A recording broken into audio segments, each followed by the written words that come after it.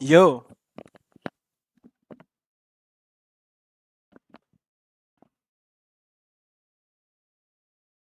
today we have the first day of playoffs for both VCT America and VCT EMEA.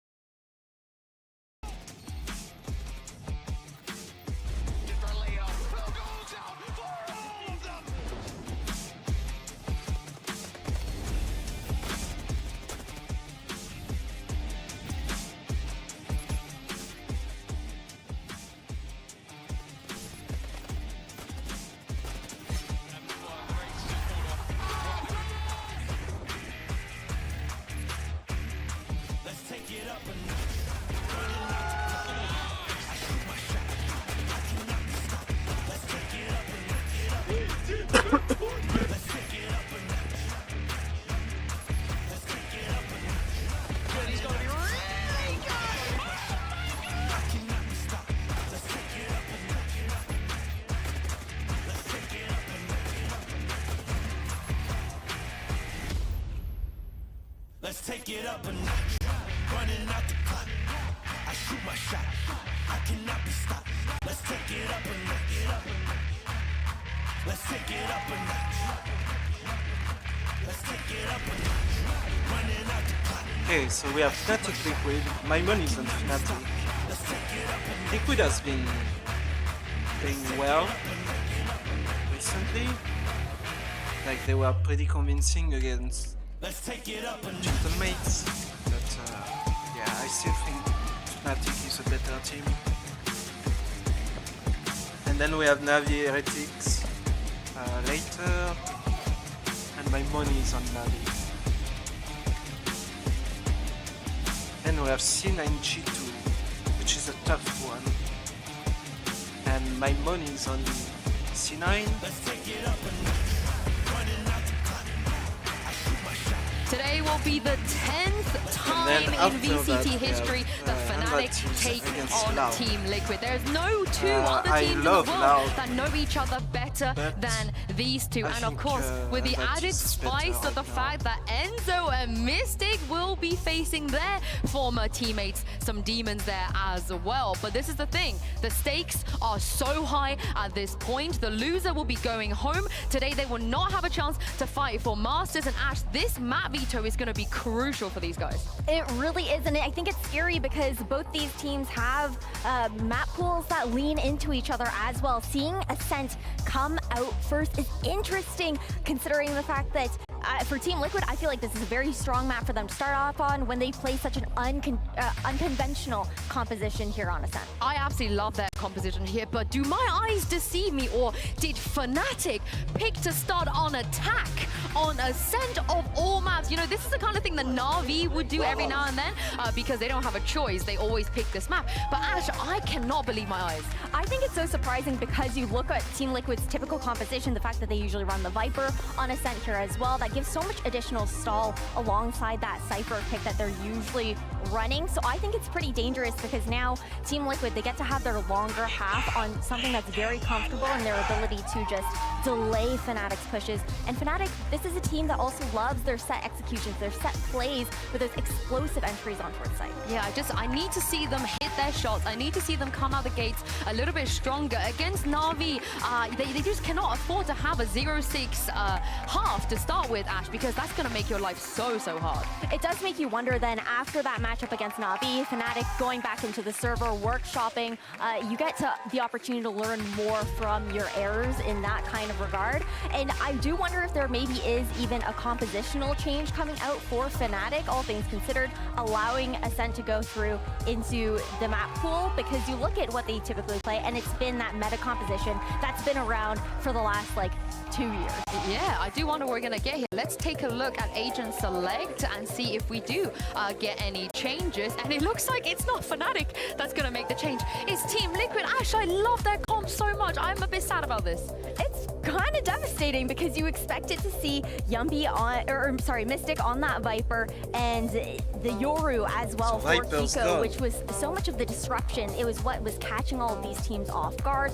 But I guess knowing have a that classic Fnatic will comp lean into this more traditional outside of the composition as Cypher well, instead of Killjoy. maybe they just went back to bread and butter, thinking it might be a bit more Same for comfortable. Fnatic. I wonder if this Classic disrupts Fnatic's game plan of wanting to start on attack as well. Maybe they did that knowing that they might be going to the Viper Yoru. It is possible in that kind of regard, but again, I think This that the comp fact that is Team just so Liquid solid, man. have shifted It's off the of same that as comp well, on it's fucking interesting to see them actually commit to the compositional Icebox, change here as except well. it's Well, a I can't wait to Viper see what we're going to instead get. Of course, Team Liquid, it was a miracle to get hit in the first place. instead So of we a got to Norman, bring out the man that made it all then happen. it's Here's the Mitch. same Oh, and comp Tom's on there as well. Breeze. Except it's Thank not you a so much, Killjoy, Yinsu. it's like, Yeah, I brought Tom along Like- with me today. I couldn't get Enzo to cast, so I don't know why. You made it happen by not casting their last game. So what are you Yes. doing here today then? You're a Fnatic fan today, yeah? Actually, we've got a replacement for you. Welcome, Bola. No, unfortunately, I'm staying. I'm In your sticking around. dreams, in You know your what? dreams. I might never have cast Liquid winning a game, at least Enzo winning a game, a series. But today, it could be different. These teams have been separated by a narrow margin all season long. As you said on Twitter earlier, Tom, it's been an They incredibly had the same record. Incredibly close Exactly season. the same record. It makes no sense. I don't know how they've done that. It's almost like someone's writing a script at home, but let's be real. Somebody's going to go home sad today. This is a matchup. Teams that have played each other so many times. Heartbreak, elation on either side. The fact is, as Sue has said already, normally they go to events together. Well, this time that's not possible. One of them is out after this match. Well, just the other day, Team Liquid took down the devil they knew in Gentlemates. Now, the devil they don't necessarily. Fnatic up against them. Defensive side start for Liquid, and a slow start indeed. No pressure being applied by that defense. Instead, spreading it and hoping that Fnatic walk into them. You can see Cam set up on A, traps for mid as well. And the idea to flash out on mid with Yumpy and immediately crunch that fight the second the trap is hit. But Fnatic are taking it slow. Does look like they are heading towards that trap setup. Yeah, the fact is, this map being picked up was maybe a little bit of a surprise, but moving away from that composition was an even bigger one. If Fnatic have prepped, it's probably not for the cookie cutter comp. Already though, solid start. Kiko aggressively alongside Yumpy. The tag team just shutting down Fnatic. Boaster trying to cling to life, even a chance for a reload, and Boaster does well. It's now left on to Leo, and he can't quite hit the shots. It'll be Liquid to kick things off, the pistol under their belt. Very good start. This is what you want to see if you're a Liquid fan. Fnatic have shown time and time again they're able to bounce back when they find themselves falling behind. Team Liquid, on the other hand, in this series at least, I see them as the ones that crumble if Fnatic do get off to a lights-out start. With a pistol under their belt, they can be happy. And again, it comes down to this trap setup that they had in play. Based off the flash, based off the crunch afterwards, the trap gets hit, and it's go time. That's 1-0, and an outlaw in play for Kiko already. This man is an animal with every weapon, to be honest, but when it has a scope on it, he hits another level. Yeah, I think they're going to need him to be good today. Fine, The three. fact is, even though this map is obviously the pick of Liquid, one they feel confident in, it's going back to a more normalized comp, so the surprise factor goes out the window. But also, we've seen Fnatic already play this. They played it at kickoff versus Vitality and absolutely destroyed them. And they played it versus Na'Vi, and I'm pretty sure they played closer than Liquid did. So it's a map that they're definitely still going to be comfortable on, just because of the almost basicness of the map. For now, though, expectations. I was going to say a 0, but that's not a bad start. Yeah, inside the smoke, able to get the close range angle, but the kills are being cleaned up outside of it. I was worried about A. This was the site that didn't have that Cypher setup this time. A change around that left them a little bit weaker to that contact play. Fnatic creep their way out, the dash to give it away, but players up close, catch them by surprise. It doesn't matter. 2-0 found, minimal losses on the side of Liquid. As good a start as you could hope for. I like the Durka there. It looks like he was trying to make a sneaky play into the smoke. A bit like this, just moments later, not realizing the door's closed. So he's just walking into a door. not quite working out, and in the end, fairly easy cleanup for the side of Liquid. This, though, is where things are going to get a little bit more interesting. And I don't know if this is a direct counter to what is Enzo, but Leo, going into round number 3, has brought an Odin on the attack. Well, yeah, that's the idea. Just the counter spam. They heard the Ares rumbling off earlier on in the previous round. The same setup was in play. There's a cam to try and catch them in main. They have the recon to bounce back on, but finding nothing and damage done to Enzo. A good return by Fnatic, good contention over an area that Liquid have already shown them. We want to fight for this, we have our ideas. And Fnatic come in round 3 with some counterplay. Now, Shock Dart goes through to destroy the trap as well, further taking the info out of their hands. Fnatic are doing a good job of controlling the map so far, but they haven't made a decision on where they're going yet. Kiko's dash is gone. This now becomes a lot more dangerous, and, well, he's going to be met with a headshot from Durka. Normally you try and escape, but in rounds where you have those weaker weapons, there's always going to be those risks taken, those gambles that aren't expected. The problem now, though, is that there's a lot of weak weaponry when it comes to this B-side defense. Yeah, I mean, starting it out, Enzo will grab one with the Ares. Not my favorite weapon, not one that finds a lot of success when it is picked up, but especially not in open combat. It's a good start. The smoke certainly helped them, but 35 seconds, still plenty of time for Fnatic to get into this site. The danger man could be nuts if he's left unchecked. That wallbang from Leo is clean. And Mystic's being spotted on the site. 25 seconds. They've got to up the pace and make their way through. Leo's thinking about spamming. And good damage done. Nats on 26, still good for one in the back. A cage up, he won't be able to get the weapon. Even the risk of further spams too much. 2v3. From this point forward, damage is the name of the game, and Leo is getting a little more damage through the wall. He's owning it up with the Odin. Yeah, it's unfortunate for the opposing side, but he's basically managed to clean up the round. Yumpy has retreated at Rifle. We saw him have a pop-off game in their necessary victory versus Gentlemates.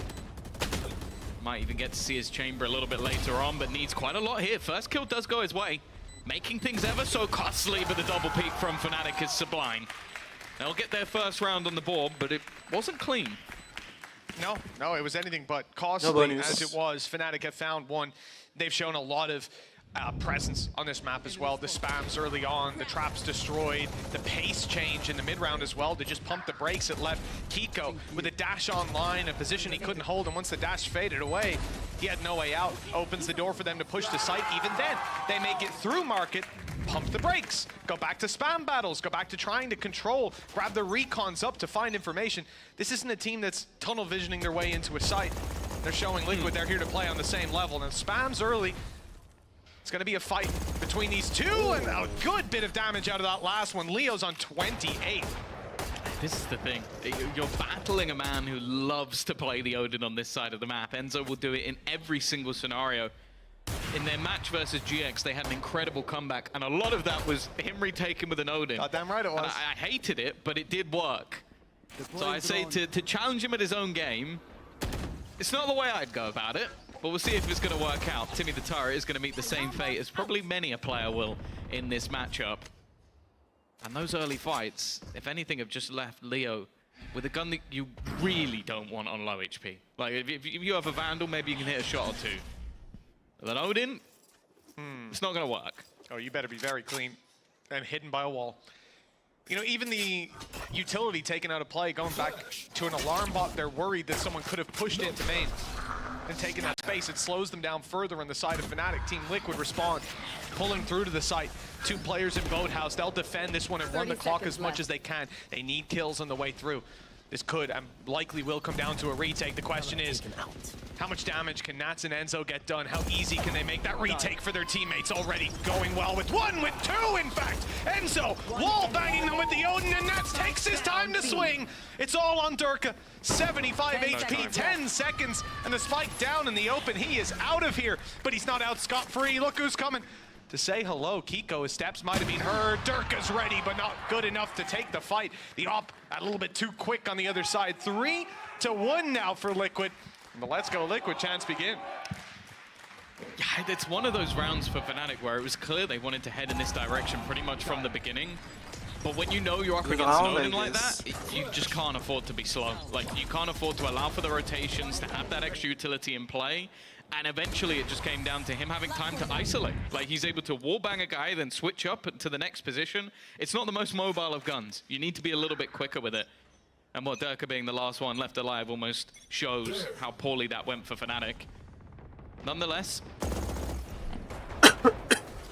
it's not going to be too much of a problem with it being so early in the game. Liquid, though, off to a flying start. It's great to see, because a lot of the time, as you've mentioned, they're one to let leads slip, but if things go poorly, they're not the greatest comeback team in the world. We've seen it again and again. I mean, in this series as well, we're talking map pool-wise for Liquid, very comfortable pool. Icebox, Yeah. Lotus Ascent, ones they've loved to play all throughout this. Surprised we didn't see Bind. That's the big one. Yes, yeah, absolutely. For Fnatic, I can understand their reasoning, but a risk nonetheless. And Liquid need to be very cautious in this round. Of course, Fnatic don't have a full buy, so we're not giving too much respect to the attacking side on this one with mostly pistols to play with, but Liquid do make those mistakes. We've seen how the numbers advantages can be taken and converted into wins. Cam spotting them on the walk up. Good information now. It's a mid and B main play that rotates a little bit slow to come over. In fact, we've seen the Shrouded step straight through to market. The swing, though, caught by Nats. Ever vigilant, ever ready for these fights. Left just into Leo's hands. He does well to find Nats, but that trade is all they get. 4 rounds on the board now for Liquid. This wasn't one that, obviously, Fnatic invested a lot into, but it comes out clean, and it's a money-making opportunity for Liquid that they have cashed in. Yeah, getting better in terms of the finances. Operator in the hands of Kiko. Had it already, but we'll continue into the next round. And it seems like Fnatic have given up on trying to battle the Odin in Warbangs, as they're going to go in with the rifles. Also having that Hunter's Fury, always good for some of these early pickoffs, especially if you do want to try and isolate that Odin player. Not going to have the same maneuverability with that gun in hand. For now, though, again, looking a little bit slower in a different style from the side of Liquid. You've had the Odin spamming every single round. Okay, now it's taken by an operator. That means they can switch up that utility elsewhere. Already going to spot a little bit of the battle coming in for mid control. Team Liquid burning up their smokes for A main control. And there seems to be an idea there from Fnatic to contest it. Seen Boaster playing on the other side, waiting for his gap. But little does he know, Yumpy's doing much the same. Getting up close. Was looking for the fight, but backs off. Knife gonna come back into play. There's one spotted outside. You get the idea now. Boaster being here, no ult online. They're angling towards this A side. It looks like that's how it'll pan out in Liquid. Well, they have certainly read this with the rotations. Already 4 players close by and ready to help out on this fight. Mystic doesn't seem to need help, but he's got it anyways. Nats on the scene as Mystic cleans up house, and Yampy's advanced position pays off tenfold. Nothing left but Leo again. Yeah, and they invested a Hunter's Fury, seemingly a little bit late. It looked like they were trying to make contact and then have that as a disruptive tool, but it really wasn't. They basically lost the round before it was even utilized. You had 2 players just hoping to try and take some of those fights, and Liquid were so prepared for that aggression. A couple of players watching. Yumpy's even going to be there to close out the round, and I am wondering when Fnatic will call a pause, because this hasn't been particularly close in the first 6 rounds.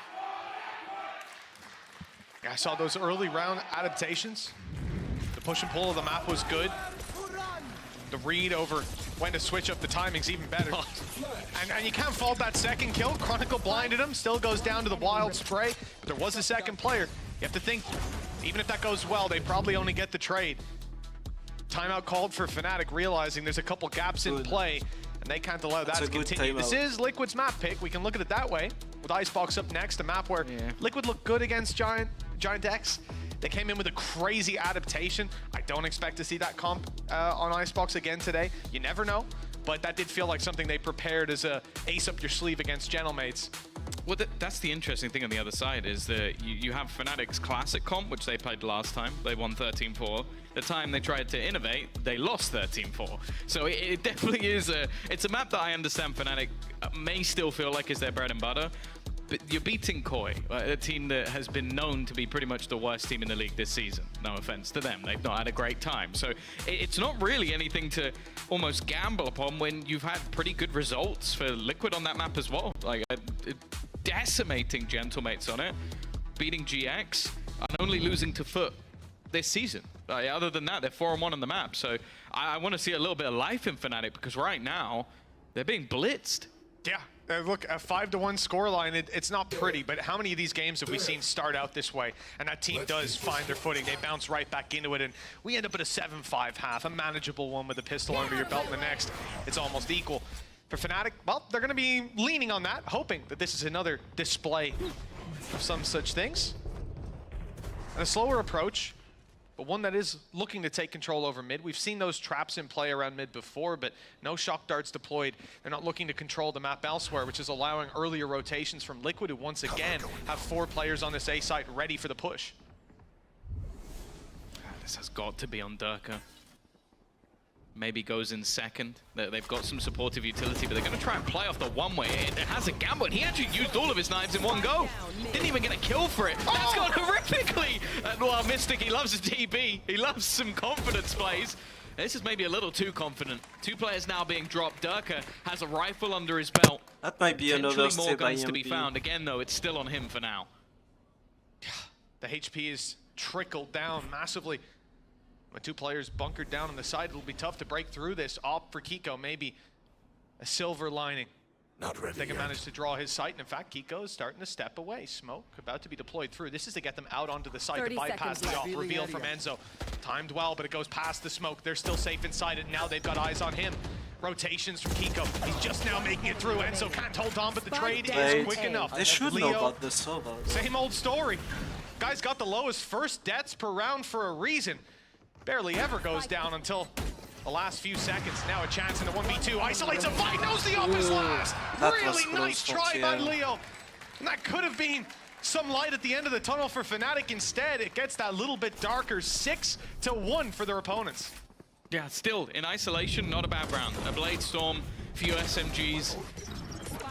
I think it'll be frustrating with how close it got. And it's safe to say that confidence might be the highest we've ever seen it on Liquid. Like, they are willing to buy everything. You had Mystic TPing up against weak weapons. You had Yumpy swinging with low HP, and they're 2 very different reactions. I feel like more of a sigh of relief coming out from EMEA, almost giving them a way back into the game. But now look for Liquid. Almost every single ultimate online.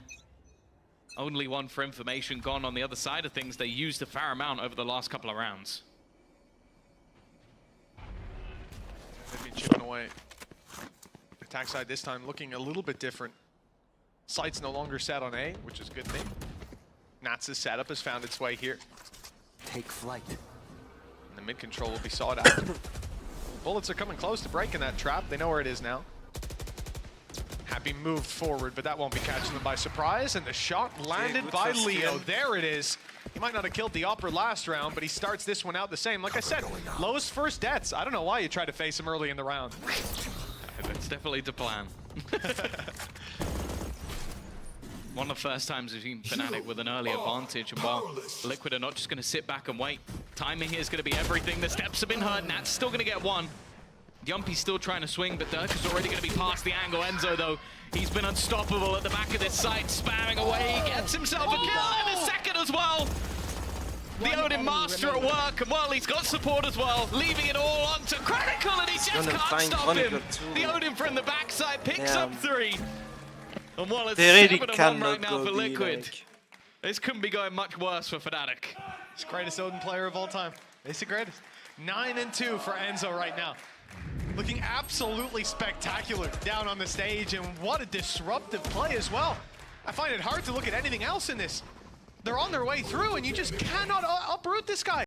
Spams through that wall. You swing to face him, he spams through the other wall. And then he hides behind it for the next 2 kills to close out that 3K. Absolutely gorgeous. Standing ahead. Round number 9. Pressure's on, but not for Kiko. He's gone running in to take this fight, and the reveal is perfect.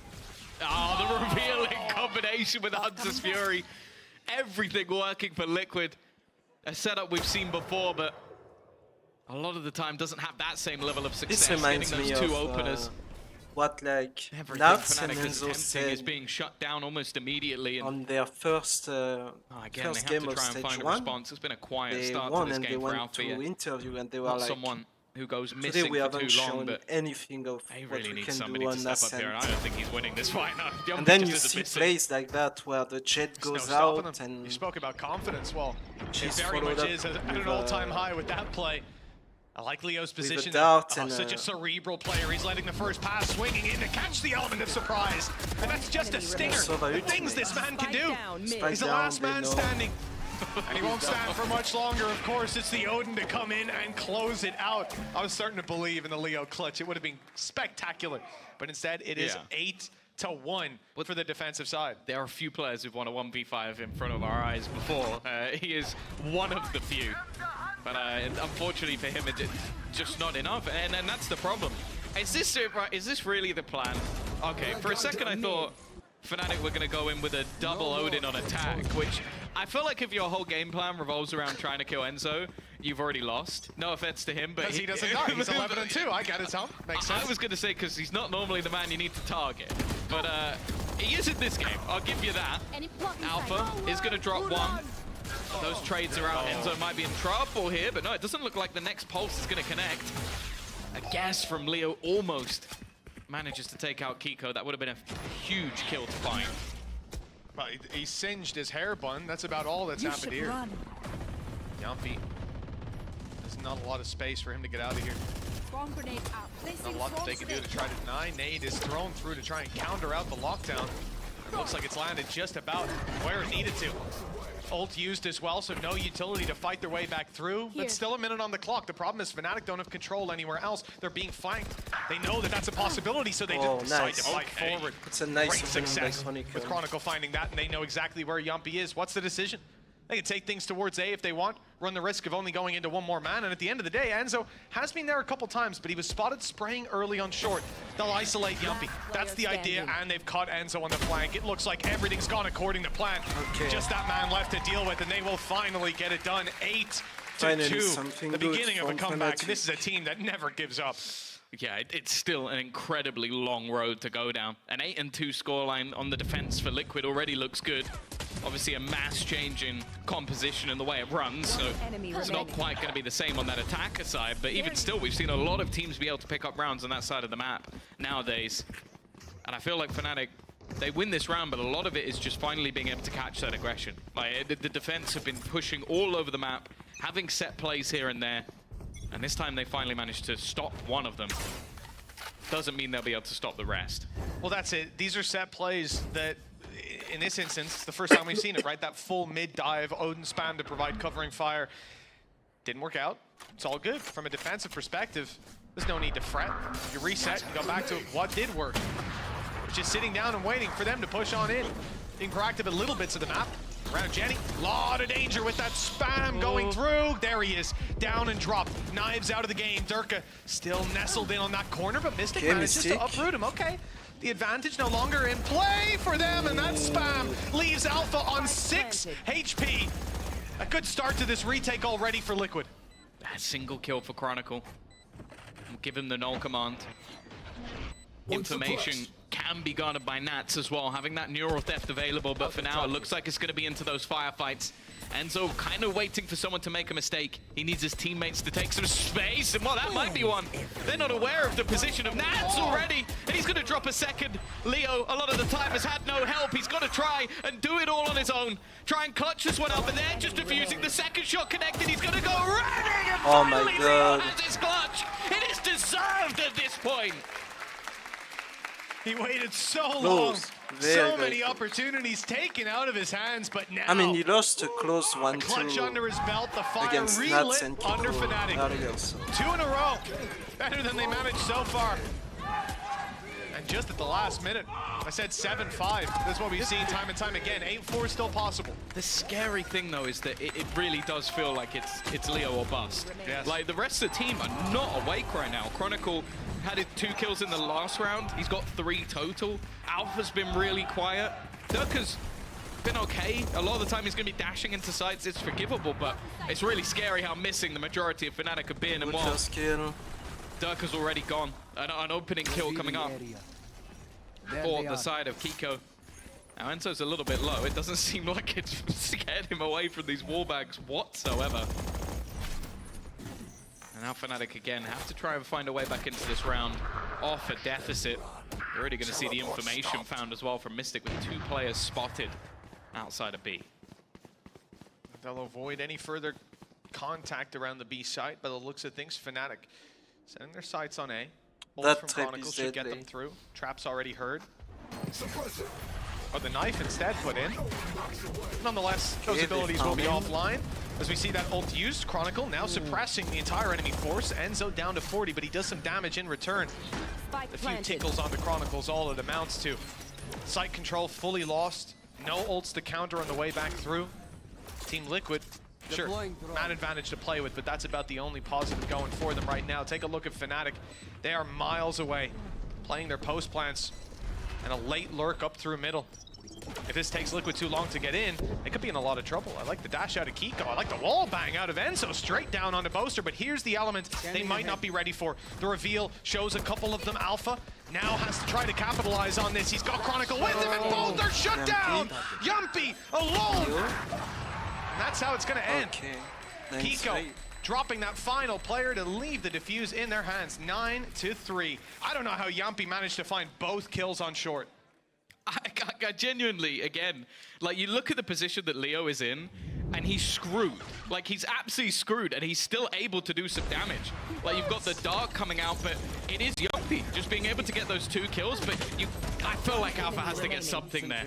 Like, I don't understand how he's not managing to find the impact that we've seen from him so many times from these sort of positions. 9-3. Fnatic in desperate need of a response, even just to give us some semblance of hope for Icebox, because right now they are being bullied. I mean, there's no other way to say it, Dom. 9 rounds on their defensive side for Team Liquid. As we said, this map pool, it seems to be set up for Team Liquid's success. All 3 maps, ones that they've been incredibly confident on. In fact, Ones they've been picking. yeah, if you gave them a choice to pick the 3 maps, I don't think you'd see much different from what's in front of you right now.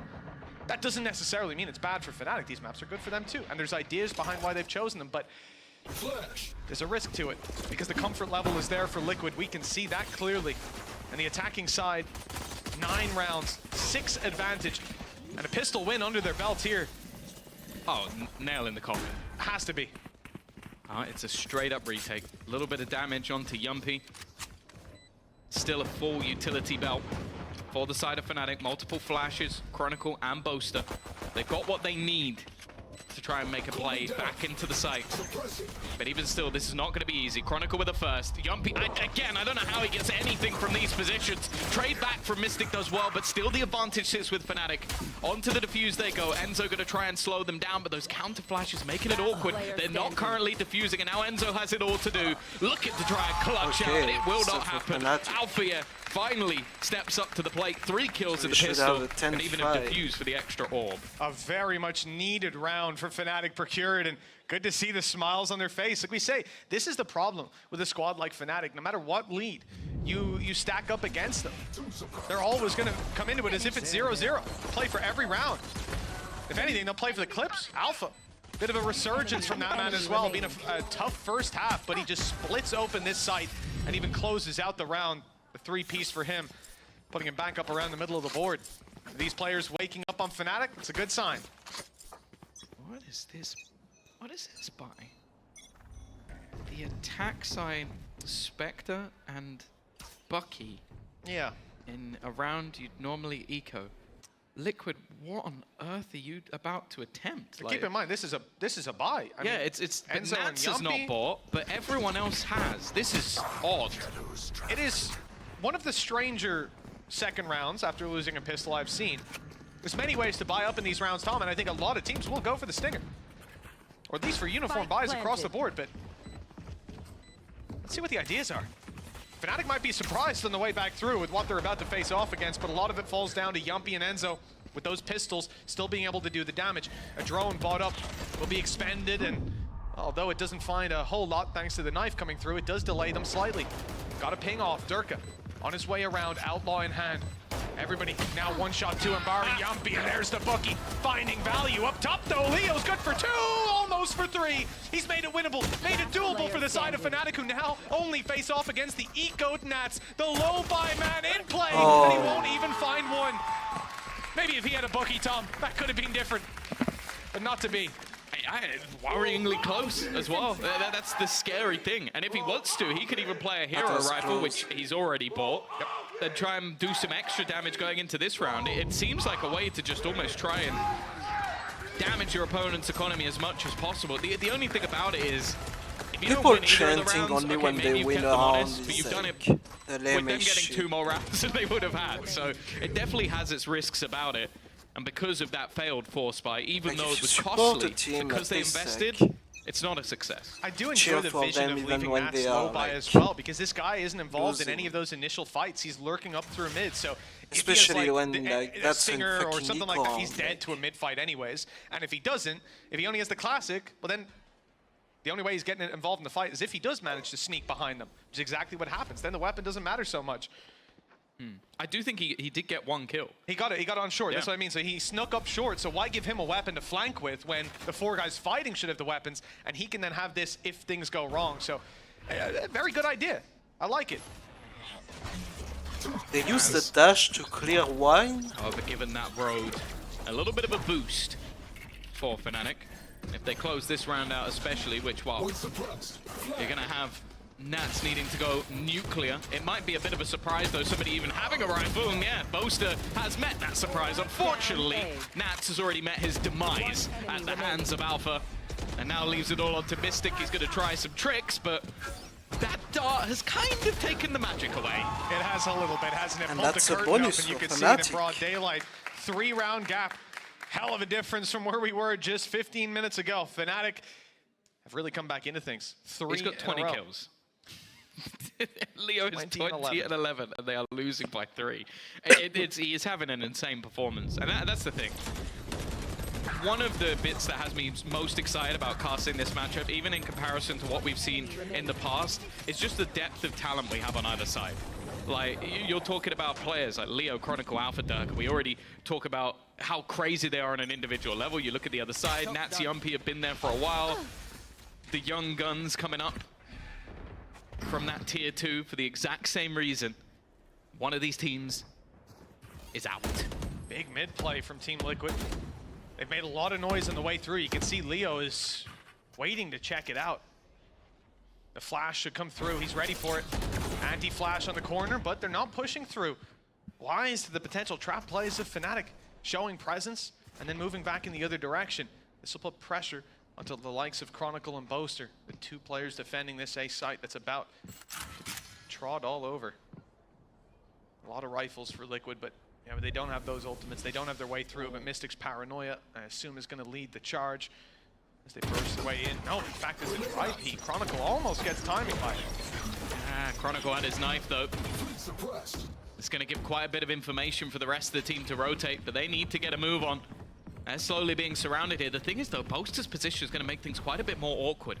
They're going to get to hold on to quite a lot of ground. It's more so how many can Chronicle take. The answer's already 1, the second not quite going in his favor. And they have managed to isolate one of the battles at least. Dirk already going down. Nats waiting on the corner. Alpha rounds it and wins the fight this time. Puts it back into an even scenario with Boaster still holding onto that ground. Kiko desperately low on HP, but he's got Mystic alongside him. And now it's down to Leo again, and not this time. Okay, good reaction. Liquid from turn the things TM. back to hit double digits first and still have themselves a 4-round lead. That smoke came up on A main just in time. Boaster was about to have the swing of a lifetime. It would have been 3 players looking the other way to try and deal with the one down below, but Mystic got it off just in the nick of time to block that vision. And then obviously gets his own kill up top the very same way. Big round from him, not just in utility, but the rifle in his hand. And for the side of Fnatic, down by 4, coming up against a lot of ultimates now as well. Shutting them down. And keep in mind for Liquid, it was 3-0 start to this half into Fnatic's hands, but they force bought. They did a crazy force buy that didn't work out. Hero rifle for round 3. As rifles come back out, they're looking that little bit better. Good Up shit. until now, beautiful disruptive play from Alpha Yer. Spike on the floor, and Yumpy almost irretrievable at this point. But yeah, the worst thing is the ult was actually cancelled by the KO ult. Nice bait though. They've actually managed to trade that out quite evenly. Now they've got to be careful of Enzo's gun, and actually Okay, Leo good was answer. diving through. High amounts of risk, little reward They from know the about Fnatic side. everybody. They've gone from having an advantage to, well, Oh, he found Yumpy, he found the Just spike. like that, it's a flip of a coin. As now a couple of players go down on the other side. Mystics here in those steps, but they know They know that TP was used close. It was heard. He's just about dodged Boaster and knife out. It's the freest kill of Mystic's life. He's down to 32. It's at least a headshot that drops him in the end, so it's all on to Enzo. Shock Dart gone up straight in the air. It's going to be bouncing around for a little bit. He's trying to make them think that he's moved position towards main. He's buying time, but no. Here he is instead. The Odin doesn't find the first fight, but it snipes Durka out of the air. All left on the Chronicle. He'll be revealed in a moment. But The Shock in Dart? the generator with 29 HP. Chronicle comes out on top. For another one. Oh It my could have been. god. Can you imagine? He steps on that spike to defuse it, and down comes the Shock Dart. But no, not today. That's actually the funny thing there. I think if Enzo dies maybe a second earlier, Maybe. that other shot dart Maybe. probably kills Chronicle, because it's only because he saw the first one that he goes, okay, I should probably keep an eye in case there's another one. That Desperately kid is close. huge. A back and forth, and you can still see the Fnatic are taking a lot of risks in these fights, but with a lower buy. That man. Oh, he's going to be livid when he watches that back. Probably said like 30 cool quotes the whole game, and that's the one they put up. Wow, it looks like a pretty pacey attempt was going to come through. It's been cancelled out. Chronicle insta-popping the ult after steps are heard, and the stampede of Team Liquid comes to an immediate halt. The aggression from Fnatic replaces it. Durka's gone walking out with Outlaw in hand, wanted to use his dash to find some free space and a free duel, but nothing's being offered up right now. This is definitely where the game starts to get a little bit more dangerous for the side of Liquid. They managed to build up a pretty hefty lead in that first half, a streak of rounds, but we're starting to see those heroes, well, I would say heroes other than Leo, come online alongside Leo, because he's been there the whole time. I'm not going to take anything away from him. A close position from Boaster on the judge. I think it's versus the Blade Storm. They could have its problems, but he's just going to be spamming, looking to try and do as much damage as possible. And he's done damage, he's just not got any kills for it. A decent start to the round for the side of Liquid. They've got to deal with Chronicle, and that's exactly what Kiko does. Now that's another gun on the ground. They still have Hunter's Fury, this Blade Storm still up, and Durka's tagged. 30 seconds left. Durka could be in trouble as well. That cage about to fade. Kiko's aware of it. He was watching it before the cage went up, and he'll be watching it when it goes down. And Durka finds them both. 2 barrels and 2 kills. Nats, last man standing, swung by Leo. He didn't stand a chance. 10 rounds for Liquid, 8 for Fnatic. Damn. we were basically waiting for Durka to go down there, as it just seemed like they were so ready. And instead, well, there's that little bit of Finnish magic to bring them home another round. 10-8. The difference down to just 2. A single round is all the Liquid have managed when it comes to this attack side. But again, still got that Hunter's Fury. Still got themselves that Odin being purchased back up, although it hasn't had the same level of success just yet in comparison to the first half. On the other side of things, lockdown available as well, so you may see Fnatic attempt to retake if it gets to the late round. And with Alpha being solo, I almost wonder if it would just be used for delay. Here. I'm nervous when I see Durka getting aggressive like that. Sitting inside the smoke, looking for an opportunity. Dash is being used. Here he goes. The spam is a little too tight. The lip of the catwalk has blocked him off completely. See both teams like struggle in attack. Now it looks like he's going to give up on the aggression. No dash to get out. Cloudburst used instead. He'll dodge the shock darts, and Durka's out scot-free. They have lost map control. They haven't found the picks they were looking for that left them 3 stacked up on A. Now they go back out to find it, and Chronicle's about to step right into the crosshair of Yumpy. So It very turns out balanced. Chronicle's a little Just quicker. very, He was very ready slightly for that attack position. sided. And now a 5v4 unfolds that leaves Team Liquid thinking their best option is to run it back to the A site. But Chronicles come back to reinforce the troops. Not only that, but you've got Boaster here on the angle, and Durka up close, ready to fight. He'll only get the 1, but he's got plenty of teammates to fill the gaps. 40 seconds on the clock. Okay, Boaster down Another for 1. But that's good enough. Fnatic just need to stagger this aggression. Yeah, and this is where, if they want to, they still have that lockdown available. It's so risky from Chronicle. Almost ending up punished in a scenario. I said they didn't need to. They have that lockdown. They can force players out of the site. Mystic is going to have to retreat and just play this one in post. Both players, in fact, going all the way back to the corner spot. And there we go. Wow, it's a good thing he did hold on to that nade. Now they can create some really awkward scenarios, just sticking this one through all the way, leaving it down to just Nats at 29, and he just has to save the gun. solid from Fnatic in the retake. And while Liquid, I wouldn't mind to see a pause on their side now. Yeah. After losing 6 of the last 7 rounds, I think it's a fair time for Liquid to call a timeout and the prediction comes true. It's forgivable for the first few. As we said, they took a lot of risks. They went for whatever. investments. They win a round, but then after that point, they've been shut down. A lot of the early fights have started to go the way of Fnatic. As said, like, players like Chronicle have really started to come alive. As I said, it was a really slow start to the game from him, but he's looking good. I think the key thing is looking at the timeline as well, Tom. Of the 6 rounds they've lost, 5 of them they're getting the plant down. So the first plan of getting to the site is working in the sense that the spike is being planted, but whether they're losing too many on the way through or whether they're not holding on to it well enough afterwards, that's what they're discussing here in this timeout. There's going to be a lot of adjustments, and at this stage, with Fnatic making that comeback run, this is where the pause is good for even just resetting that mental, because you do start to feel shut out. Even though you still have the lead, losing that many rounds in a row, well, with minimal disruption as we can see, it really doesn't do a lot for making you feel like this is your game. You're about to close it out. Yeah, especially with that first half, how solid everything looked, and now the fact that Fnatic are most certainly back into the match. And it has to be noted as well, last time out, it was Fnatic's defense where they really struggled. That's where Na'Vi, obviously one of the best attack and ascent teams in the world, were able to shut them out completely. So Liquid, unfortunately, with their changes of composition, aren't having the same amount of success that they would have done over on the attack.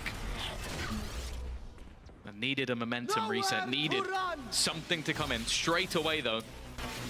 Gonna have that Hunter's Fury popped. It's a plan to try and isolate Boaster. It's done a little bit of damage, but he's still standing. Yeah, Shrouded Step got him out without too much to be worried about. And the stacks up on A are pretty decent. Boaster's the only one actually sat on site, but there's going to be a lot of support utility coming his way. And quick retakes from this side. Paranoia used. If anything, this is going to spur Team Liquid forward. The big flash taken out of play, the big piece of utility. Now they look to the site itself. They just need to uproot these players, and Boaster's quick to be dealt with. Chronicle up top, the flank from Alpha Yair, completely unchecked. Backs were turned, but he's almost the only one to do damage. Another kill coming through on the Yumpy, but it's just not enough. At least for not for most players to clutch it out. But Durka, well, he didn't buy a lot, and he invested a Blade Storm. He's gonna have his best shot at this one. Still a dash, still an updraft to work with, and both Cloud Bursts. The real problem is going to be dealing with these players, and you can see why right away he's taken out of the sky. Yeah, I really like the late dart as well. Put outside the smoke just as it's about to fade, so when the smoke fades, he's screwed. You gotta go. He has to go somewhere.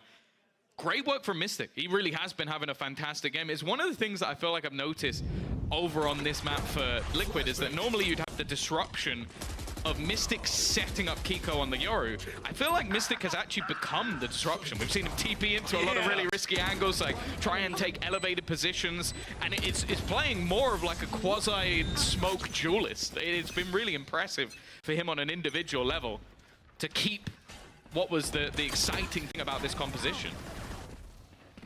Yeah, I think you have to give a lot of props to Yumpy for that as well. His support utility has been perfect. Even in some of the earlier rounds, when he was on A site, the B site pushes came through. He was the one rotating in to lob those flashes over, just to delay them that little bit longer, to open up opportunities like Nats grabbing the 2 kills from Boathouse when he swung out. That was off of a Yumpy flash. I think his support's been good. 11-9, 2 rounds needed for Team Liquid to close out their map pick. One that was looking almost undoubtedly to be theirs. It was in their pocket, but stolen straight out of it. Now Fnatic, weaker by Boaster on the A site with a weaker weapon. His retake ability is not going to be great. Take flight. It's the B site that has ultimately got eyes on it. Lots of players spotted by that drone. Looks like the info's there for Fnatic. Oh! Dark has just jumped right in behind Nats. That's already going to be the lurk gone. Now things definitely become tougher. 2 players still here. Leo not missing a beat. And they've got to try and clear the man from the back lines. Yumpy has managed to do just that, and Chronicle caught out. Basically goes facing on his lonesome, and speaking of on his lonesome, 30 seconds left. the spike is alone, but they can start rotating back in the other direction. Mystic looking to try and hold the line, stop them from chasing this man down, trying his best to TP out of there, but it's actually going to be the judge at range that does the damage. And now, the ice-cold Finn, Yumpy left to try and clutch this one out. A 1v3 scenario to try and put the 12 for Liquid. He took a step forward towards Generator. They think he's That's further clutch. back on the site. The Could be recon huge. even revealed no further push. It's all down to timing. Flashes perfect. It's caught them. He'll equalize it down a bit better. No, even in the 1v1. Unlucky. But the ace will That not was be an found ace, this time. right? Only 4 kills. You know, he gave it a good old shot, but not good enough. 10 rounds found for Fnatic, 1 away. I don't know if the call was that he was low, but you see Leo jumping across with a classic in hand. I think Nats also just had the fright of his life with Durka jumping in behind him. But again, Yumpy tried his best, but wasn't quite enough this time around. Another defusal, another plant. Felt that? He's trying to felt steal that. our jobs. 11 to 10. Ultimate online for Leo. The same can be said for the null command and the neural theft on that attack. Fact is, though, financially, Liquid are in a little bit of trouble here. They lose this round and they might be fighting up against 12 with just pistols. Hunter's Fury is good. Damage is done. It's looking for more and not quite placed on the third one. But with Kiko down already, Big Danger Man already eliminated. Fnatic rotating in to stack up the A site that little bit more. B site held down by the Killjoy setup. And the mid control still going to be fought for by Durka. Has his dash. But later on, if he needs it, the drone is heard making its way towards him. Is it going to reach? No, it actually doesn't reach all the way into Pizza. They should calm that there's someone there. Maybe not. Durka gets that one almost for free. It didn't seem like Yumpy was aware that there could be anyone in that position at all, and that's a huge mistake for the side of Liquid that he's been able to get out of there with no problems whatsoever. 40 seconds left on the clock, and with everybody backing up, I wonder if Liquid have genuinely decided to save it. And honestly, I'm all for it. Like, putting your economy in the bin, giving Fnatic 11 and trying to fight for 12 with pistols, it's not worth the fight. And trying to go in for a 3 versus 5 with no information whatsoever, it would just be foolish. You'd be gambling purely on the individual brilliance of your team, which is there at times, but not worth it this time out. Fnatic's comeback, getting ever closer to being complete, and Liquid, it looks like they might be fumbling it again. 9-3 at the halftime. I think this is somewhere that, if I'm Team Liquid, I'm making the right call, saving over these weapons. You don't have Kiko, you don't have Yumpy to burst through to a side, even if you did want to take the 3v5. Having these guys online late round is important. But now, you have to wonder, do you still compete for that mid control? Here, you lost it off of a smoke and a recon, and then a player in a position who, and I mean, Durka didn't do anything special. He sat there, he waited the drone didn't get to him, and he just counted to 30. He's there the whole round. I almost wonder, was that the recon or was that just the first tag? Because that might have just been literally just the tag. Right, I mean, it's such a small, like, I think opener. I think you are right. And that's what I mean. It's just, it's one of those things where it's unfortunate, but yeah, the follow-up is what's a little bit more damning, a little bit more worrying. And you can see as well, the Fnatic players in this defensive half have been getting more and more confident as they go. Chronicle willing to peek that, Durka willing to fight that in the last round, willing to fight short, go for pre-fires. Like, you don't want these players getting into the zone because their zone is championship winning. For now, though, they're still going to have some vulnerabilities. 4 rifles in hand, but maybe not the ones you'd want, and Yumpy's going to be let down to a pistol. They're going to put the pressure onto Durka. A man that does well under pressure. Already answers up for the first, the knife through, catching Durka, but he's already out. A dash is being used. He's on the site, ready to take another fight. The jump peak, not quite going to catch him. Wrapping around to Jenny. He's heard those steps, playing it so well. What a play! Durka's got 3. He's taken the round into his own hands. Mystic on 11 health.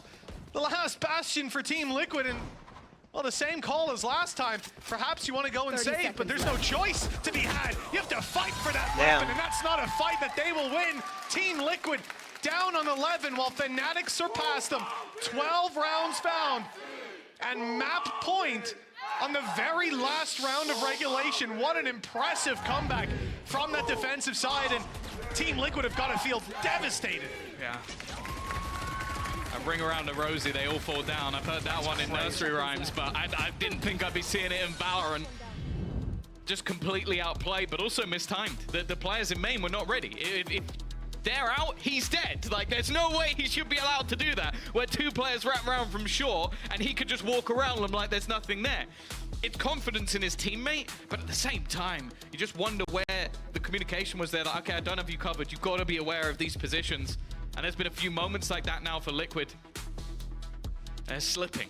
I think you can see it when we start out this series, Tom. We mentioned the confidence of Team Liquid, not in the way they're going forward, the setups that they have. It's about the fights they were taking. They were bloodthirsty in a lot of these battles, and we've seen Team Liquid slow it down since then. Right here, two players seem to give Durka so much respect that they don't want to swing him. They don't want to go down. Instead, they'll wait for their players to wrap on Jenny so they can face back box together. But he's not there. And they can't clear the other positions because they're waiting. They're giving him that respect, that room to breathe. My goodness. For a team that started so slowly, we gave the warnings. Fnatic are a team that you can see them go down by any margin. Unless 13 is on the board, you do not give up. You do not take your foot off the gas, and this is exactly why. Now, they stand the possibility of finishing this map out in regulation, but falling into their pocket with Fnatic's map pick up next as well. A devastating start for Liquid, and they're denied any aggression on A. The wrap around to B, but they haven't caught these players off guard. Fnatic are still here, still waiting, and Kiko is dropped immediately. Alpha's not stopping either. Yeah, it's been a slow start for so many members of Fnatic, but when they need it most, everyone seems to arrive. 3 remaining for Liquid to cling on a map they look like they had their grasp on. They had a holdover for the majority of that first half, and Durka, he's going to try and maybe go for a wallbang. It's not even needed. Leo's just too quick. He's been fantastic throughout the entirety of the map. He kept them in it, and it would be fitting if he was there to close it. The fact is, Yumpy will face anyone, and it may not matter. He is going down. There are 5 Fnatic players waiting to finish this man off, and eventually it's Durka to do the job. Holy Andalusia shit. a flawless defensive side from Fnatic. A flawless comeback at that as well. And the Luthia will be in touch for a sponsorship. Lose the first half 2-round 9-3 difference in it, but the second well, 10-2. towards the end, it didn't feel like a close game. Fnatic dominated that second half, and now we move on to their pick of Icebox. It could all end there. We'll find out if it does after the break.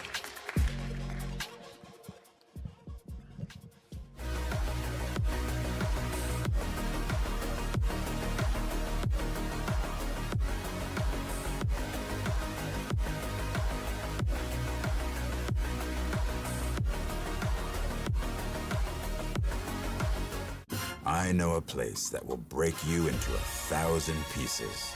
Stay away from them. Stay away from Lorca, Paco, and Picasso. Don't ask about Lola. Ay, Caballo Grande. Ay, Dolor de Nieve. But in spite of everything, it occurs to you to visit Andalusia. Don't say I didn't warn you. Be careful of the Andalusian crush.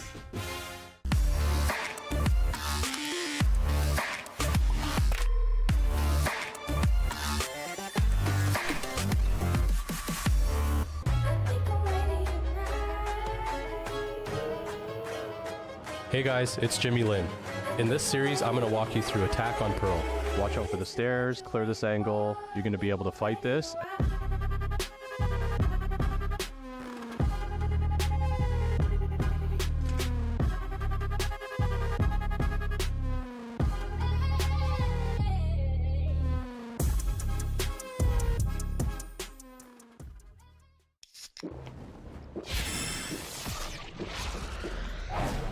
Red Bull gives you wings. Don't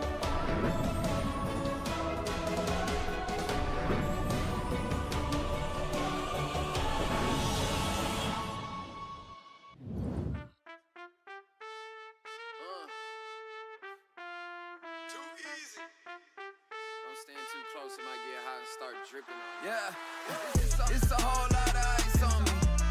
Don't stand too close, cause you don't if you say that you might know me. No, you lying, you don't know me, dog. Yeah, it's a whole lot of ice on me. Don't stand too close, cause you don't if you say that you might know me. You know you don't know me, dog. Spent a bag on the whip, parked in valet. Just took another trip, skipped a drive, called my pilot, then jet down to LA. Yeah, tell me,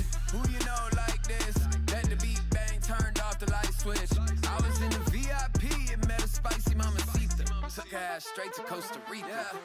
It's a whole lot of ice on me. Don't stand too close, cause you don't if you say that you might know me. No, you don't know me. Yeah, it's a whole lot of ice on me. Don't stand too close, cause you don't if you say that you might know me. You know you don't know me. That's facts. Step back, homie, don't let this freezer go dripping.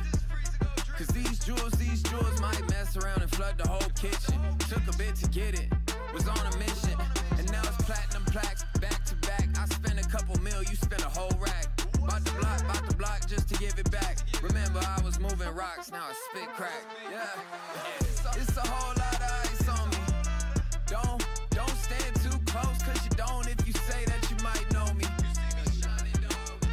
Yeah, it's a whole lot of ice on me. Don't stand too close, cause you don't if you say that you might know me. You know you don't know me. Now it's fast. I'm too cold for you. Diamonds straight out of Mount Everest with it. Yeah. It's a whole lot of ice, homie. It's a whole lot of ice on me.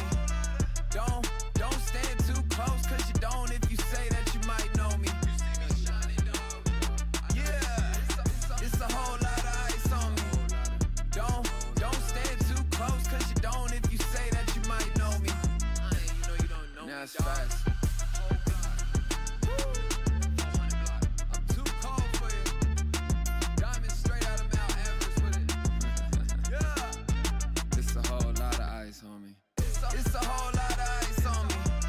Don't stand too close, cause you don't if you say that you might know me. Yeah, it's a whole lot of ice on me. Don't stand too close, cause you don't if you say that you might know me. You know you don't know me. Now it's fast. I'm too cold for you.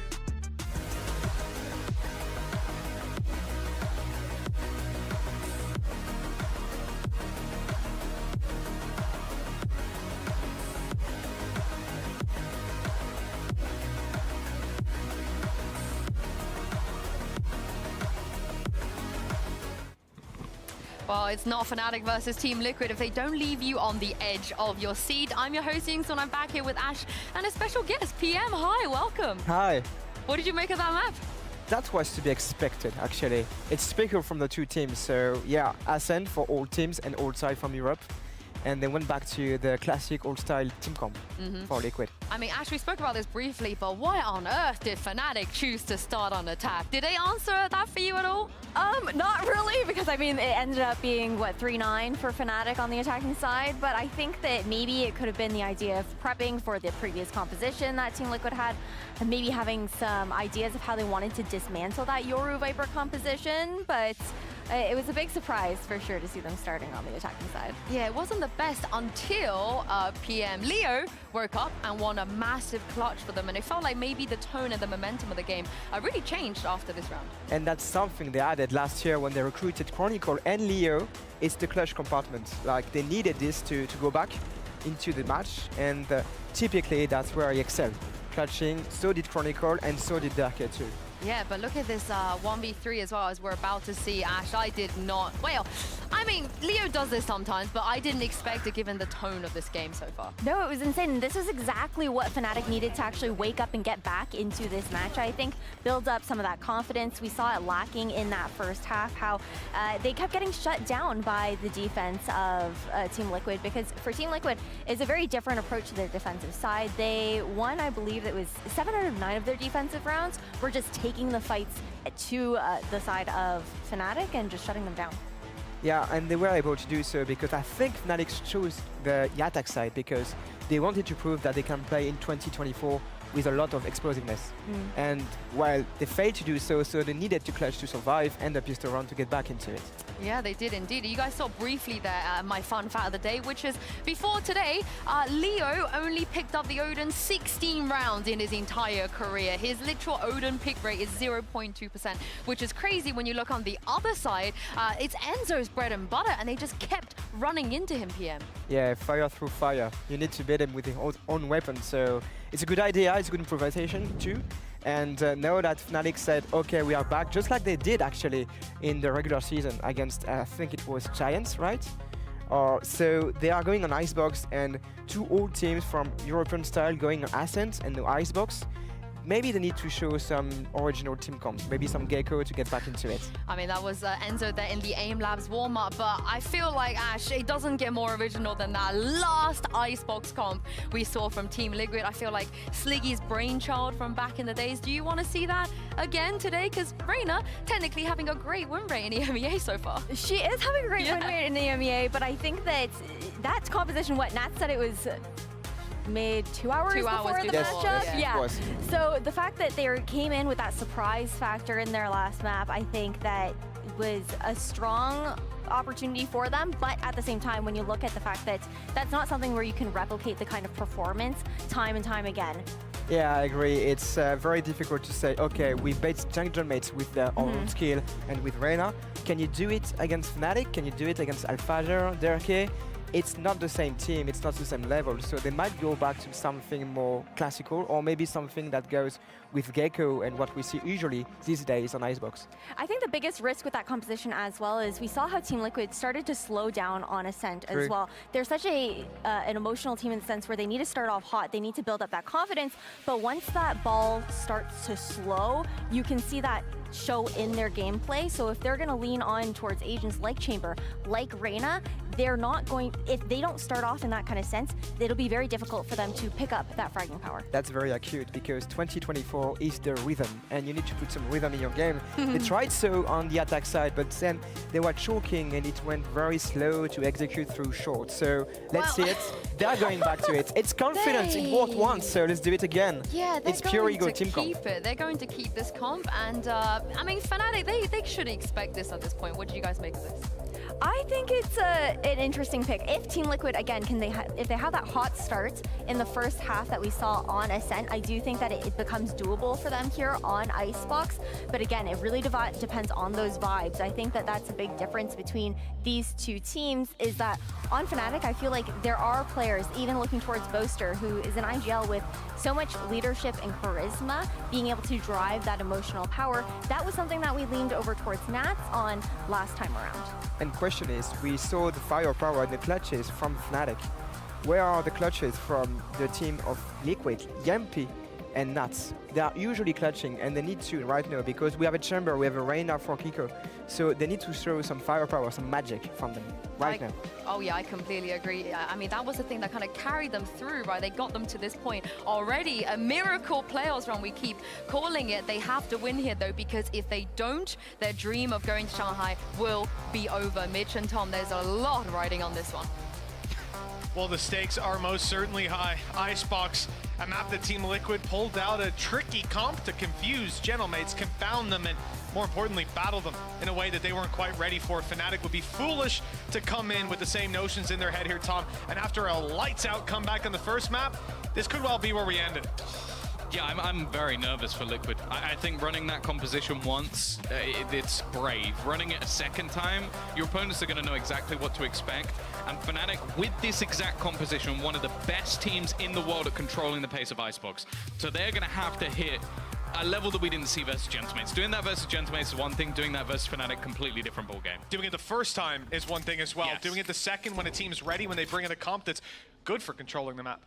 That can be a completely different story. Team Liquid need to come in with confidence, and it looks like they have. Barriers up, and Yampi's up too, but they're ready. Fnatic sitting back in a default, waiting for aggression. They know that that's what you're gonna get with this composition. A team that wants to be up in your face early, so they stand back and get ready for a big strike when that happens. It doesn't come down to a kill to start with, but it does delay that aggression from Liquid and leave them in their B plan, which might even be to fall back towards the site in a moment. Yeah, with already a couple of players tagged up. Alfia's been told they're going to try and battle and duel, and he's bought a Sheriff. I'm going to be honest, I believe in Alfia. We know what this man can do, and they are pushing right into him. He's on the angle, waiting, even going to be shooting at the turret, but he's only going to get the one. Kiko's able to trade, but more importantly, he's able to get his health right back up to maximum. The wall used deep as well. It's going to narrow down these fights to just one laneway so the whole team can focus up. Nats has managed to slip past, but only good for the one despite damage onto Chronicle. Yumpy doesn't have a way back in. I mean that quite literally. There's a wall blocking him. So from this point, it is going to be a slow round as he either waits for that ice to melt. In 7 seconds, he can try and TP back on top of it. Oh, wow. That would be helpful here. It would be an almost instant death, but it would be entertaining. The thing is, though, he's not even going to get past the first hurdle, which was Boaster, as Fnatic will take themselves the pistol round and get off to a start on their own map choice. Waiting for the day we have map effects. The Sage Wall doesn't actually break on Icebox, but on Breeze, you're out of here. It just turns to water. Instantly. It's just a puddle. But it makes you slippy, so you can't stop and shoot. Please never do this. This is why you're not allowed to have ideas. Am I wrong, though? That's what the ice should have been. When you put ice on the ground, you can't stop in it, so you just keep sliding. But whatever, you know, game design, we'll discuss that later. I'll be in touch with the devs. 1-0 for Fnatic so far, and Team Liquid will not be coming in with a funky force buy for round 2. Instead, a little bit more conventional play for us as we get classics across the board, barring Kiko, and I suppose barring Yumpy. He'll always have that headhunter in his back pocket. Yeah, it's always going to be dangerous with a few bullets in hand, but you can see the Fnatic, again, employing what we've seen from Na'Vi so many times, that 3 rifle, 2 pistol, allows for a few mistakes, and then gives them a pretty strong buy going into the next round. Definitely a bit of a backup plan. Also means that you can use some of those pistol players to farm up some orbs, and more importantly, act as fodder. For now, though, it is a complete stack up of the A site, and up until a moment ago, there wasn't even a single player in the vicinity of B. Realization has been there for Liquid, but will it be too little too late? I think in terms of the push, it most certainly will be. Unless Fnatic gets slowed down a lot, but hard to imagine what Liquid could do to slow down this team. Even the Viper wall is already placed towards that A site. So they have nothing really to push these players back. The space taken, the plant come through, and the flank even abandoned in favor of grouping up and using those numbers to try to power your way through the setup in play. But Fnatic have range, they have numbers, and they have rifles to work with. Getting even a kill or 2 here would be impressive, and well, they have managed that at the start. That was only Chronicle who was up close. The rest of the squad are keeping a safe distance. Yeah, the Fnatic post plants is where they made their name. So much utility being dropped, but more importantly, players as they go, earning up those ultimate orbs per player. You see Enzo hoping that maybe someone gives him an angle, makes a mistake, but other than that, plan is to just go down to the spike, hold on to everything for the next round, and Fnatic will be perfectly fine with that. They get to keep their 3 rifles in hand, have a pretty decent economy going into the next round, and the fact is there's going to be no easy round for Liquid to take, no weak weapons. This will be 5 rifles. Yeah, the early round setup works perfectly for Fnatic economically. Stacked up and ready to go, while Team Liquid, and this is what we touched on at the start of the last map for Team Liquid, it's not the same story as Fnatic. Fnatic can go down 10 rounds, and I'll still believe in their possibility to bring it back, not least because of the squad. They're an easy one to believe in, but because of the history, because they've shown us many, many times that they can do that. For Team Liquid, if Fnatic do get the ball rolling, get confidence high, well, this setup from Liquid relies on confidence. And we're going to see that in this round right now, as Yumpy has already gotten up close. He's very far forward, though. So far forward, in fact, he would be in trouble, but it doesn't look like he has any plans of escaping. That's what his util really allows for, but there wasn't any plan there. He was just hoping to take those firefights, and already picking off Boaster, removing all of that Viper utility is huge, and Kiko has done exactly the same on the other side of the map. It's a little awkward, but he'll escape with his life. Yeah, the Outlaw's got a shot off on him, though. Can't allow that to happen again, but it looks like the wall will give him a safe passage back. The idea was good. Firing that second shot through the wall, it could have worked out, but not this time. Sage heal, well, still vulnerable to an Outlaw, but now they've gone to the rifles. Fnatic. That guess to make correct. the way through A. That shock dart landed on his head. He's right back down to low HP again. Kiko has to try and do something a little bit audacious. It seems like Durka might do the opposite. Straight through the smoke. Enzo caught off guard. The spray's decent, but Kiko's still surviving, and now can actually heal himself up for a second time. Plan's coming through, but the swing is as well. Yeah, the confidence for Fnatic is certainly there, but it's left Leo in a 1v3, a familiar situation. One that he's won before, and now he's just a pixel away from spotting where Yumpy is. Trying to root out that final player. Another tap. Left. He's got him. He knows he's up close. Great read from Leo. 6 seconds. Another tap. But this time, the read is there. He's going to try to kill it. He has to find the elimination. There's no time anymore, and he will not root Nats from his position. Patience play from Nats that works out perfectly. I think if it's anybody else in that scenario, maybe they swing, maybe they peek, maybe they take a risk, but you just look. Nats is the calmest person in the server. So that's the one thing that was kind of against Leo in that scenario. He's the only player that isn't going to take that risk. Even still, though, you have to bear in mind that that was Fnatic still saving some economy in the back. And the amount of damage that Leo alone was able to do has made that round so much more costly. It's going to put Mystic back onto a judge. Yumpy, okay, with an outlaw, that's not too much of a detriment. There you go. Sorry? There you go. Not too much of a detriment. Yeah, pretty weak weapon. Can't really get anything done with that. But, well, as we can see, Yumpy most certainly can. 140 tags, so dangerous. 2 players here, Chronicle and Boaster, playing without those shields. Only light shields, without the heavy. And that's the only thing that can save you from the ire of Yumpy in this round. He's got a challenge up close, but Alpha, full HP, now a little bit lower, but that wall was thick enough to keep him alive, and he follows up with another. Sure, Nats gets him in the end. The slow ward made it impossible for him to leave the snake bite, but that only equalizes numbers. And for Fnatic, that's perfect, because this map, they know there's players towards the B site, and the rotations have probably come in. So they'll spread the net out and look for where the gap currently resides. In fact, they'll spread out, walk back, and then set up for a B retake. They want to have Team Liquid either rotate passively through the spawn or get aggressive. It's a little bit of both with Mystic behind yellow. If he's not spotted, this could be dangerous. Dodge the dart.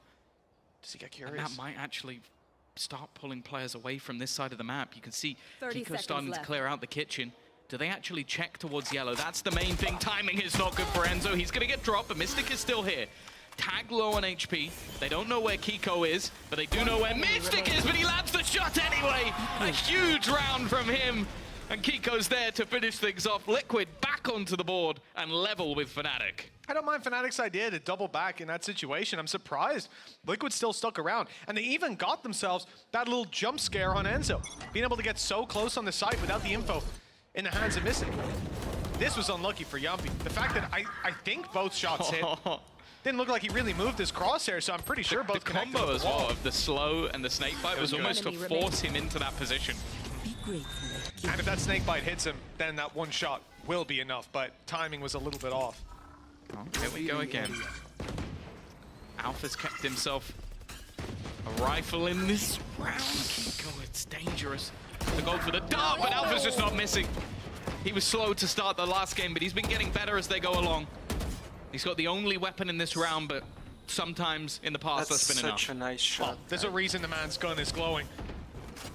Putting in a lot of work so far. This rifle's already picked off Enzo, grabbed the opening. The Team Liquid have rotated into position. Wall going up now, denying them for just a little while. Slows do somewhat of the same. When the push comes to shove for Fnatic, it's really the weapons that should leave them down in the dirt. Ult available for Kiko, might want to be used on this low HP, but he'd still need to find someone to connect on afterwards, and, well, he's done just that. Nats picking up 2, and this is the disadvantage of these weaker weapons. When you take those fights, you won't always be able to win them. That first shot doesn't connect. Nats is even going hunting. He's feeling confident with his ult online, and he's given away a kill, an opportunity to Chronicle. With still 35 seconds, a rifle now retrieved, and low HP on Kiko. I'm getting worried that that might have been an overheat, but Kiko's position proves to be superior, and the lead goes to Team Liquid. Yeah, we've definitely seen moments already in the game where things could go wrong for Liquid, but they're able to convert the rounds at least. A decent one from Kiko in the end, and Nats facing off, but that was just a hero rifle. Just a singular gun put into the hands of Alpha to try and make things costly. Fnatic, though, it's been 3 rounds in a row to their opponent. 30 seconds. And actually the ults are building up across the board. Like, we haven't really seen anything invested from either side just yet in this many rounds. And with a Viper's Pit, a lockdown on the other side, and as said, almost every single ult 1 or 2 away, I think this is going to be an interesting round.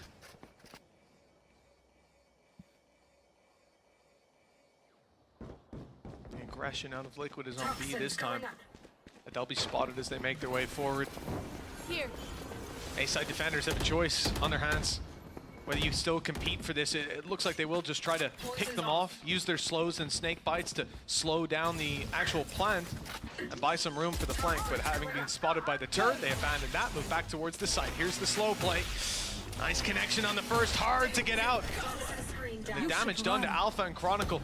With the lockdown in play now with no Hunter's Fury to counter. Looks like they're fighting instead. Kiko's already grabbed one up close to double up on Natsus, and it doesn't look like he's stopping. Going forward to try to destroy this lockdown. He almost didn't do it, but just about gets out of there with another kill, a lockdown destroyed, and a man advantage for the side of Liquid. These players, though, are knocking on their door, looking to take this fight very quickly, and if they swing onto Leo, the chance for Boaster to catch something around the side is there. He's even found Kiko a beautiful one-way. 30 seconds left. With the Viper's pit available, it might not be a bad idea to put it in. Yeah, the thing is, Leo's a little bit further behind. I think he's waiting for maybe a little bit of extra cover before that ultimate is used. Needs the spike to get over as well. And timing's going to be everything. Yumpy's just missed it. Looked away at the wrong moment. The dart's good. And they still haven't got the plant in. Leo hits the shot. 2 HP. And this time Enzo does peak. It's the opposite to the last clutch for Leo. This time he wanted that spike down. And instead, the IGO is just ahead of it. Another close clutch round for the side of Liquid. But they're starting to run away with this again. They are. Yeah, that early lead now secured, doubling up the rounds of Fnatic, doing damage to the economy of the attacking side as well. And in this round, when there seemed to be a lot of threat, somehow, not only one peek out of Kiko and a few shots put into the lockdown, but he dismisses, goes around the other side, destroys the lockdown, gets a kill, and gets out. In moments like that, you can understand this composition, because whilst you might be limiting your utility and your abilities, the reality is giving someone like Kiko an agent that he can go into fights, and if he finds the kill, get out scot-free, it's paid off in even the last 6 rounds more times than I think any other agent would. It's one of those agents as well, when it comes to a lockdown, you're actually in a good spot to fight. You get a kill, you can dismiss, and you're not going to get caught. Nonetheless, still some danger in this round. Couple of ultimates available, tour de force for Yumpy, but I'm more looking at that Viper's Pit and the amount of SMGs that are currently online. I wonder if Fnatic are going to try and attempt to use this. The problem is just how many personnel are here. Liquid have an eye on everybody, excluding Yumpy on this side of the map. In fact, Kiko, he's going to go for the play. He sprays down a couple, has support, and it's a nice shot or two out of Fnatic, but ultimately, it's a complete shutdown of any plan they had. At the very least, though, Tom, those 2 kills coming through, it's going to keep the economy somewhat managed for Liquid with reinvestments coming in, but this sort of play, the wall drops and you just go swinging. You expect normally there'll be a flash or something like that. Well, with this composition, you're, like we said, you're limited with utility. This is where confidence comes into play that little bit more. The funny thing is, like, as someone who went through CS, watched the Fnatic team there. Sure. We always had a thing called the Pronax pause, the Fnatic pause. They would be in the worst possible scenario. They'd click that pause button, and it doesn't matter if they had the greatest speech of all time or they sat in dead silence, they always seem to turn it around. Weirdly, I think that's carried through to their Valorant team as well, because the amount of times we've been seeing Fnatic in a position where they should be done, they're getting bodied, and then a pause comes in, and I don't know if, again, Elmer Putty's telling them exactly what they need to hear, what he thinks, or telling them what he had for breakfast. But somehow, they always seem to turn the tide. And with the amount of ultimates they have online as well, that's probably a good time to do it. You're coming in with a Res, Blade Storm, Hunter's Fury, Viper's Pit. Sure, there's a couple on the other side as well, but a lot of them are counterable by what the side of Fnatic have. The fact is, though, this is their map choice. This is the attack side. This is where they've always looked solid versus Koi. 8-4 on the attack. I'll have to see if they've still got any bite left to their icebox. Get out of my way! This round with 4 ultimates, one already burned right off rip, is where I expect Fnatic to do some damage. The Blade Storm for Durka has been deadly in the past. Kiko. Got a good spot to play from. Pushed up in tube, and it looks like he'll take the timing as they spam up the wall. I love this setup. But actually finding something from here is tough. With a Killjoy turret, watching your every move. Back. Oh, nice shot. So clean from Yumpy. And he's able to keep control of yellow as well. He hasn't fallen back to the site. They're going to put some util in to try and disrupt him, but Dirk has found him. Fin on Fin.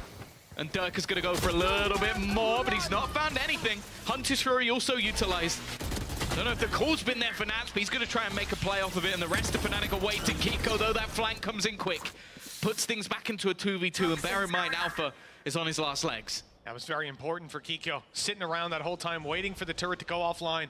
Eventually, Alpha stepped out of range. Now he's low on HP, but finding a spot in the corner on the bottom of sight. A trap being set with one player baiting them in, and Kiko caught with knife out. It's all on to Enzo, and he has to fight through a Viper's pit to get this done, even being watched by a turret. Shock dart is good. It didn't catch him. It didn't catch him. It must have went just past Alpha. In fact, it looked like it was going to hit him in the legs. Perhaps it went straight through. Reveal up close, not going to do anything for him. They've gone. And as Enzo goes running through, and both haven't gone, Tom. Only one. Alpha still sat behind, and as the pit fades, it's a clean kill for Alpha Yair. 3 rounds on the board now for Fnatic, and that pause did them well. Yeah, it might not be the cleanest round of all time, especially with Kiko managing to get in on the flank. But the way they played that 2 versus 2 was brilliant from start to finish. Like, the idea to bait with the spike, even put up the screen so there's an opportunity for the peek through it from Alpha, perfect. Catches Kiko. He literally, as you said, he had his knife out, wasn't ready for anything. And then also the bait with the Viper's Pit. Put it up.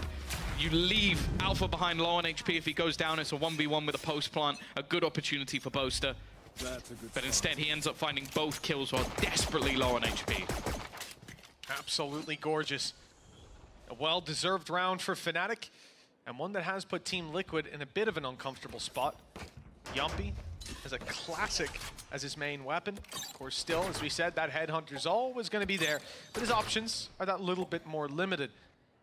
Mystic, well, he won't be fighting. Look how far Kiko is gone. He's actually going to end up having to... No, he can get past it. Oh, no, he can. He can go all the way around it. Alpha, if he takes a step back, could be in so much trouble. Kiko's just clearing so much ground. Every single member of the Liquid team, bar him, is now on the other side of the map. And Alpha is none the wiser that this has been given up completely. The problem, though, is if he doesn't move, there's nothing that Kiko can really do about it. And he doesn't want to abandon his post as the mid defender. So he may have to go back just in case. It's created a very peculiar round with Fnatic now walking into a stack. And a plant is integral to their plan. I mean, the patience from Alpha to sit in this corner for the last minute has kept him alive, and he might even have massive impact in the late round. Turret was taken back. Kiko shouldn't be aware of this position, and Alpha gets the jump on him. Shut down at least, and Yumpy will retrieve a weapon. Okay, there's an opportunity. What? There was an opportunity. It just got snatched out of their hands.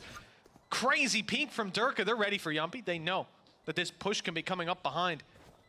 They're watching it like hawks. Chronicle, good for the one. The second player, though, might not be expected. Doubling up has its value. And Mystic, he's creeping through, finding one, finding two, and now leaving it all on the Boaster. Spotted on the corner and taken down. Mystic on the flank. It was their 3rd flank of the round, Tom, but eventually, you know, if at first you don't succeed, try and try again. I honestly thought the original plan was for him for Yumpy to take that kill and then him just to res. I was like, okay, he'll just bring him back, they'll try and fight this together. Maybe he gets 1 kill, goes for the res. But it was just tunnel vision from Mystic. He knew what he needed to do, he knew he was going to get 4, and he hits every single shot. In the first map, he was fantastic, even though it slipped away. And while this round is going to be a huge difference maker for them, around the, in all honesty, up until that point, looked like it was ropes. Instead, now for Fnatic, it's obliterated their economy. Sure, they still have the res, but they've used everything else up over the last couple of rounds. And while Liquid still have a plethora of ults. It's always beautiful watching Mystic work his magic. Used to seeing it on the controller, but no different on the Sage this time. That res still in the back pocket, as well as a Viper's Pit. And one step closer to a Hunter's Fury. Opening pick goes to Enzo, catching Alpha, getting aggressive up on Belt. Have sent out a little bit more to this play than just a control on the side of Fnatic. Look how close Durka is already. Damage done. He's lit down to 45, and Yumpy even gets out information in their pocket too. Yeah, Yumpy knows that if you're shooting for more than a second, that can be enough to lose your head. The fact is, though, the Chamber's allowing him to play a lot of really obscure angles. They're not angles that, as Durka, you're going to pre-fire. You're not going to pre-angle any of these positions, and that's why Yumpy's doing it. Just to create awkward fights that give him a leg up in almost every single position. 40 seconds left. Res available, but won't be used, at least at this stage, for Fnatic.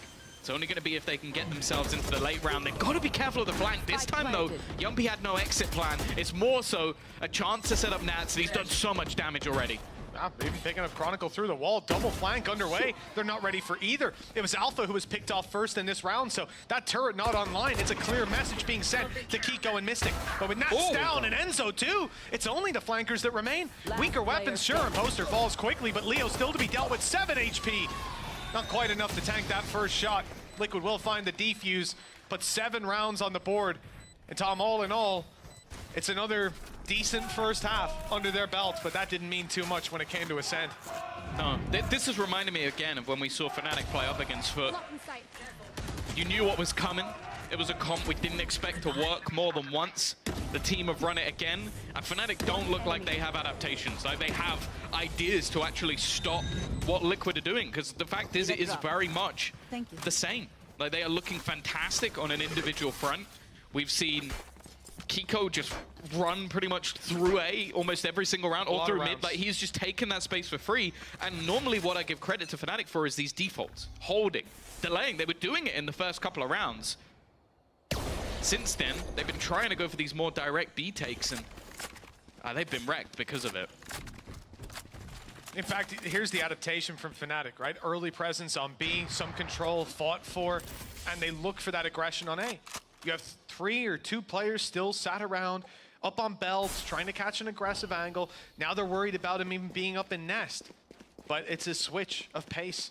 Instead, it's the B site that the push has come in. This is the thing. Like, we've seen this from Yumpy. Now it's Kiko. He's taken deep B control. So again, you have one player that can just watch towards mid. In fact, Mystic still has a wall, which he's now going to use. So that's delayed if they were going to push in that direction and gives information. And so now they have themselves every player bar that one on this side of the map. Enzo up above, not going to be expected. An easy pick, even with the res, but the trades coming back. Fnatic are making these fights close, at least.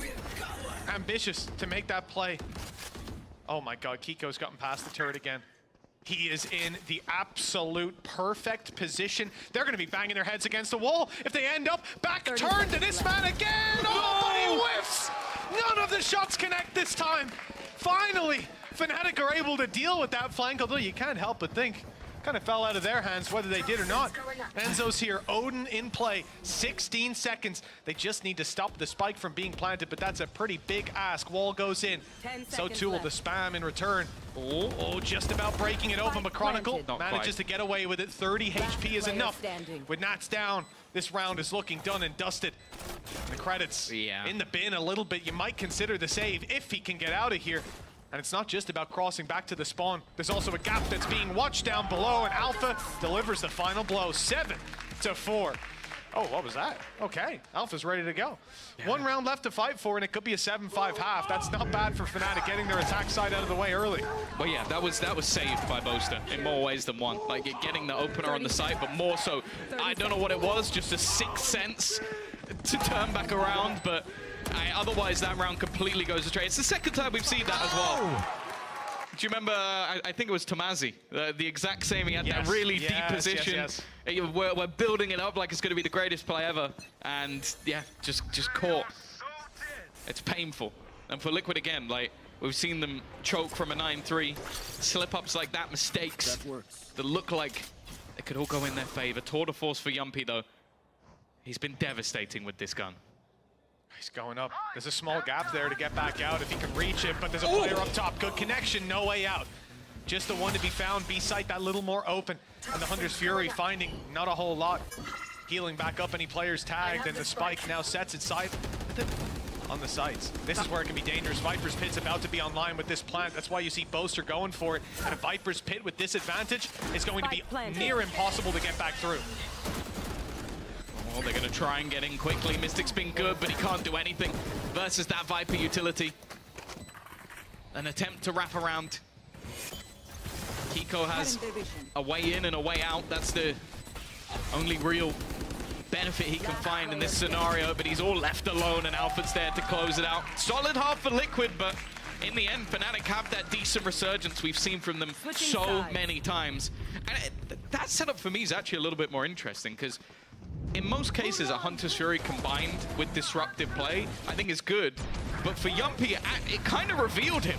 I understand the idea, but it's like, he has a surprise factor with an ability to TP. Instead, you make it so they're going to have to move. And unfortunately, I guess it hits the one player that's going to go up. Yeah. Not an easy follow-up. 2-round gap at the half. For Team Liquid, it's a very tough position to play from. Because what you have to think about is the fact that, sure, we move through to playoffs. There is a lower bracket, but not for these teams. No. You lose this series, your chances are gone. And for Team Liquid, they almost had map 1. They would have had another chance on Lotus, but they've got to take that chance and make it their own now. I think as well, you have to put the context of the orgs. Liquid, Fnatic, expectations are always high. Not making it to 2 events will be huge, and Alpha's already kicked it off with a bang. Kiko, one of the heroes of the first half, is already gone. From a util perspective, it won't be the end of the world. They can play in those post plants, but, well, in fact, all they've got left is shock darts.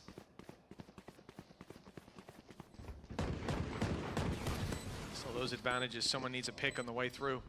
The aggressive positions for Liquid. Problem is, Yumpy can TP out, and you'll have Mystic very much isolated. He has to be the one to find a lot of damage. Yumpy, no TP. Instead, he's taken out by the shock dart. Set into another dimension. Shots landing for Nads, but it might not be enough. There's just too many players left on the other side. Fnatic win out the pistol and push up to 6 rounds. The gap now 1. And for Team Liquid, we can't see Fnatic get off to a flying start on this map, because there will be next to no room for them to come back in if that happens. Good start from Alpha, but again, it's some of the counter utility. There wasn't a lot really to play with, and that's again one of the sort of deficits of this composition for Liquid, is you lose a lot of that post-plant util not having that killjoy available to you, but you also lose some of that initial space taken that you get from the Jet as well. And now you best believe, although Durka might be at the bottom of the board, going into that defensive half, having the sniper in hand, he's only going to get more terrifying. Now Nats, it's the opposite to what we saw last time. Before we saw the whole team invest in him save, now he's the only one investing and everybody else is saving. Probably not the start they were looking for either. Maybe a gap that could be isolated, but well, immediately Durka homes back in. Well, the shot has landed long range to Chronicle. But what's most concerning is, in fact, that Nats has to land almost every shot. Sure, one hit up against every one of these Fnatic players, but just look at the setup. Durka sitting back with an outlaw of his own. Waiting for the wrap around the side, utility on its way. Shock dart's good to slow. Okay, the wall is up. They'll manage to cross with it, maybe even get a plant, but the numbers are being taken out of their hands. With every passing second, Leo, aggressive position. Worked out beautifully. 2 bullets left. He's going for the reload. Decent timing for Mystic, but no weapon retrieved. And I don't think he's going to take this fight with a classic. Just biding his time up top. And here comes the swing. Oh, it's even. It's not even on the wall. It's Leo. What? I was about to say, a little bit to the left, and he's going to get that kill, and eventually it's all revealed. 7-7. Scoreline equalized. Again, a lead of 7-3, which has been a 4-round streak for Fnatic. They've started their comeback a little bit earlier this time out.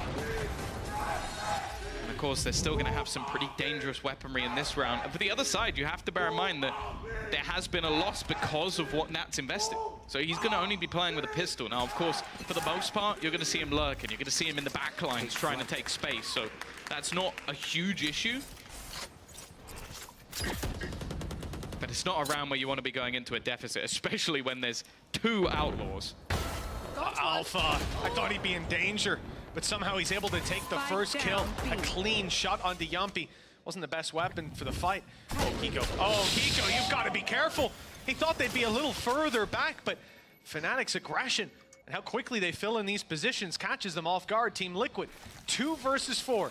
This has been a devastating start to the round with a plant not even secured at this point, and difficult to secure with Durka hot on their tails. They have to find some kills. Mystic does well to find the first, but even then, with him being low and the self-heal not bringing him back to 100, you have to hope Nats is able to get massive value from this position. Toxins going up. Definitely not going to be easy. This is the man you're looking at, but again, Outlaw waiting on the angle. Spike down. Bosa's already going to connect. Mystic's been good, but as you said, those heals aren't what they used to be. It's going to leave him desperately low. 30 seconds left, and the call may even have to be just to try and hold onto the gun. Bring something through into the next round, have an opportunity to do some damage. He's had a hero play or two throughout this map, and plenty throughout the series. But it looks like the bleak is about to get a little bit bleaker. Bear in mind, this was a bonus round. A couple of Outlaws, Guardian. It wasn't the prettiest of buys for Fnatic. It was still decent. But they had won this round by, what, the first 20 seconds? Yep. Oh, it was a very quick decision. A very easy one for us watching on. After that first scrap goes down. It's not even the first one, right? Because Yumpy being traded out, this isn't too bad. You drop Alpha, you open up a lot of control, but it's the kills that come in after that. This control dropped by Kiko as he gets that little bit too aggressive, a little bit too early. And Tom, you know, it was worth looking at coming into this. We started out the year, at least we started out the stage, talking about Fnatic and how this core 5 had never been on a 3-loss streak. Whenever you had the full team. They've done it with substitutes, sure, but 2's the most that they ever lose. On a 2-loss streak again. Seems like once they hit that third, well, third time lucky for these guys again and again. I don't know if you can call it luck. Fnatic famously lucky team. When they do it every single time. It's definitely a weird one, though. Like, coming into this matchup, both teams, you look at the accolades of last year. Liquid may not have had the victory on an international scale, but they were the regional champions. They were a team to fear. Made drastic changes, picked up the Apex core. It didn't go well at kickoff, fair enough. We gave them the wiggle room. Going out last of playoffs, only just making playoffs, or what was it, a 2-3% chance? I think it was. 3%, Tom. It was 3%. I always mix it up because I think Sentinels was a 2%. So both teams had a very unlikely story. I think it came down to 2 rounds for Sentinels, which is definitely a little bit cursed, but for Liquid, that's not what the fans expect. That's not what the org expects. And for Fnatic, well, we don't even need to talk about that one. You win 2 championships last year. I mean, Fnatic were in a position where even going into the last game of their season, Liquid could have eliminated them. It was possible, depending on rounds, depending on scores, and that's what it came down to. Not a team that would be comfortable qualifying to playoffs off of a round difference. But they managed it, just about. And now, when it comes down to a head-to-head, it seems like they have a pretty definitive idea of who the better squad is. 1 map under their belt, their choice here on Icebox, and now they get the defensive side. Remember, Liquid decided to start on the defense. That could be their better half behind them already. And with Mystic down, it's not looking like things are going to get any better this time around. They have got weaker weapons, but that was a rifle that will now be retrieved. An opportunity for Kiko to find the value now. He definitely has been the player to watch thus far in this map. But they're going to need a whole lot more from him. Fnatic on these retakes so far have looked sublime. The early rounds have looked fantastic, and already just starting to use some of the utility to clear him. He's still close, but already being revealed, being surrounded from the rest of the team just that little bit further away. They don't have the util to really deny anything, and while it doesn't get much better than that for Fnatic, this is a round that will end with an Andaluthia flawless. They're 9th onto the board, and straight after a pause as well, you'd have hoped for at least a little bit more from Liquid, but this is the round where they actually have a bye. Well, that's it, right? Those pauses, you can discuss the plan for that round. A lot of the time, information finding, limit testing. But this is the round where everything comes to a head. With rifles in play, with your economy on the line, and with a potential big lead for Fnatic. If they win this one 3 rounds up, facing into a lower bye. Ultimates are coming online for that defensive side too, and a little bit further behind on Team Liquid. This could be where Fnatic take it, where they find that final stretch to the finish line. 2-round gap doesn't seem like a lot, but in the context of how things went and how they will go with this round loss, that lead's going to be extended very quickly. Defensive Fnatic play all over mid. A lot of presence here, and very passive on A, with just Killjoy utility spotting for the aggression. Alarm bot, a But key look at the piece of ults. utility to watch the back. That's the big thing. They've already got themselves Hunter's Fury to try and deny the plant, and they've also got themselves the lockdown available to retake it. They are set up for this already. You can see, just players outside of the site, they are just waiting. Could even put in a slow to try and make things more awkward. This is a set play from Fnatic to try and make things as awkward as possible for the side of Liquid. Hunter's Fury is only going to delay though. Nothing more to be had, no damage dealt, which for Liquid won't be too bad. And Yumpy gonna go walkabouts, gonna try and get ahead of some of that utility, but will be forced back. Yeah, but Kiko isn't. He stuck around a second longer, but they know that lockdown's likely to come through. Kiko not backing off though, as we said before. He's gonna look for a kill, the dismiss, or perhaps even the destruction of that ulti. It doesn't come through. Nats on his lineup, fires through a snake bite, waits for the pulse, and now here comes the second. Looking to delay that diffuse, but Alpha's taking space, being proactive. Only the one to be found. Shock dart in, finds nothing. Yumpy now goes through for his turn and misses the shot. The numbers staying in favor of Fnatic, with Nats the last man standing, and all three taken down by Durka. Plenty of time left for that diffuse, and double digits locked in for Fnatic.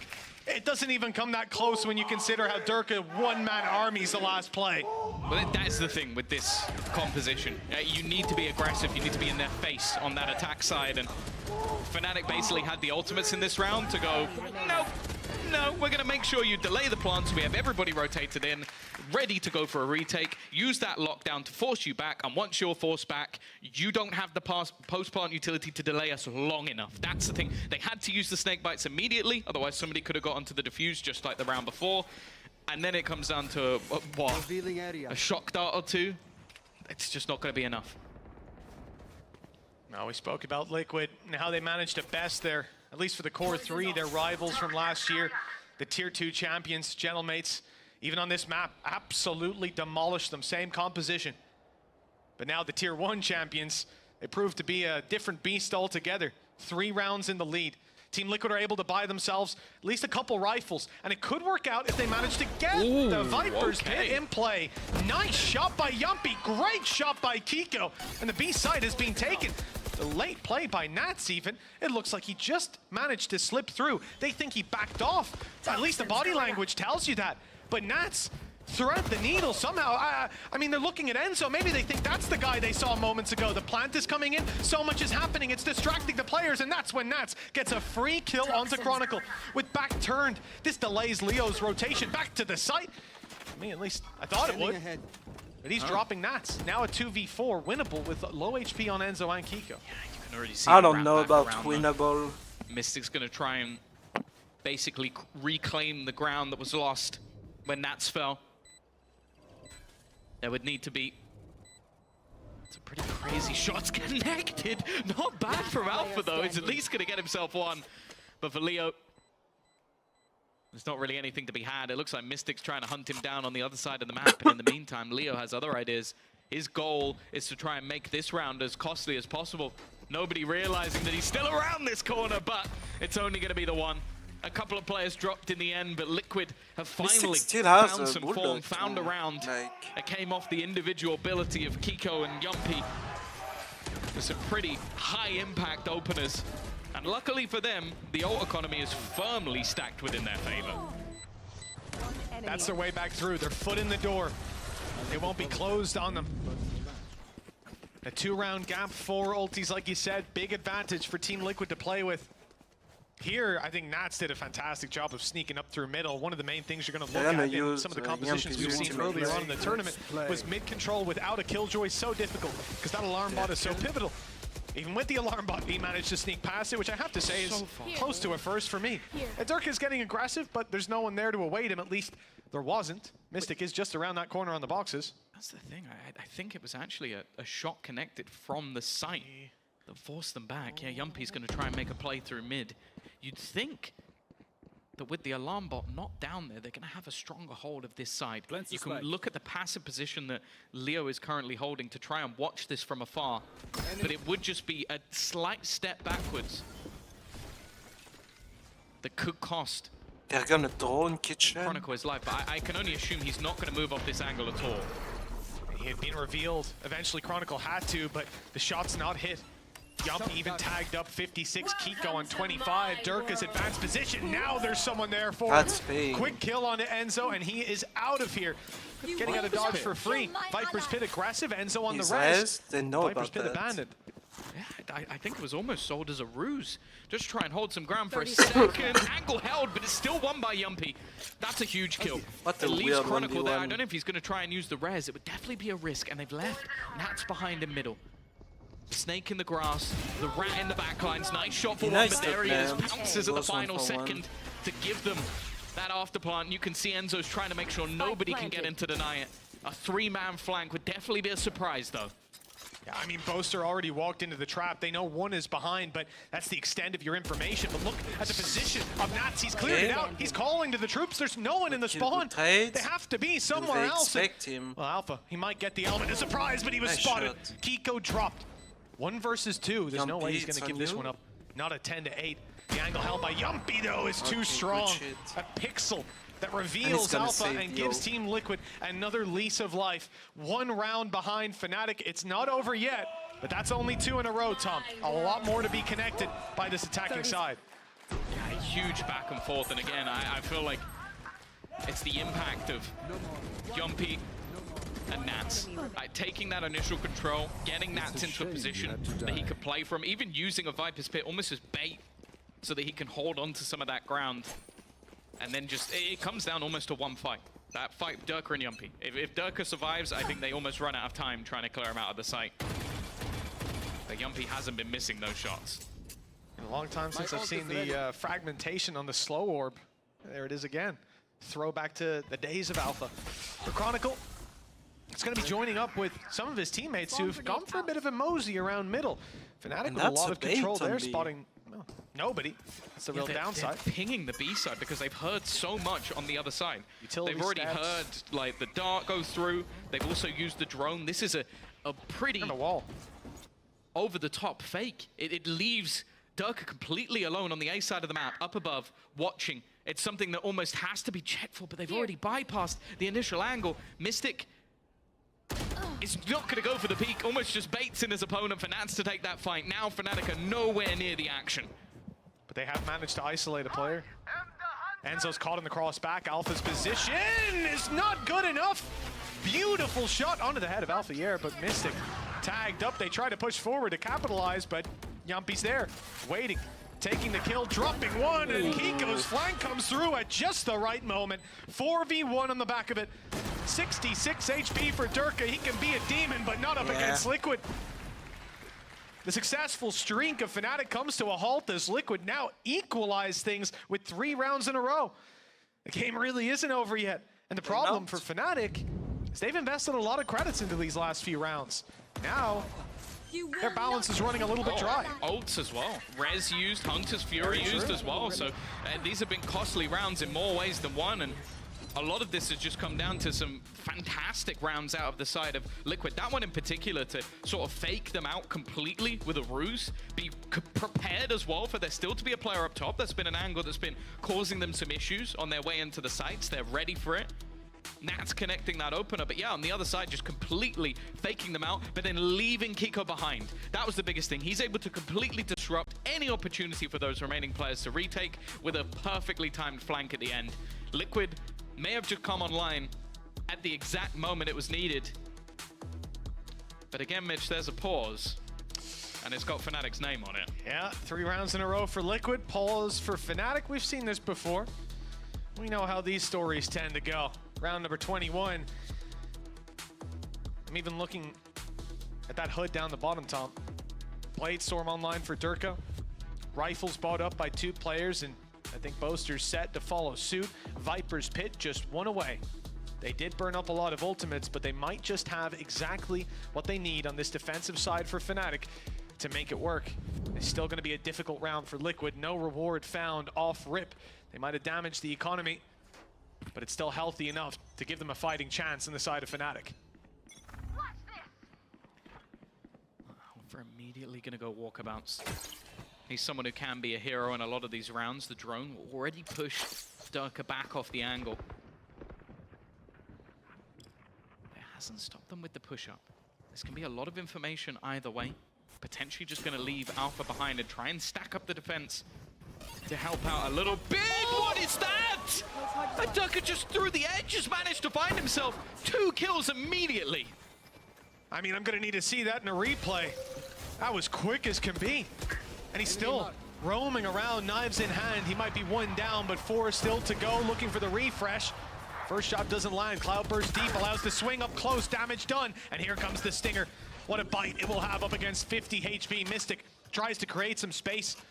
Get back that little bit further, but Yumpy, oh, he's going to be in trouble. If this wall does get broken open, that's another angle for him to consider. Oh, Yumpy! And Yumpy! even lands the headhunter. 1 versus 2. Spike to be planted. He needs to choose his position carefully. Look at Alpha here. The flank is coming in, and he has no idea. Spike planted, round ended. Fnatic had him covered. All the boxes ticked. 11 rounds now on the board, and Durka smiling. We've yet to see just what that looked like from his perspective, but I don't expect it to be reasonable. Look at this. Oh, stop it! Stop it the second when he was already back through the wall! Oh, we talk about Fnatic pauses. As said, I'm not sure the coach said anything about that. Oh, yeah, no. I saw Alma and Mini. Yeah. But peek up close. They'll push you off the angle. Go back. Wait till they push. Once alarm bot goes, swing in, headshot 2. I mean, it's a simple strategy, a common one. Everyone should run it, Tom. Maybe they might need these players, though. Yeah, I can think of 1 or 2that might also fit the bill, but Darker and Icebox has always been a pleasure. And now he's going to buy himself up that operator as well. Still, Liquid with 3 rounds, relatively clean ones. They're still going to be able to get a purchase onto the board. Have themselves that operator, and it is an early fight towards the A site. Orb tapped. Just going to have to fall back off the angle. Ultimate's firmly in Fnatic's favor. Lockdown for Alpha. Viper's Pit for Boaster. You can lock down one side and put the lockdown on the other. Poetic. It's good to see Alpha's gun still glowing as well. Lights out map from him. Still involved in this engagement with the lockdown, as you said. And Team Liquid will step their way forward. It'll take a moment before they're able to actually bait this ulti out. With the wall going down, that's where I expect Alpha to start making his way in, but they'll delay it. He wants the support of the whole squad. It's a wise play. The aggression has been there from Liquid again and again. Kiko, he's not going to stick around after that reveal. Surely gone running, hoping to open up space for Nats to make it through on the lurk. Has to be careful, because all the while Alpha's turret is watching for that aggression. Now Alpha's turret down. This opens up the door for Nats to quicken his pace, to make it through this window, to catch an angle. He's doing damage, dropping Durka, and a push from Mystic at the exact same time. It's gorgeous. And well, Kiko might not be in the best of positions. There's 2 detained players. Boaster hasn't seen any of them. I mean, look, he's probably not. Holy Even if he dropped both, I think he would have just stuck around to get deleted. And even that first kill ends up being enough to allow Team Liquid to close in on him, catch up, and get hot on his heels. We're at 11 to 11 times. This is it. This is exactly what I wanted to see from them with this composition. Like I had said many Those times, rounds go hard. Mystic hasn't been on the agents that necessarily allow for disruption. The guy's just a maniac. Like sometimes he just does things that are utterly insane. The angle, it's just disgusting. And then just the aggressive swing from Mystic was absolutely everything. But this is what I want to see from Liquid. Rounds where they're all on the same page. What is the plan? We're pushing this. We're taking these fights. Yumpy initially, Kiko after. Are we going to have a second 13-11? It couldn't have gone any better if they tried, and now Fnatic are on the back foot again. Weaponry, definitely not ideal for this sort of round, but as we've seen so many times before, sometimes that doesn't matter at all. This would be a hell of a round for that Viper's Pit to come out from Boaster. They need their way back through, but it doesn't look like a retake is on the cards. 4 players on the A side, ready and waiting to go. Flash up and over. Kiko's caught one. Good angle. Remember, most of these players have weaker weapons. That was only a pistol he dropped, I believe. There's a rifle on the floor. 2 more Bulldogs and a Frenzy. The Frenzy up close, catching Yumpy completely unaware. Even still, how much more can you expect from Boaster? You have to reload. Realistically, even needs to reload. That Frenzy dropped on from behind. Actually isolates another kill. You got to applaud him for being the only person to do damage despite having the weakest weapon. But nonetheless, regulation win no longer possible for Fnatic. Elimination now a thought they can push to the back of their mind for Team Liquid. 1 more round and they'll bring us to a third, bring us all the way to Lotus to fight for tournament life against Fnatic. This is the parallel from the last one. One team hits 11, and then the other team just doesn't want Why to let do you it go. time out? Both teams knowing what's on the line here today. Like, Both of these orgs failing to make it would be a travesty.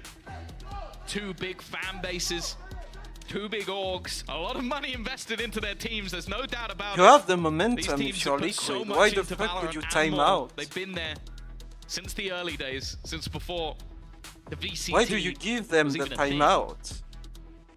The fact is, though, only one of them I today really can don't know. continue in the Like, playoffs. I Looks to really try and disagree challenge, with that make it to the timeout stage from where Liquid. you at least have a lifeline. There are no lifelines in the I first don't day know who called that timeout, but of playoffs.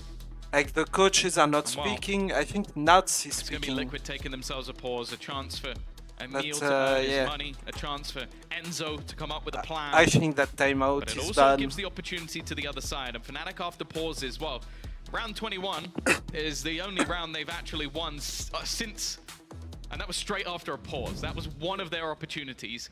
Let's see if they can do it in round number 24 as well.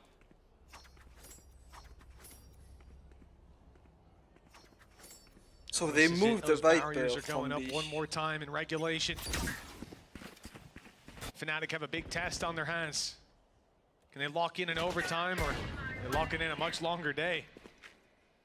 Viper's Pit activated, not to be left on the sidebar. Used on A, but there's not a lot of presence from He's Liquid so- there. Yumpy He's so connection. up close.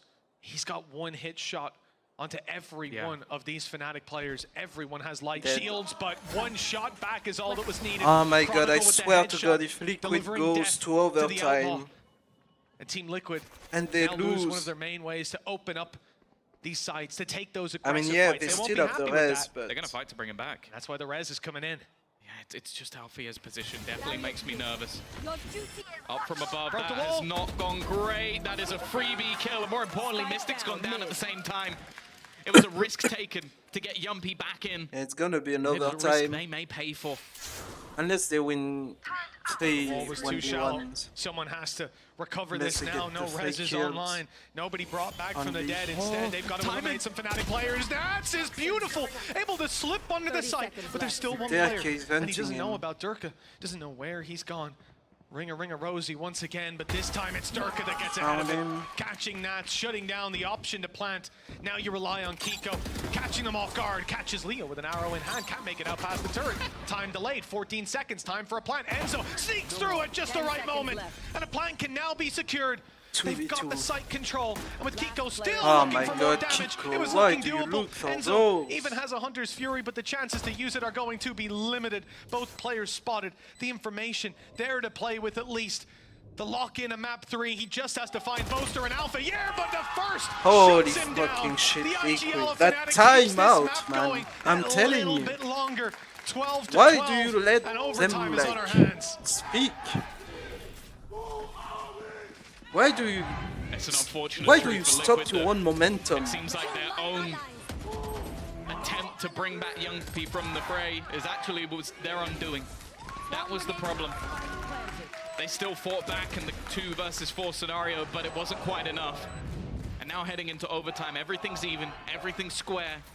The problem though is they don't have that economic advantage anymore. Like, we were talking about them bringing in the operator. Last round they brought in the outlaw just because of those low shields, the good read on the finances of Fnatic. And as we say again, a pause is called and a pause won, or round 1 straight after for Fnatic. They are very good from those scenarios. Can Liquid turn it back again? The op on Yumpy, off rip. It's had its moments, although Fnatic have done well to shut down this position, this play, and very same weapon in the past. Nats is the one up close, giving away his position, destroying the drone, and hoping that Yumpy can catch them off guard as a result.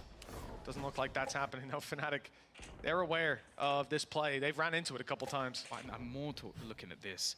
Just look how far back Alpha currently is. It's because of what's been done to them so many times. Kiko is in their head. and he is not yet pushing. He is still sat all the way back, but the rest of the team are looking to build up in that direction.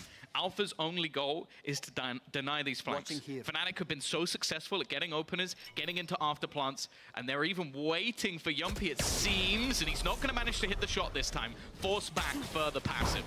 Trapped behind yellow as well. With the wall up, you might actually see Nats completely locked out if Boaster puts that through. They haven't managed to root him out of this position or even spot him, I believe. The element of surprise certainly there. The shoulder not fired on by Yumpy. He's patient and he gets his reward. Now wrapped on, sprayed at, and Enzo returning fire, picks up one. The flank eventually comes in, and Alpha's able to drop two. But Yumpy is still in position. They can't afford to give any more players to that operator. The rotation is called, and Fnatic make their way towards the A site. But look at Team Liquid. They're miles ahead of them, already wrapping into this position. The only question is if the flank from Alpha can find the value that we can see. It's just about to. What a shot on the nets! Great correction, but Enzo can drop this spike on the way through. He has to take the kill. No way that they managed to plant this all the way, and there it is. A shock dart to grab the triple kill and close out the round. 13-12. What a chaotic close to this one. Yeah, the fact is Alpha did his job and some. He catches the players flanking, but Fnatic just didn't get into the site. The Turkish superstar did everything they could have needed of him, but it's Yumpy. I don't know how he survives this long. And then right in the last seconds of the round, you have Enzo just making that realization. If I can even slow them just a little bit, if I can deny that extra space, the round is over. And that's exactly what he does. Closing it in fashion with a shock dart as well. A little bit of style points. Liquid though, I'll be honest, I don't think they should be taking a pause. You know what, I can completely understand. God, it's another I understand it, but after what we've seen, results-wise, maybe not. Every time there's a pause, Fnatic are right back on that horse, but my goodness. Hey, I like it. You need to take a breath after a round like that. I need to take a breath. Appreciate the pause, Emil. Good call. But for Fnatic, it's a chance to reset into this, to get themselves lined up, to push it to another overtime, to bring us to a close here on Icebox. Lotus, not a weak map for either team. One they'll both be happy to play it on if we end up going all the way, but Fnatic, we're on the cusp of it here. They don't let go of these maps, not without a serious fight. Whatever happens here, it's going to be Chamber instead of like Killjoy. Right? Fnatic have to go to a third. And Reina instead of they've Jet. already lost Lotus more times this year than they did the entirety of last year. Like if you want the flash, the map wasn't in the pool. You should go for Yol. Again, they're going to attempt some aggression. You can gain so much space, so much info. It's really good with your solo ultimate. Like, but the more obvious danger. Well, there you go. Thank you very much, Zilv. Is that man right there? Halfia in mid. He has been so good on problematic for them in every single round. I think Yol would have been to say he deserves the victory is definitely true, but there have been many players on Liquid that are fighting tooth and nail. Look at this position, almost an opener already for Durka. Might be the opener for Alpha. Looked like Yumpy was ready for it. Oh, there's a little gap in that wall. I don't think they've noticed. Oh, now they have. Yeah, Boaster was in a little bit of danger if he went out wider. Flank around by Nats being watched. Boaster ready for it, you would think, but Nats is that little better this time. A double kill from him. Kiko grabbing one up behind A and the triple to close it. Holy shit, 14-12.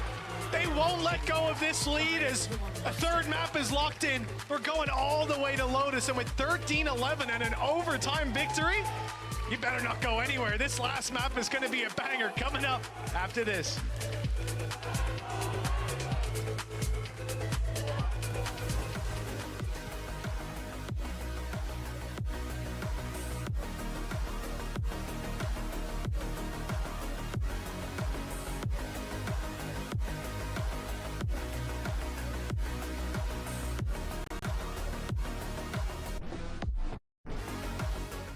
I know a place that will break you into 1,000 pieces. Stay away from them. Stay away from Lorca, Paco, and Picasso. Don't ask about Lola. Caballo Grande. The Lord of Nieve. But in spite of everything, it occurs to you to visit Andalusia. Don't say I didn't warn you. Be careful of the Andalusian crush.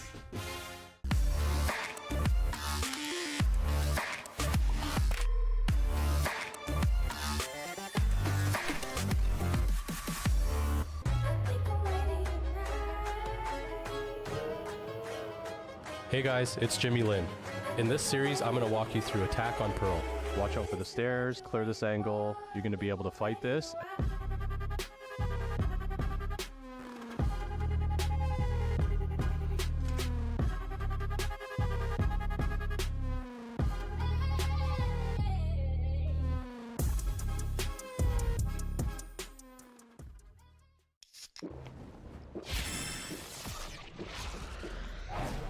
Red Bull gives you wings.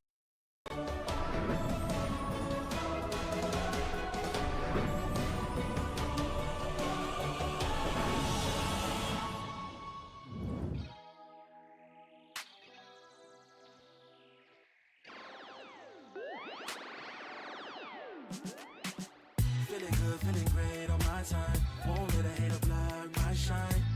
I'm just living my life. Too busy chasing good vibes. Chasing good vibes.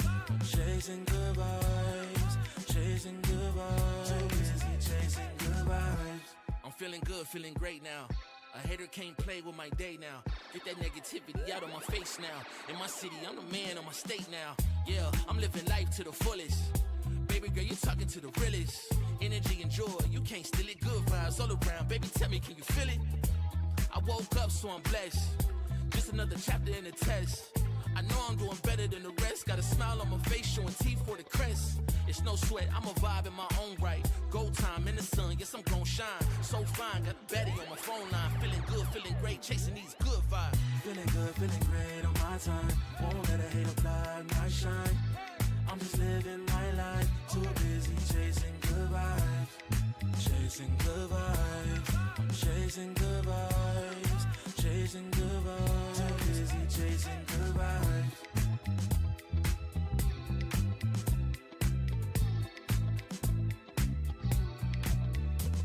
Put my soul on that beat, I'm ready to feast. Margaritas with some divas, I'm pouring the drinks. I'm living life to the fullest, the blessings in me. Don't really care what you say, whatever you think. Nah, unequivocal miracles with the lyrical. With the homies trying to pop like the cereal. Lucky Charms, got a model on my arm. Go watch on my wrist, garlic parm. No alarm, fireworks, I can feel it in the sky. I got love in my eyes, but there's money on my mind. I see passion and pride, I despise all the lies. I've been around the world, so I'm down for the ride. Good drinks, good people, and good times. Fast cars, pretty women on FaceTime. More money, more fun in my life. I'm just chasing my shots with good vibes. Feeling good, feeling great on my time. Won't let a hater block my shine. I'm just living my life. Too busy chasing good vibes. Chasing good vibes. Chasing good vibes. Chasing good vibes. Too busy chasing good vibes.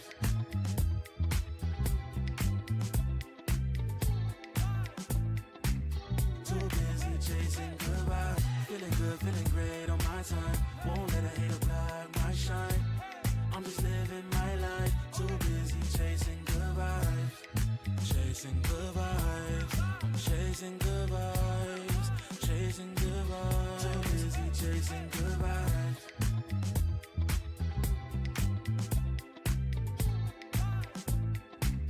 Too busy chasing good vibes. Feeling good, feeling great on my time. Won't let a hater block my shine. I'm just living.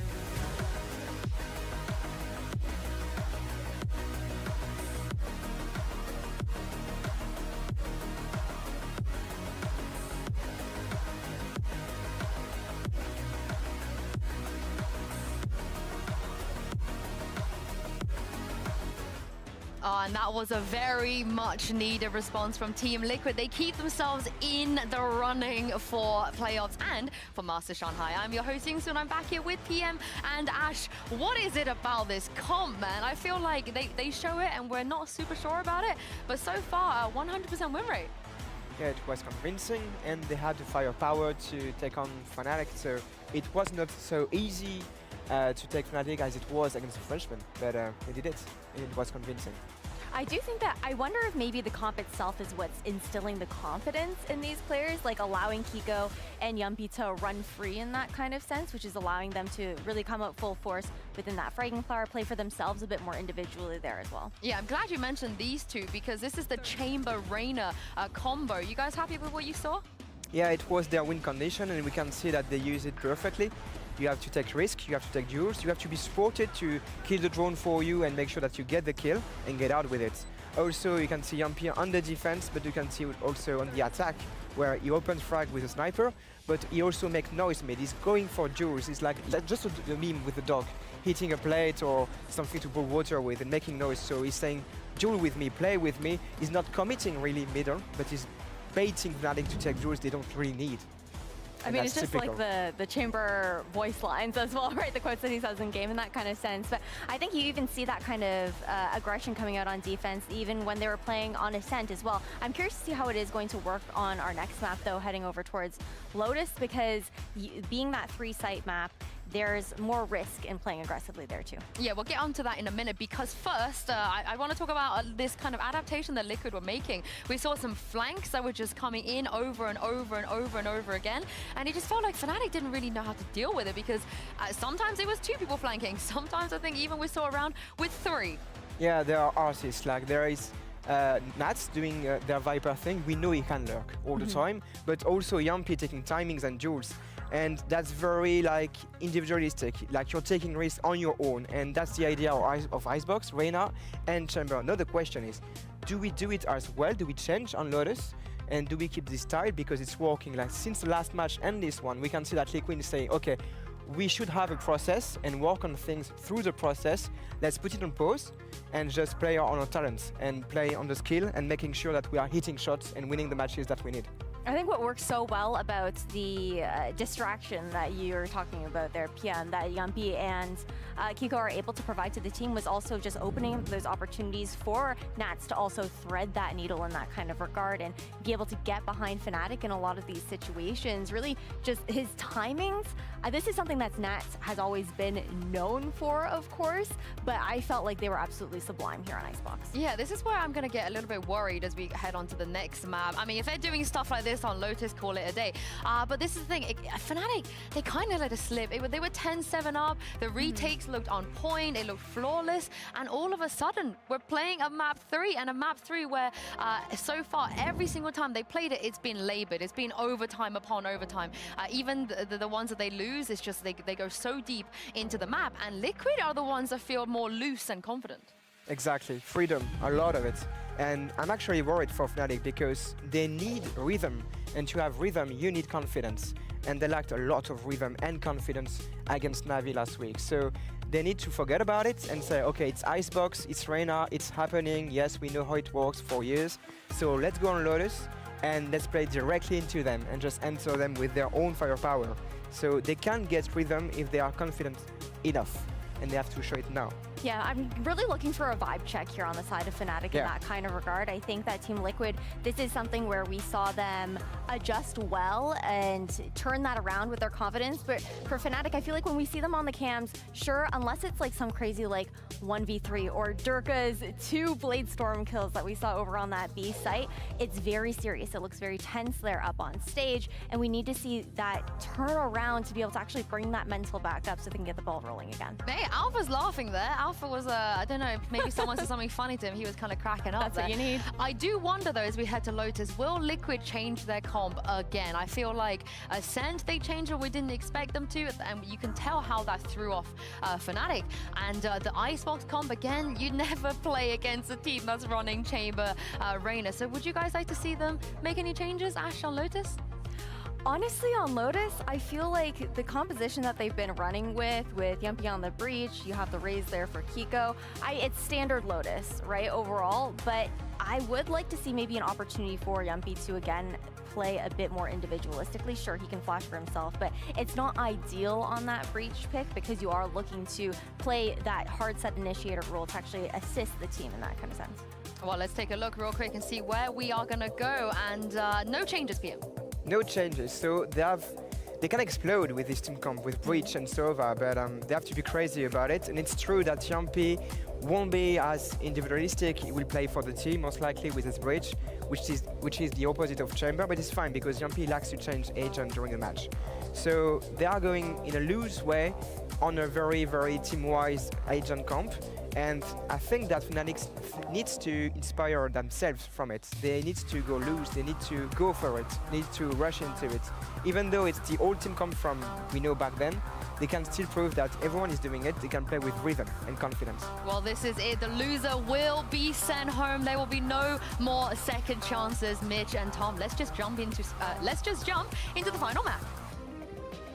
Let's get on to Lotus. It's time to see which of these two teams is going forward, which one's going to be watching from home. KC, their opponent. Not an easy matchup. We might see both teams joining the home. They're giving them a lot of data as well. Oh yeah, a lot of rounds played out. 13-11 on Ascent, 14-12 on Icebox. Now it's just Lotus left. Let's see who comes out on top with Liquid starting on the attack side and Fnatic on the defense. I think we're in for a good game. Well, the fact is, I bumped into Kojo, team manager of Fnatic, just a moment ago, and I gave him the stat that this year Fnatic have gone to overtime 60% of the time when they play this map. 3 out of 5, and 1 out of 3 for Liquid as well. I think we could be in for the long haul. The only thing stopping us is if either of these teams run out of steam. Because they've been playing for a while now. It's been a long game. And look at the position already. It's nasty from Durka. Kiko's got the entry, but he doesn't even know there's a man lurking behind. It's going to be 3 for Durka. A huge way to start this off, but already this pistol round is over. All thanks to that man's sneaky little position in a box I'm sure Liquid are going to be checking from this moment forward. Going to be wallbanging it every round. Every time.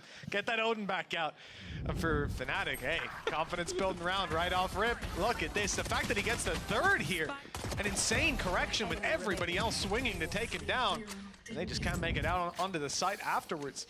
10 seconds till barriers go up, and a round 2, and I just want to wait till a few more seconds pass. He is actually genuinely buying a round 2 Odin. Durka, I love you, man. What? Oh, and he's doing damage with it too. He's the best of the best, Tom. Wow, he did like 44 damage to a player with no shields in a classic. That's a respectable amount of damage. Oh my god, he did 44 damage in an eco round. Would they have gotten that kill without the wallbang? Who knows? Who knows? It's all the mental games. Guy. I know it sent them back towards the B side. You're not going to go A with a round 2 Odins. You go B, you get hit. You know, this is what it's all about. Right. We're moving swiftly on. Oh my god, is he good? Oh, look at that! He got a kill with a ghost! It's unbelievable! That's normal play for a ghost. You know, if it was an Odin, that would be impressive. But he, you know, no risks taken, no reward found, in my opinion. For Enzo Mystic, it might be player of the tournament. Honestly, it's so impressive. It could be off rip round 2. I'll say if Fnatic dominate this map, that could be the reason why, Tom. The round 2 Odin from Durka. Okay, I'm gonna go ahead and unequivocally disagree. For now, though, any damage would be nice. Mystic, in a solid position. 30 seconds left. He's about to get an IGL battle. He's read it perfectly. Timing is going to be everything, and there you go. A huge upgrade. Oh, actually, Mystic's done quite well. Making this round costly indeed. Durka now low, which is not what you want when you've got the Odin in hand. And the thing is, okay, they had 2 pistols. Right now, it's not too costly. They lose any more players, and that really is a problem. Oh, well, here's a chance to do what Durka did, but spotted out, wall banged up, and it's the Odin. Who would have known? Wow. Otherwise, they would have had to swing into the angle, Tom, and they might have all went down. You saw what Durka did. You can't deny it. So, beautiful buy from Fnatic, and a second round secured. This is now where we need to see a response from Liquid. But that's the thing, though. All jokes aside, having this extra weaponry, the 3 rifles kept into this round, diffuse as well for Durka means that he has his showstopper. Now, I will be honest, I kind of hope he gives the Odin to someone else while he's got a showstopper in hand. It seems like a bit of a weird combination. Backup, it's a backup weapon. The Odin? What? No. What are you going to do with that flying through the air? Oh, I mean, I'm surprised. I am actually genuinely surprised that he keeps it. Often you're going to see a Viper in these positions, although the Seaside support alongside a Killjoy I'm a big fan of. But then you look at someone like Boaster, someone who famously goes for those wall bangs a lot. But Durka, he's jealous. He wants a shot with the big gun. I don't blame him. No opportunities, no targets. Oh, okay. He's moving giving towards out. There him. we go. That makes more sense. Yeah. Just went for the early damage. Now has put Boaster in play, solo. And that's the thing. They're claiming this control early towards Rubble. It's been fought for on the other side of the map, but I can only assume we're going to see that rotation back in the other direction. Now, the drone is going to be such a pivotal piece of utility here. Because on the other side, you've got the Prowlers. You can clear those close angles. You can use the Horn. The drone, though, is going to be sent in immediately and will actually force Boaster all the way back. Can't afford to hold onto this ground any longer, but it is a Ruzmich. They're going towards C. Oh, they're going fast, but Dirk has spotted that. Showstopper used to catch one. Chronicle trying to fall back, delay, and the Snakebite will do exactly that. There's no way through for this attacking side. Damage has been done to Nats as well. They have to rely on another site, on the A site, moving towards Boaster as he sits down inside of tree. Odin in hand. It's a tough position without teammates covering your cross. At this point, he's hoping that they walk up and he can catch them, but he knows the door will be open as steps come ever closer. Now playing behind the smoke instead. Remember, the benefit of this weapon is that you can spam. The downside is those bullets are very, very clearly visible. Leo does well, dropping the one, delaying further, and even getting Enzo. There's no way now. With Nats on 20 HP, both players to find 8 seconds to do it. Looks like saving the weapon is the only remaining call to be made. And Team Liquid make that call. Yeah, this is not the start that they were looking for. I think they're definitely going to have to start battling for some of that early control, but the read from Fnatic in this round was sublime. Like they had that early position. Boaster may not have got a kill, but he held them for a ridiculously long time, and then you just have this 3-man defense of C. With the amount of damage that was done, they almost had to fall back. And by that point, rotation already in for Leo. He's had a great series overall. And now a 3-0 start. Now again, we've seen this a couple of times. It's going to be the hero rifle, Mitch, for Nats. Can he do it once more? Same old spams coming through, Tom, but Durka, I mean, he's got something else. I've seen Boaster in a few of these and never really able to do the damage. Sometimes it's just unlucky, they don't go your way, but every time they've stepped up to Durka, they're being lit up. This guy's walls must be partially see-through. I don't know how he's predicted that. Enzo and Kiko both extremely low. On a buy round, this would be damning. And this, the Pistols will still spur themselves forward, taking control of B and potentially even getting a plant. I wonder if it's just the value of supportive utility. Like Boaster can place the smokes, use the paranoia. Spike planted. And then Durka could just hold mouse 1, spam. For now though, it has ended in an afterplant. The only real threat still, it's gonna be Nats. They're trying to pay for him. Through the corner he goes, but here goes Nats. Paranoia will force him all the way back, but he's able to hold onto the ground for a second. It's the spam from Boaster, and the rest of the players fall like dominoes. Only a single player dropped. They're even gonna buy the extra time to go and retrieve that Odin, I'm sure. Fnatic now 4-0 up on this defensive side. We've seen comebacks, we've seen streaks. But Liquid might want to stop this a little bit earlier before it gets too dangerous. Man, I don't know what kind of time Dirk has been putting into these wall banks, but they're working out. And it's really difficult for Team Liquid because early approach, you're getting spammed down. You're being denied control. Not just that, but as you said, Tom, and I was doing some thinking on this, Durka having that Odin in, the players that are actually, you know, stood around looking for fights, ready to react, are the ones with that utility, are the ones that can slow down the way you typically deal with this Odin, which is by quickly moving in, taking the control. And well, if they open slow, the door, distract. he can nade it. Exactly. So there's so much that he can do from that position to deny this control. And you can see it sent Team Liquid running straight towards this C site. Hunter's Fury activated and mostly just team damage coming through. Not a lot connected. Yep, it's done a little bit on Kiko, but that's about it. And, well, it seems that Liquid were desperately hoping for an opener. The aggression that we've seen from Fnatic has mostly been around wallbangs or just taking rubble control, which they'll know they don't have because of the cam that's aggressively placed. And then just getting information and gamble rotating. So they wanted to try and pick someone off to cause some havoc on the Fnatic side. Well, at least from our perspective right now, it just looks like they've wasted an ult. At the same time, though, slowing the play has left Alphier alone. Not in a position he can stick around for too much in, but he'll take his one shot and get out. That's Kiko falling on the other side. Team Liquid, sure, they can secure themselves a post plant. Fnatic are happy to give that away. playing instead for the numbers retake, looking for any further aggression from this Liquid side, and having denied them with that aggressive control. They're now ready to go blitzing in. Durka swaps out the Odin as well. You can expect those two blast packs to be used as he makes his way through. Nade still in back pocket, being lined up now with a seize from Leo. The Snade in, no targets dropped, and Yumpy even finds space in the midst of it all, but he spammed down. Great reveal from Leo. Up top though, Mystic able to get so much done, but he can't get out on time. Even then, he would have been down below, and an easy trade for the side of Fnatic, not needed. As 5-0 is now locked in, Fnatic are running away with this. Yeah, the start from them has been fantastic. It's a map that last year was nigh on flawless. They only lost it to Loud, and that's it, twice. It had never happened again. No one within EMEA was able to take them down. In fact, a lot of teams resorted to banning it. This year, it's been a different story. Losses to Foot, Heretics, Carmine Corps, the new era of VCT EMEA. For Liquid, okay, they had victories versus Na'Vi, Gentlemates, and a close loss to Giant X, but they need to find a response. And if I remember correctly, in the GX game, the only reason that map was close is because they won some of the most ridiculous clutches I've ever seen. Yes. Jumpy with a 1v2 wall bang, Mystic TPing behind them, getting a multi-frag. Like, those were the hero plays. Yeah. Yeah, that one was alright. With an Odin. But nonetheless, that hasn't been happening thus far. Leo is yet to die. That's the position we're currently in. Chronicle only dying once, and Durka, well, even from the pistol, he hasn't stopped. Yeah, I might have messed up because I looked up the first death per round, and Leo is miles ahead in terms of he has the least first deaths per round, right? He might just have the least deaths per round at this rate. Guy's playing unbelievable. Cast is off the charts. It actually is. I think he's top in cast in the whole league. So there you go. That's a useless stat I accidentally stumbled upon.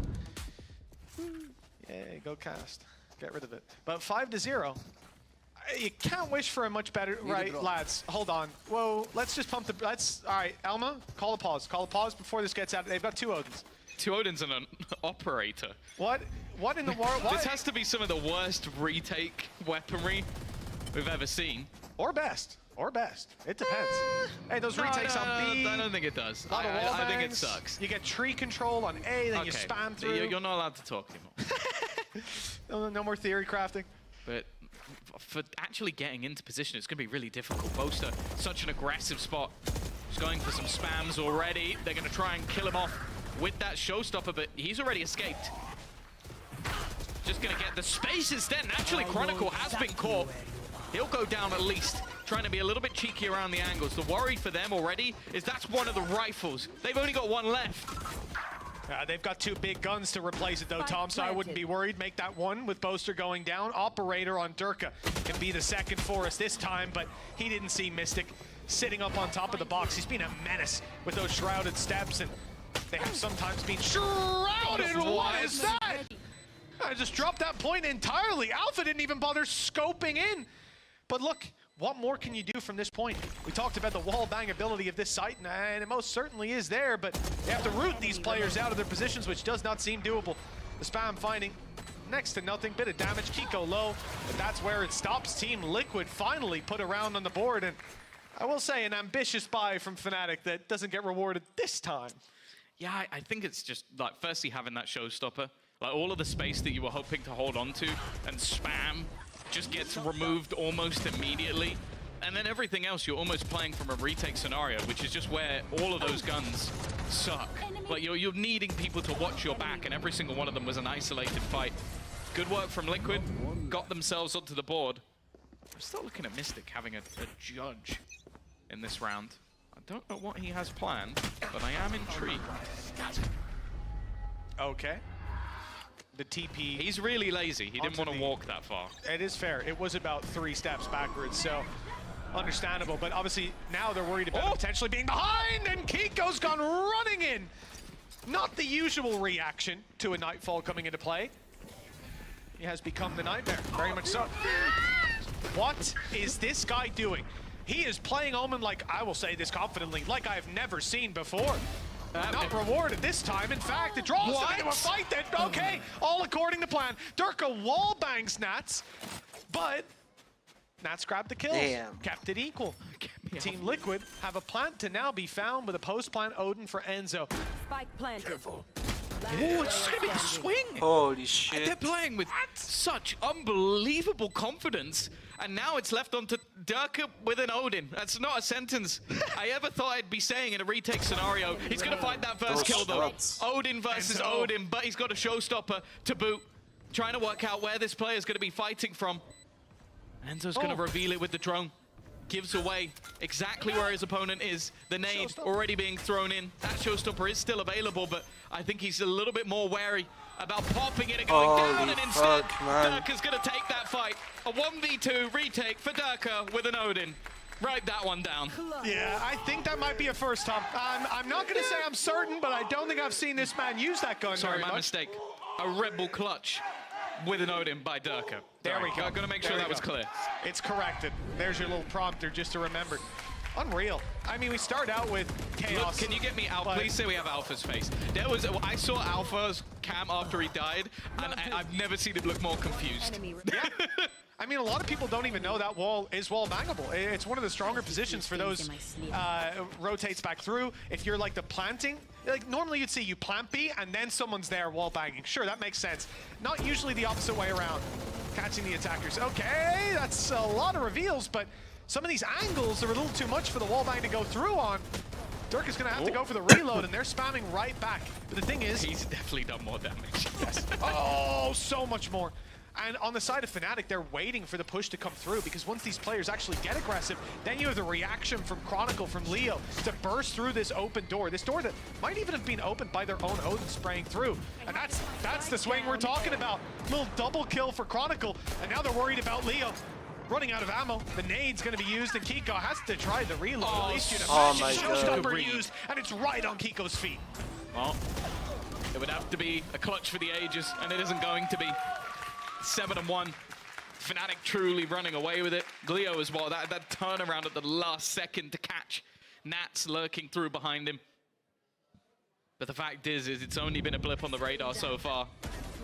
Chronicle up to his usual tricks. And this was the moment. I thought he was dead to Rice. You see that nade come in and you go, okay, you're probably focusing in front of you, not Leo. So aware of his surroundings. And this is the Fnatic we've wanted to see all season. Dominating. Every single one of those superstars is up there, and there's no doubt that Boaster has been putting in that supportive utility already. 8 assists onto the board alongside the rest. Liquid are going to try and find a hole in that armor, but the fact is they're already in serious danger. 7-1 down, in case we haven't said it already. This map decides who is out. The other team, they go into a match tomorrow. If they win that game, they make it to Shanghai. That is the margin of error we are in right now. A single map loss and you are home. A map win and a series win and you are on the plane to Shanghai. That is the smallest of differences. And with KC watching every single round that goes by, now to be honest, I imagine Na'Vi and Heretics are as well because they've had to wait. It is pressure on, and well, already. Is that the second pause or the first pause?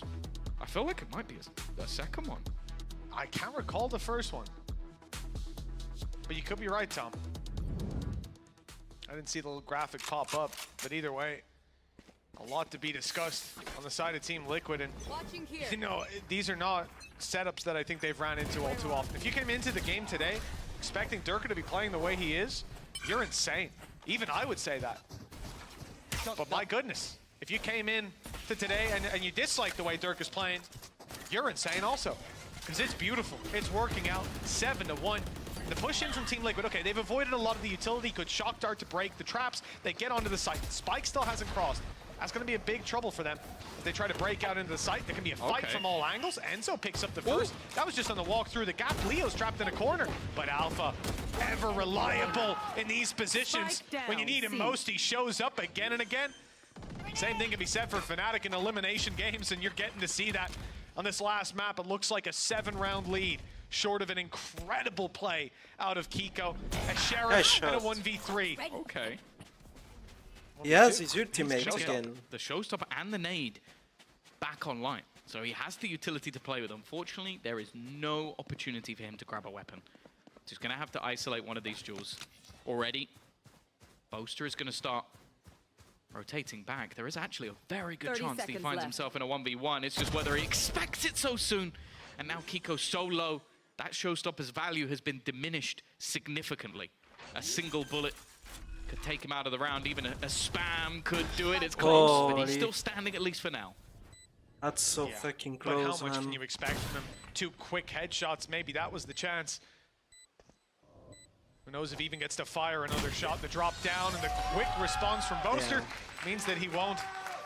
8 rounds now secured for Fnatic, a defensive side lead that will be hard to break. And as we said, coming into this series, if I imagine Liquid getting off to a great start with a huge lead, I can see Fnatic fighting back. I have seen Fnatic fight back. But when you see Liquid go down by this much, that's where I start to question if this team has it in them to make that comeback. Not just in general, but against this squad in particular. Their record somewhat speaks for itself. They did manage a comeback of sorts, as said, versus GX, but they ultimately lost.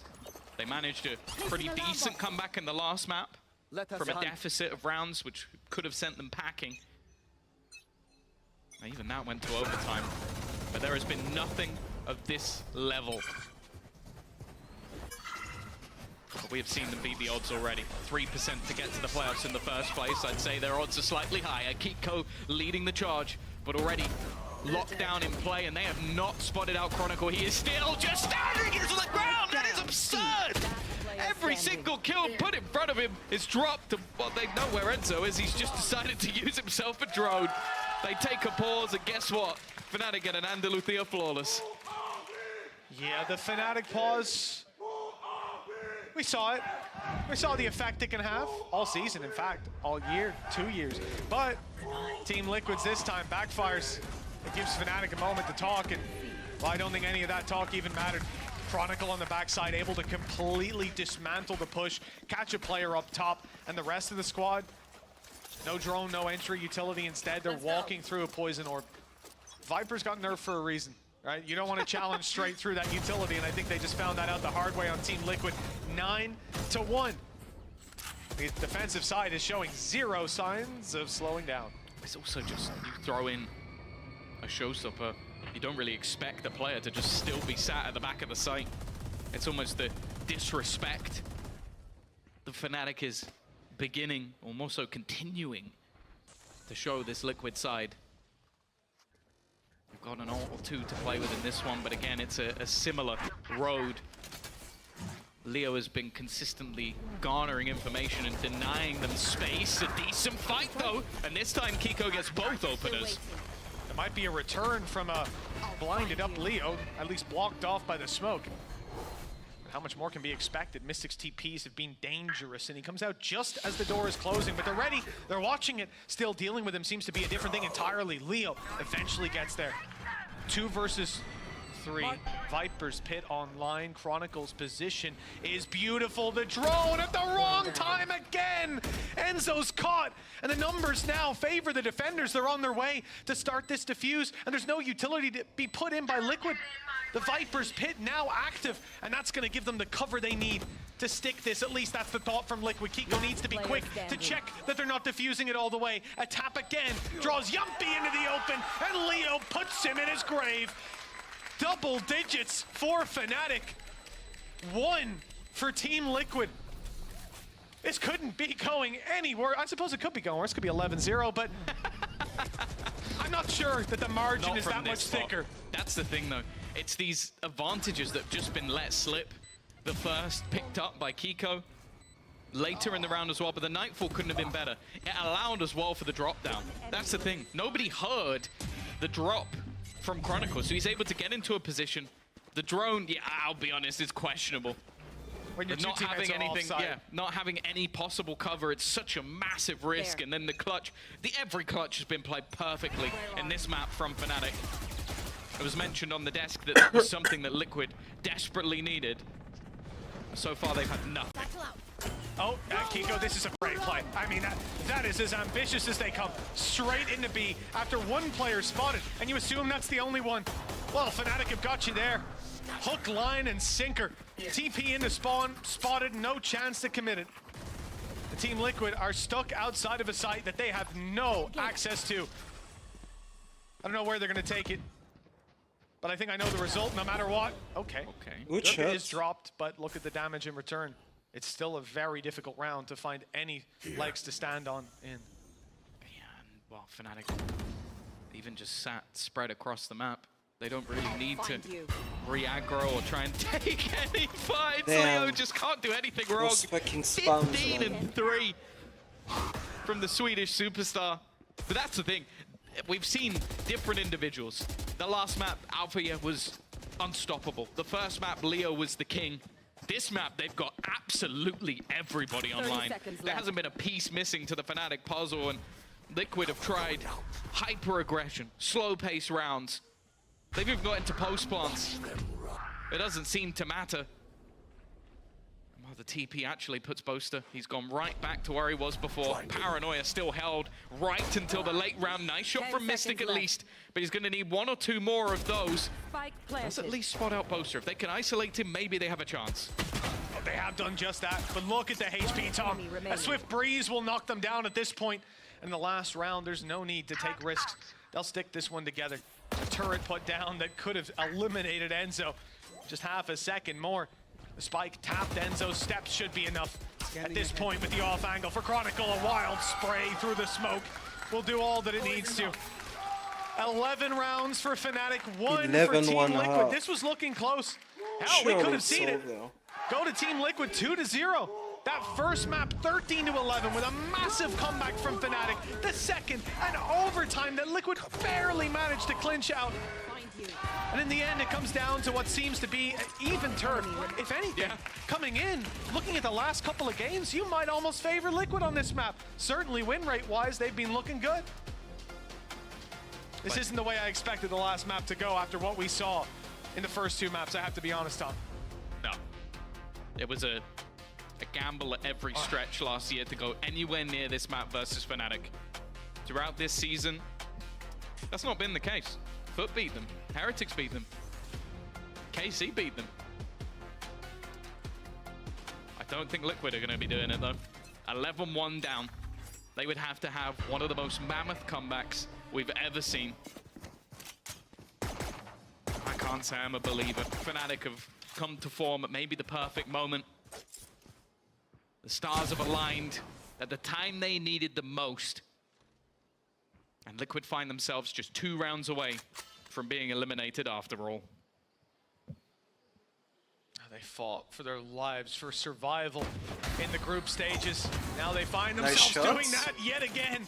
All right. Team Liquid off to a good start in this pistol with a quick double.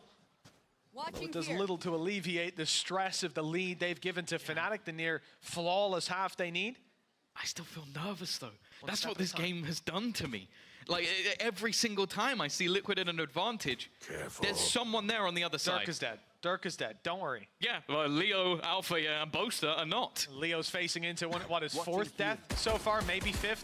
If he goes down here, good stun by Yampi. Slows them slightly, but the door takes so long to open. He's still going to be in position, able to catch a headshot, but not the kill. Leo down to 20.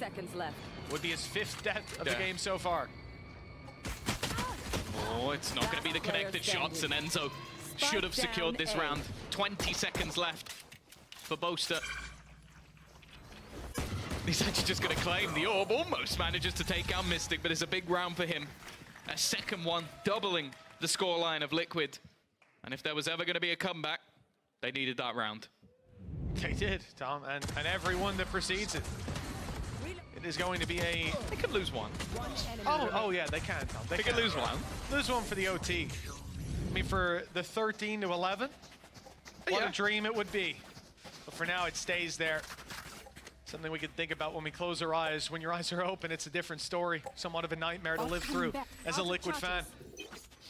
Tournament survival based on the thinnest of margins for error. But the thing as well is you almost have to look away from Liquid and look at Fnatic and say, do I really believe they're not going to be able to scrape through 2 rounds? Even if it's in the most BS of fashion. The fact is, though, they've had that. An easy start, though. Dirk gone again. No Odin for him just yet, and I'll be honest, the expectation isn't really there for him to have it at all. Still gotta be careful though. Althea's invested into a Ghost, and even that seems like it could be devastating. A couple of players already tagged quite low. Mystic though, still looking like he's come to play in this second half. Nice kill for Kiko. Of course, easy when you've got the Outlaw up against no shields or light shields. One shot to the body and he lands that one cleanly. And the double stack on top of the boxes earlier. Mystic did well to find his first, and here he grabs the remaining two. And Andalucia flawless for the side of Team Liquid. But this was round number 2. This was where Fnatic came in with nothing. Now they buy everything, and they will bring to bear the full might of their attacking side. No way that Liquid can lose this one, can give it up. It would be 12-3, and at that point, I 100% agree. You just save your ults, dump them all into one round, and what can you do on the receiving end? I don't even know if they'll need that. That's You've got Leo, Chronicle, Durka, and Alpha all up there at the top. And that's the thing. That's the miracle scenario for Fnatic. That's all they've ever needed. An early setup in an attempt to try and deny that rubble control. And an early rotation back towards this B site. That's where the early steps, the early sounds have been made by Fnatic, but we know that they're a team that absolutely loves to play with the rotations when it comes to this map. Well, Team Liquid know that too. They don't want to give them the opportunity fighting into these angles where they'd seen players just moments ago. There was contact on A starting the round, they backed off. Contact on B, and even Nat spotting one on C. They know at this point that it was a default, the 3-man push, a great response in a low buy round. Now the advantage is in their court, but in terms of weaponry, there's still a lot to be made up for. Fnatic know that. They've grouped up as 3, look towards A main for an opening duel for a ranged angle, but nothing being offered up. Liquid have 40 seconds on the clock to stop Fnatic from stepping forward. The wall bangs start to drain some of this ammo. There haven't been a lot, or any really thrown through so far, so Enzo still has the 130 bullets to play with. Don't think he'll get a chance to use all of them, as the sights are set on A, and Enzo and Kiko need to hold strong. Already? All right. The Ares has managed to start things off well. He's going to have to pull off something we may never have seen before. With the Ares doing so much work, Leo, though, still finds a trade. But the advantage is firmly stuck with Liquid, and Enzo is still standing. Nat's there to support him. And at this stage, Chronicle just has to hope to try and hold on to the gun. We'll be able to take one with him, but getting away is not going to be easy.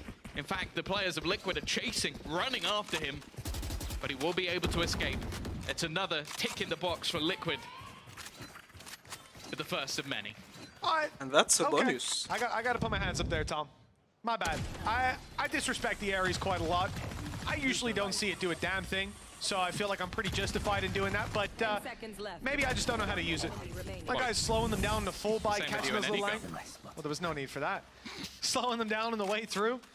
I mean, it's not a strong weapon, I'll say that. You're still criticizing. I have to hold my hands up to now criticize it further.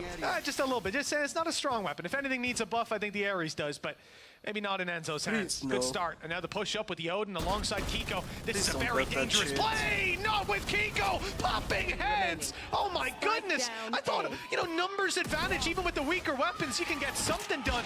And they caught him. 2 or 3 players swinging on him in the open, but he hits every single shot. That was like it was an aim trial. And another Andalucia flawless for Liquid. They're keeping these rounds squeaky clean, making sure that their ultimates build up, making sure the credits are never going to be running dry. It's still going to be a long time before I believe in the comeback, but at least the way they're playing this defensive side is with mass confidence. Because the fact is, if you give that space up, if you allow Fnatic to have control of Rebel, have control of Mad, you've already lost. The game is over. And they're going to continue to fight this throughout the game, already taking that control early. Fnatic, though, maybe having some other ideas. They're going to be destroying some of the utility towards that B site. There. But look how far already Kiko has got. He is right up close. I must wait a moment. He can now pull rotations in the other direction. That's the important thing. You know, if he fell back, this would be a great position for Fnatic to play from because they know they've got that information. But now the pressure's on a little bit. That flank could be coming through, and Kiko was a big menace when it came to flank plays on Icebox. So someone has to be watching it. The turret is left behind to do just that, but they want to focus forward. A lot of space taken on the back of the Nightfall. Durka able to get onto site. Hunter's Fury put through is causing a bit of a headache. Not too much damage, not really dealt. It just staggered the push, allowed Mystic to get on spot. Up in hand, and the shot not gonna land. Gotta bail out now. And with the man disadvantage, that pick could have been everything for Liquid. Now, a much more difficult way back through. Losing Nats. Off the back of that Nightfall. Not going to be ideal, an opportunity, but not taken. A quick response from Boaster. However, Kiko is still landing the shots. Does he expect the player on the close position? He half checks it. Doesn't expect Alfia to be there. And now it's left all onto Yumpy. He's pulled off miracles from this position before. But both players having a decent idea of where he is. Boaster actually just going to exit the site. Give him an opportunity to reload, and that time is ticking so desperately low. Yumpy needs to get a move on. He's going to take the fight versus Leo, and it's lost. The streak comes to an abrupt end, and now Liquid needs 7 in a row. Expertly handled by Fnatic. As soon as they lose that first player, I love Boaster's repositioning towards the spawn. He basically locks in the round at that point, isolating duels, leaving it down to the clock. His position would have been so unknown. That showstopper could have changed the game entirely. But in the end, the result swings to Fnatic. A round locked in and a huge lead with 7 chances to close this out. Seems like Team Liquid will be going home. Nice shot by Kiko, though. He's got some life left in him. Oh, he's going to have to watch this one from the back. He's joined us as a spectator. And he's taken Durka with him. Normally, in some cases, that might just be enough, but we've seen the depth that Fnatic have shown. Even on an individual level, Boaster actually has the spike here. He's got to be careful. Any sort of battle that he takes could risk losing one of their prime pieces. With 3 players here, they're going to decide to back off. They could already see Alpha on this side of the map alone. In fact, Nats is so far out of this, he wants that utility to stay online as long as possible just to get them information. Also has a quick rotation over onto that B side. But what it does mean is Fnatic hits C. It's going to have to be a full-on retake from the side of Liquid. I'm so conditioned, I had to just double check that wasn't Mystic going for the TP. The guy, he's just unhinged. 30 seconds left. With the From the Shadows, with the Shrouded Steps. Cam is still there. But they knew about it. Got it. They pinged it the whole time. They're ready for it to pop back up one more time. Nice shot onto Yumpy. Enzo's on his way in. Big gun in hand, and not good for one. In fact, it's Nats to pick that up. But now he's forced backwards. The delay of this lockdown is going to give a lot of time to the hands of Fnatic, and with that pick on Mystic isolating duels, they know exactly where Nats is. It looks like the chances of run drop. I don't believe it.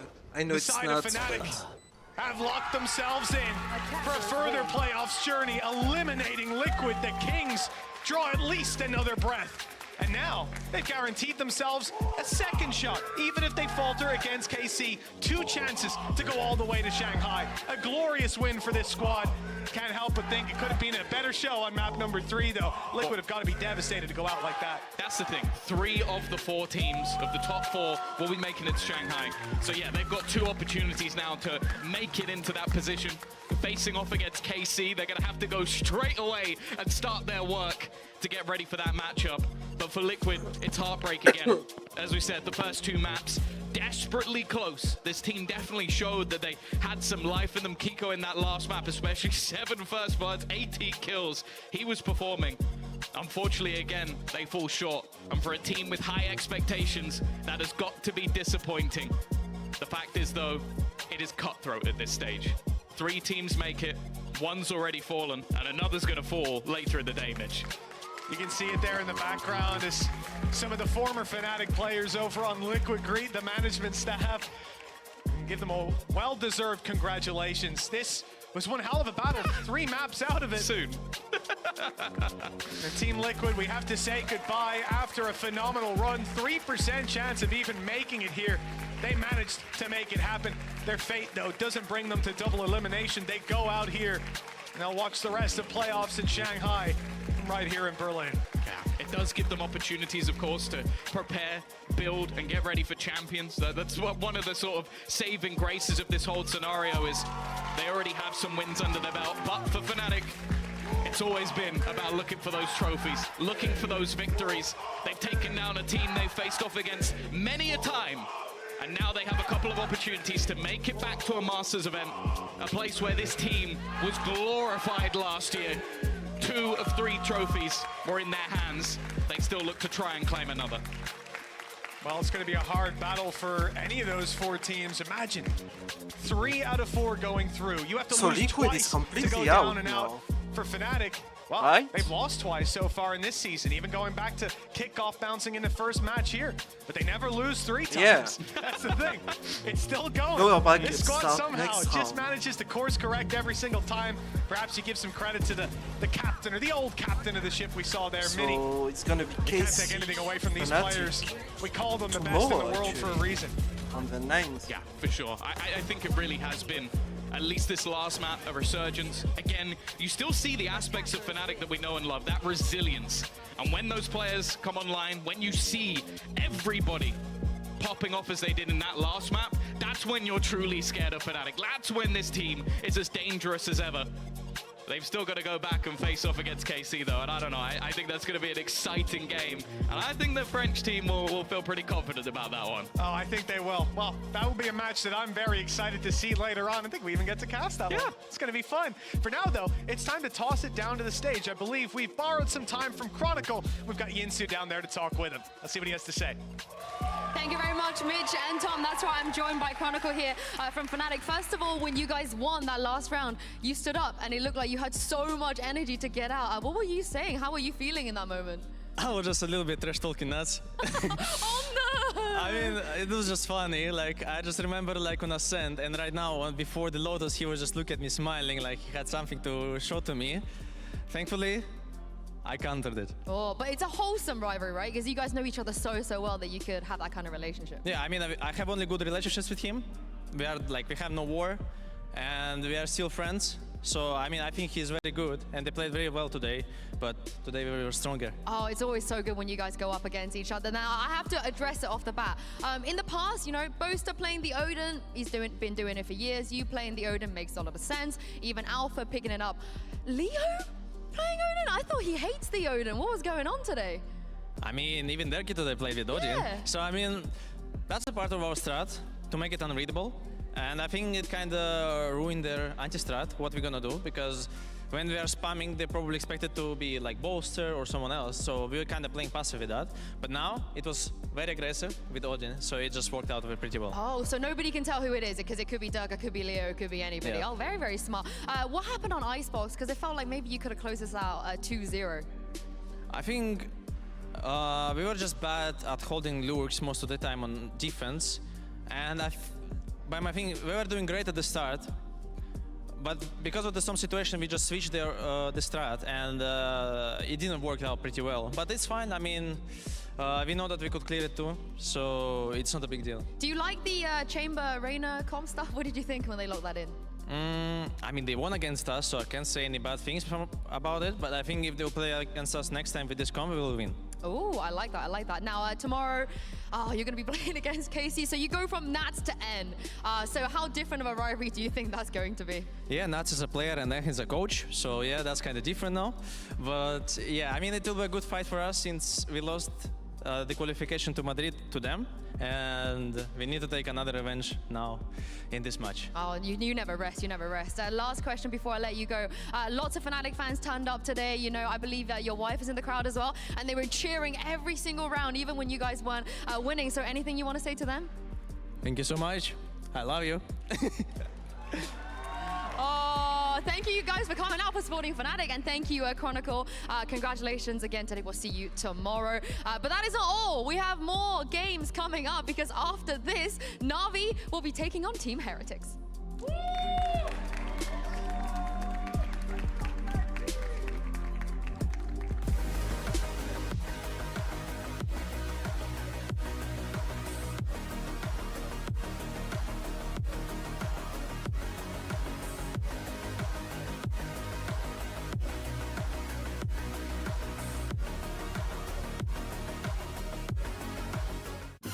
know a place that will break you into 1,000 pieces.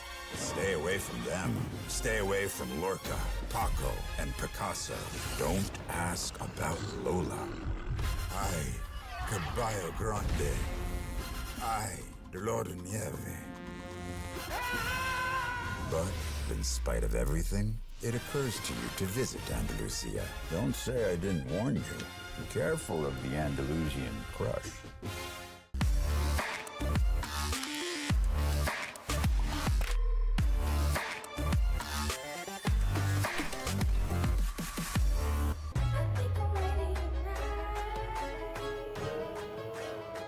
Hey guys, it's Jimmy Lin. In this series, I'm going to walk you through Attack on Pearl. Watch out for the stairs, clear this angle. You're going to be able to fight this.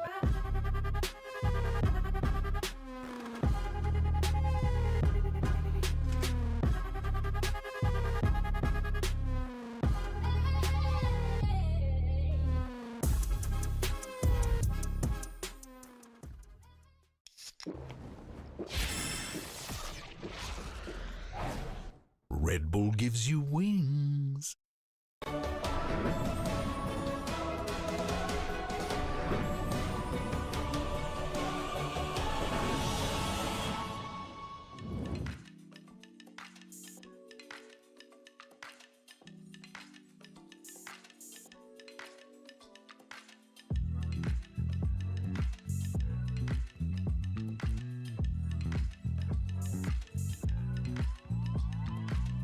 I know you're stressing, right?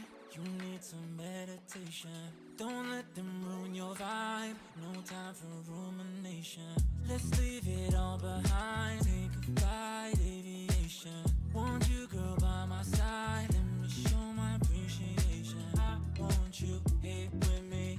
I miss your body, baby. No, I cannot believe that you're still single, lady. Wishing I could retreat. I want you here with me. Be my lover, be my, be my, be my, be my trophy, be my, be my, be my, be my woman, be my lover, be my trophy, be my, be my, the only one I want. Be my preliminary. Let me caress the way I think it's necessary. Monday, Tuesday, Wednesday, babe. 7 days, are you ready? I don't need to say you know it, girl, you're extraordinary. I want you here with me. I miss your body, baby. No, I cannot believe that you're still single, lady. Wishing I could retreat. I want you here with me. Be my lover, be my, be my, be my, be my trophy.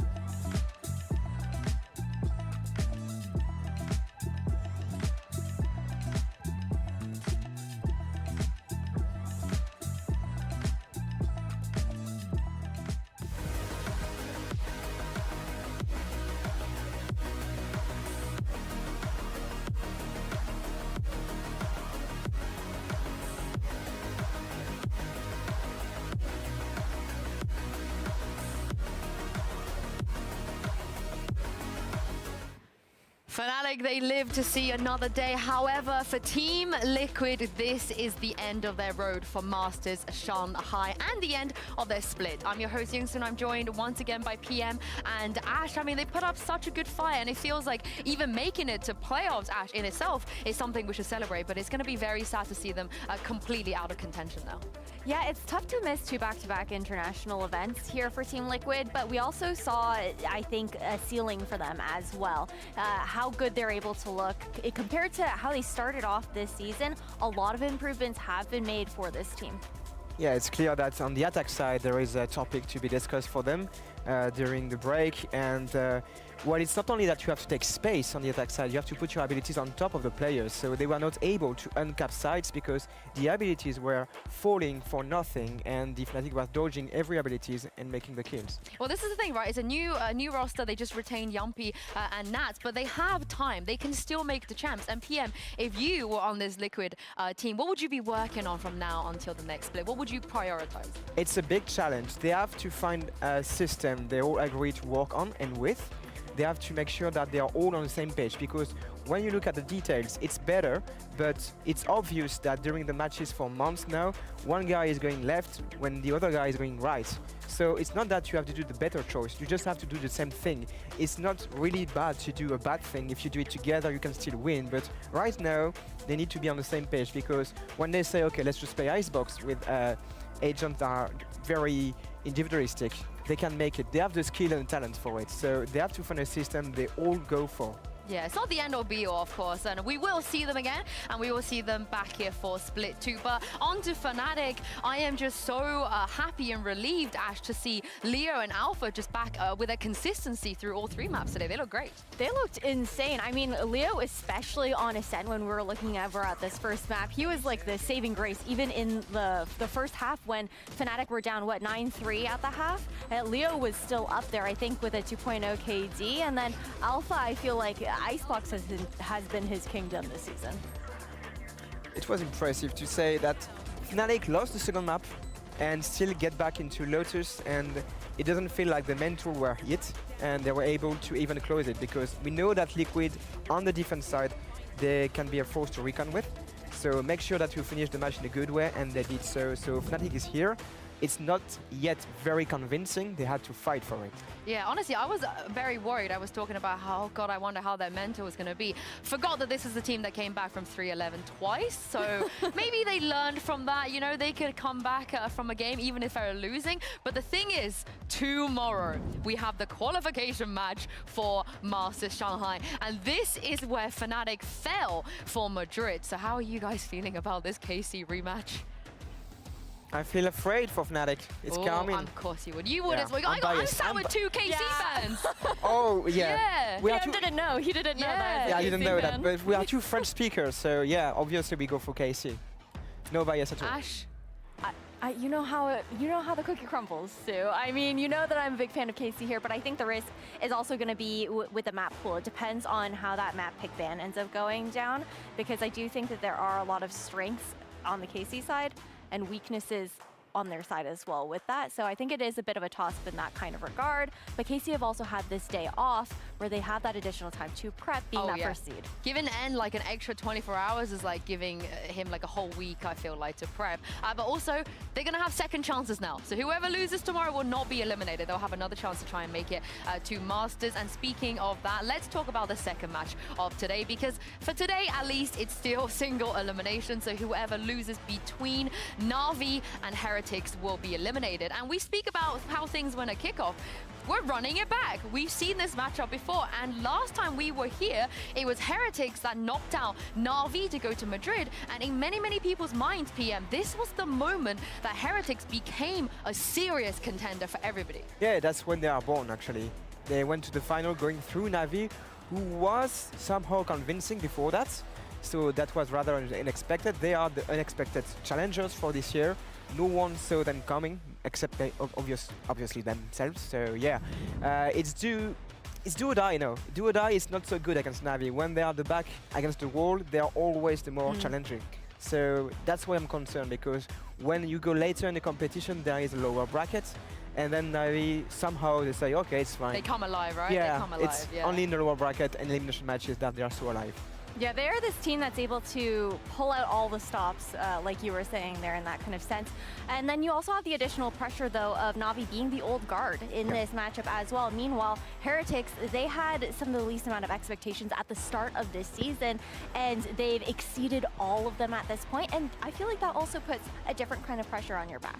Yeah, it does indeed. But let's not forget, the last time they faced each other when Na'Vi were knocked out, Wood wasn't even here. So they didn't even have their quote-unquote full roster that they envisioned. He is here now. He looks amazing. And I feel like Ash, if it was going to be difficult for Na'Vi last time, I think it would still be difficult this time around with him on the team. I think it's even harder, to be honest, because I think Patatek was a great support on the side of Team Heretics, but Woot is coming out with a firepower that Patatek didn't have in comparison in that kind of regard. So they are going to be looking at a bit more force as far as those gunfights for Na'Vi to go up against in that kind of sense.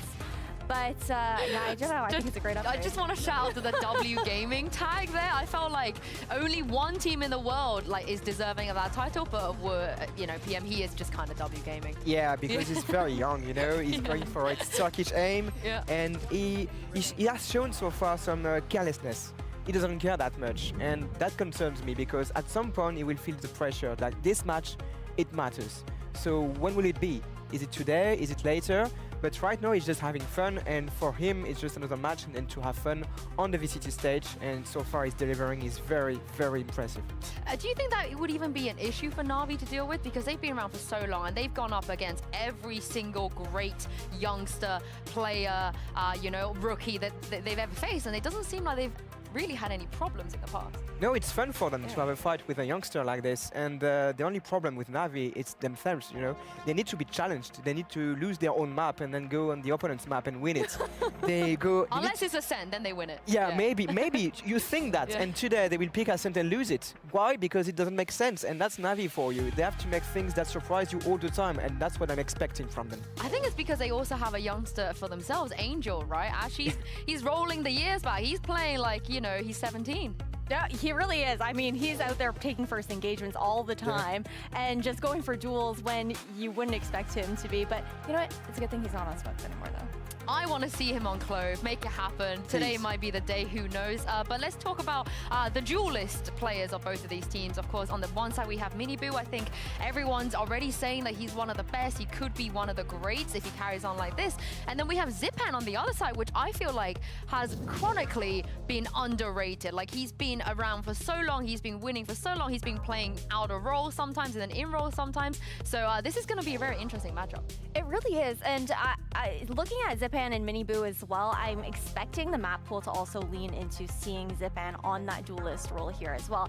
He is kind of like old reliable that you can always count on as far as making space, helping the team get information. But Miniboo is that star-studded, like, firepower, full force rookie who's just going to be in your face all the time. I mean, if it was a fight, I think I would have to back Zipan. What do you think, PM? Yeah, that's experience for you. I agree with Ash. Like, it's true, he's very shiny, he's very good, Miniboo, but also he can be overeating and can go sometimes too soon into it, especially when he's playing Yoru and he has an ultimate. He's going to get scout, get information, but we can't act on it because the team is not ready to do it. So in a way, he lacks a little bit of experience, but he has true firepower, so he's a force to be reckoned with. I think it's a really good point because when you also look at Miniboo, we've also seen some of the highest highs and also some of the lowest lows. So again, some of that comparison and contrast is the fact that, again, old reliable on the side of Zipan, but for Miniboo, it's consistency, and it's not like he's always going to be able to replicate the same amount of fragging power every single match. And when he's also not up there, that's one of the win conditions for Heretics. They will lose maps when Miniboo is struggling to take that space, trade himself out even, or just be ahead of the play. But then, like, Boo gets an ace. So it's like, oh, yeah, the other Boo, he's still older here. Brother. He's still, well, we don't talk about brothers with EPM, but I'm sorry. I've always wanted to do that. I'm so sorry. Bad memories. We will have a banger matchup coming up with two brothers, of course, on the team. It's time to bring back Na'Vi and Team Heretics to the stage. Let's take it up a notch. Running out the clock. I shoot my shot. I cannot be stopped. Let's take it up a notch. Let's take it up a notch. Let's take it up a notch. Running out the clock. I shoot my shot. I cannot be stopped. Let's take it up a notch. Let's take it up a notch.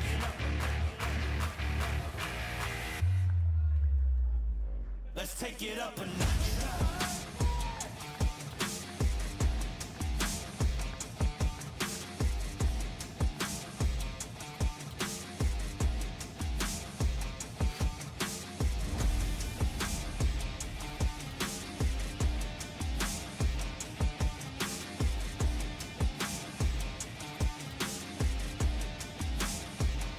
Let's take it up a notch.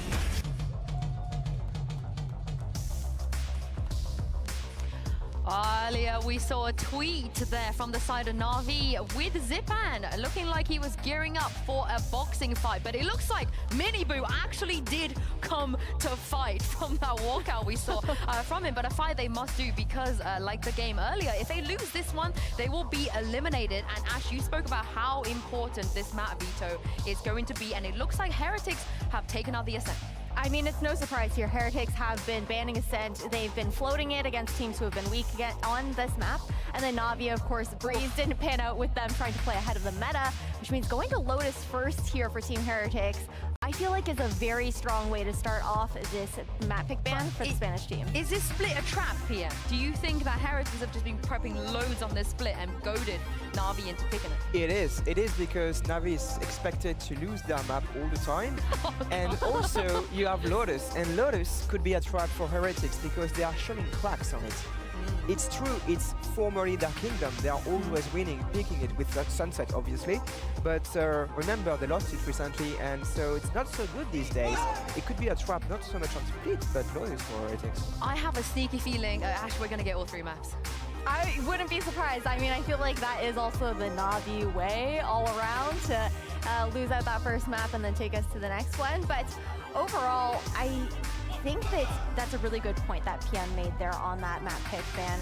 When you're looking over towards Lotus, Heretics have also shown so much of their hand on this map that if they continue forward with the same strategies, the same set plays that we've seen, Na'Vi is a team with experience that will be able to dismantle that.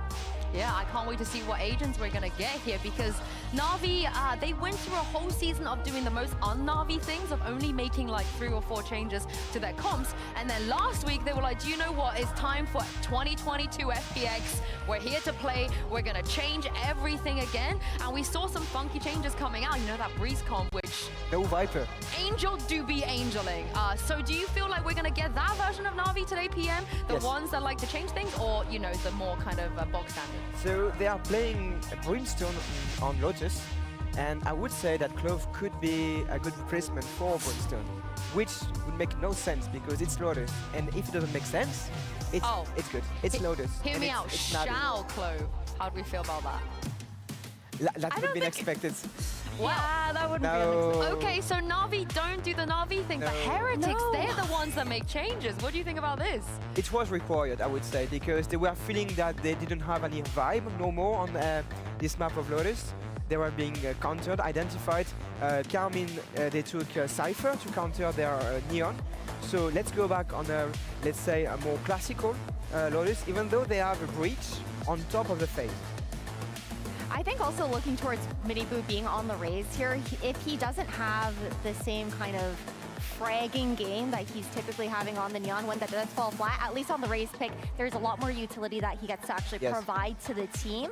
And then when you're looking over at Na'Vi, I'm honestly shocked that Shao is going to be sticking on that Brimstone. That's such a risk here on a 3-site map. My mind is just blown that Voot is going to play Fade for the first time ever in an elimination match against Na'Vi. This kid has been in this studio for 2 weeks, and this is the 5th agent that he's going to play. This is crazy. I mean, he's insanely flexible as a player, and so it's not really a surprise. I'm looking forward to seeing what he's able to pull out. I can't wait to see this. Thank you very, very much, PM, for joining us. I mean, we talk about how this is the old guards versus the young guns. I'm about to bring you guys something vintage, something classy, something timeless. It's Pansy and Steel. You know what? That is so much nicer than just old. So thank you so much, Sue and the desk. They love hearing from you, Ash and PM. But I kind of want to come to you into this scenario and kind of ask you it's a very broad question, but because I feel like this is a coin flip game. This is a, two heavyweights, two kind of teams of varying experience, but both levels of high levels of success. I think Give me some win conditions here. What do I need to look out for, Na'Vi or Heretics? What am I looking out for during the series that should tip those scales? Especially with Team Heretics starting on their defense. And my money was on Fnatic. Fnatic, Look forward to is their strength in the retakes. So we need to make sure that they're all staying alive into those retake situations. But Na'Vi, especially in the mid-round, exploring the map individually. If they're able to win some of those duels and break the Team Heretics retake, but instantly we might be seeing a little bit of action. Maybe. A little bit of a trap. I don't think Dizzy actually did what they wanted there. Miniboo's still going to get away with this corner that he sat towards for now. Going to be trying to be played in off the back as well. I think they're still going to be trying to clear this. Miniboo did have a chance at a shot. He does. Oh my god, he's got two. Damn. One was more than enough, it felt like, but he finds two out of that. And now just Sugetsu, Artist, and Xiao to try and get back towards the side again. The spike hasn't been fully committed, so there is a little bit of leeway in that regard, but still, this is a brutal start. Still almost a minute on the clock, so anything can happen. I think in these types of situations, Na'Vi should just look to group as fast as they can. Getting spotted at A, that's not the biggest deal. They can still do a fake, end up in B, but making sure that they group up, because the attackers, if they pick a site randomly, they'll have the numbers. Yeah, you're absolutely right. 30 seconds now. The clock is ticking down, so they will have to make their minds up pretty soon. The last noted piece of contact off the back of the Prowler at A, but as we've noted, they are starting to slip the net a little. There is utility holding them back from the speed site, however. And keep eyes on what Boo does in this as well. One closest by door. Smoke towards main. See if you can isolate one. Not to be the case. Sugetsu on guard duty, but they've got the spike down. Spike's planted. This is big. And this is where Team Heretics shine. Moving together. Omen with a late flank through middle. You can smoke, yeah. Yeah, they've got lots of utility left as well. Rien still has a fair bit of kit, so does Voot. So already through Voot close to the gap. His timing is perfect. Oh, the shot. Almost a little messy, but yeah, this is really clean work in the end from Heretics. A perfect start for them. Yeah, lost out on Miniboo, but he got his and then some. I really like the trap setup that they laid at the start of the round, getting the aggressive position towards like that new cubby position out at A lobby, and then waiting with the breach done ready and you know, fade, raise, breach all ready to fight together, getting those, you know, 2-for-1s there. Big start from Miniboo, getting those 2 kills. It looked like he was done for. I don't know how he got away with it. I thought they'd kind of cleared that. I thought they were going through the process of it, but still managing to find both players was just, you know, outstanding. I think he got shot in the head through the box even. It felt like stunned, it. Yeah, by the time he even swung, he was down to half HP. So we're looking at what the buy is going to come back in with Na'Vi. I'm seeing an Outlaw, a Sheriff, and then just Classic. So a little bit of threat to it, considering out of light armor. And keep in mind the, well, is it Miniboo? Yeah, he's the one with the Vandal here. So, okay, so you don't want to be losing that. Again, the prized possessions here, Vandal and the Bulldog. So Benji Fishy and Miniboo will want to be a little careful with how they play on this approach. Keep that in mind. This is something that we've come to expect from Na'Vi as well. They are purchasing that Outlaw after they lose Pistol. And it's one of those things that teams have to look out for. If you're investing into that second round, do you go light shields against Na'Vi, knowing that they'll pull out that Outlaw? So that's a really big thing to kind of gamble and figure out. A bit of a risk, but is there any reward? Deep off angle for Voot here. Angel, does he clear fight? Bit of an awkward fight there. Instantaneous response from Heretics, though, to put up the, you know, the stopping gap in case they tried to springboard in. But no, Na'Vi just kind of testing the waters. The Angel might pass that Outlaw to someone else. Now that he's lost his light shield advantage here, he might pass it to someone else. But it looks like he's going to stay with this. They do have the Gecko Flash, the Dizzy, and the Wingman for the reclear on A. Yeah, but it's brutal. They have to use this just to clear over towards this side. Paranoia. Oh, Miniboo was on for an opportunity. Still going to make the most of it. Boo's gone down in the meantime, but yeah, this is really comfy. Unable to really pressure Miniboo. Na'Vi being herded around the map, and Sugetsu, well, forced to kind of suffer through the end of this. If he can take another with him, hey, maybe. Not to be the case. Miniboo, clean start, and he's going to have his ult ready to go. Yeah, I think the showstopper is going to be pivotal on this bonus round. If Team Heretics is able to snowball with this, you know, we've seen such good traps and setups from them both these rounds. So if they're able to snowball, this could be a really risky situation. You know, Team Heretics picking Lotus over a map that you would traditionally expect, like Sunset maybe. Yeah. That it seemed like they're a little bit stronger on that than on Lotus. And Navi's shown that they're actually quite decent on this map. So they'll need every lead that they can get. And I think PM was right in bringing up on the desk a little bit of, you know, maybe playing outside of the expected a touch. And you've clearly seen them reworking this, right? Heretics have come in with a very different composition, new agency brought out. That paranoia has been spotted. Yeah, that's actually big info. Does this then speed anything up? Do they pause? It looks like they're trying to maybe lean in quicker, but this is dangerous for Na'Vi. And luckily for them, they can chill for a bit, but look how proactive Heretics are being across the map. Yeah, I mean, teams are getting ready for the Viper now. Angel stole that A lobby control at the start of the round. He didn't even use Gecko, any abilities from it. No Dizzy or anything, just walked out, dry saw, nothing. They have an inkling that Cypher's probably playing the retake on A. Because of that really aggressive push on C, you don't traditionally see that behind the Sentinel player playing there. So again, maybe the logical step is to try and challenge a C site. Now, I don't know if Boo spotted anything yet, maybe. He was definitely jump spotting it. I feel as though considering he's slipping back towards site and now off the back of the spam, yeah, he's definitely noted it. We've got the rotation coming in as well. I think they suspect something's happening, but They're yeah, not falling again, for it. Na'Vi's so indecisive of their own that it's just like, which way are they going? So it's hard for either team to kind of read the situation. But credit to Heretics for not rotating or overreacting to this. They're playing this very, very smart here, and it's a last-minute attempt now. They've got to commit to it. 25 seconds, maybe a quick pip to B would still be possible, but not now. Now they've got to commit. Zipan does well with one, and can Zipan live? No. Miniboo gonna just be lighting this round up with 2 quick kills. He is having a tear this game so far. 8 already in this matchup. 13 seconds. Na'Vi need the plant. Priority made, that's down. Time's on their side. Now the rest, you've got to look at what Heretics coming back in with. Boo's only got that Sheriff, the Outlaw with Rienz. This is a rough round, and they're taking away the Danger Man. Perfect follow-up from Artis. Not going to be able to close down to Rienz, but this is a lot to ask of him. 40 HP. Maybe looking for just the Vandal. See what he can achieve in this. Again, for a bonus round, not bad by any means. Still trying to force them to make a choice. And Angel found the timing right so they can walk away and hopefully keep these weapons in hand. No issue there in the end, but Na'Vi, a costly round for them. Very costly. I think the showstopper usage there is kind of a letdown for Team Heretics. You expect to close out that round, but I like the gamble suck they did. They showed that they were aggressive on C, and they knew Navi's not going to go back to C unless they use like something to reclear, maybe a Dizzy or something. They know that Cypher's playing retake A. They're going to come into A, and we're going to be here with our showstopper and just be ready to receive them. Right there. So the buy back in now for Heretics, fully formed, and on the other side for Na'Vi, everything they want as well.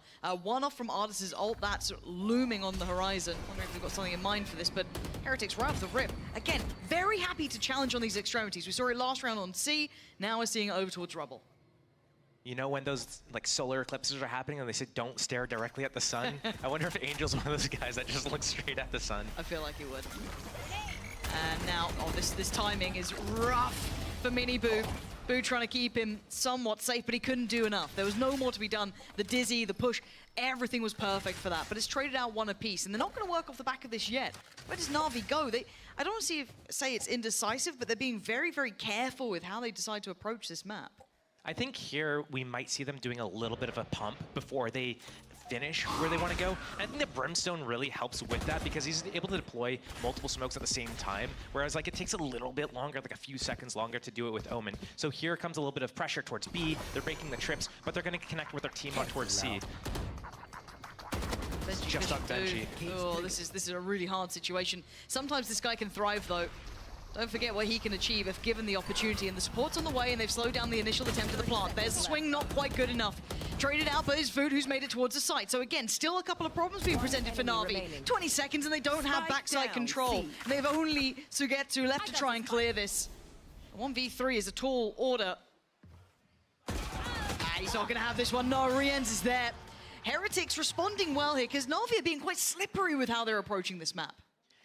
I think that they kind of made a mistake in that last round by going. So when you break the trips and everything towards B, you're calling basically everyone back from A towards B, which gets them a bit of a jump on the rotate to C. And I'm thinking, like, are they really being slippery? It looks like Benji is a little bit slippery there. He was perfectly positioned, waited for his teammates, the honk comes in, the flash comes in, he peeks with it, but unfortunately the second player from Na'Vi wasn't blind there. I'm really liking the defense from Team Heretics right now. Oh, it's looking pretty solid. I want to see what the response is, though, because they've got to deal with this early round aggression that's been garnering them space, and this is just sloppy. This is messy. So much damage. Is just passing out damage like it's free. You are lucky to be alive, Boo. 10 HP, and as same could be said for Mini Boo, only on 20. This aggressive start is being dealt with now. They're willing to challenge. They're willing to fight for this.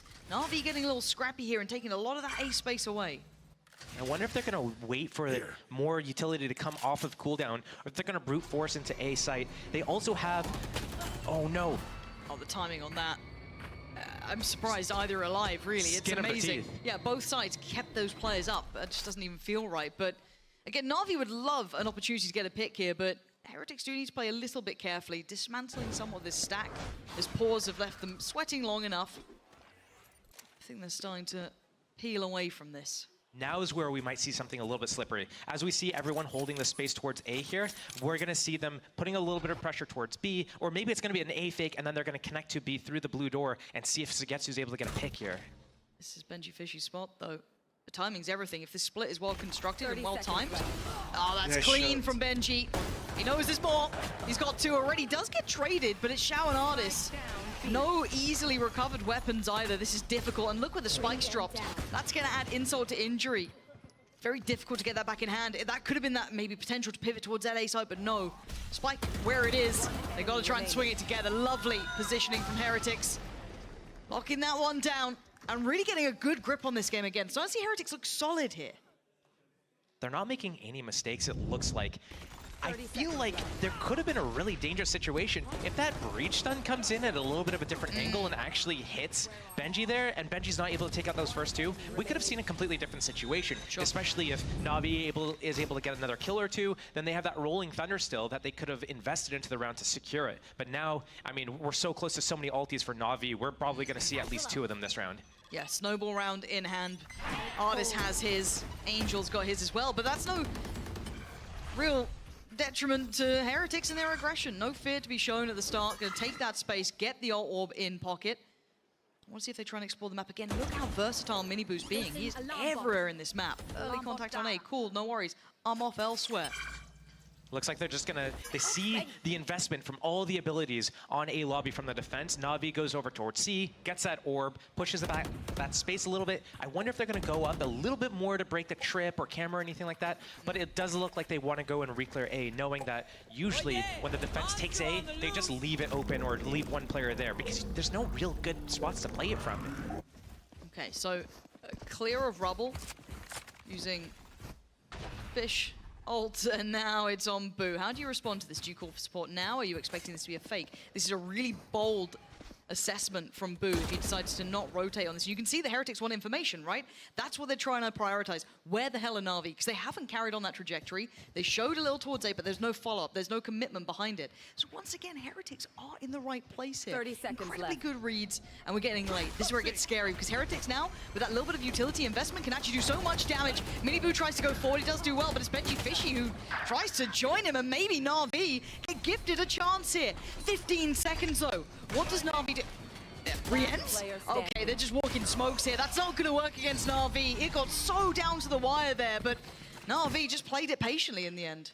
Only one ultimate used there for Na'Vi as well. They get 4 in this round, and they can get great combos as well. We've got Lockdown plus, you know, Brimstone ulti combination. You have Rolling Thunder with the Brimstone. You have Rolling Thunder with the Showstopper. So there's so many combinations that we're going to see something coming out here. And I'm actually disappointed from Team Heretics. It looks like they're so good with their gambles. Yeah. And they're down to like 25 seconds left in the round, and they go for that fight on C Mound. I feel like they were stressed for like information. Like, are they going towards A? Well, maybe we should fight this a little bit earlier and catch these guys. But I feel like if they just waited a few more seconds, they had a great like opportunity to set up a crossfire. Absolutely. Oh, they're going towards C. Great. We open the door. We have this crossfire on them. So, and then also Angel probably would have been using Thrash into C site. He's going to be, you know, not really. Out of the round, yeah, he's going to be disabled while you go open the door, shoot him in the back of the head. So I'm surprised that Team Heretics, with such good reads, like all the way up until the ending, that they chose to take that fight that early. I'm with you, because it felt like they had that in hand almost. They correctly gambled after that fake towards A. Boo somehow kept his composure and didn't call for any rotations. And yeah, that slight re-aggress to take over mount control, maybe feeling they just wanted to offset the tempo a little, I can understand, but still, I felt like they had that in hand. So a little unfortunate in that regard, but it's Na'Vi to call the timeout here. So maybe an overall check-in, or also just what they want to be doing with this round upcoming, because this could be a nice swing round for them, buffer out the scoreboard a little bit with 2 rounds to the name so far, but with this many ults, how do they want to approach this? They've got plenty of options, as you said. So many variables, There's a million different combinations they could look towards here as to how they want to play it. But also for Heretics, this is just, can we be dangerous this round? We've got a bonus rifle, basically, or like kind of a hero rifle on Rien's, the rest on Sheriffs, some very light investment around it. They have a couple of ults of their own and very nearby to getting some online. It looks simplistic from Na'Vi so far. I'm seeing a walk from Heretics on the other side of the map. We're looking for value here. And that's some of it. Benji Fishy, brilliant. 1 is all he's going to get, though. The site will be theirs. Rocket gets posted, and he gets a reward. Food's gone down, and the flank gets noticed. Sugetsu was already on the case earlier here. Paranoia is probably going to cause him his death in this, but still, is there any more danger? Is there any more? If Heretics gets 1 more kill here, Miniboo can invest that showstopper, but it looks like they're already in for a little bit of either... Oh, wait, is he popping his satchel to get fast movement? They do want to go for this. Getting closer. It's going to be difficult, but if they're able to get that first opening into the round and then pop that showstopper. But Ardis' position is brutal to clear. He's just going to be playing this and he can slip back towards site. Yeah, clearing Ardis was the hardest part of this one. Good trade for Boo. He's doing some serious damage. It's not the dream that Na'Vi would have wanted, but... Oh my god, Boo! Oh. Okay, I got way too close. Like, what? Boo, calm down. Like, he's hitting some shots. But Na'Vi make it out of the woods, standing and alive, right? Now, Heretics have a similar prospect, I guess, as Na'Vi did for the last couple of rounds. They've got every single ult available, and it's their opportunity to answer back. Can they stop the rot here? Because this could be a momentum-building round coming up, right? This could be 3 in a row for Na'Vi. This would be a very big round to confirm. But full buy against full buy, plenty of ults on either side here. This is a critical round. It's critical for both sides. I think Na'Vi really want to get this, and I like the investment of the showstopper only last round, because typically, like, the Raze is going to be getting a lot of the opening kills, which means that they're going to build up their ultimate fairly quickly compared to other agents like Breach, that's like flashing for players. Ooh, Paranoia takes him off. This is so, on a knife's edge in this round. Benji Fishy again. They've sped this process up. Right, Na'Vi last time around would put a couple of fakes, going to show presence around the map, try and keep them guessing, put a couple of question marks here, there, and everywhere. This time we can see a lot more committed progress towards C early, but no big response yet from Heretics. They're happy to sit in this. Heretics has been conditioning these C mound fights and traps a couple of times this game, and Na'Vi's a little bit scared of it. Great repositioning of the util by Benji there. Love that he had the foresight to see that this was going to come in. All the info from the Omen teleport there as well. So this looks... again, they've got to let Na'Vi sweat here. If you're Heretics, you can't over-respond. Heretics has so many ults, they're not afraid to let Na'Vi make the first play. Oh, and it's going to be towards B.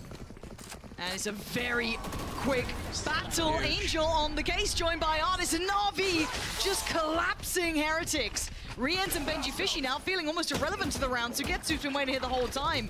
Finally his opportunity, but Benji Fishy also has made it towards the site. Only good for 1. Thought he might have had a little more there for himself, but Rien's with 13 seconds. It ain't much time to play with. He hasn't got the position, and Na'Vi bulldoze their way in towards that B site, and it works out so well. And that's got to be hard. Like, that's a pause right there for Team Heretics. That's got to be a timeout from the coach. Hey, we got to talk about stuff, because we just burned 3 different ultimates into this round towards, Na'Vi. They used none, and they lost the round off of it. Like, you can't have your gun round after doing an eco.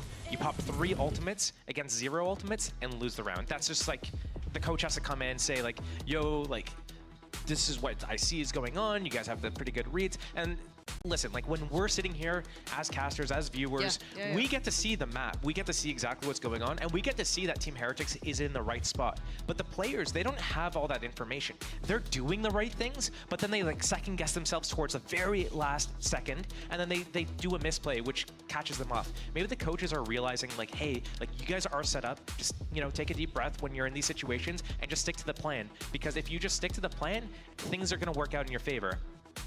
We have the information. They don't. Yeah, it's pretty evident. Hopefully the coach can check in with them, because you're right, it's a very unique scenario where you're watching a team, by all accounts, being in the right place after a couple of fakes. Na'Vi being hard to pin down early round, you know, showing presence everywhere, putting a couple of question marks across the map. And Heretics either matching the rotations well, Mini Boo's been everywhere correctly, you've seen them stacking correctly, you didn't see Boo call for too much support towards A, but it still falls apart, right? And that's the bit that's baffling as well. Well, that takes us back to what we were saying beforehand about the win conditions. Na'Vi is going and disrupting the retake. We haven't really seen Team Heretics going for those 4v4, 5v4, 5v5 retakes. It's been disrupted. Na'Vi there pushing through the link before anything could happen. Yeah, and now do we see a pace change from Na'Vi? Do they try and go for something a little bit more one-dimensional? I want to see how they come at this, considering they've just had that timeout, but again, they are up against Sheriffs and some odds and ends, so maybe they want to be a little bit more careful. And as it stands, Na'Vi once again kind of testing the lay of the land itself, and it should be a relatively passive start to this round, as Heretics just taking their time. It seems like they're more just having a chat towards spawn, which, you know, take the time out, don't blame you. Wow. It's a big investment here. And all just secure the round, I mean, yeah, why do not? it. Yeah, if it gets you the round. Have to wait to see the outcome. Highly likely. As Plant's going to come in, Na'Vi should be able to finally tip the scales to get the lead in their hands here. Mini Boo should bait a little bit, see if his teammates can get some kills. He has got the showstopper after. Let's see what he wants to achieve in this already, though. First man down. It doesn't feel like that might be the play already, though. I hear the investment, and I see it working. Heretics going to find two. Na'Vi now on red alert. They've got to be careful here. Already, Sugetsu and Xiao going to take them away from that spike. Keep this safe. Boo couldn't quite find the play in on this one, and they're desperately trying to get towards this. Odd's going to come in. They're drawing a lot out, but still, the round is looking set for Na'Vi. Boo can't do enough. Oh, and Sugetsu letting them know a little bit there. Okay, Na'Vi taking the upper hand now. That's 5 to them. They had to burn a couple of ultimates to win that round, Na'Vi, but I don't even think that's the worst thing, because Team Heretics is traditionally like pretty strong on their defense, and if Na'Vi is able to kind of min-max how many rounds they can get on their attack, it's going to make the rest of the game so much easier for them to close out. They still have this lockdown. They haven't used it at all, so I wonder what we're going to see with it. Is it going to be like a real hit or a fake? But yeah, big investment from that showstopper again from Mini Boo, but this is another time that they use it and can't convert. It's got to hurt. Yep, 4 to 5. Na'Vi now in the lead. And a pace change. Look at the pressure towards Mound. Do they follow this up, though? They're willing to scrap on this one. Boo certainly was. He's going to find Zipan, but Angel's got the trade. And again, you're going to start seeing the Na'Vi. Do they stick to this? They certainly are now with Rien's going down. Got to be a little careful to not overdo it, but not falling for any of this early round aggression. If they are, they're willing to meet it. Oh yeah! Monster on the move! They're taking no... Oh my god, I was going to say they're taking no risks, but Mini Boo over-delivering almost, but it's a 3v2. This is difficult, but not impossible. Trying to... Away his position. Yeah, maybe trying to slow him down a little bit, allow for rotations from Benji, but... You should run. Yeah, lockdown's coming to play. They've got so many of these ults to run through, or at least had. I think Angel's got his back to play with. Oh my god! Food with the drive-by. Angel's head's going to be ringing after that, so got to get out of there, but still, bringing it back to a 2v2 is fantastic. Smoke's down. Benji does have a hat to use if he goes through the door, but it looks like he's going to go straight through Waterfall on this retake. Fresh smokes. It's going to be another 10 seconds before they get to go through. Molly as well.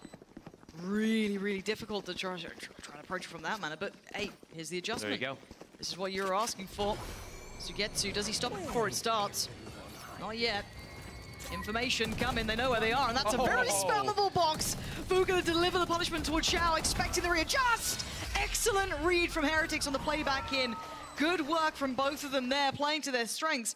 Foot finding that little fadeaway on Angel was ridiculous as well to bring it to the 2v2, but still, Heretics matching the scoreline back to 5 apiece. It's one of those classic, like, look over there things, you know, but I really like how, you know, there was enough time left on the Brim smokes, and this is kind of like how smokes can kind of work against you. If you lay down your smokes, you hold the smoke, and you're going to have the advantage with a player coming through it, but you're denying yourself the information. People aren't going to run through for those, you know, 10 seconds. You got to be staring at it the whole time.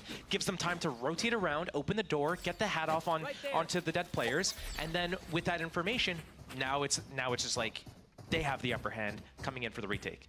Okay, it's a step back into this matchup because those 4 rounds back-to-back would have been motivation crushers for Heretics. Do they get the right read again? How does Na'Vi decide to paint this round? What's their approach looking like? Going to clear the utility, and now Benji knows he's in trouble. He's got players left, right, and center, and Zipan outdoes him. Sight under the Na'Vi control. They're going to get the plant off the back of this. Nothing to deny that, so time's on their side, and what a pace change, too. Yeah, we've seen a couple of like very fast plays. You would think you would see it when you have the ultimates, and then here it comes with just guns. That's all they need, apparently. But now we can see Heretics on this retake that we've kind of famed them for a little bit here. Miniboo trying to be set into motion, but Angel outdoes him. How's he gone away with that?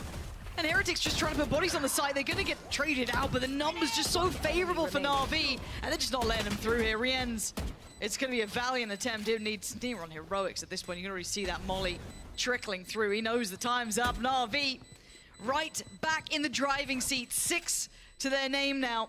Lovely pace change there after Heretics finally answered back. I think we're going to see a little bit of a slower round here from Na'Vi. Like maybe an initial, they take control. They want to get Zypan that showstopper and utilize that in this round. It's going to be pretty big. If they're able to close out 7-5 in this half, especially after losing Pistol, that's going to be a really big half win for Na'Vi. Hands down now. Looking at the buy. It's not pretty. It's not nice.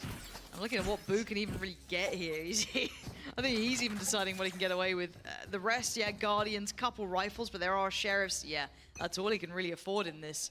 And on the other side, Sugetsu, even with the Operator, a whole new look in the last couple of seconds. And Miniboo trying to maybe hunt for another weapon, but just here's the rattling off a shot, and Na'Vi instantly take the B site.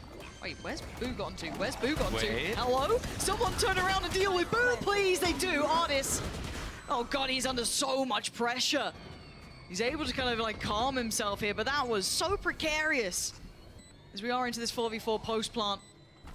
Still 2 rifles in hand for Heretics. That's Rien's and Miniboo. And Heretics gonna drop. Oh, belting shot from Benji Fishy and a quick trade from Angel though. Not gonna let them go unanswered. Na'Vi digging their heels in. This should need a 1v3, now down to a 1v2, that left corner. Oh my god, no, what is going on here? Miniboo, relax a little. I don't think he's got time for this. He's running so low on it. Use the paint shells. Yeah, I think he knows it. He's out of time here. Angel. Oh, come on. Oh, the mechanics are just filthy, but it doesn't matter. 7 rounds. He's a happy boy. Maybe he doesn't want to see that highlight again, but you know, rounds around. You won the battle, but I won the war. Literally, that was the most prime example of it. I mean, throughout this entire half, we've basically seen that same thing that we talked about at the start of the game, though. Just Team Heretics, like the only real time that they get to play like a 5 versus 5 retake came down to a situation where they had 2 Sheriffs in hand. And we saw Na'Vi just consistently disrupting them all throughout the time. So moving into the second half, I just don't even know what to expect from either team. Na'Vi is looking so on point when they get all these multi-frags. We've seen it from like multiple situations where they're just lining up and like 3 or 4 kills on Team Heretics happen in all like in one instant. So 5-7 first half. Again, we did note that this is probably going to be one of the closer affairs. I think even the desk highlighted they feel it's going 3. Could very much be the case. 2 quite evenly balanced teams here. I'm glad to see the scoreline somewhat representing that even after the first half. I love this usage of the Prowler, the Breach done ready to go on top of it. If it triggers, they're going to have her sight for free. Yeah, sight control gained. Oh, nice paint shot there. That could be a bit of an issue. No. Had to put the plant down, took a bit of chip damage. Dizzy going through, clearing over towards Rubble. And Na'Vi kind of squeezing across the map. Some towards CT, some towards T. Benji Fishy takes a swing. Hits it. Can't get away from that flash. Oh my god, okay. He does get closed down on, but there was a trade ready. Credit to Rienz to kind of almost overextend to get that, to bring that numbers advantage still to Heretics. Site pressure comes in. Yeah, that's... Heretics aren't losing this one. They are playing this push and pull until Shao pulls them apart. 2 back-to-back. No third for him this round. And Heretics pick up another pistol. You know, we talk about if it goes whatever, 3 maps. Yep. I'm not sure. Really? I'm looking at this. I'm thinking Team Heretics needs to close out this map. I think if it goes to split, we're going to be looking at something a little bit scary. Team Heretics hasn't looked good on split at all. So unless they have a trick up their sleeves, they should probably like look to close out here. Navi's in a really good position. I think it's 3 mapper. Either. All right, we'll see. Fine. We'll see. We'll see. I'm a believer in this so far. But you're right. Split does add a question mark. When we were looking at the veto, to be fair, there's like, ooh, split coming in. You didn't want to take that one away, huh? All right, you've picked your poison, it seems. This round, I don't want to call it a throwaway, but let's see what those Sheriff's Frenzy Classic can achieve here. Quite difficult, but they do have the players in the right place for players towards that A site. Already seeing Sugetsu go and walkabout, so he can't really get to, well, I want to see what he can find here, or how far he explores, because obviously Benji Fishy on the other side is walking through C with no resistance, and Sugetsu is behind them. That's a player spotted. Hello, and goodbye. Boot's gone down, Sugetsu can just hit and run. That's all he had to do there. That's a huge amount of damage achieved, but the rest of the round gets very difficult with Benji Fishy taking so much space. The full A gamble stack. They'll have the man advantage going through retake, but they don't have the weaponry for it. The Breach Artist has full utility. That might be the difference maker. Info for Sugetsu. Keeps his life. 30 seconds left. Time to rotate now for Na'Vi. Spike planted. Yeah. And a Guardian for Angel. I guess he got that off of Boot. They weren't... Huh. They didn't juggle that one away, but as it stands, that's a nice little pickup there. Gonna drop that one off. He's got plenty of util, Angel. This is gonna be sketchy. Paranoia, nice to offset the timing and tempo a little, keep them at arm's length, but Na'Vi starting to heat up here. Benji Fishy has fallen, they're down to 3 players. Suddenly this becomes a problem. Miniboo back to the wall, and Na'Vi flooding the site. High Dizzy comes in, Artist finds Miniboo. This is incredible from Na'Vi, but Rienz is still on the site, and he's not letting this one slip as best he can, but it's down to a 1v1. Oh, Rienz. Whew. That got far too close for what that was. An incredibly costly round for Heretics, but 7-7. 7-7, that was close. Again, another opportunity for a bonus round to clear up here. Na'Vi doesn't have any ultimates here, but Rienz does. And that could be a really big thing here coming in. I want to see the buy they go for as well. The Heretics. I'm kind of interested to see how far they invest into this. Just get the Stingers. Drop the Sheriffs, get the Stingers. One thing I have to point out, though, is Benji. He's traditionally so strong, like a rock, and so important for these guys as we speed up here. Yeah, pace change, and Miniboo's in danger. Does he get to live? I don't think he does. Na'Vi turning the screws here. Shao and Zipan with the opening picks over towards Rubble. The control off the back. And Heretics are left in tatters. What a start from Na'Vi. Off your feet! Oh, look at Sugetsu again. How many rounds is he going to be behind them? Now, luckily for Heretics, it wasn't Benji Fishy who died. He's the one fighting back. Angel gets cleared close, and there's no trade available, nothing. That felt almost a worthless death to a degree, but okay, Zipan's still on the case. And it's down to Rienz and Miniboo. That enemy remaining. Oh. Jesus. Rienz, you got another in you? A 1v3 this time, perhaps? 21 HP and a bit of a prayer. Zipan just needs to live. Rienz goes cresting that corner too deep. He's so vulnerable. He knows it. Elbow. Sugetsu. Yeah, not the only threat there. Artist was on the same angle, and Na'Vi. So many ultimates used from Team Heretics this game where they weren't able to convert the round. And that's going to be just hurting so much for these guys. The amount of ultis, they haven't used them in the best situations, to be fair. So it's kind of on them a little bit. But if they were sharper with that, we could see Team Heretics in the lead a little bit. Na'Vi able to stop it. And Team Heretics has lost their pistol round leads. Basically, that's all it is, right? They have 4 rounds off the back of the pistol round. Pretty much. And we go again. This time Miniboo with a little bit more freedom. Oh, Angel. What? How is Angel... I don't get it, man. I don't get it, man. All you gotta do is, I guess, click on the heads. That's it. It looked like Heretics were in the right place that time. And again, Angel just kind of left in no man's land. And then he gets bailed out by, I think it was like Showers there, a couple of others. That was incredibly well done to keep him safe like that. But now what are you meant to do? Benji Fishy, a 1v3. And I mean, the round's barely started. And look who's on the flank again. Sugetsu permanently. My ultimate is ready. Feeling it, Benji? Will he use What are you up it? to? If anyone can, Benji is one of those players who can. Hello, pace change. Does he Taking fight, it up. though? I want to see how he plays this. I almost wish I was just a spectator rather than casting. It's Right? always interesting to see what he goes Just for. sit down. Just do a watch party. Benji Fishy, what is the game plan here? Because I don't know why, but with him I feel things are possible, right? He's got a decent amount of time. Now, problems though, if we're going to talk about it, one smoke with Xiao, Molly, and you still got Ardis with his utility. So they're coming well equipped, and not to mention it's Xiao and Ardis. He kind of needs one here. And he's found one! Benji Fishy is playing this like a god. A 1v1, does he reposition? How does he want to approach this? This round is his canvas, and he can paint it how he wants. Xiao trying to close in. Time. You can hear it starting to tick here. The clock is on his side. 2 kills. It needs to be 3 for Benji. He hears the steps. Oh my. It's over. This guy is ice cold. This is so sick from Benji. That is so goddamn sick from Benji Fishy. What a Red Bull clutch from the man. Playing that to perfection. All you have to do is call him out a little bit, and he gets like fueled up by it, right? He takes this personally. I haven't been playing well all game. All right, here's a 1v3.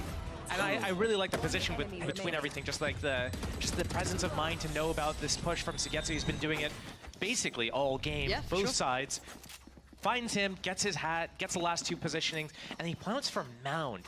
Once he plants from mound, he positions himself elsewhere, and he's able to isolate those one-on-ones and just, oh, so squeaky. That was real clean. Off to a stop, though. Zipan wants his name up in lights. He's going to get it. Lovely fall, but third. Go on, Zipan. And that's how you break their hearts. Zipan Good shit. just takes the fight. Just takes the fight. It's like, oh, Benji Fishy, great. Hey, no, great clutch, dude. But I'm just going to destroy your whole team. So. You get a clutch, I get an Andalusia flawless, right? Like, look at this, dude. Ugh. These are dirty kills from Zipan here. But one thing I don't understand is Team Heretics, they have not been doing very well starting the fights all throughout their defense half, and on attack, whenever they try these fast-paced plays, they're not winning them. They're playing it like they still have Neon, but they don't, and Miniboo's just getting caught. See if Miniboo can activate throughout this, but gotta say it, we're starting to see a real heater between these two. Money's going to be humbled this round, though. As we're down to the Sheriff's bits and pieces. On the other side, Money's starting to become robust, getting a buy-in-hand almost here for Na'Vi. Look at those ults as well. Ardis, not a million miles away. Zipan with his online. Angel, 2 off. Angel's got to be a little careful, though, as he has been caught out a couple of times. TP dealt with, and they're going to start trying to take that space. I think Zipan's gonna invest his showstopper in this round. He's been so liberal with it throughout the game.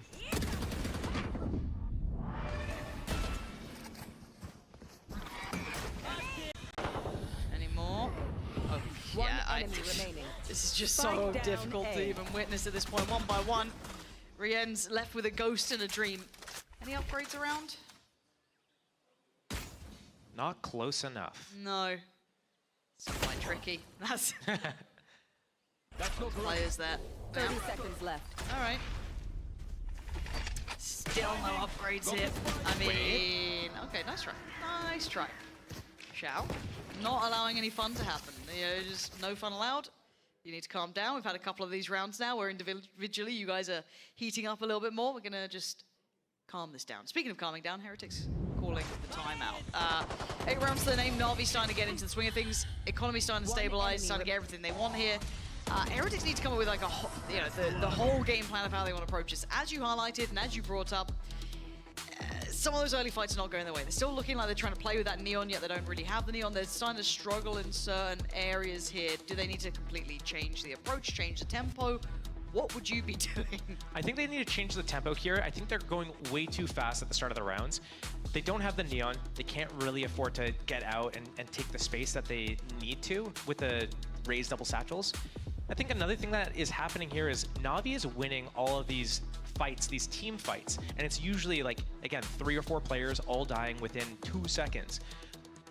Na'Vi is also going on walkabout pretty much every single round. So as soon as they are able to take control of an area and with 0 resistance, they move up. Anytime that Team Heretics shows that they're heavy in one area, then Na'Vi pushes on the opposite side of the map. Yeah. So Team Heretics, if they're able to clue into this, then what they could do is they could punish Na'Vi for pushing and getting all that deep space because they know where Team Heretics is or isn't.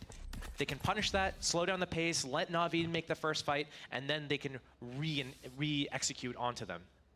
Okay, let's see if they can maybe do that. Some key ultimates in play. We got Rolling Thunder for both sides. Might be a lot of players thrown into the air. No one going for anything too risky here. Keep my eyes on Angel a little bit. Sometimes Angel does do weird things. But now though, relatively calm and composed, excluding Miniboo, who's actually got a fair fight against Xiao and sends him away in tatters. A little bit of a different look now. Heretics starting to really take control of that B side. Lovely trade to them. Angel does get one back, but the side should be, I don't want to say theirs for free, because there's still players nearby, and they're very aware of Miniboo's positioning, since he already showed towards Waterfall. And a deeper angle, Sugetsu's got it. So yeah, a bit of a nuisance, but I like this pivot as well. Heretics opting for that A plant, which is probably the right call. Na'Vi has a little bit to work with, so they're going for it. Oh, just Xiao now, 1v4. So a lot to ask of him. And I think he knows it, so. He's just trying to look to do damage to Team Heretics' economy and maybe see if he can build up some ultimate orbs. That's all he can really do here. Yeah, and again, Na'Vi did have that buy in hand almost, right? They decided to build up a nice buffer of credits throughout this. And Xiao, not really going to be played into, unless he can catch someone as they try and back away, but yeah, he's not getting what he wanted here. Miniboo still just close enough to potentially even catch him on the way down. Let's see if he can keep the rifle, though. Yeah, I think for now, almost a stalemate there at the end. Really no good option for Xiao, but good pivot from Heretics, keeping on their toes. I like how on that play, Miniboo, he missed the shot on the waterfall player, and instantly he backs up and hides, takes cover in his smoke, and just stays alive. Him being alive there is a threat. And as long as he's alive, Na'Vi doesn't have freedom to move around. So good decision to, as soon as you miss your fight, you don't have to sit there and fight to the death. You can back away and reposition and stay alive.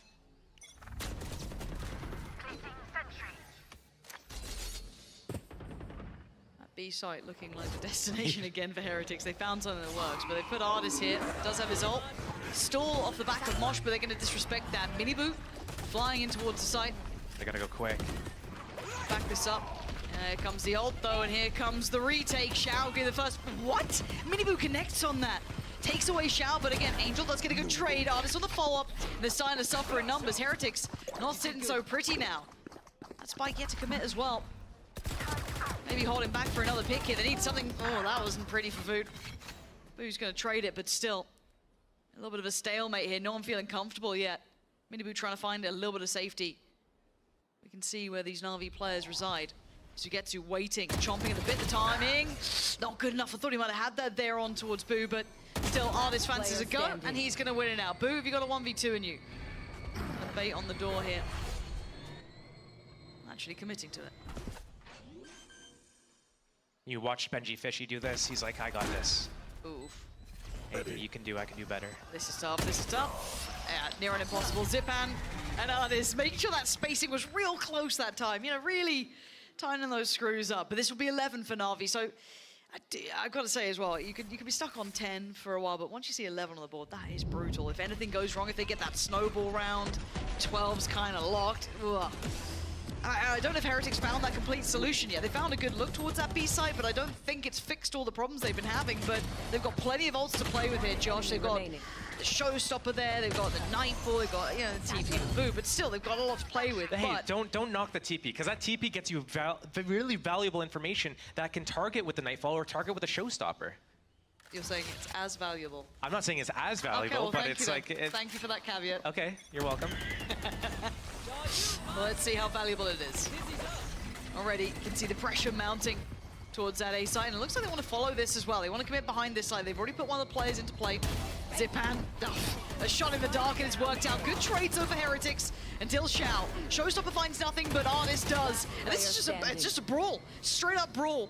And now just one man left to control this round is Sugetsu. They haven't progressed past this area. Oh, and they line up, Jesus Christ. Sugetsu, the ult gonna be invested, he swings. It felt like there was a chance. Even my heart stopped for a second. Rien's had to be careful there, but still. 10 rounds, double digits made. They're keeping up. There are 2 round points in the game that are the biggest tease ones. The first is the 9, because the 9-3 curse and everything. Sure. The second is 11, the amount of games that will be up 11-3, 11 whatever, and then 13-11. You're not there yet. Clinch that OT first, but Team Heretics is not giving up without a fight. And getting a little bit cleaner in the rounds.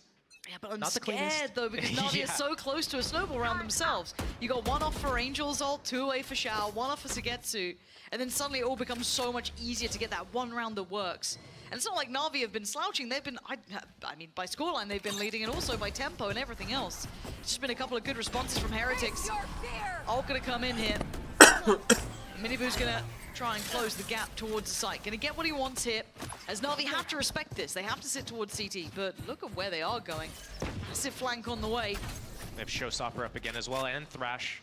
But out of all the players you want to maybe avoid, Benjifish is one of them, such a clutch little player, and he's already found Angel. Good trade for Shao, clean from Rien's, and avoids the Showstopper. That's a big card away from the deck. There's now 3 remaining. What can Sugetsu, Artist, and Zipan do? Still got rifles to play with, so it's not without threat or danger. But the paranoia is going to slow down the play through Waterfall. Offset the timing a little. You can see the Heretics getting more and more comfortable in towards CT. You can see the flank even coming from Miniboo. Oh, and the timing just as the turret went down. Miniboo isolates Artist. And they're just being torn away at Sugetsu falls. The final hour, Heretics are starting to look better and better for standing Josh. They've got a lot going for them here, but that snowball round is almost online for Na'Vi. They've got 3 key ults for themselves. Na'Vi cannot let this slip away, but their economy has got to be in shambles after that. Yeah, what are they at? 3.6, 2.8? Yeah, they bought, I think they might have invested too much in the previous round, but it's just one of those situations where what can you do?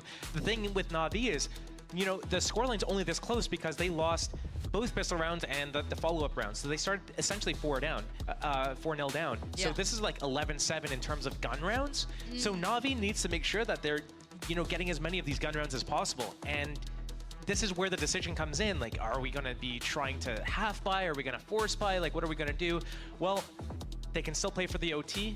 They can do a light buy and then try to see if they can win. And if they're in a winning position, they can pop the ults. They could do a force buy with light shields and vandals on some players. What would you pick? I would probably make sure that I could do a full buy the next round and just buy whatever I could that makes it a winnable situation. So if that's light shields plus stingers or sheriffs or whatever personal comfort is, I'd probably look to do that where I still have enough money reserved so I could do a full buy the next round. And then I look to keep the ults. If there's a perfect opportunity to use them where I can just drop them and swing this, I do that. Otherwise, let's dump it all on that last round. Go for that OT, because once you're in OT, it's all gun rounds. Yeah, and that's where Na'Vi's been strong. I'm just nervous seeing Guardians and everything coming out here. This is a big investment from Na'Vi. It's a good Guardian map. It is. It's just risky, but they feel they've got something. They've got plenty of ults to play with, and there's no subtlety, no secret, so they're going to hear these Guardians rattling off shots. Heretics should now know what they're facing on either side of the map, and opting against dealing with that aggression by rubble this round. Oh, okay, so Sugetsu's got a good start. That's I mean, they don't know the level of success they've had, but that's the C side basically open. Benji's got that hat as well.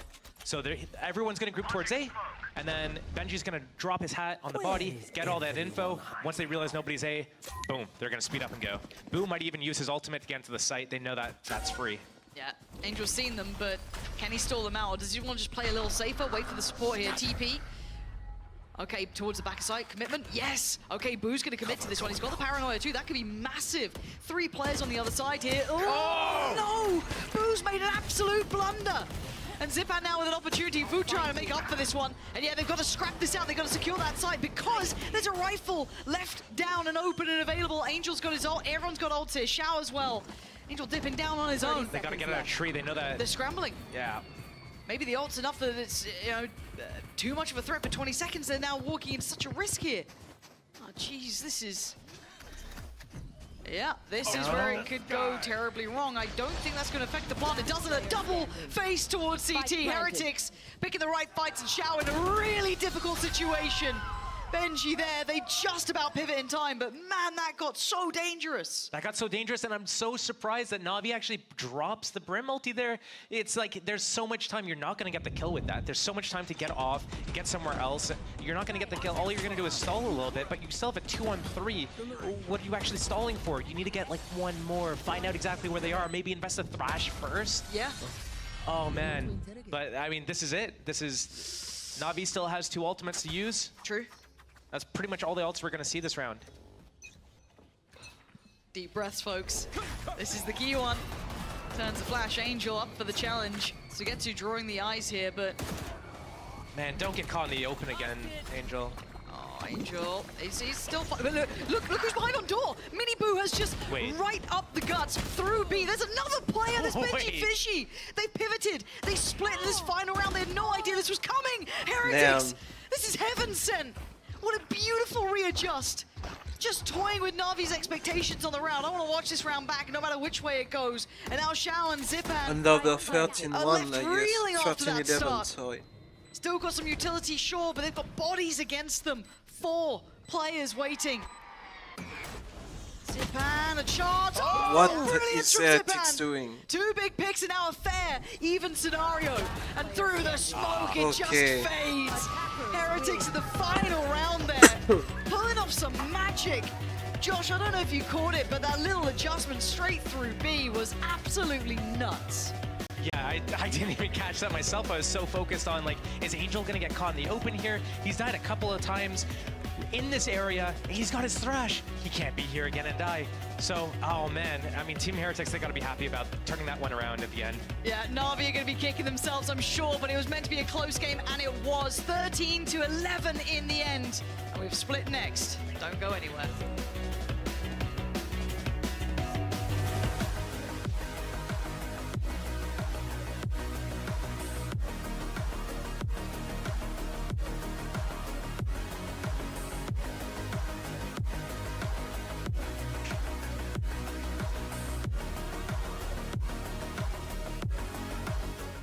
I know a place that will break you into 1,000 pieces.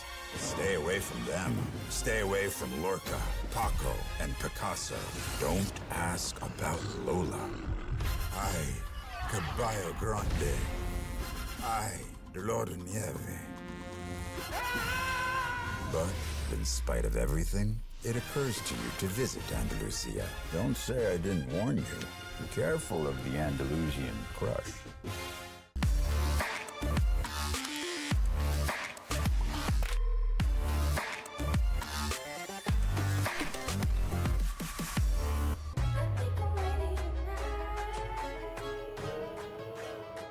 Hey guys, it's Jimmy Lin. In this series, I'm going to walk you through Attack on Pearl. Watch out for the stairs, clear this angle. You're going to be able to fight this.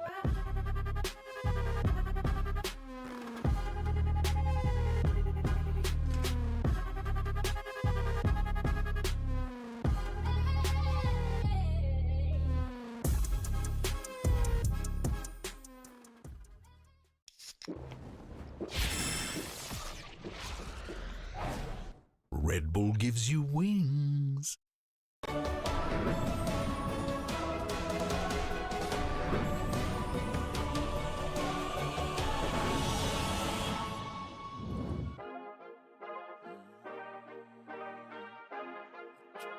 Champion.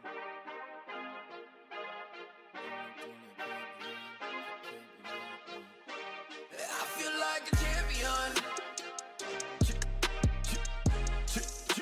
A champion. Ain't nothing that can't be done. Oh yeah. I put it all on the line. Definition of divine. Yeah, I feel like a champion. Ain't nothing that can't be done. They told me I wouldn't be nothing. Came on now, second to none. I need me a trophy, I need me a ring. I'm not with the bull, but keep it a beam. You know what it is, you know what I mean? Shit, all I do is win, win, win, win. Haters wanna hate, they ain't made top 10. Double, triple team, what they need to defend. I do left and I'm gone with the win. I'm gone with it. I feel like a champion. A champion. Ain't nothing that can't be done. Oh yeah.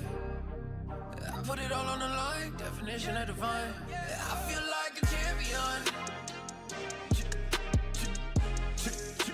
A champion. Ain't nothing that can't be done. Oh yeah. I put it all on the line. Definition of divine. Feel like a champ, MVP status.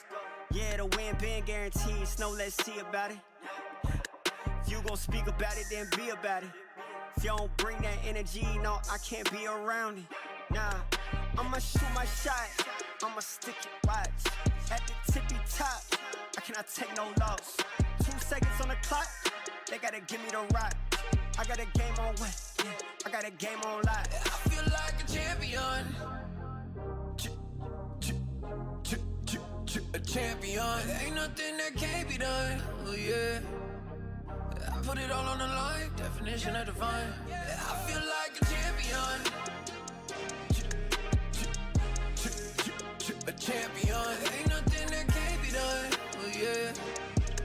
I put it all on the line. Definition of divine.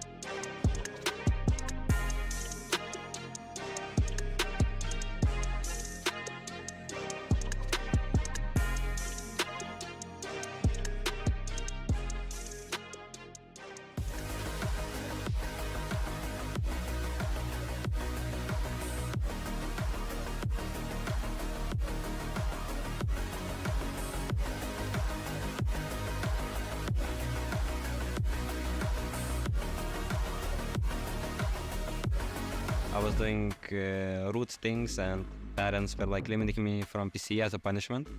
And Boo was like defending me and like saying that I have a lot of potential and there is esports. He was like kind of explaining it. When Valorant came out and then suddenly I got a new PC. Boo told me there's a lot of potential in Valorant, it's a new game, just play Valorant, you're gonna do good. When I hit 16 in July, there was VCT quals at the same time. And you can play VCT quals back then from 16, so like on the second quals I could play, and Boo at the time got kicked from Giant. So we built up a mix. I played my first official. I was legit shaking, I couldn't think, I threw the game. But then we played the next tournament and we beat Prime Gambit 13-4, and instantly the Russian team invited me, and that's how I signed my first contract. And I'm so glad Mini Boo is here with us here in the Riot Games arena. Boo is so real for that, believing in his brother. I've got PM and Ash back with me here. Heretics, I feel like, deserve so much credit for what they did on that map. Yeah, I have to praise them because it's really a show of a top team in Europe right now. They had to change their team comp, we talked about it, and they did so, and they had plans all the time. On the defense, on the attack, they were trying. It wasn't perfect, and it's typically something you can expect from a team that is changing the team comp and the agent comp, but they were trying all the time, and they were getting in a fight with Na'Vi in clutches. And into the chaos, they were winning clutches, they were winning rounds, which is what you want to do to win a match against Na'Vi, especially an elimination match, a knockout round. So I'm very impressed because it's a fight that many teams lose against Na'Vi in those circumstances, and they were here, all of them.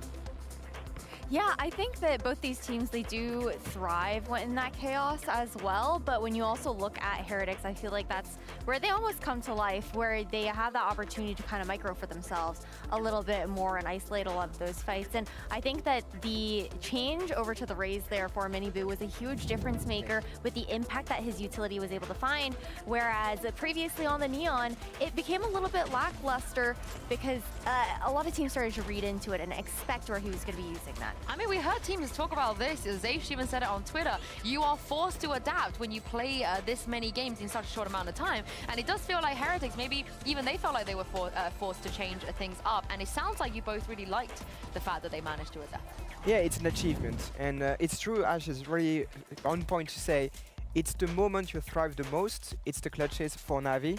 And when you beat them 13-11, it means that you're on top. It means that you're into the match and you're able to do many things that other teams were not able to do, just like Fnatic. I mean, one does not simply beat Shao in clutches this many times, I feel like. So props to Team Heretics, but it's not over yet for Na'Vi. Let's take a look at Sugetsu in the AIM Labs warm-up, because they do have an opportunity to bring it back, and they will be able to try and bring this back on Split, their own mapping. I know what you guys said about how, you know, they could lose their own mapping, but for me, this has been so good for them, Ash. This has been one of the maps I feel like they might even be the best in our region for. Yeah, for Na'Vi, they have looked decently good on Split, but both these teams also got taken out on Split by BBL as well. And I feel like we did see, okay, a strong scoreline up against Carmine Core for the likes of Na'Vi. That was a 13-6 to close out that 2-1, but that also came down to Zipan having an insane scoreline. He started out, I believe, the first half on that map. That was like, or no, I think he ended the map actually 17-8. So it was an explosive individual performance from Zipan, and overall, we can't necessarily always rely on that type of breaking power. I'm really afraid for Fnatic, for Heretics, sorry. I'm afraid for Fnatic For as well. Fnatic too, but it's tomorrow. I'm just getting on the match right now, and it's true that now that Na'Vi is being led 1-0, it's their wall, it's their backstory against the wall, and that's the moment they are the most dangerous, and that's the moment they were able to pull out the clutches. It's like psychological for them. Well, let's take a look at the agent select here. No, nothing too weird, but Wood is moved over to the Viper here. I thank God. That Brimstone, what was going on? I didn't want to see that Brimstone again, so I'm happy with this. No, it didn't make any sense, but of course with Heretics, it's the fact that we haven't seen Wood actually on Split with this team either, and they lean into a much more traditional double controller composition with this, especially starting out on that defense first, having Wood be able to slot into that Viper instead of the Brimstone. You know, he's got to slow down somewhere. He's already got 5 agents on his belt. You don't want to add a 6th. Yeah, they're always winning with this Na'Vi, and they have a double initiator combo to make. Like, you find someone with a Prowler or with a Recon, and you stun him with Ardis, and you have the Raze to jump onto it. So they were not able to do it on Lotus. Sometimes they were blindly stunning positions, and the idea is really to put utilities on top of players, not on top of space. Well, this is the thing, Na'Vi, they've been in these positions many, many times before, and they have prevailed. It's time to jump into Split with your casters, and I can't wait to hear Steel to say something nice about this match. You might be waiting a while, Sue. I'm trying. I'm trying with him. He's, you know. You know, the last 3 times Team Heretics played this map, they lost. Thanks, Josh. Appreciate that. Focusing in on this, so with that in mind, because it actually does segue nicely into our point. Clearly a very favorable map for Na'Vi in this head-to-head here. Yes. There's no two ways to put that. It's a very clear-cut affair. Is there any caveats that you want to be looking now towards Heretics with that could potentially change that opinion? What are you looking for here? So I'm looking at Woot on the Viper instead of Breach. I like the Breach comp more, but because they've played and lost every time on different comps, I'm liking that they're changing something up to maybe throw Na'Vi off a little bit. Well, fingers crossed. It's quite hard to throw off Na'Vi, though. You know what I mean? Unless you do something really weird. We'll see. Proof's in the pudding and all that. For now, Na'Vi starting out on the attack. Heretics on the defending side. Poison's off. And no real hurry to start things off with. Angel calling for that re-smoke towards Melrum. And Heretics just going to be going through the motions here, but Woot's in a little bit of trouble if he's not careful. There's plenty of players towards mid here.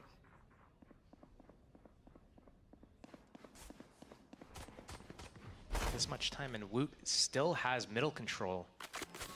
going to be great info. And Boo's just jiggling at B main. He's going to back up. He's probably going to drop a smoke in the middle of the site and play off that trip. This is super patient from Na'Vi. Na'Vi, yeah. I mean, the same thing as Lotus. Kind of like, should we go this way? Nah, let's go back the other way. I do hate saying the phrase Na'Vi-esque round when it just gets to 30 seconds and they've gone nowhere. But they've at least got mid control, right? So they've paved a couple of steps. They got the shoulder being checked from Boo. No surprises. 30 seconds left. But they are in a little bit of a predicament here because you can't really back from the site. Can they at least play the life for Heretics? Rien's absolutely can't. Effective trades for Sugetsu. Site's theirs, but a quick rotation. Again, just back and forth. And the numbers are very favorable for Na'Vi. They have no idea about Xiao either, surely. Yeah, well, now they do. Miniboo's gone down. That's going to be a very clean plant coming in now. That's Benji Fishy. Trying to work his way over, but Spike planted. Rough situation. Lots to clear.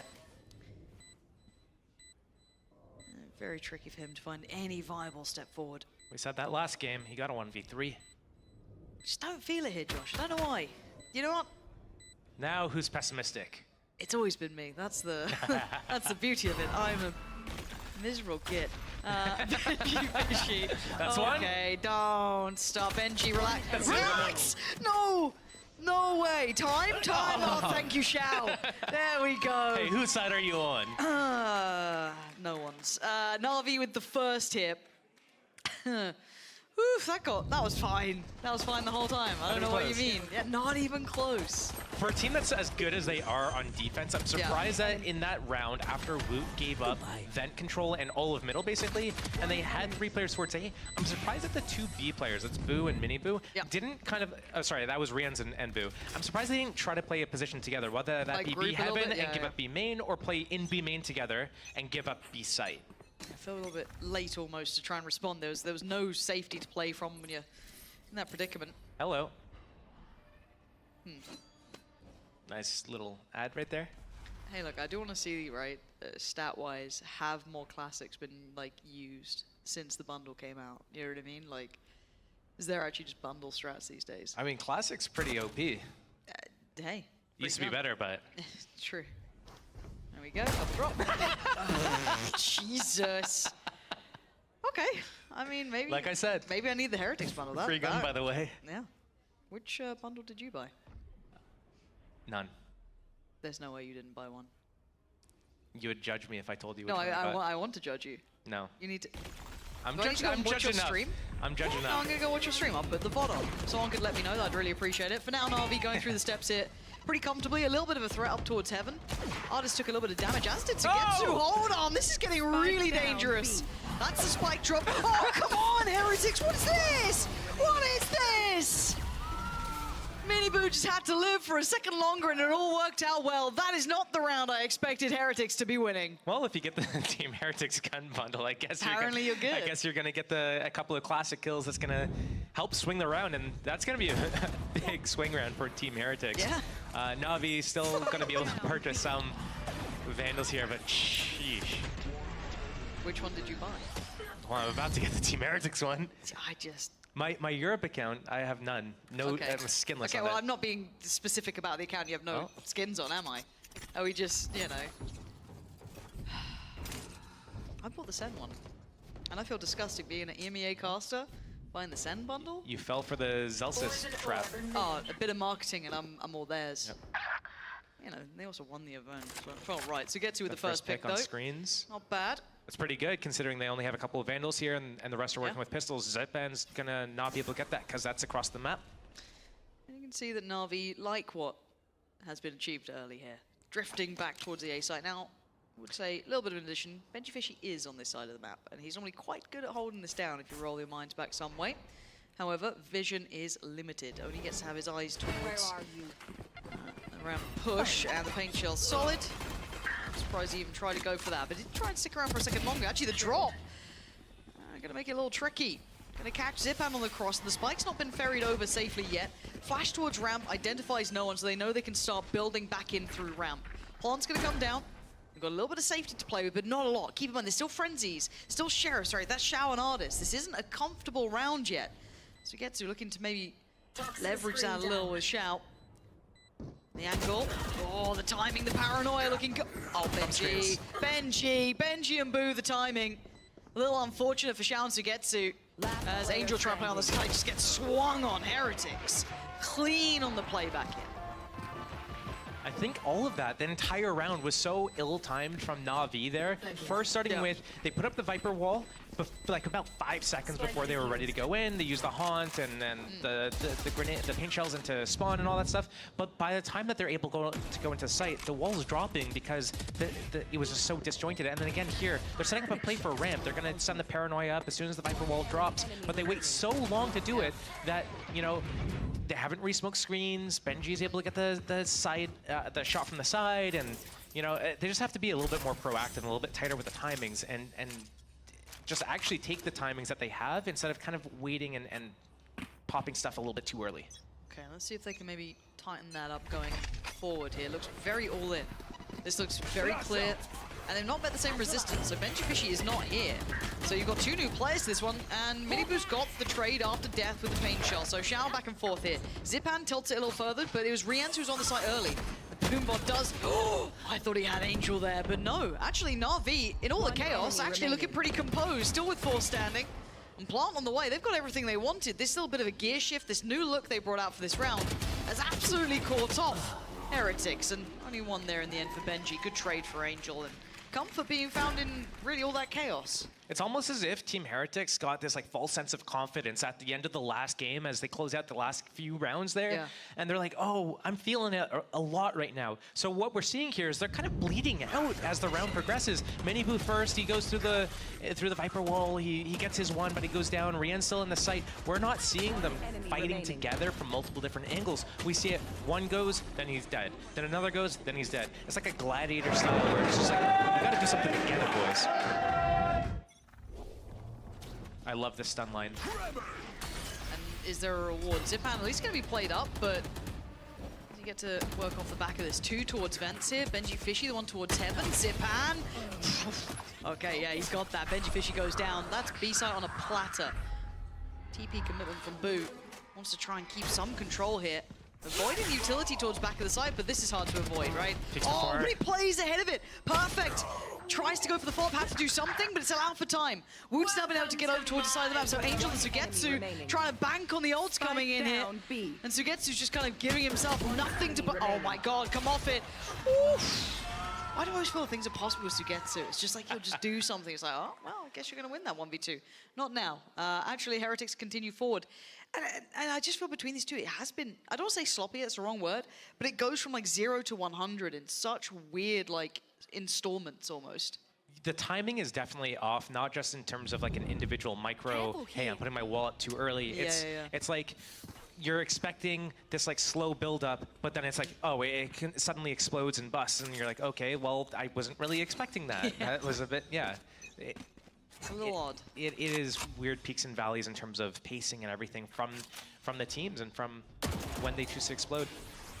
Yeah, and actually, it's Boo's going to be put on red alert and on notice early. Nice starting damage. Can't quite close down on that, but considering the buy they've got, you're looking for any of those small benefits. Again, coming with Frenzy, Sheriffs, Spectres, Guardians. Koreans going to, I think he saw at least, I think he saw 2 players, if not 3, possibly. Might have caught a second at the very tail end, Not sure if he quite caught the 3rd, but regardless, you're kind of in the right setup for this if you're imagining it that way, as Benji Fishy can somewhat solo out towards A comfortably. TP gets put towards the backside. Boo, trying to play off his life here. Actually, that Paranoia did really well to slow down that ability to close, but the flash was good, but Rien's on the bailout. Offsets the timing on the push towards Pillar as Xiao now trying to close down on this. Beautiful utility to clear through on the side, but it's still a 3v2. Miniboo and Benji Fishy still alive, still kicking, and now it's just one. Ult gonna come into play, he knows both are on towards the site. How do you want to approach this? He's been clutched before. Does he have the chance to clutch up again now?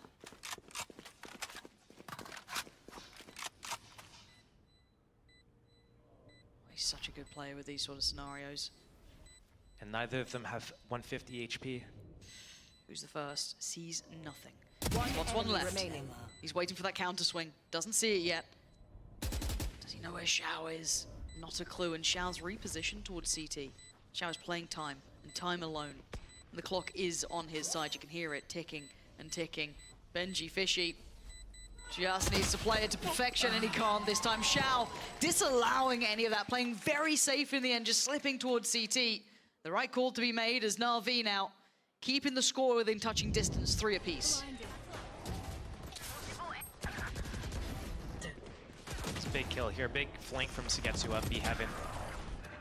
Something that Woot was aware of, just missed his shots, I think, and that opened the round up for Na'Vi to be able to get into the site, get the spike planted, get the great positionings, leaving Benji in that 1 versus 2. That's totally reset the money as well, kind of, you know, flipping the scenario on its head. We've got the decent purchase out for Na'Vi. They do have Zipan's ult ready to go. On the other side, a couple of ults, yes, but no weaponry to supplement it either. So down on the classics, Guardians. If they try and do something a little bit more creative this round just to try and offset that very severe lack of purchase. Already though, Miniboo's been found. Things not looking great here as Rien's popping off shots, hoping for a connection, but still, they'd need something to really go wrong here as Angel steps up towards Vents. Got to be careful. We have the nice attacker spawn hold from Sugetsu, just in case anyone's kept going through walkabout. But we haven't really seen that from Team Heretics. They haven't really pushed through and flanked, done these big flanks at all this series, I don't think. No, it's really. usually like a Na'Vi thing to do, but usually if you do it on your defense side, then you look out for it on your attack. Yeah. Sugetsu's a big player that does that. B site open. Yeah, there was a gamble stack coming out from Heretics. Opted to go for the safe approach, put all the players there. Didn't 30 get a seconds reward left. for it. So it will be a plant. What is the one to do this? They will get themselves in a very comfortable post plant. Any position they really want here, as Heretics are pretty much a mile away at this point. I'd like to see Woot doing something with his Viper's Pit next round. He's had this for 2 or 3 rounds now. I think he's scared because Ipen has his Showstopper now. But it looks like these guys will go in for a little bit of a retake, maybe see if they can get some chip damage, upgrade some weapons. Oh, starts with 1. Any more where that came from? The rest are in CT. Smoke towards main. They're starting to think about this one. Benji Fishy has given them pause for thoughts. Xiao gonna deal with the wave coming through though. Gonna find 2, even look for a 3rd. He's got 3. That's fine, no threat to the defuse now. They do get a rifle to walk away with, but for Na'Vi, they'll be happy enough to take the round here. 4 to their name, taking the lead now. As Heretics need to get a grip on this game, and Na'Vi need to stabilize a little themselves. Well, every round so far, we've seen Team Heretics doing the same start where their Vipers basically just denying middle control for a period of time. But Na'Vi is so happy to go with these like late timings, these 40 seconds left, 30 seconds left, that they don't really care about this mid-timing thing. And I think what Team Heretics needs to do is something behind that. So they're denying all this mid space from Na'Vi early, but they're not transitioning into anything for the late rounds. We haven't seen really any fights at B main. Last round, they were on an eco a little bit. We saw an A main push, but we haven't really seen a lot of extremity work. It's been really passive, but like not even fully passive. They've been bleeding out on the site, trying to hold the site. We haven't seen any gambles where they're just ready to fast flood. Okay. Well, a timeout for Heretics means it's time to potentially open up those options, isn't it? Maybe discuss going for some of those aggressive looks on the extremities with intent behind them, or problem is though, Na'Vi get the opportunity with a little bit more of a buffer behind them to just go for a complete switch up as well. They still have that ult in hand for Zipan. A couple on the other side too though, and as you said, even just prior to this, I'd hope to see maybe Voot invest that somewhere, opt that this is the round to do it maybe. See how that affects Zipan potentially as well and his, so. Did Miniboo just send a satchel and spawn? I don't know, but we've got a tech pause. Well. Welcome, Josh. A game's not a game without a tech pause. No, this is the perfect opportunity for you to tell me which bundle you bought. I'm so glad that they did this. Are we actually going to do this right now? Because why is it such a big deal? Why is it such a big deal? Oh, thanks for the replay. Oopsie. I wonder what he probably was like putting a headset on or something, accidentally dropped something on the keyboard. Oops. There was a water spill. I wonder if that was Rien's. Oh, you can. Oh, the tissues are out and everything. Don't distract us. Bundle, Josh. Which one? What'd you go for? I went for the Sentinels bundle. Oh, you're as basic as I am. What the hell? I love Zelsis. Yeah. That's it. I love Zelsis. Brilliant. Thanks, Josh. Nice one. Yeah, I mean, this game just feels so close to cool still, because it's like neither team is able to get that full, I don't say momentum behind them, because that's such a wishy-washy term, right? It's kind of hard to quantify, but there's just, it feels like a lack of stability from both. But neither are complete slouches in what they're doing, right? There's a reason this is like a heavyweight game. It's just like round by round, blow for blow. But I do feel Na'Vi are getting closer to finding the tempo that's working here, because I haven't seen any adjustments for that mid-take they've been doing every single time. They've been kind of getting their way in middle, whatever they want. There's not been a fight back, and as you highlighted, there hasn't been a fight for an extremity, so Heretics get no space to play for. So I'm waiting to see what they do, because they did have the tactical before the technical, so hopefully they've addressed some of these problems. It's still early into the half, but I mean, when you look at what rounds Team Heretics won, they won 3 of those. One of them was an eco round where they got 2 classic kills to open it up, a sheriff kill on top of that, and then they were able to pick up a gun and close out. Then the next round that they win, I believe it was against like a Force or like an eco from Na'Vi, not a great buy. And then one more of the next 4 gun rounds, they picked up 1 of them, whereas Na'Vi got 3 of them. So Na'Vi, again, like last map, is doing really well when it comes to these gun round plays, and especially if they're able to use their ultimates. We haven't seen great ultimate usage from Team Heretics, and that's basically what we've seen throughout this entire series so far.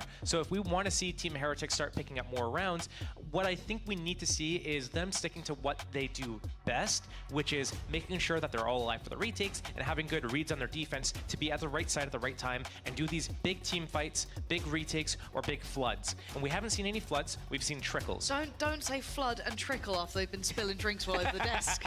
You're going to encourage them. This is awful. What are they going to do next? Pee themselves? Okay, well, maybe not that far. You know, maybe we just get them like a little beaker, you know, a little cup or something, a little sippy cup. It's got to have a straw in it. They do have a lot of goods on the desk here. That does worry me. I'm seeing bottles here, cups there. Bloody hell. Rolling the dice, aren't they? We are getting back underway if you did. Dangerously. Yeah, apparently so. Coffee cups everywhere. Oh, dear. I did a little bit of spill earlier, too. I swung around. Really, Josh? They can't see my face, so you really just put that out there, huh? I swung around, knocked that bottle of water, yeah.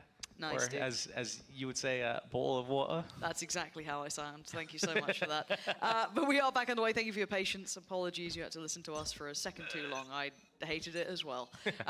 For now, though, we're looking for adjustments. Show me also. One, we got the ult from Voot, right? Perfect, cool. He's opted to invest in towards middle. Fine. Now, do we see anything else on the map? Do we see any aggression on the extremities? Anything else to write home about? I wonder if Na'Vi is going to do something. It looks like they're posturing towards A, but are they actually going to hit and end A? Or are they going to do something where they backstab Woot? Or what are they doing? But they have that showstopper, and they do have Prowlers. I'm kind of hoping they try and filter through that way, but really quick pivot coming out from Heretics. Already Voot's left his ult. You're going to be hearing the ults coming in from Miniboo as well. They're still getting really, really heavily invested. And they haven't really seen a body. They've seen utility. This is just going to be a shot in the dark. They're probably not going to connect either. Viper's Pit's dropped in middle.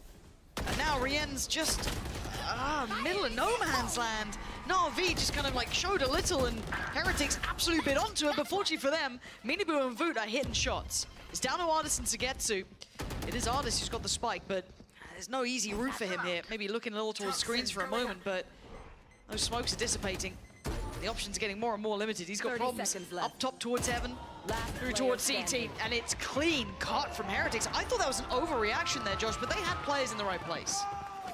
That was looking a little interesting. I thought Na'Vi wanted to kind of show that they had a lot of players there and then pump the brakes enough to make Team Heretics have a little bit of doubt of like what's actually happening. Which kind of happened, right? That was kind of there. It looked like a mini, like a little drizzle coming. And well, basically that's what happened. But Team Heretics, they had more players. So like the first round that they were defending A site, it was only really like Miniboo comes out of heaven, and then there's Rien's in sight, and that's basically it. But now they have a third player as well, and that was enough for them to stabilize there with the 2 deaths for the 3 kills. That's all you really need to do on defense. Just make sure that you have like 1 more kill than death. Keep those numbers. Now, early work from Na'Vi. Look, I don't know if Voot caught a glimpse just as that smoke was dropping. Seeing him call in the cam does make it seem as though that's the case. So Na'Vi now, do they get a challenge on this? I mean, Voot, how do you play this one? Are they going to tether and paint shells him? It looks exactly like that was the plan. He does get away with his life, and a lot of damage done in middle. Benji Fishy only rewarded with 1 kill. Artist got the trade there. That's an upgrade available, but still, you look at what Xiao's walking away with is 3 HP. There. It is still alive. And you can see the stack from Heretics. There's 4 players on this side of the map. If they pivot through fence anywhere, I mean, Heretics, this is a real investment. Starting to doubt themselves. They're already starting to peel away Voot, but sticking around was Mini Boot, Riens. Oh, the shot not on there. Angel outdoes him, and little by little, they're working this out. TP to back of the site. Boo. Now having to gamble, take a guess. 30 seconds How left. do you want to play this? And Na'Vi aren't sitting pretty. Their HP is low. Angel 45, Xiao 3, Sugetsu 51. Boo and Voot split between the maps here. Split between the sites even on this map here. Boo's gonna hear all this. Does he get the timing? Right, he does. 13 seconds. They have to commit, and Boo's still here. Paranoia, 10 Smoke, seconds left. TP, a lot of it, and they have no idea. Angel seemed none the wiser. The TP was taken, and Xiao is gonna have to be a hero. 3 HP and a Guardian. This is brutal for him, but at least he's got the time on his side, right? That is the only benefit to this. Does Boo use his TP for info here? He's gonna smoke it. No. Attempting to smoke off Xiao. Shadows traveling. Smoke goes in. He's creeping a bit closer here. Ah, there's nothing you could have done. Vu with the right call in that regard. With Xiao being so low, his options were very, very limited. But again, that round felt wild to me. They stacked all their eggs in one basket, right, on towards B after that. Initial real contact here, 1-for-1 trade out pretty much. But the damage that was received towards Na'Vi was monumental. It was monumental. I don't understand though, the team, it feels like Team Heretics, when I watch them play this, feels like they don't know what they want to really control on their defense side.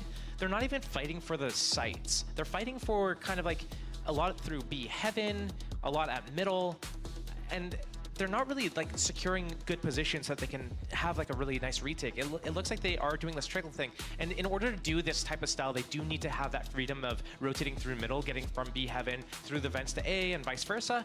Because if you don't do it like that and you want to be able to do this trickle style, or sorry, flood style, where you're just fighting all at once and coming out when the attackers are going in for the execution, if you miss that timing, then it all falls apart. And I do wonder if Team Heretics if this is a reason why we haven't really seen them strong on split all season, and not even just the season, like we saw it also going back to Madrid and even kickoff. They haven't looked strong, and I do wonder if this is the reason, and they're fighting for the wrong spots, and we need to see them start using different parts of the map more. That could be an overall ethos change at that point, but 5-4. I mean, it's really good for defense. You have 5 and you lost pistol. Not bad. It's not bad. They can make something work. Good. Now, as close as we are, who's going to tip the scales? Money's starting to run a little dry for the Na'Vi side, but still able to get a purchase here. One away for the ult from Artist, that could be on the cards. As already trying to prioritize this B main control. Sugetsu on the other side of the map. Still going to keep them somewhat respecting that, but Artist not going to get what he wants at the start here. Again, going back to this mid take, possibly. It feels like they rinse and repeat. So Team Heretics, they've done their job. They've stalled out long enough. Now they can give up middle, and then they can take it like an extremity. They know B main was exposed early in the round. They know they're losing mid now, so I think they're expecting it might be a B hit. Here comes the dog to reclear B main. They're going to get this information on the breach. Now they know, like, hey, it's probably a B hit, but they're not doing anything yet off of this. They're just standing around in the B site. Which is a bit, maybe still second guessing themselves. This is where they are going. It feels like that when you go to invest the Seekers, they seem a little lost as well. But making their way through 2, going on towards middle. B fake and go A with a Nightfall, I think. Nope, he's coming back. Sugetsu's coming back, sorry. No, you're fine, yeah. I kind of thought it was as well. That would feel like the logical choice, but doubling down on this, I think the Nightfall will only catch 1. Not sure if it got the second there. No, it did. Okay, Miniboo got caught as well. There is a third unknown body, and Miniboo's in a lot of trouble. He needs help from Riens desperately. Na'Vi starting to flood on through. Zipan there, and Boo by his side, though, going to take away the tip of the spear. Turns around to look towards main. They know that's where Artist is coming from. And Angel outdoes Riens. 10 seconds now, they clear back of the site. Site should be at least safe for the plot. Oh my god, safe for the plant. Yeah, all right. Sugetsu makes sure of that. As Benji Fishy just a little late, but this guy's pulled off 1v3s before. Don't know if it's even fair to ask it of him again, but he's going to give it a damn good go. He's going to go for 1 kill first, then use the hat. Oh, but timing. Look at Artist repositioning. That's almost unfair. Tap on the spike to try and draw someone in. Clean. Perfect. Does he get another chance? Can he read the post plant? Not well enough. Artist, good positioning. Not much more to be done for him there. And RV flooding through heaven worked out so well for them. I was kind of in agreement with you that I thought it was going to be that pivot towards A, through the vents, kind of playing off the back of that. That felt logical, but even now they were still up to the challenge, even if it got a little bit dangerous towards the side. It's like two things happening, right? You have the Na'Vi indecisiveness that we saw throughout Lotus as well, that they are kind of going to like one spot and then it feels like it's not one cohesive voice. It's like multiple people having different thoughts, and one person saying like, oh, we should do this, and someone else is like, no, I did this, so like, we should go back, and then, you know, that causes it to be so disjointed. It does feel a little jilted, but we are seeing the Sheriffs going out to play. We've got 2 Vandals into this, which is with Boo and Mini Boo. That's about it. As a quick mid-presence shown. No surprises in that, and it feels rinse and repeat. The difference is that Boo's actually gone walkabouts. I like this from Boo. I feel like it might be a little bit too late to do this in the game, but this is a great reaction to have. Unless you do that. I mean, the theory behind it, but like if you stand there with your gun out, you're chilling. I think he was like focusing too much on his team. Well, blinded. That's like the IGL brain thing there, when you just drop what you're doing and your job to start focusing on other things around the map as they're just bleeding out here. Yeah, Na'Vi will be grinning with this round. Probably the most comfortable round they've had in a while. And as much as it sounds silly, credit as well to Artist to being on the point. We haven't seen that B main control at all, really. We haven't seen that like tested particularly yet. It's been something we've been wanting to see. Right. And even highlighting it happened that late, but still being cognizant of the fact, still being very much on the job. And the site should be theirs. Again, it's just Benji Fishy. This time not even going to get played in Na'Vi. Making it up to 6 here with an Andalusia flawless. So everything moving in the right direction towards the final round of the first half. Rolling Thunder for Artis as well. The last time they had it, they did end with B. They've been taking super fast mid control as well, so I could definitely see Na'Vi doing something in the form of pace change. Let's go fast. We do our fast mid control. We have the breach ulti, and we pop that either to get all of B heaven or to get B site. And we're just going to see this fast crunch towards B. I don't know if it's going to happen at the start of the round or if it's something that they're going to pop like around 1 minute or 50 seconds left. We have a challenge on this? Wondering if maybe they were going to go for a fight on one of the edges of the map, but not to be, again, even with the 3-play stack on A. A little bit more of a challenge in middle, but no one really behind it. They've actually, if anything, sunk a lot deeper. They've done the switch up, though. They've put Benji Fishy to that B site, Neuron solo, and the rest from Heretics kind of roaming around. Na'Vi just going through their standard protocols, right? I feel like if this is a breach ulti or Rolling Thunder into B heaven, these guys all get just demolished by it. And here's the dog reclear. Time to hunt. It is. Scout destroyed. Okay, trade in middle. This is, how effective is this? That's the question. At least one player affected, potentially two. The Paranoia on top, but Benji Fishy sitting deep towards CT. He's not involved yet, but he wants to keep some control. Actually getting much closer here. Trying to slip back into this. This is audacious. Timing is everything in this one, and it's a very, very thin knife edge that he's walking on here, but this Rien's actually with a bailout, but they know where Benji Fishy is. The utility connected. He's still good for it. Great trade from Artist, though. And brings it down to a fair 1v1, and Boo just creeping close to the inevitable death. What? 6-6. Damn. Well, there's something you don't see every day. I feel like planting at that box, and we saw this in the other round as well when Na'Vi did it in the, 1 versus 2. Planting in that box it's something that you kind of like do as a last resort. So Artist was like, I want to plant kind of at an off angle and just chance that he doesn't walk out of me. But 6-6 is anyone's game. Team Heretics, look at 6 without pistol on their defensive split, looking pretty good.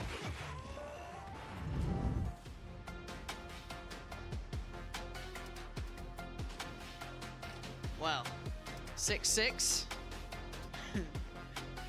I don't think you guys can see it yet. I wonder if we will get the glimpse in game, but it looks like these two teams couldn't have been separated at this point, and we get the minimal UI. You're welcome. Prius observing in Europe. That's crazy. Poor old Prius. I never used to bully observers, but since Prius, you gotta up the ante. But Angel, oh, you're playing a dangerous game. You gotta slip back a little deeper here. Oh, look, no harm, no foul. All good. All good. Didn't see a single thing wrong. Angel. You can't sit halfway between this. Fortunately for him, the dog doesn't actually clear close. Now it's going to find him, and now he is very dead. He's exceptionally dead. He's been put in his grave, buried, little flower on top, all sorts. Zipan, Artist, and Sugetsu not quite nearby, and I'm keeping my eyes on Benji Fishy when he decides to start building up on this flank. Until then, it's on the 4 on the site, right?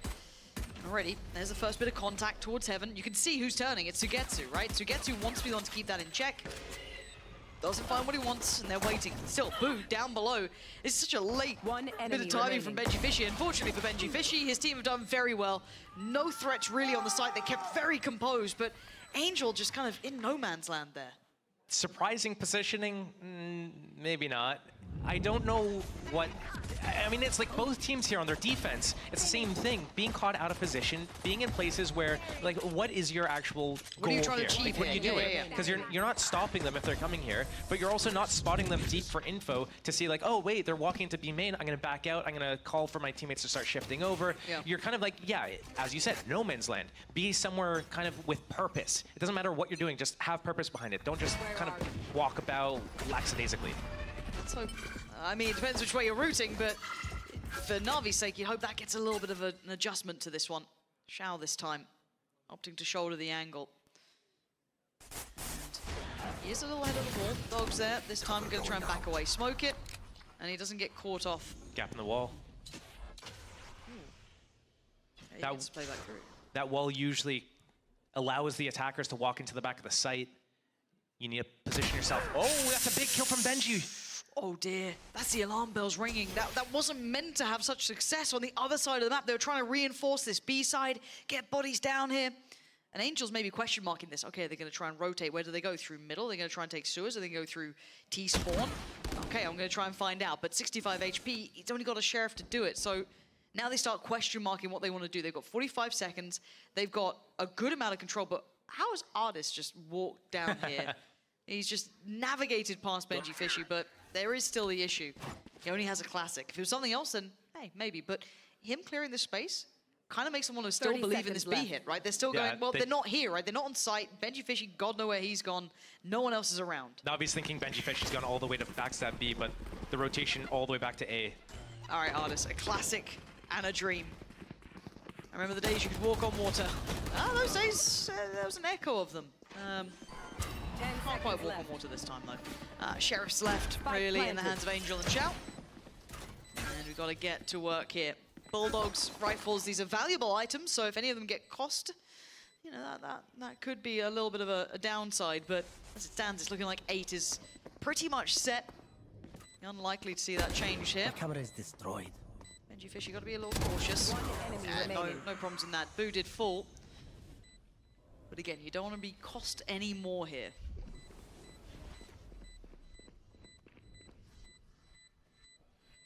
And they aren't. So Heretics keeping everything moving in the right direction, but Benji Fishy, that pick was pretty much the opportunity they were waiting for there. They could have gone for that B take, right? They could have gone for what they were initially eyeing up, but there were 3 players by that point. It was a good audible from them. And if this is the adjustment that we're going to see Team Heretics making here, where they're kind of doing a slow spread default. They know that as soon as they get a pick, or as soon as they show numbers in an area, instantly we're going to see people moving around, pushing. We saw it from Artist, we saw it from, I think it was Sugetsu. Team Heretics is waiting for this. This is a great adjustment for them to make. Instant push here. Okay, where's the next layers to this? Where's Nothing. Okay, it was just like puffing them chest out to make them a little almost bit scared. like just peacocking and then having nothing behind it. A little bit of a shame because you felt like the Heretics were caught off by that. That could have been lovely, but no intent behind it. Just presence shown down towards B main. You can see the adjustment coming through. Oh, okay, does get out of there. No trade. You can see already trying to backfill that space. I think was Angel, already looking to try and retake that B main control. So if you are one of the A players, if you're maybe that player towards mailroom, you're going to be on red alert. You know they're not coming B main anymore. Angel's already cleared that. But still so split for Na'Vi. Angel has great positioning. They have a good read that it's going to be A. It's all about, Zepan, can you move into a better position for your team? Shao's going to anchor the back of the site as well. They're way too split, though. Everyone's 1-1-1-1. This is very, very difficult for them. You're going to need an individual bailout, potentially, which these guys are capable of, but Not something I'll be banking on here. Zipan going to be good for the pick towards Benji, Fishy, and the follow-up. You talk about individual brilliance, he's got some and then to spare. 30 seconds And already left. Miniboo does try and start clearing through by screens, but there's still the two Spike players on the down side. You've got A. 25 seconds. Spike is not to hand, and Boo's walking in player with just a standing. sheriff here. Miniboo left with it all to do, 19 seconds, and it's comfortable in the end. Na'Vi, yeah, there was a second of danger, but a bailout from Zipan does wonders for them. Those 2 picks at Heaven were crucial to convert that round, and I wonder if Team Heretics was a little bit sloppy on. Oh 30 man, seconds. It was just okay, a it was there. It was spray just a through spray. there. Yep. Wow. I mean, was it a little bit too early to go? Like the smoke wasn't there yet. He had a sight line for that spam line. And it's given them a chance, right? That's a gateway back into this game. Na'Vi was starting to look a little, not stalled out, but it started to get scary because Heretics were in a good spot to build that momentum up. Can somewhat humble them, keep that economy from swelling out of control. No ults to bank on. I mean, Rienz is 1 off from his, 2 for Xiao. Zipan only 1 away. That could be huge. He's able to get that going early, and it looks like there'll be that battle between Benji and Zipan. They continued on that path. However, they just paused for a second. Actually, all attention towards middle. I like this from Na'Vi.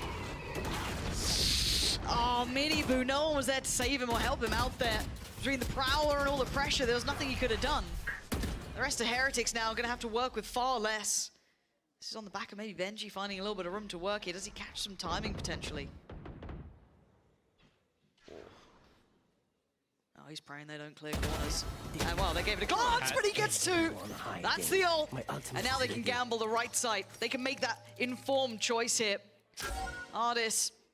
Yeah, position noted by Pillar, so he's going to drift back towards screens, but Benji Fishy tried to get ahead. Overheated a little bit. Tried to get ahead. Now, sight's theirs, right? They can get the plant. They don't quite know where Ardis has gone because it was, I think, Xiao who got the kill then. I'm going to go for the plant behind 30 the screen. seconds left. It's on Spike Boot and planted. Boot. A little bit of kit left as well. Smokes on Xiao. Utility on Angel. Plenty on Ardis. This is very difficult to hold. A little bit of a one-way for Heaven's going to force them all out through screens. That smoke at lower might telegraph this as well. Okay, got to deal with that. They're already going to be taken over towards Pillar, waiting late towards Heaven's going to be 1. 2 towards Pillar. Boot needs a clean kill. Can't just can't snap, but it's a 1v1. What are we up to? Oh, either Did he run out of bullets? No, I think he thought that the player was going through elbow. Xiao was going to go through no, elbow so he was to trying to sight. slip ahead of He was it? trying to go around and play Yeah. ring around the rosy, but he must have got the call late or just not processed the information. If he was gone out there, yeah, it could have been a different story. Oof. But it is a 8. Bloody hell. But that's, I don't know what the money's not good for Heretics. I know that much. So this is where it can really start turning. We know that Na'Vi traditionally do nail it in the gun rounds, right? They've been really solid overall in that regard, but And even here at middle, I like what they did a lot. They know Benji Fishy's towards A, which means he's probably alone. He throws his camera up. I love what they do, right? Zyban, he peeks, he breaks the camera. Instantly, they group towards mid, and they're doing a fight with 4 people. Not 2 or 3. They're grouping immediately and doing that fight because they know that that next step is going to be there at mid. They might be a little ahead of this utility, so not going to be able to get that nice little crunch going on here. Miniboo just, gap closing! Dives in head first, but Na'Vi respond quickly. He's got Showstopper. They get the chance to use it, or if they need it, not at all. They handled that well. 3 still alive for Na'Vi. Moving on forward, starting to get this game building very favorably for them now. 1 off from double digits. Couple of ults in hand too. Everything's starting to look really solid for them here. One of the things we've seen from Team Heretics is that they've been 5-manning a lot. Yeah. We've seen the occasional kind of spread default into a play. They do have Sky Seekers right now. I would love to see them use it on a fake. Do something where they take an extremity or mid, one or the other first, and then take the second after, and then pop the Seekers, probably from middle, to use that kind of to rock the boat a little bit. That's what I'd love to see. I don't know if it's going to be what we do see, but the problem is Na'Vi is really proactive right now. Every round we've seen them, except for kind of piss around where Angel's in the open. We can count that one out. But every round, once Team Heretics has shown where they are, Na'Vi is trying to take control of another area, or they're trying to group and fight. We saw them group and fight a couple rounds ago, and a few rounds before that, it's just like, oh, you're towards A, okay, I'm taking B. Oh, you're towards middle, okay, I'm taking B. Oh, you're towards B, I'm taking mid. a lot to discuss in very little time for Heretics. Trying to get everything in line, trying to identify what Na'Vi been doing so well, and that's time up, right? So they've got to get a plan in mind. They have those Seekers to work with. They do have the TP on Boo as well, but outside of that, the Rocket 2 away from Mini Boo. I'd love to see them come up with a creative plan of how they want to use that, as you were discussing maybe, Rienz. Not sure if that's going to come into play here, but I mean, Benji Fishy's been finding boatloads of success, but they need to convert this into a round. There's been 3 back-to-back for Na'Vi. Money's going to be finding real stability, already 5.2 sitting on a couple of players. And here it is, a proactive start already. Paint shell off the rip, B main control, fully in place. Oh, Food! Uh-oh. I've got Well, your trail. That's it. Huh? Oh, no. The timing on this one is all over the shop. Mini Boo has taken over a little bit of space towards A. They're going to check on him, surely. Angel's already won out the fight towards Ramp. This is all bizarre. It's topsy-turvy. Do they get to play him in? They do. Boo finds the timing right, and he gets out of danger. So they can now pause, slow things down for a second. They've got a 3v2. They don't need to hurry everything. They've still got over a minute to work with. And Benji's still alive for Team Heretics, and he's been so crucial for them. It's like a night and day difference, though, when he's online and activated, and especially when he's in these clutch and mid-round situations, it looks so good. I'm so surprised that, you know, I don't want to keep banging on Lotus, but he was not getting that same sort of value or impact at the start of the game, and now he's just really unlocked at the moment. Let's see if Artis can match any of that. As a legend in his own right, but now he's going to need some key. Oh, 30 I mean, seconds left. I don't want to ever play against Benji Fishy. You see what it's like from the opponent's perspective? It's horrific. Just get jump scared by the little pinhead coming out without his hat on. And El Shao, oh man, position's just been pinged. And you've got a firing squad to the right, and you've got a player playing in an off angle. Oh my god, a nice try from Shao. Damn, dealt with Benji Fishy and Voot there, but yeah, Miniboo nicely spaced, making sure that that wasn't going to be comfortable. We're tied up all even. But that start again, Josh, like, look at this. Got your trail. That's so unfortunate. I mean, the timing was just off a tiny bit. If Artis was able to get a flash like a fraction of a second earlier, if the showstopper came out a fraction of a second earlier, or, I mean, that was a sick shot too. So what can you do about it? They're stressed in the seats. Yeah, just, you know, plan as usual, boys. All going well. Fully intended. Okay, shades of a similar look towards B main. That seems like a high priority play, so they want to be trying to get. And look at the intent behind this. Sending the ult down. And actually, his Voot's still good for one. Going to find Artis. Trades there for Angel, but this map gets divided in a very unique way. Mid control gained, B main control gained, but then on the trade-off of Heretics, have access towards A. Yeah, there's still a player here in the form of Sugetsu, but if they can at least secure this cross, they should be, I don't want to say comfortable, but it's very, very doable to get a safe plant here. But all this time being purchased has allowed for this rotation now. Oh, Benji. Oh, yeah, just a criminal with it. And again, this is the map, I think against Paper X, the Benji Fishy for the first time truly stood out to me. I think they still lost the series anyway, but still, that guy was filthily good at this. But with 3 players for Na'Vi, they've got to take down 4 on the other side. These post plants are difficult. Look how far back Boo even is. And that's just a time purchase right here. And that's enough. It's worth it. Yeah, they've you know, cut their losses, called their quits on that. It's time to go save. Keep these 3 rifles. Hey, give them 10 rounds. That's fine. We'll take it from there. 10's all they get. But Heretics walk away with 4 alive. I mean, yeah, the Bulldog's still in play, but still, this has been a very valuable round for them after a highly volatile start with all that B main control, the pressure in middle. I think Benji had 21 kills in that split game against PRX, and I think he surpassed that. He's about 22 or 23 at the moment. Yeah. So even surpassing expectations. 24 Not even. bad. Not bad going. It's okay. Yeah, no, he's doing a really good job. These Fortnite kids, man. Because a lot of his kills are high impact, right? It's disrupting the retakes. It's winning in a clutch situation. It's finding an opening so that he can call an audible and have his team come back to his site. But I really like it. We're seeing kind of like a deja vu from the last game with Team Heretics, how they're doing like these fast splits and... Yep. Here we go. This is where it gets so damn close. Na'Vi going for a heavier stack towards the A side, leaving just Shao pretty much to B, and I mean, near on middle as well. Yeah, he's got a little bit of help from Sugetsu, but he's over towards the vent side. So if Shao goes down, Yeah, floodgates are open. How much damage can one man do? Nothing. Miniboo sweeps past him in a heartbeat. The site's theirs. Yeah, there's going to be pressure from Heaven now, but by this point, you can start looking at securing the site itself. This is very early work. 1 minute and 10 still on the board. It's going to be denied at least the plant for the first attempt. But there'll be more than that coming their way. And here he is. Man himself. Ult upon ult. They've secured the site, secured the plant. Na'Vi working with Sheriffs. They do have the 2 rifles, one with Zipan and one with Sugetsu. And wait on that late lurk. He waits all day for this. Miniboo's just dodging bullets. None actually coming that close. He's gotten away with pretty much holding this line here. Does get overwhelmed by Zipan, who's got the follow-up too. This is now getting a little bit dangerous. Then you can now see Benji Fishy getting involved here. Vu is holding the back line well, keeping that all in play. Vu getting a little bit more curious, and here he comes, finally makes his appearance. Out of the shadows, basically, with 11 rounds now for Heretics. Na'Vi gonna start feeling the strain here. This is getting really dangerous. This is turning points.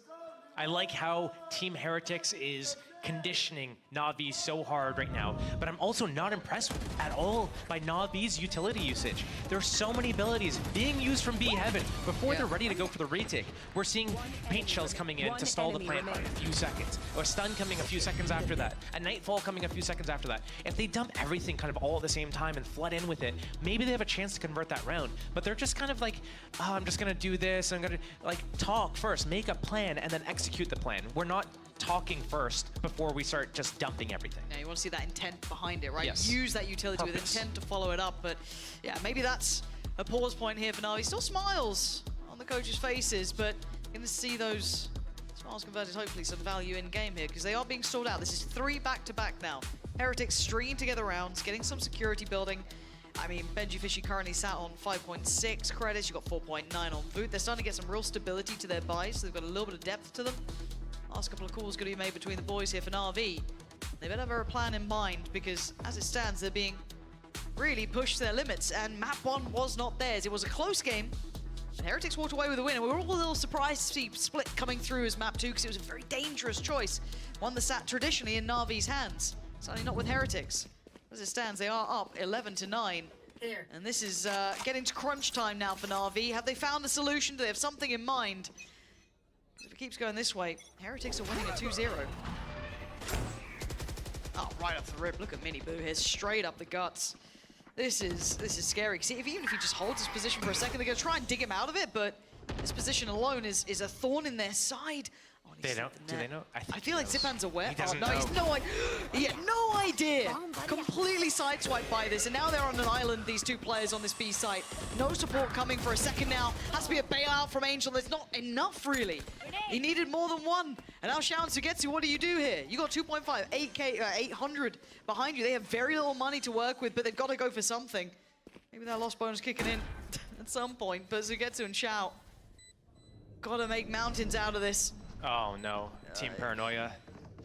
Rough. Okay, first step, Miniboo goes down. It's a start. Need some more. Looking at these post plants as well, difficult. We've still got Boo sat just below them, so if they do try and cross towards the side, there is going to be that threat there. Benji on the back of the side. Boo gives away the game a little here, but it's Rien's on the swing. Using that contact on Boo as the swing point, and it works. That's 12 now. If there was going to be a round, it had to almost be the one just gone for Na'Vi. Because now they're going to be skint. They don't have ults to depend on. They don't have all of this buffer. And Miniboo just out of nowhere, flying right up middle, getting behind them.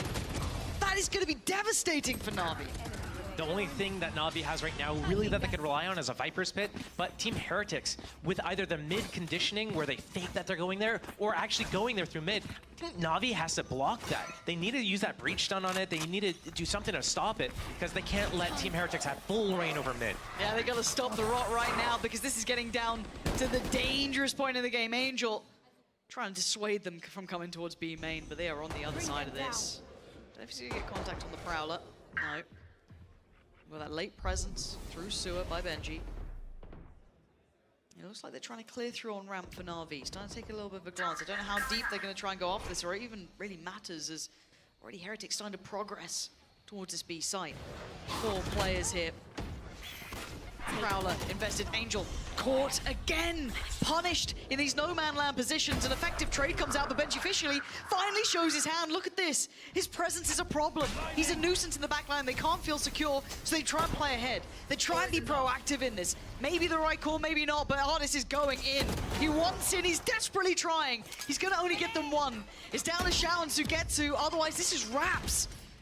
I can't believe we got here, and that spike's not even down yet. It's still sat in towards main. Trying to isolate Miniboo here with 8 bullets to play with, but he's now got his boys by his side.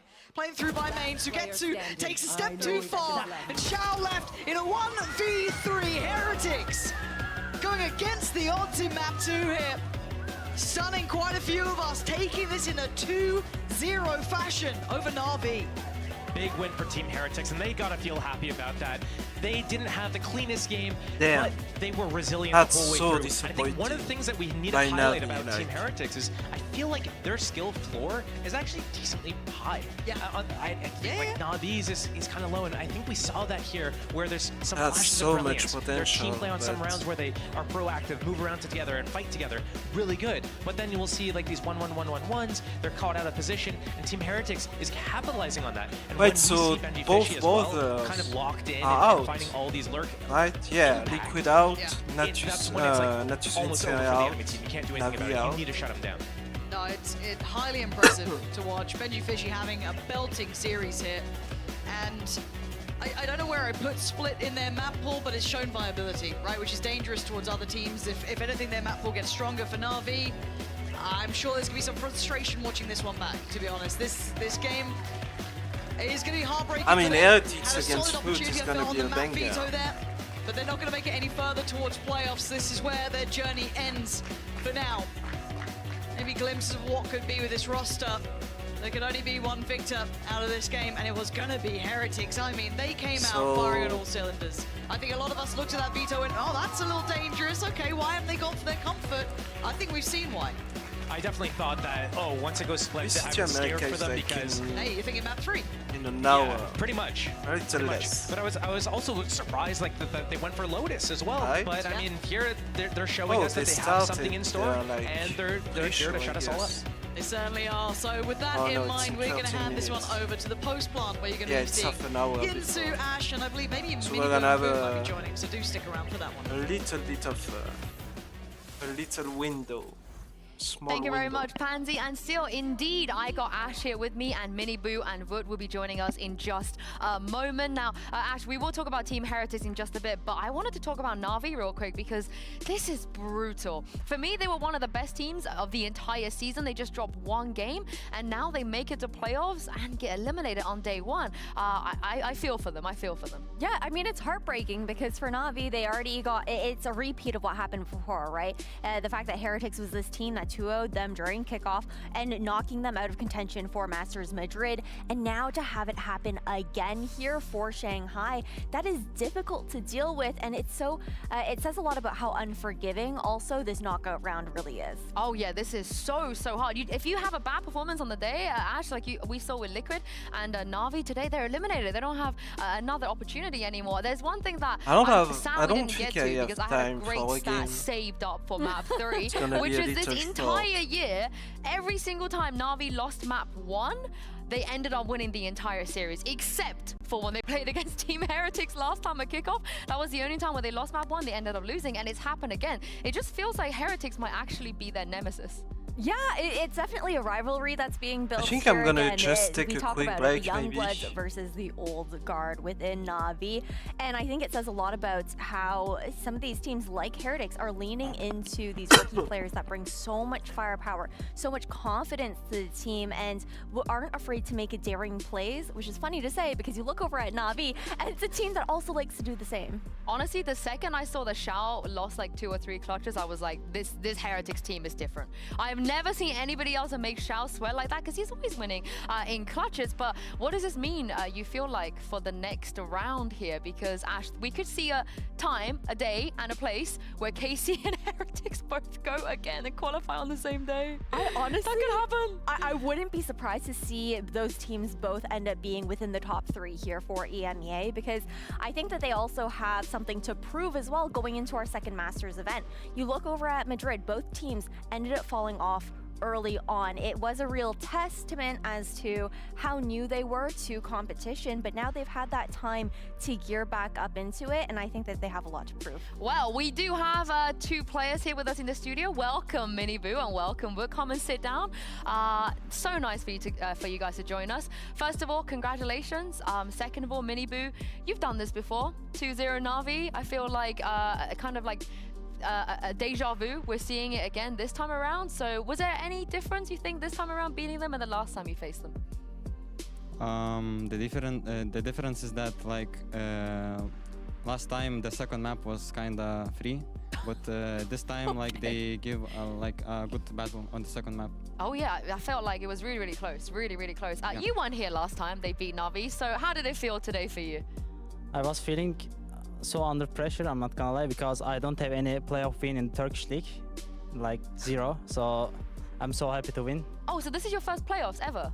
No, oh, it's first playoff win ever. Oh, so you lost last time you played playoffs? Yeah. Wow, and Na'Vi to go to take them down as well. We had PM here earlier. That was he described you as a player that when you play, just feel like you don't care. You're so careless, so free. But he was a bit worried that maybe you'd feel really pressured today and you would be less free. So did you feel that at all? Yeah, I'm normally something like that, but before the match, I mean, in the pistol rounds, I'm feeling so much under pressure, but when I'm like playing more in the game, it's going. Forgot about it. Yeah, You're I'm just struggling. Yeah, easy for them. Easy for them, easy for them. I mean, I also gotta ask you as well. I mean, I know that you have a very deep agent pool when you look historically back at agents that you've played for other teams as well, under Fireflux and everything, but you've come in and you've played five in 2 different weeks. agents. Is that a lot of pressure on you? Were you comfortable flexing so much? I want to talk about first match for it. I just played 4 times Fade in the Lotus, and that's all. Like, I know what's the game, what's the Valorant. So if I play one agent like 2 or 3 times, it's okay for me. I can play in the officials. Oh wow, okay. I mean, when the agents like happened today, I was like, oh yeah. Wait, what is on the field? Like, what is going on? Because you guys talk about how you didn't have a lot of preparation time. So I mean, for you as well, Miniboo, you were moving away from the Neon 2 on the Rays. So how have you managed to squeeze all of this in when you haven't had that much time to prepare? I mean, all the pracs and like today even I called not I have nade, I have stun. Oh, like, you were saying stun instead of nade? And my teammates were confused, like, Enes is on breach, like, you have nade, bro, I have stun. And I was like, I'm gonna stun this, and I mean, I'm gonna nade this.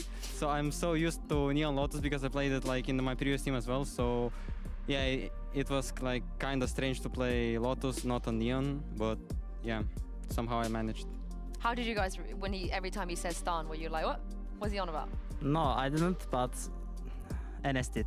Oh no! Enes did, because he has the stun. I don't have anything like that. Oh, of course. So he's like, wait, what? You have a stun as well? It's actually my stun. Yeah, it's strange. Yeah, of course. I believe tomorrow is going to be a big day. Today, when you eliminated Na'Vi, it didn't quite lock you in for another Masters event. I feel like the last time would have felt very differently because that kind of gave you the ticket to Madrid. But tomorrow, you're going to be facing Foot for a ticket over there. How are you guys feeling about this one? I mean, I can start. So I think Footballers is a great team. And first time we played against them in kickoff, like I think they were not ready now yet, but they had a lot of time to prepare for this season. So I think they cooked some good strats, and they're a strong team. But I feel pretty confident that we win won against them once. We're gonna win against them twice. I don't think like nothing is gonna change. It's gonna be 2-0. Yuta J is there. He's waiting for you. Yeah, he's waiting for me and I am waiting for him. So okay. We're gonna see what's gonna happen. Oh, you're currently doing a bit better than him statistically, so I feel like you're gonna feel more confident going into this one, right? I have always confidence about him. Should we expect some beef on stage? You guys staring each other down? Yeah. Is that what your kind of relationship? You can kind of like trash talk each other? Yeah, we will. Yeah, you will? Oh my goodness. What about you, Miniboo? You ever trash talking anybody on stage? I mean, like sometimes I do trash talk just to hype my team up, but like nothing serious, you know. Like I respect all the players and they are all like great players, but in the game I might trash talk them to just like boost our team's confidence and etc. Who's your Yetajay then? Who's the player that you feel like? Oh, I mean, obviously CNET. He has good stats. Yeah, he's playing great. Like CNET is back and. I put him down once. Yeah, no. Oh wow. Okay. I never trash talk you guys, you know. Yeah. I put him down. Yeah. Actually, can we bring up the question from CNET first? I know we're meant to be doing this a little bit later, but since we're talking about CNET, he was here on Post Plant last week, and he had a question for you two. So take a look at this. Oh, in just a second. But I think he was anticipating, obviously, he was gonna be facing you guys, or he was gonna be facing Na'Vi, and it happens to be you guys. So take a look at this question on that screen. Do you think you can win against us? Wait.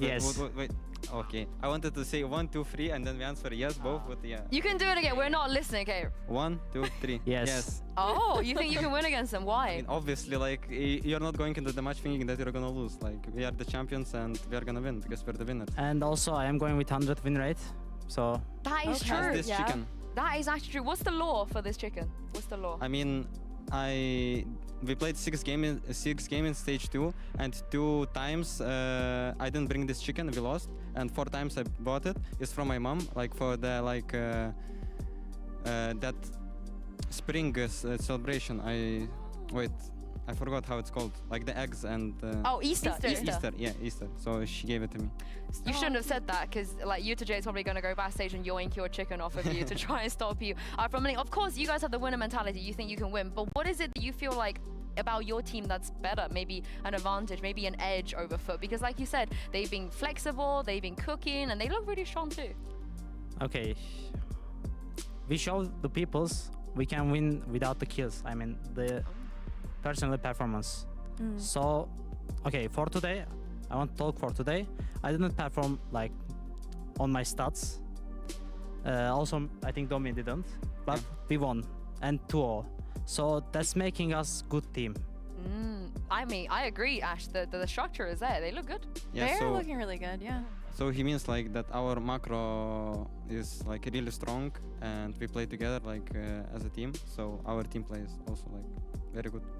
What's the calling like for you guys? Because obviously we know that Boo is the IGL, but who would you say is like the second loudest voice for you in the mid round?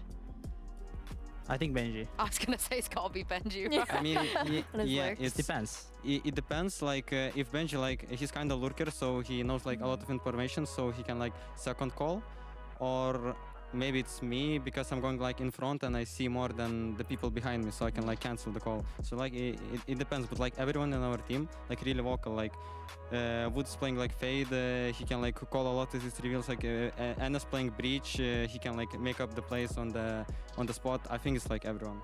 Yes. I mean, now I feel like you have the macro, you have the Turkish players too. I feel like that's such a good buff right now. How good's your Turkish, Miniboo? You know, have they been teaching you any phrases, any words? I mean, I know some bad words, but I also know some good words. Yeah, so like teşekkürler, merhaba, çok güzel, kanka, Turkistan. Yeah. Some things. What about you? Have you picked up anything from Boo and Miniboo as well? Așteve muja. No, așteve milu mă ajute. Așteve milu mă ajute. What does that mean? I love you, baby. Okay. A little bromance. Who's saying that to who? I need to know. Like, you say that to him, he says that to you. I think he's saying it to Benji. Oh, okay. Sometimes after the clutch. I mean, we have to learn that. I feel like Benji deserves that praise.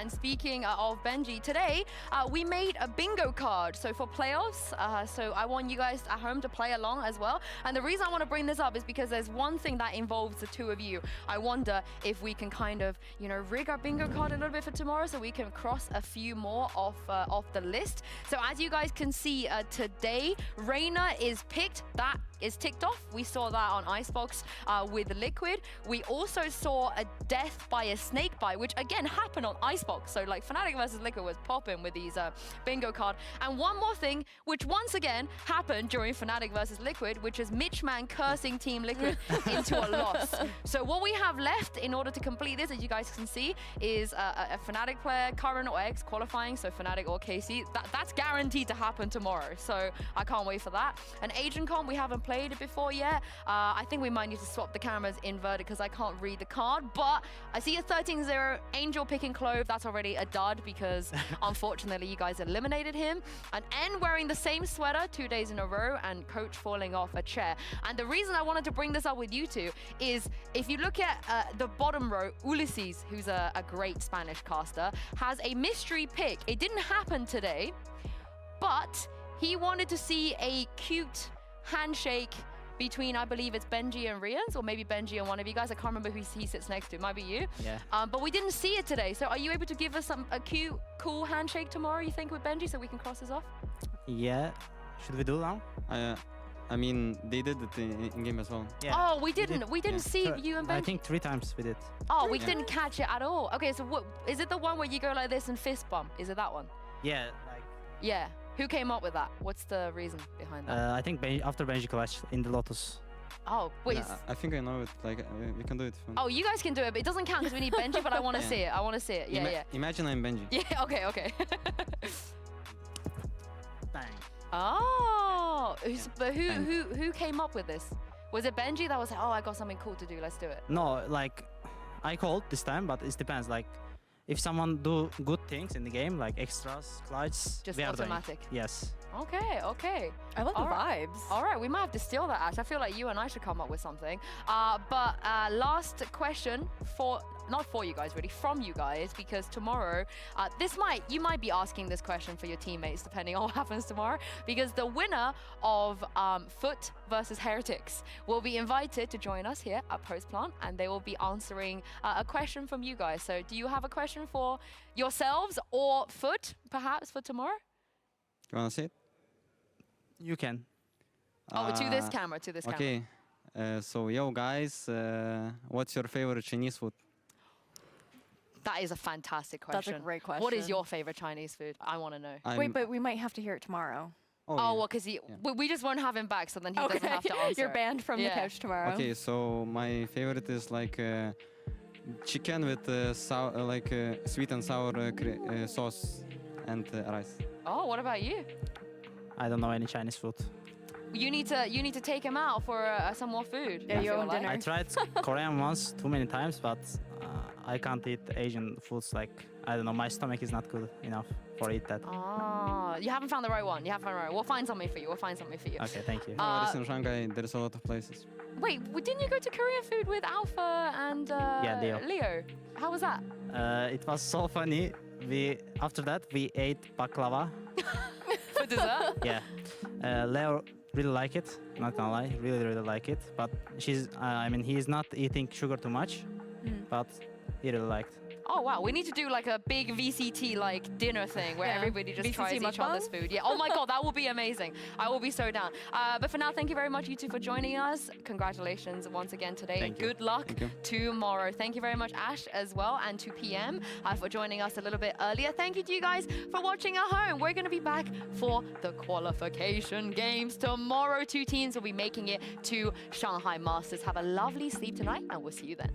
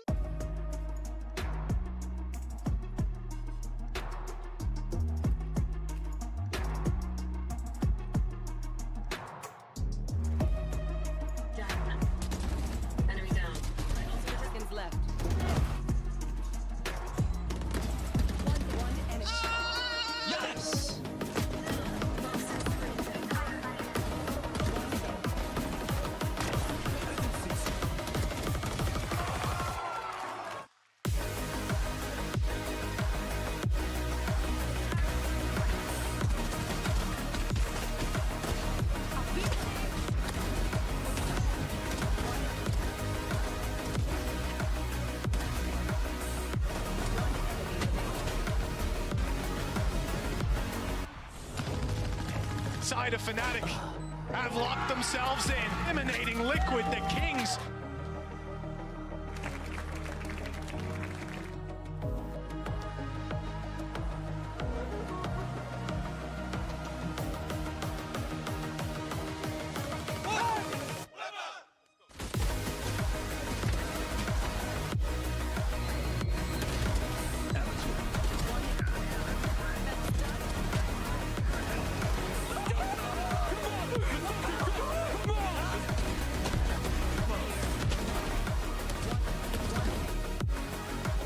That actually does segue nicely.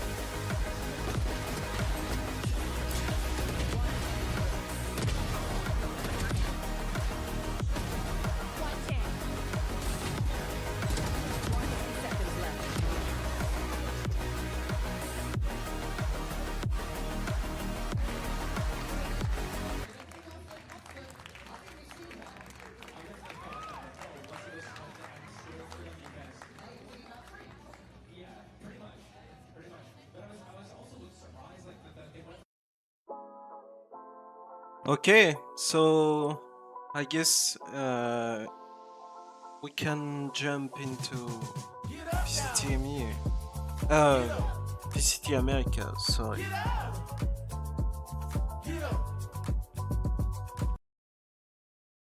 Just give me 1 second.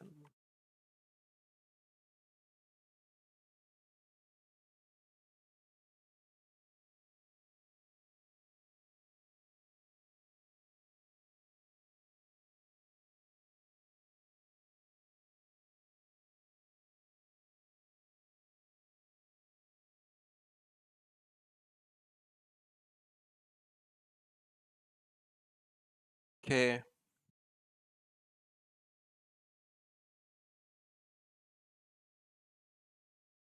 Okay. Why is Loud winning Okay. the mid-season playoffs? Don't doubt Loud, please. Just don't doubt Loud. I need more reasons than Learn don't from doubt my Loud. lessons. Learn from my life lessons. Every time I doubt Loud, they Okay. make us look like idiots. Every single time. And they're heating up right now at the right time. Last 2 weeks. Listen, they just scraped into playoffs, but I genuinely think they're going to go on an absolute tear. Okay, so you think that Loud is not only going to go and win, but they're going to beat Crew on their way to do it, and then they're going to beat them again. Yeah. And then they're... Yeah. Your bracket is whack. Oh, it's cooked. It's Yeah, crazy. All right, Sideshow, what about yours? Go ahead, show your work. All right, okay, so here's the thing. Whoever wins this game is doing the same thing. If it's 100 Thieves or Loud. So if you're a 100 Thieves fan, you want my bracket because they're making the same. So hold on, but you've gone Loud. But you got them losing at you. Nah, because what I'm saying is this game is super close right now. But if 100 Thieves win it, they're doing the same run. They're beating G2. Can we hold on? Crew Look at this guy trying to poll on the Brazilian broadcast, please, so that I can get some of these points, please, because there's a lot of bias going on here. There really is, and also the fact that Thieves winning. Yeah, that's actually 64% to 36% in favor of Sideshow. I have a feeling it's because he's kind of popular on the internet, but outside of that, it's because I'm giving the proper amount of respect to Leviathan. They are nuts right now. This guy's got him going in third. And actually, they're still going to Shanghai. I don't care. That's disrespect. No. Now, with Lev, he's got NA fans voting in, LATAM fans voting in, Brazilian fans voting in. He's working the crowd. he's playing the numbers game. He's playing He's the looking for crowd. those cheap hops. Where's the Sentinels one? Get the Sentinels one. Yeah, where's Senna? Put them in everywhere.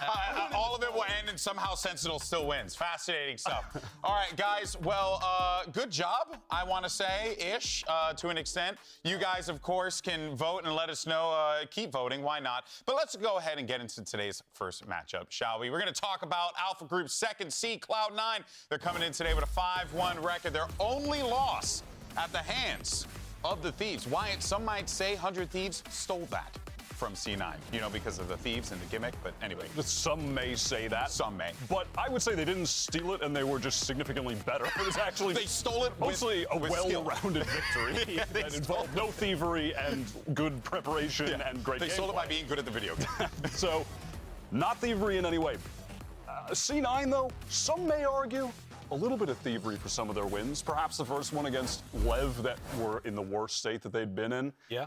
And that being a reason why they're 5-1. Yeah. You know, you could argue they were I mean, it's not even an argument. They're in the group that didn't have 2 teams that went 0-6. So that helps to get a couple wins there. So I do think they have something to prove still. They've been good.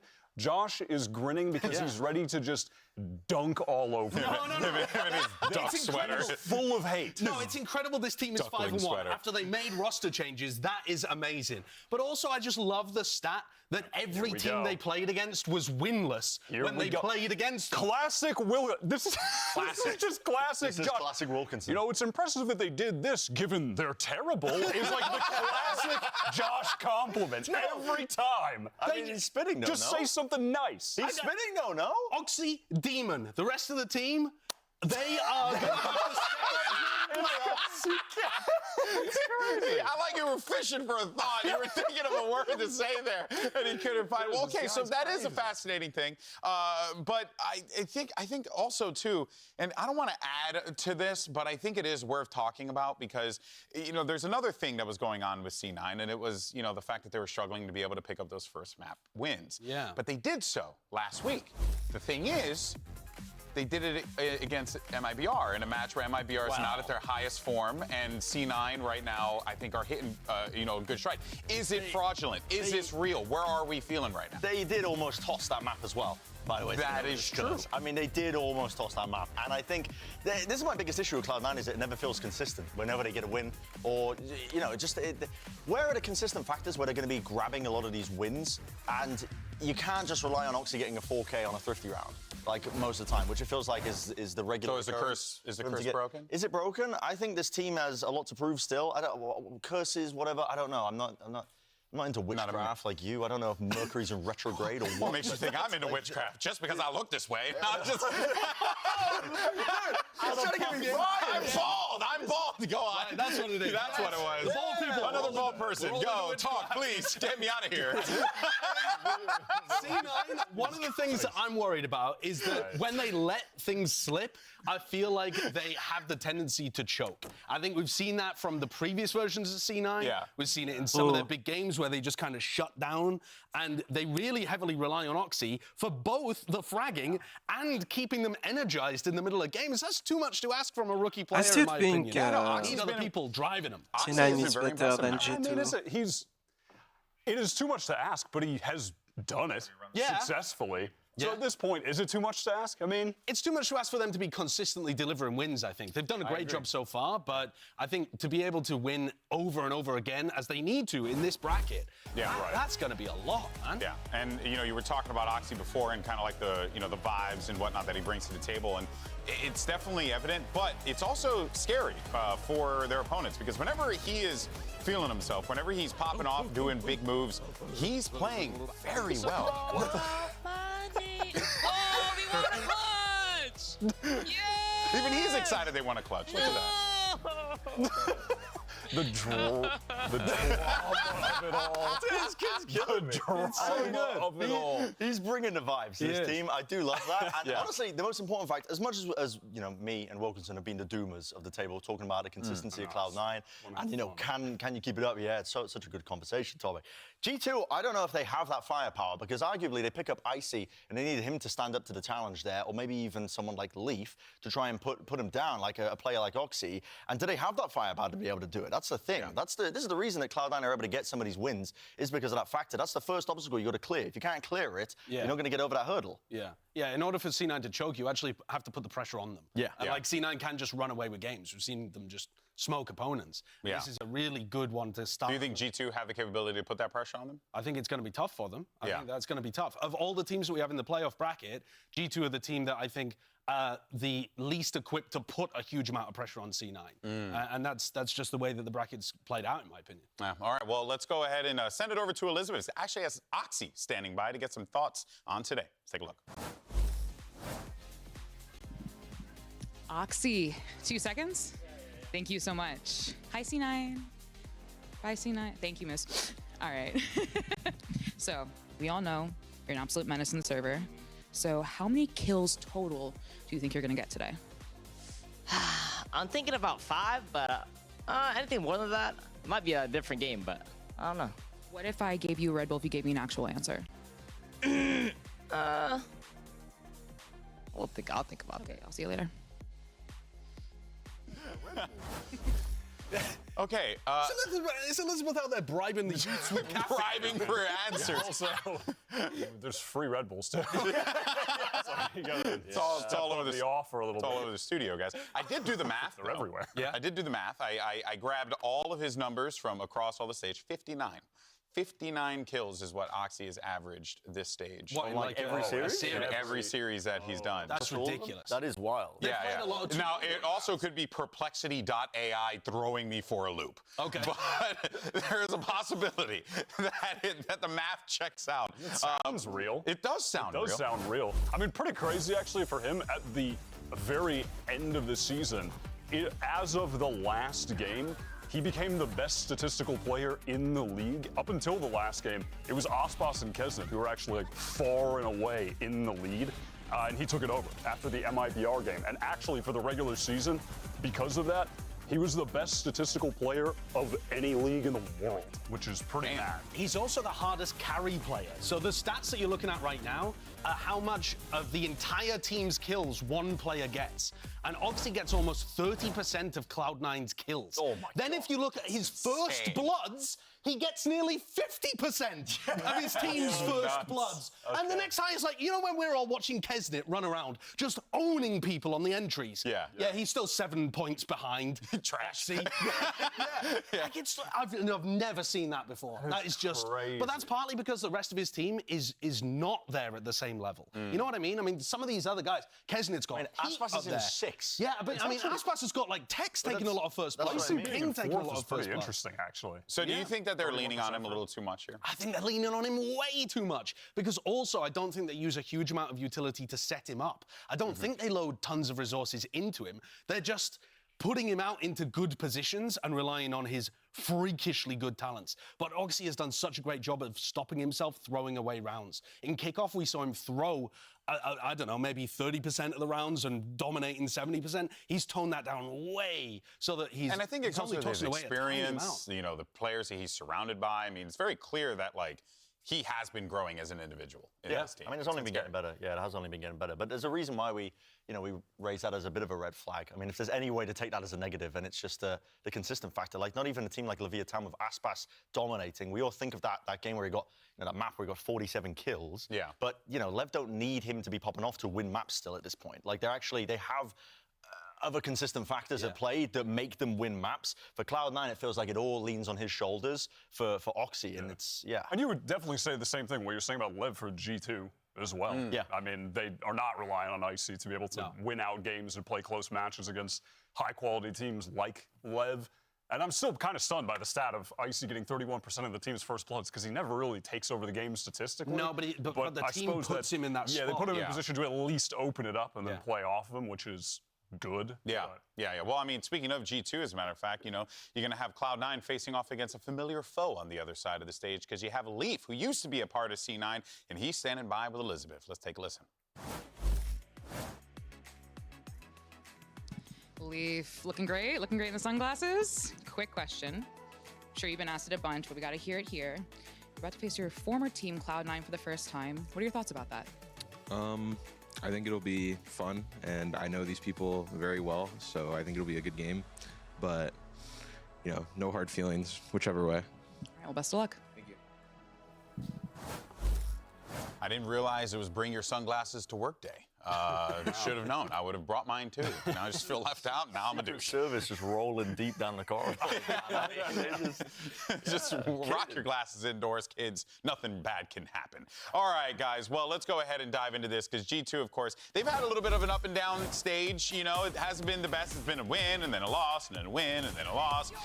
Literally the definition of up and down. But I think that it's something meant to note here that G2 have this tendency where the teams that they're beating are teams that they should be beating. Yes. It just feels like at this point they're the gatekeepers of this league. I think they're trending to that direction. I think they've got a bit of a task ahead of them with this match here, I think, to prove that they're not just the gatekeeper team, because they beat the opponents, of course, that they're supposed to beat, that everybody else is beating, and then they struggle a little bit. They can bring it to close matches, but they never really get it over the hurdle where they're winning against opponents they might be on par with, where there's that parity, for example, with the other teams in the league. So this is going to be a big test for them, I think, this upcoming matchup against Cloud9, because I think they have chances to win for sure, but if they get over this, I think it is actually a bit of a turn of a new start for this team almost, where they're finally getting their footing and finally integrating Icy in some way or form. They're actually getting consistent wins. Yeah, I think this is it's quite a smart team. I've got a lot of respect for Valen, and I think that the game plan coming into a game against C9 has got to be very heavily focused on either shutting down or running away from Oxy. Yeah. And so I think they'll be able to craft game plans that work around that. The question is just, can you actually stop him? Well, yeah, and then also, too, let's not forget about what happened last week, or when we saw G2 take on Loud, and that was, look, they only needed a couple rounds to get in, and boy, oh boy, they squeaked by. Literally just one round is the reason why they find themselves here. But real talk, I mean, Wyatt, Loud gave him a shellacking, top to bottom. It was not pretty. On map 2, Icebox, yes. On the first map, Bind, which was G2's pick, it went down to the wire, and on the very last round, it was a 2v2 where the G2 players were in a Viper's pit and got randomly sprayed by a Vandal and headshotted. So that came down to the wire, and they definitely could have taken Bind, which also, from Sadhak's calling, was a goddamn masterclass for Loud. They were phenomenal on that map. And then on Icebox, that was the one where they just torched G2. They ran into the late season God mode Loud, which but I guess the question case for is, Sen as well. Does that mean obviously it looks great for Loud, right? But was that a G2 that was caught off guard, or was that a Loud who were just leaps and bounds better than them? Like, that's the question. I think Loud are coming into really good form right now, and I think that's. I mean, you didn't pick them to win the whole thing. Yeah, exactly. I think they're coming into fantastic form, but it also brings up the exact same point we were just making about G2 being that gatekeeper team. And again, you would think that Loud, maybe not a team that they could. I think that they could go toe-to-toe if they showed it in the first map. It was on a nice edge. Arguably, they should have got to OT. I mean, it was literally, like you said, a moment of RNG with just a spray down, taking out the two players in the pit. They've got a lot to prove here today, I think. I mean, without me just beating this horse to death by making the exact same point over and over again. I honestly, yes, they have something to prove, but and calling them a gatekeeper team, sure, but I feel like maybe they're in that category. To me, barely. They're so close to being over the finish line against the elite tier teams. Like, the Icebox game was bad, but the match they had against Lev, that was extremely even. Both teams were playing phenomenal Valorant. It feels like they're missing something to get them across the line some of the time too, though. And I think some of the time it's Icy kind of needs to step up a little bit more and provide some more kills for the team, because I think the actual calling, the decisiveness, and how they're playing so confidently with Valen's calls together, the pace at which they're doing it is just as good as the other teams in most of these matches. But if there has been one area that I feel has been a consistent, reliance for G2, a guy who they always can lean on, it's the person we talked to in the Arrival interview, it's Leaf. Because he's formerly a part of C9. We knew him to be this duelist that took space with no problem being in the face of his opponents. Now he's taking a back seat more in the Sentinel role, but he's still, contributing, still putting out those numbers, and probably one of the best people to have in those last man standing situations. I feel like he takes matters into his own hands as well on certain maps when his team's not getting it over the line. Icebox is a big one. I feel like just Leaf going on these wild flanks of just trying to catch these timings and assist Valen's overall calling. He's saying, I've got the A side. He gets an opening kill, he gets a multi-kill, whatever. He's consistently salvaging them, I feel like, when he's playing on maps like Icebox. It's the one that really just, immediately comes to mind when I think of his Killjoy gameplay. And it's because of that. He's like almost required to do so on a role that is, I think traditionally just really locked down. You play your role, typically, when you're playing a Killjoy. You don't want to be going out of range of all your util away from the mid-turret or whatever, but he's having to take those liberties on a pretty consistent basis, I find, for the team to be able to get their wins where they do. Yeah, G2 on Lotus and Icebox have been their best two maps, without a doubt, despite that loss to Loud. But at that point as well, Loud have been able to watch so much of their Icebox that is a factor too. But regardless of that, on those two maps where he's playing Killjoy, he's putting up the craziest numbers. I mean, he has almost, just shy of a 0.9 kills per round on KJ, which is wild. Which is nuts. Yeah. And then he has played less maps of the other agents he's playing, Cypher and Viper, but on both of those, he's sitting at like around 0.7 kills per round, so great. Which is good, but massive difference. I mean, that's like 0.9 is, you're a top-tier duelist kind of kill per round number. Like, that is insane. Yeah. There's definitely going to be a lot of factors that are going to be coming into play here. And one factor that we touched on for a little bit here is Valen. You had the opportunity to catch up with him right as he came in after that loss against Loud. And, you know, I could definitely tell he was a bit like, whoa, that was an experience, you know. But then Valen, though, still, despite that, still puts up great numbers, still calls, you know, masterfully. But I think with C9 today, Brent, it's going to be like a different kind of challenge because, you know, you got this team that you don't really quite know what you're going to get going into the server. Yeah, I think as well, Cloud9's, I guess the thing. Are you calling more against them, or are you calling just what you know what you could do? The thing is, their win cons, the way they play, I feel like it's not something that you can ante. You can't watch a VOD and ante necessarily. It's for Cloud9, their strengths come down to how well they play off each other in the retakes, or those individual moments, or setting up Oxy really for success. Valen, in this case, is a very smart IGL player, and I feel like he might match up better in terms of his calling against a team that does the expected thing. I don't know. I feel like the one time that we saw C9 get really abused this season was by a heavy, like, VOD review prep team. 100 Thieves came into that game and they said that they'd broken them down and realized that they barely use any utility. So they were just holding their ground, waiting for the entries that are normally fairly dry and stopping that from happening and continually, like, recontesting, disrespecting because the util was bad. That was their words, not mine. Yeah. So I think that's the kind of approach that G2 should also be having in this spot. Rely on people like Leaf, rely on people like Trent or Jonah to just actually take fights against more people on C9 and see if you can shut down Oxy, and then the rest might crumble like a house of cards. Yeah, it's going to be really fascinating to see how this all breaks down. Let's find out, though, where we're playing, right? I think you guys want to know that information. Yeah, it could be pretty helpful. So our coaches are ready to go for the map pick, so let's go ahead and see where we're headed. Alrighty, guys, welcome. As you know, C9 has higher seed. Would you like Team A or Team B? Team A. C9's gonna get Team A, G2 you're gonna get Team B. So C9 you're gonna have first map ban. Ban Breeze. C9 ban Breeze. G2, what would you like to ban? We'll ban Sunset. G2 ban Sunset. And you have first map pick. Pick Lotus. C9 pick Lotus. And would you like attack or defense? Attack. G2 pick attack. And you have one map pick. We'll pick Ascent. G2 pick Ascent. And would you like attack or defense? Defense. C9 pick defense. And you have one map ban. Ban Split. C9 ban Split. And what would you like to ban? We'll ban Icebox. G2 ban Icebox. Default map is going to be bind. C9, you will have side select. Attack. C9 pick attack. All right, boys, best of luck today.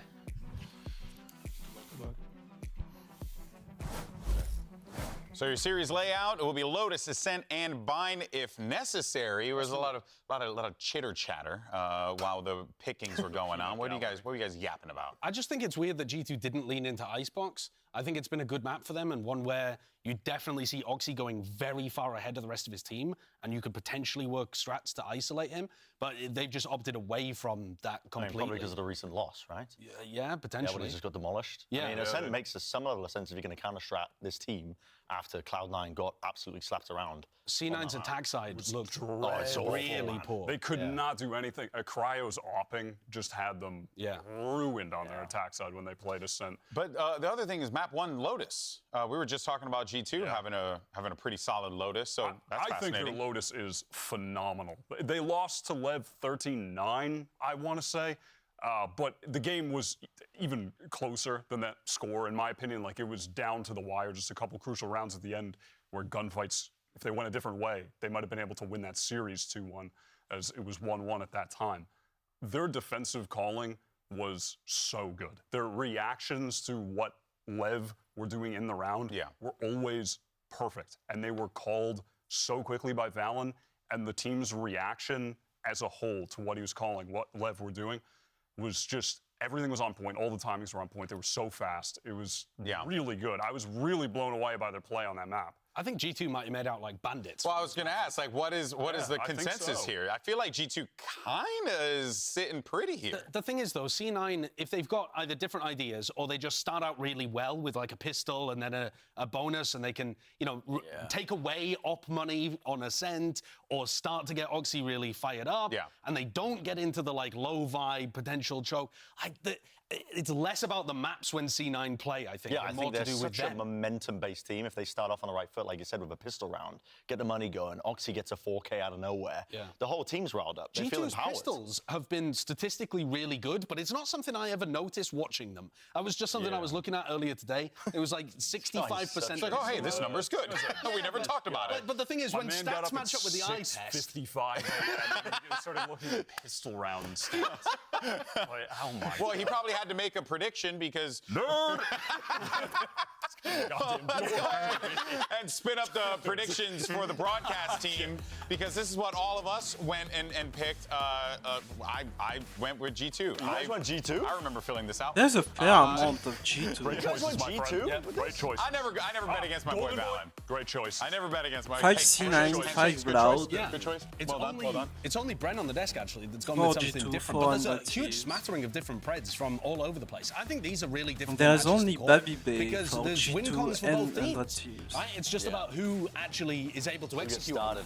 Yeah. Are we going to roll with this, like, the C9 bad on the first map thing? Are we going to keep rolling? I mean, it's up to with them. that? I think because if it's their choice. It is. I mean, and it is. And listen, if we're rolling with the narrative, which I don't even necessarily believe, and they're going on to Lotus, which is really good for G2, then they have to play a map they suck at, and then they have to play another really good G2 map. That's tough. They could be in trouble. They could be. If we believe in the narrative. Okay, well, it seems like we just have to believe in the narrative, guys. That's all we got to do. All right, folks. Well, now it's time to get day one underway of the mid-season playoffs. It's going to be a good one, folks. We got great matches across the board. C9 versus G2. 100 Thieves are going to be taking on Loud. You already know what I'm going to say. VCT America starts right now.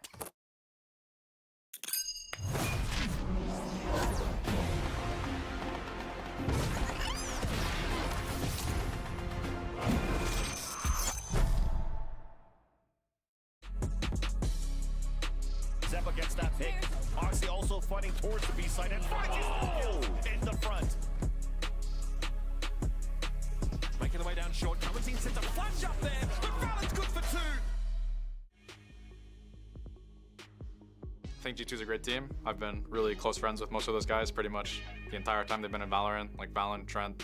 It'll be fun to play them. They're a great team, obviously, and they just added Icy, who I think is really good, but he's been underperforming so far, but I think he'll turn it around. 14 rounds. That's what they're looking for here. They'd love it up, though, of course. It's Icy already in the showers, and the play off the flash is perfect. We're watching the games. We know how they're going to play. You know, Oxy's just going to run at us and stuff like that, and if we can't stop it, then we're going to get run over, but we have confidence in knowing what they're going to do. Oh, boy. It's a judge. It's a jump. It's a judge. 3 kills coming through. I would say G2 in general is very strat heavy, anti-strat heavy, I guess, from like the past experiences against them. But I mean, overall, they have a good system. They have a good IGL. Now I'm a lot more comfortable with the people around me and stuff like that, and I just think that I'm comfortable in knowing what we're going to do and what we're capable of, so it makes me a lot more confident. Riot Games Arena, it's time for playoffs! Make some noise for Cloud9! Back then they ain't noticed me, now they know it's me. I'm the chosen. It's my time, yeah, I put that on Bible. No excuses, gotta get to the final. Take all of my idols and turn them to rivals. It's all another man, the trophy is vital. Game time, bet I'm coming in clutch. No hang time, man, they can't keep up. The game's on the line, seconds on the time. Who can't fight? It's gotta be us. Under pressure, go ahead and let it fall on me. I'm destined for it all, you better call on me. They say what doesn't kill you make you stronger.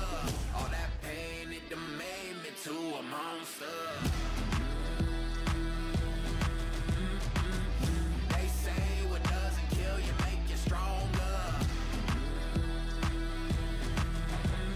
And let's bring out their opponents for this do or die elimination match. Make some noise for G2!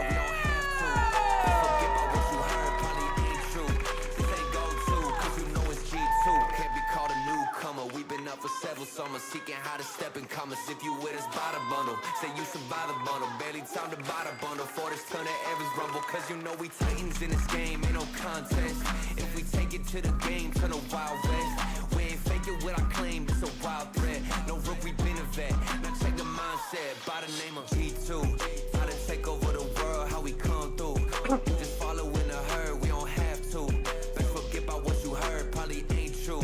This ain't go-to, cause you know it's G2. How to take over the world, how we come through. Just follow in the herd, we don't have to. Best forget about what you heard, probably ain't true. This ain't go-to. It's a do-or-die elimination matchup. Win, you move on to the competition. Lose, and your stage is done. I was going to say season for a minute, but we have way more to play. But of course, for both of these teams here, it's going to be high pressure. We have to see whether or not Cloud9 can come out of the gate swinging, or does G2 have the response right out of the gate? It's going to be entertaining. Yeah, I think G2 actually, even in the broader picture, might have a bit more to play for, because remember, you get points for every playoff match that you win as well, and Cloud9 already have 5 of those. Yeah. So G2 really need to be racking up wins here, even if you're thinking about like making it to champs later on. These kind of matches are going to be important now and also in the long term. It's going to be intense, of course, for G2 to try and see if they can slow down Oxy and the boys over in Cloud9. Wyatt, there's certainly going to be a challenge there, and whether or not Oxy can be that playmaker that he has been for them all stage. I think it was Lotus was the first map that Oxy had a crazy play on and kickoff. That piece of the Sheriff? The Sheriff, yeah, that was the first Oxy moment of the year. And really, with the agents, like, the only difference that I can think of with these two teams is that C9 like to play the Gecko on this map. I think they're the only team in the Geckos that will, I believe, play the Gecko. Yeah, it's an interesting twist on things. Also, if you're looking at this map, watch out for C9's flood defenses of B.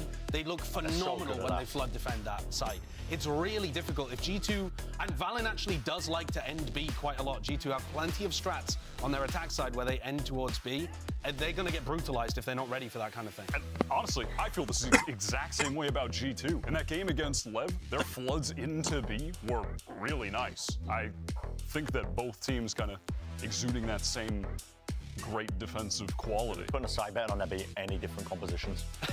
I mean, for Lotus, I don't think it's going to be the case. Yes. Yeah? Well, no, I mean the Gecko, obviously, but I'm saying like the expected. Like, are they going to go even crazier? We're going to see like Brimstone, Cypher, Brim. Clove comes out. Clove coming out would be pretty hot. Yeah. Yeah, it's going to be pretty standard stuff, I think. And I think the beginning of this map is going to be defining quite a bit overall in the series. Because like you said, in theory, we've looked at the map pool. G2 should have that edge, I think, in terms of just having Lotus and a center to play into. But I feel like if Cloud9, if they start on the right foot, and they start off hot, and Oxy's hitting, and the firepower's there, who from G2 is going to shut it down? Yeah, and that's what Leaf was saying. You know, it's not just us that have identified this as being the dynamic in the game. Leaf, in that interview you just heard from him, was saying, we know Oxy's going to run at us, and if we can deal with it, we're going to win. And if we can't, we're going to get run over, and this is going to be like 13-3, 13-3. So there is just massive variance in this match. Who's on the attack side? That's a massive factor. It's a phenomenal question to ask, which I absolutely should know. Yeah. Well, I don't know it either. That's why I'm asking. You would think that we all would know it. And Josh are scrambling. Scramble. Pull up the stats. It is Cloud9's. Cloud9, dude. I mean, I think that's a massive edge for Cloud9. I'm not gonna lie. The teams to start attack side when you're up that many rounds, presumably if you're able to snowball the advantage. Listen, it all starts at the first round, but you could just keep that going all the way to a win. Could be wrong. No, it's possible. You could be wrong. I could be wrong. It might not be Cloud9. Well, you know what? Good news, guys. We're going to find out right now because it is time to get this first pistol underway for your mid-season playoffs. Let's go ahead and send it over to your casters, a couple drama lovers themselves. It's Vansili and Riv. Thank you, GB. Looks like they're having a lot of fun at the desk today. And also, Liz was mentioned on the stage that this is a do-or-die match between C9 and G2. And I'm looking at some fun in this one as well, because I think we're going to come out with some strong firepower, and it's going to get explosive. I mean, you're already going to have fun watching Oxy try to do Oxy things. The desk mentioned it. Can Icy do Icy things, though, and bring up the other side of that duelist competition here? Because it's kind of what Cloud9 uses as their bread and butter right now, and they can fall back on a few other things if they don't have Oxy going off. We'll see as they come into this match. Already, Oxy did have the Boomba on him, but then he says, no. Probably said, I want a Sheriff this round, guys. Buys up the Sheriff. So, Ray's Sheriff there, Ghosts on the other side that we see coming through. There's some armor onto the Omen and the Killjoy, as we see on this attack side for Leaf and Valen. So we'll see what they have in store for Cloud9.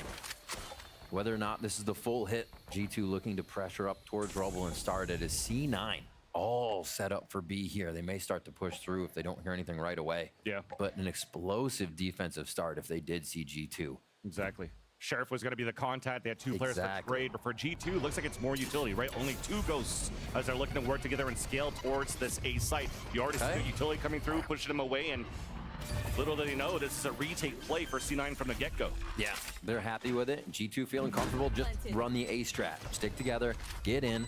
They have mollies for post plant. Leaf had 2. I believe one might have just been used to clear out already as they start going in. Both Paranoias just came out, so this is a call for C9 to move in and for G2 to hold the post plant. It's planted for a tree as Oxy's trying to move in with the Sheriff. There's that headshot to Jonah B. There's only 3 players left alive for G2 on his post plant on the attack as Leaf just got spotted at the double stack. Now the shot through the wall, the headshot from Moose. The player's falling down for G2, and C9 has a clean retake to score first. Really clean retake. Having the Dizzy, having the Gecko utility to get in and save. And we saw it was Oxy and Zeppa kind of on that side of the site that goes towards tree, guarding each other as the rest of C9 cleared the other parts. So a good protocol to come in knowing where to back each other up and how to do it.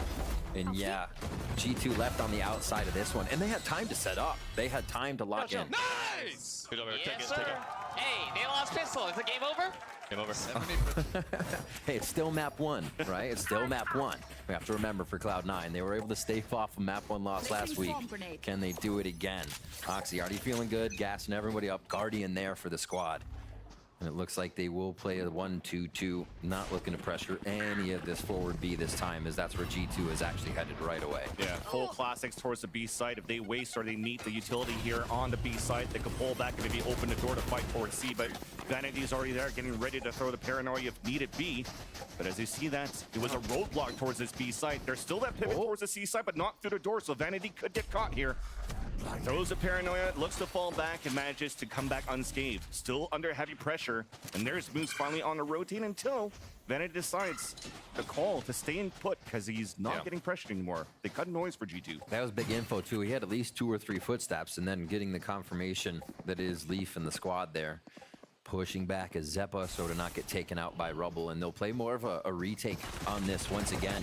G2 did a nice job finding the soft site, figuring out where they might get the less numbers of C9, and we're going to go through tree. Another plant here, too. Yeah. Very clean no matter what here for G2. Making them think here that C9. Yeah. They had to put a lot of players towards this B side so they could farm these orbs up for Trent as well. Past halfway mark on the Nightfall. And if they get a plant down, this is actually pretty good for them to continue on into the next round. But Guardian at the 9. All around here towards that site. C9's weapon's too strong, so Trent's gonna stay behind. Can't get that plant down. Picks up a Guardian though, but he just got flanked. Shots missing though from Vanity, but at least they have the information. There's 10 seconds left, and you'll still see C9 closing in and converting that pistol. C9 too, keep 3 alive as well. Getting a few of the priority weapons back up off the floor. See where they toss these around to as we rewatch this round here. Great activation, knowledge from Moose there to just get a few pre-fires in too. Both of them nailing Icy on the way in. Well, it's like Ray's got 1-2 punch trying to get in there. One in the stomach, then the backflip. That's what you have to do to Icy right now, right? They said you have to shut down the other duelist. Icy's trying to be on the front line of this and get G2 into the site so everybody else can crash in. You take Icy out like that each time, and they're forced to just contact the round and, like we saw, get to A with not real any information on the map. All right, towards Rubble once again here now that we have a bonus round for C9. G2 is going to feel comfortable with these weapons. Yeah. Good util already moving forward on the haunt. Do they insert somebody here? Because it's a repeat of the first round, right? Or do they back up and start messing with a bit of the util? Well, the util's there first, and then that's easy for Trent to pick up here this Nightfall. So that is going to be that winning condition for G2 to turn it around. As the Leaf is walking up towards the staircase, they don't even need that Nightfall to start. Only Zeppa stuck inside that A site. Vanity thinking that somebody's going to be pushing through, and he reads it correctly. Leaf gets picked off, and that's a weapon upgrade. Now it's a rotate coming in. They break up BB door, moving towards this B side, stopped by Oxy with the paint shells, and now G2's pinched, but they're moving towards where it's weak. There's that haunt to move. Oh, the double dink, but no kill coming through. At least Vanity and Oxy are there to trade it off, and it leaves it down to a 1 versus 1. Phantom upgrade. Trent on that plant. Boombot coming in to clear up towards the left side. Giving a chance here for Oxy to clear up the space and gain that space. And after that, Boombot connects. Knows that Trent's in the back sight. There's that Seize that's going to catch him for a bit. Still not winning for this tap. So for Trent, he's thinking that Oxy's flanking behind. But Oxy has a correct read. There's a side step that got heard. A backstab execution in the end, and Oxy wins that round. And a big one, too. Everybody going down on that, so we already know it's going to be a tough buy coming in here for G2. C9 should feel pretty good on this. And to look at the way G2 is playing the game as we go back through the replay, you look at C9 and they don't have the fade. They don't have a sky.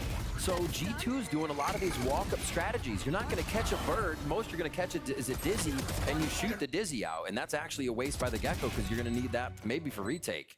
Nice. Come on, are you nervous? So yeah, I like the way G2's playing. It's the post plant that's really where they're suffering here. They don't have to do too much to take control of all this space. They're not having to avoid util, and C9's playing pretty far back. But it's about the post plant now for G2. Can they set up? Can they garrison themselves enough inside, or maybe start pushing forward a bit to throw C9 off? Because once C9 has this util to retake the site, it just becomes too much. And back towards A, the walk-up, right? Recalling my Walk-up that was spotted by Moose, though, right? The jump spot came through, and you're looking, and you're seeing these early rounds, though. Every time they open this door, that big piece of util to flash towards that side is already used by Valid inside tree. At least they take control of that. They satchel in for G2. They're just looking for this plant on this mixed bind that they have. So we're deciding to plant for tree as well. Too much hesitation going through there. That's 3 spot decided to try to get the right plant, and now it got caught off, and that spike is down.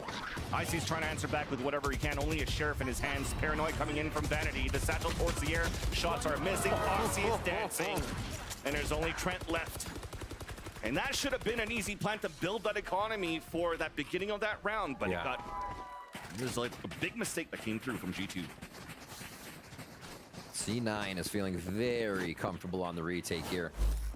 Not really feeling like any pressure that G2 is going to set up is working. G2 also, as you mentioned, being indecisive in whether they feel comfortable in the situation they've created. They get to site and they didn't even want to get the spike down because they feel like C9 is going to come in so quick with what they've been setting a precedent on before and how they've been retaking the site. So C9 just striking fear into G2 right now. Back to a gun round. Just need to take a breath, relax. I think we heard Josh RT say in a Pedro interview that the one time he did call a timeout, it was to slow the team down. He liked what they were saying. He just didn't like how fast they were playing and how quickly the game was getting out of control. So maybe slowing it down here a little bit is what they need. And Oxy, he's just going to start it off anyways on the first little jiggle peek. Yeah. When you slow it down there, you have to play the bodies to try to peek because you want to save the paranoia for the actual hit towards the site. You're using your bodies, you're jiggle peeking, but Oxy seems to be really quick on that trigger for today's game. And that forces now G2 to once again work towards this A site where that Killjoy utility is at, left behind by Moose. Prowler now coming in from the attack from G2, clearing the whole site. So finally they'll know it's a safe plant out for A main. Push towards that spawn. Moose was always ready for that. Yeah. Gives a chance now for all of Cloud9 to be all grouped up towards heaven. That's the second time Moose has started these retakes from that drop spot. So even knowing that he's there, still grabbing it, and here goes Oxy. Showstopper clears out the site, so they'll know the push is coming in towards the spawn once again at the staircase. Vanity slowly moving through as the rest of the attack on G2 are pushing down that staircase. There's that flank from behind as Trent and Jonah P still got 2 before they fell, leaving Icy alone. 1 versus 2. Nice one tap. Long range there. Comes in for the clutch, and that's a way to step up here in your important game, Icy. Incredibly important. Also get that momentum under the duelist to feel comfortable in these matches. And look at that. Not even getting overhyped on it. Icy knows there's more work to do in this match right now, in this series versus C9. And it starts here. A beautiful 3K to hit it. And A has worked. Where else have they gone? They have walked up to A. They've been figuring out the post plant to A. Now they lock one in. He's feeling the pressure. He knows how much A has taken a hit here. And where's G2 going? They can go to A, but now they flex towards somewhere else on the map, and C9 is going to be less ready than before, thinking this A is what is favored, and that's what G2 is going to hit. And they may be very right. Playing a little slower here. G2 just waiting out some util, and again, we mentioned it before, they're not going to get a Trailblazer or a Guiding Light, so it's jump peaks. Last time they saw Moose, still decided to push. They're waiting for the jump peaks, waiting for the looks.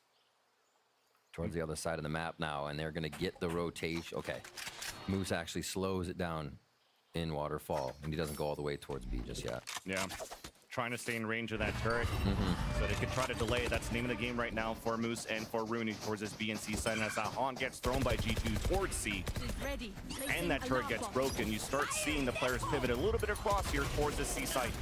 Here's a showstopper coming out from Icy. And they're just going to wait it out here to play that retake. They have also a lockdown for G2 to delay even more. So you have to keep them alive here in this post plant. Here comes Thrash.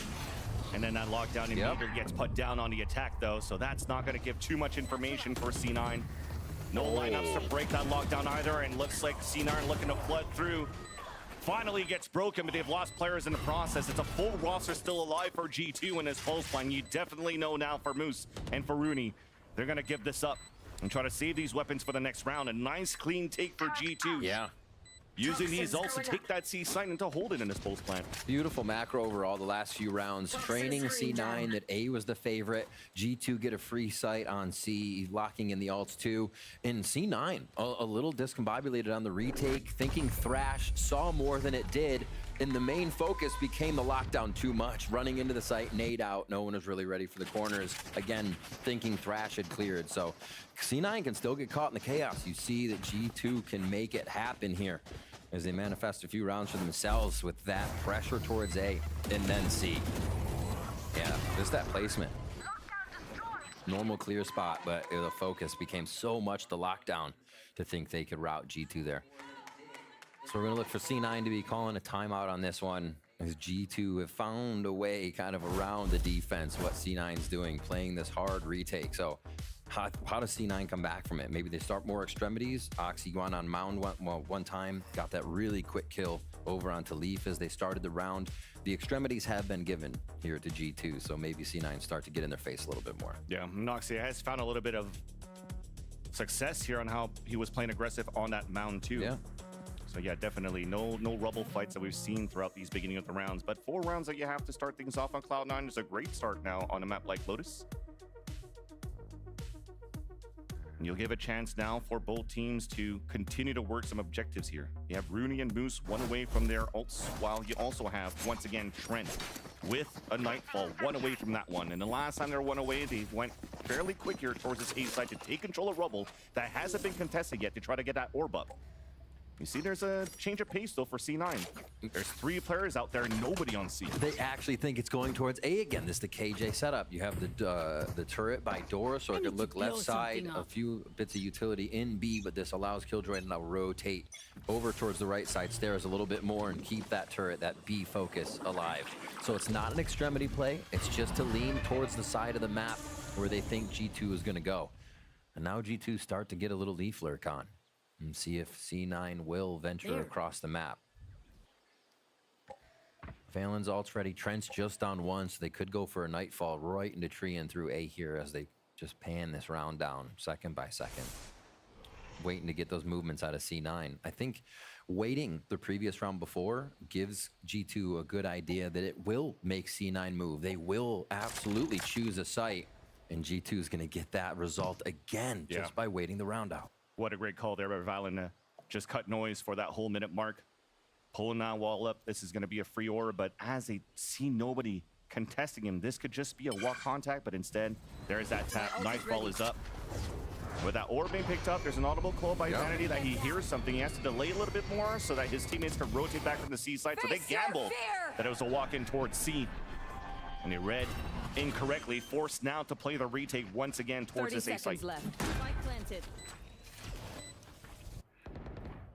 Pushing forward a bit into stairs. Moose reads that Leaf is going to be playing outside B, so they're going in 5v4 on the retake. And I've identified here this aggressive push that's been going out towards that staircase consistently, and Jonah P gets that pick onto Vanity. But there's more players to try to help out. First off, defending the lockdown first. Nice little satchel there from Moxie to move forward to get that pick on Jonah P, but he gets caught by Icy as he was reloading. Looking for that second one on top of the staircase. A tap onto the spike from Zeppa. Snake Bite's going in towards the tree, but the crossfire has still been set up. Doubled up here towards that tree side, but it is going to be C9 land up the scoreboard for a bit until it's a 1 versus 1, until there's no time left. Valiant holds it tight, plays the time, and plays the off angle to win that round against Moose. Some scrappy rounds are really going to start affecting the economy, and we'll see as it comes through more later in this half.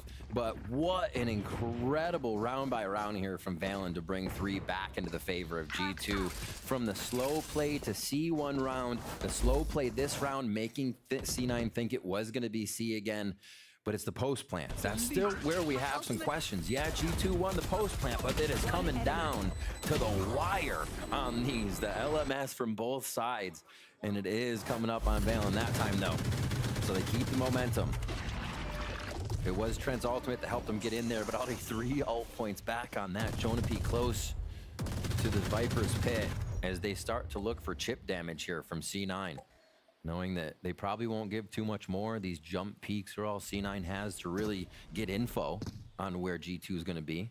So G2 is going to take a little bit of an opportunity and spray everything on those edges.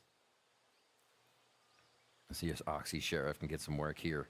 Playing first contact. They do have mound control from Rooney, but G2 is just rinse and repeat with this strategy. They can get so close.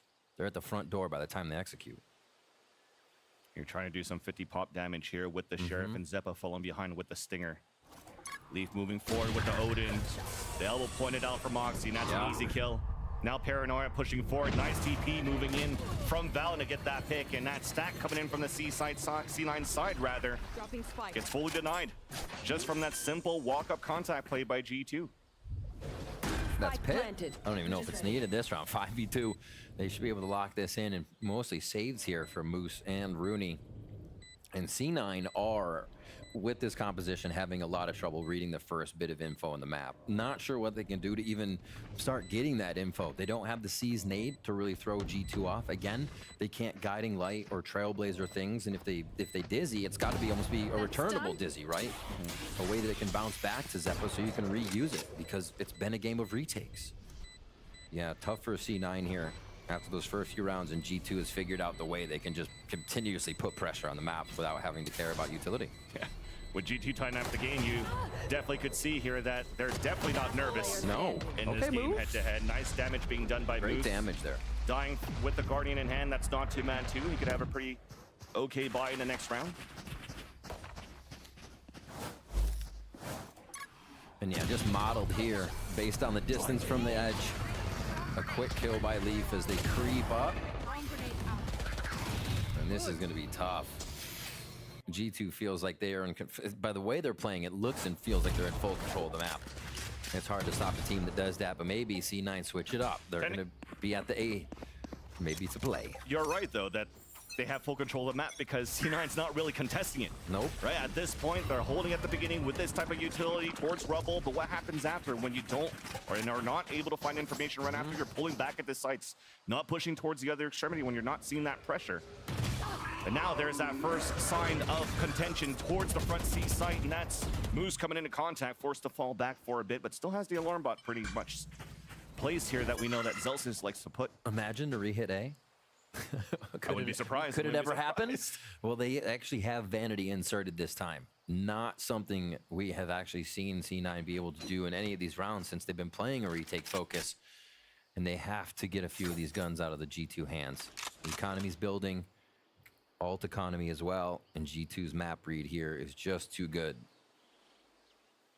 They have a Prowler to work with, too, if they want to the look from Zeppa. Rubble, but Zeppa once again, sees. G2 once again is walking for the contact, and there you go. Zeppa's side, the Paranoia comes out, but no shots come through. No trigger discipline to come out. You're trying to play the hero play alone from Rubble after that flash. Because that Viper wall comes up and you have no help at all. And that's a site that was open towards this B site now because G2 broke that door and pivoted over while C9 was rotating towards this A site. They managed to come back on time now for Cloud9. Nice pain shells at the feet of Valen. Plant coming down, but Oxy pushing forward. Another fall, flicking over towards that left side. That gets denied here by Icy. Once again, Icy taking the upper hand fight against Oxy. And the pit comes down for G2 on the pulse plant.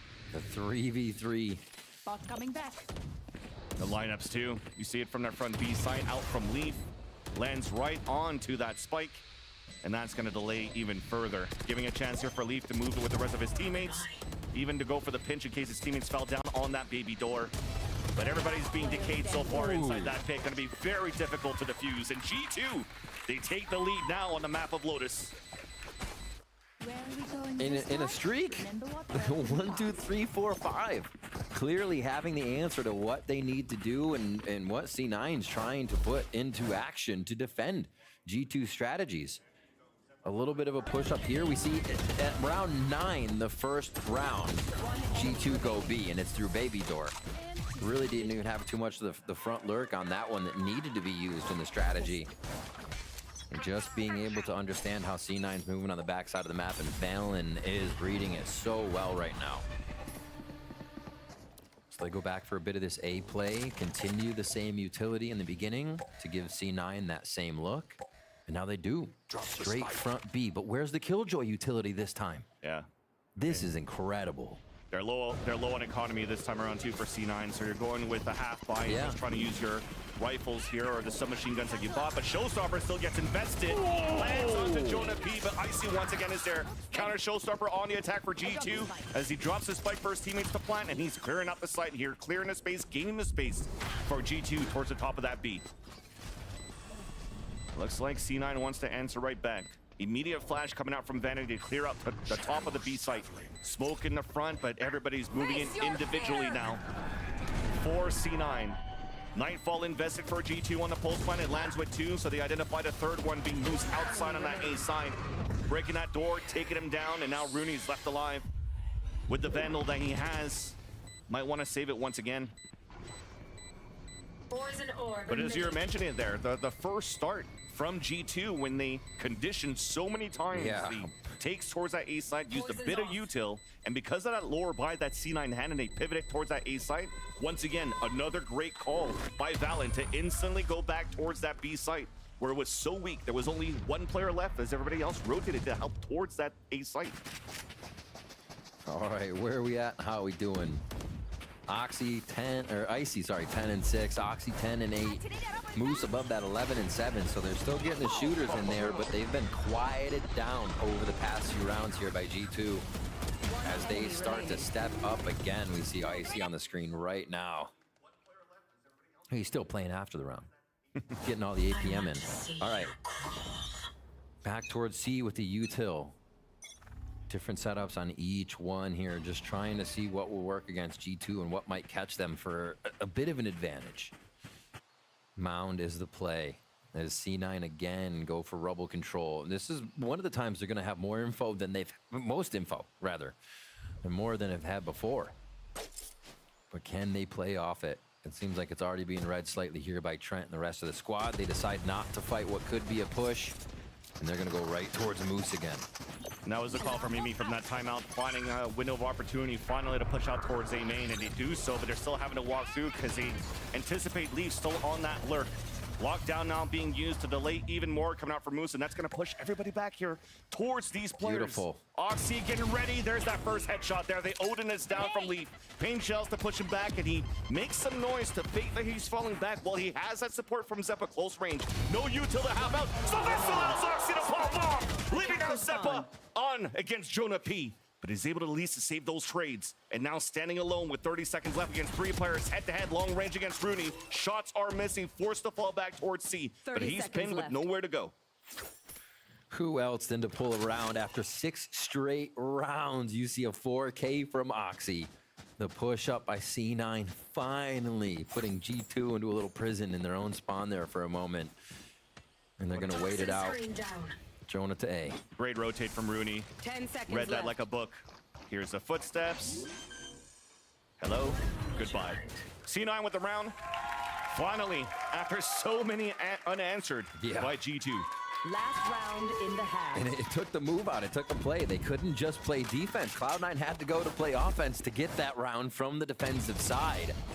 They have been way too quiet here on this first half. And they wake up a bit there. Oh, all chat all-star, huh? Okay. All right, getting in there. Getting in there. With the smirk at the same time. Yeah. I love it. All right, last round of the first half here. Let's see if C9 do the same amount of push and try to get themselves back in that advantage. Moose easily playing backside and keeping himself safe here. You can see lined up for G2 behind everybody is Leaf, still holding it down, but he's got the operator. And when they realize here after the alarm bug gets broken up, back maybe to Vandal buy. Leave here to look back towards that A side. Yeah. But yeah, there was definitely to look back towards the early peak on that C site. Now picks up the Vandals. They work together here for G2 as they had a lot of money to work with here in this last round. Yeah. And getting blocked and barricaded by that Viper's Pit on that C site. And have to rework now that map on Lotus where a couple of players are looking to once again walk contact for G2 towards that front of that B site. Oxy is there with help from Zeppa. And one kill will activate a showstopper from Zeppa as well. So they want to keep him up front. Misses the haunt though, hit by the paranoia. There's that thrash that's going to save here Oxy for a bit. Yeah, good protection. That's going to reset G2. They head back to the right side. Familiar space for them in this first half so far, already towards Tree. They don't sync it up too much, but they get themselves into position and easily into that space of A here. So we go back to the retake here for C9. Rooney can jump right in and throw the ult down if they want, but do they have the position? The boom bot missed, but Zeppa and Trent and also Jonah P are going back and forth inside that A side. 12 seconds left on the clock. Leaf on a late lurk. 10 seconds Plant left. will go down, as this might be the pivotal kill right here from Leaf's position at the revolving door. Haunt being thrown here towards that back. Door gets opened up, but the wall came down. Miscommunication coming through. Showstopper that we talked about is now at the ready for Oxy. Popped up and looking to clear towards that back of the site. Oh dear. Tap on that spike, a stick on that spike, and Trent's moving around the corner. Lands that shot. It's almost getting defused, and now you're forcing him off of it. Vanity gets that pick. It's down to a 1 versus 1. Classic left-hand hand to Trent. Missed the first shot. It's at half. Trent gets the headshot too.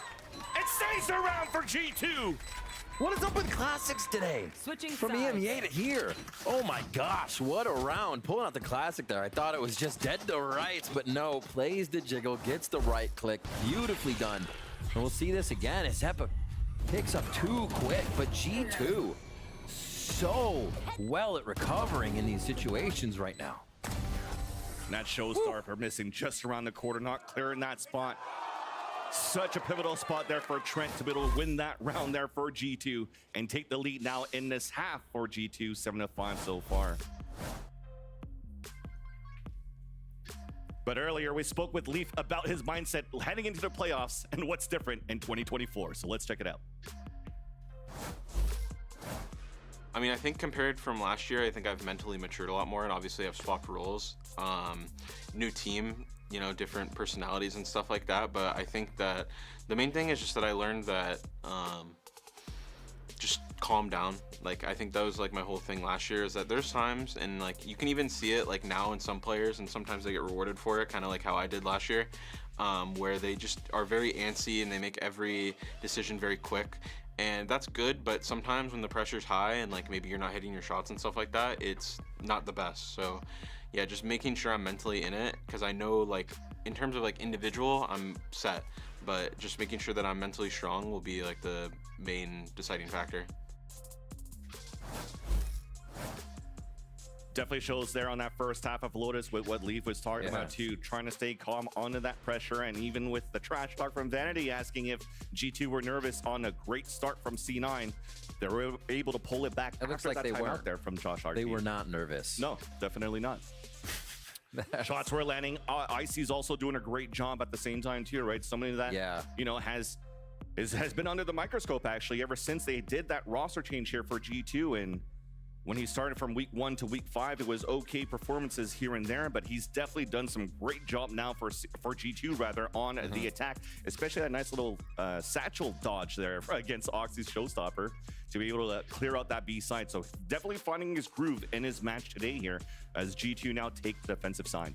And I think their slow it down strategy they kind of instilled last week to start bringing some rounds back is something they're using here. Very slow on their attacking side to go left and right and sort C9 out of their defensive positions. But now G2 go on the defensive side, C9 get on the attack. And we'll have to see how they use this composition. Few flashes with the Paranoia and the Dizzy to be making their way into sight. Pretty good attack side here. And they should have an easier time than they did trying to defend with G2 just walking up into their faces on that last half. So Spike's grab.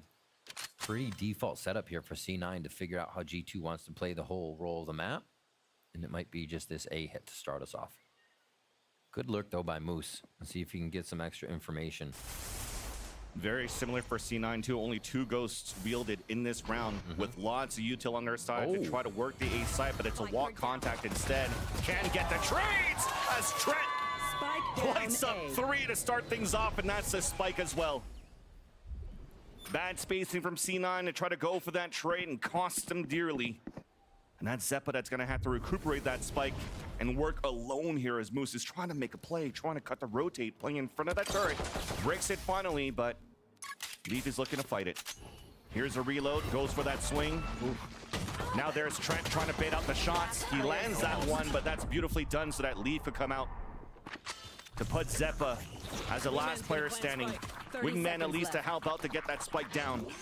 And G2 are closing in. I didn't know if Moose was going to get more there using the G2 Classic. If he could, like, you know, get the kills onto G2. But it didn't work. It didn't. Only one. One in trade. But yeah, spike down. Zeppa here just trying to play the ghost from a high angle. And instantly found out Jonah just goes for defuse as they're going to toy with him now. Going to smoke on top of that. Nicely done here for G2, not to try to chase down that kill and just play the round and get the round into your favor. I like how they like, Jonah, one more alt orb, go for it. All right. Pushing towards mid, or pushing towards A here. Trent with some ridiculous shots as C9. We're just trying to get the last bit of the swing, and it seems like they wanted to get that kill and leave one and go to the site, but nobody committed enough to the kill. Everybody was just trying to do it on a fadeaway step that got them back into the play. Well, the play was Trent, and he stopped it in its tracks. Outlaw coming out from Leaf here to play safe over towards that C spot. Oh, Oxy almost getting a Guardian buy up right here to find a kill, but it does not. So do they protect Oxy, or is he? I think he's in that solo mode right now, where they're C9's playing 4v5 at this point. And Oxy's going to be a Lone Ranger to get a kill. Or at least the one that's going to open it up here as 2 players are falling behind him so that they can help out with util. Vanity has that Paranoia to work with. You just heard that Dizzy being thrown. So they're able to scale up towards the C-mount. There's that contact towards that front B side. Nicely done by Moose, though. Weakening down into line of defense for G2. Noxy trying to find that piece of util that was left behind, or at least placed down on G2 side on C, and they're losing control of both extremities as both Oxy and Rooney fall. Paranoia Dizzy. All right, gets info there onto Leaf. Trying to find that timing, knows that Leaf only has the Outlaw, but still manages to get one before he falls, and he's delayed enough for the rest here of C9 to move forward. And they push down and sweep at the last 2 kills.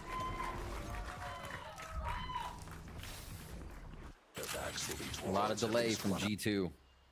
I feel like they know C9, once they're hitting a site, is just going to hit it with everything they have. A great shot to start off and start to separate the forces, but wasn't enough in the end. But yeah, I think G2 overall is doing a great job of making sure that C9 only gets the space that G2 wants them to get, if you will. Like getting you to C there, they only got a slight bit of the back. See what happens over here towards A, if they can dictate this too. They're trying to with the lower buy, pushing forward towards this A entrance, and it's G2 once again with the upper hand. Yeah. Jonah P with the headshot after on the Vanity, upgrade into a weapon, and it's not looking good. Zeppa, last piece left behind for Cloud9. Mosh to try to clear out some space. It does hit 2 of them, force them to fall out. But G2's very good on the trade funnies, and Valen capitalizes on that one, and that's a great round for G2 to win in a bonus. Incredible. Leaf was also rotating over, so they didn't even have everybody in that. But I was just saying G2 is only giving C9 the space G2 wants C9 to take. And right there, it's night and day in the compositions and how they work and how we're seeing A controlled. C9 did that maybe once or twice, and G2 just backed off. G2 does it, and they have the composition that will wombo you down, start to chip your team away, and they'll finish the round. And it's just, it played so well right now by G2 and how they approach this match, and at 10-5, what they're doing. C9 go for the timeout, try to organize things. EMEA giving some ideas of what he's seeing, maybe what he's hearing, and what he wants to hear differently out of the squad right now. Because I think the one thing C9 is missing is the speed that they play with. They have not been able to turn it up to 11 right now. Seems like they were still okay to fight against G2 towards that A side, though, because they understood that G2 did have that lower buy. Sometimes you want to play further back towards the spawn and let them come towards you, but Lotus is not really set up to be a map to be able to do that, really. If you're losing that control towards that A mound, or, sorry, towards the A rubble, it's hard for you to re-clear it as you're looking at that comp. They don't have that Prowler to go deep. They maybe have Snakebite to try to clear if they want to fight that, but they want it to go their weapons against G2 weapons. But definitely, again, those players on G2's camp definitely coming out to shoot today. Frag distribution being pretty even on that side of the defense. Cloud9 now after the timeout. Playing now to try to fight close quarters. 2 Buckies now in the hands of Vanity and Oxy. Working in tandem in front of that B site where you have a high-low stack from G2. Going quick. Busy, Satchel, and the Paranoia is a little bit too late, so Oxy falls. He's able to find that information for the team, and the counter Paranoia will stop C9 once again in their tracks, not able to maximize the information that Oxy was able to gain with the Satchels and the sacrifice they did towards that B site. It's just everything. It seems like C9 is getting the exact opposite result G2 did. G2 chose B around, it was free. C9 chose B around, Oxy goes into the waiting arms of 3 members almost of G2. And now they have to rotate across and figure out what's the audible, what's the secondary here. This was kind of our timeout hit that we wanted to throw G2 off, hit the economy. You know, Spike goes down here, it's gonna be an amazing boon, but the lower buy makes it tough for C9, and now they're forced to do a little more with even less. Heading over towards A, this is going to be exactly where the graveyard of KJ utility is. That's the thing. They created space, wasting util on B, wasting util on C, but are walking into the full util of the A site left behind by Leaf. And he keeps now the A site and putting G2 at 11. Lockdown for Moose, Thrash for Zeppa, power plays available here for C9. But do they have the read to make sure that these hit as power plays? It seems like at this point, G2 could make those ults fizzle out in some way, shape, or form with how they've been reading this. And absolutely incredible the way that G2 has approached the match again.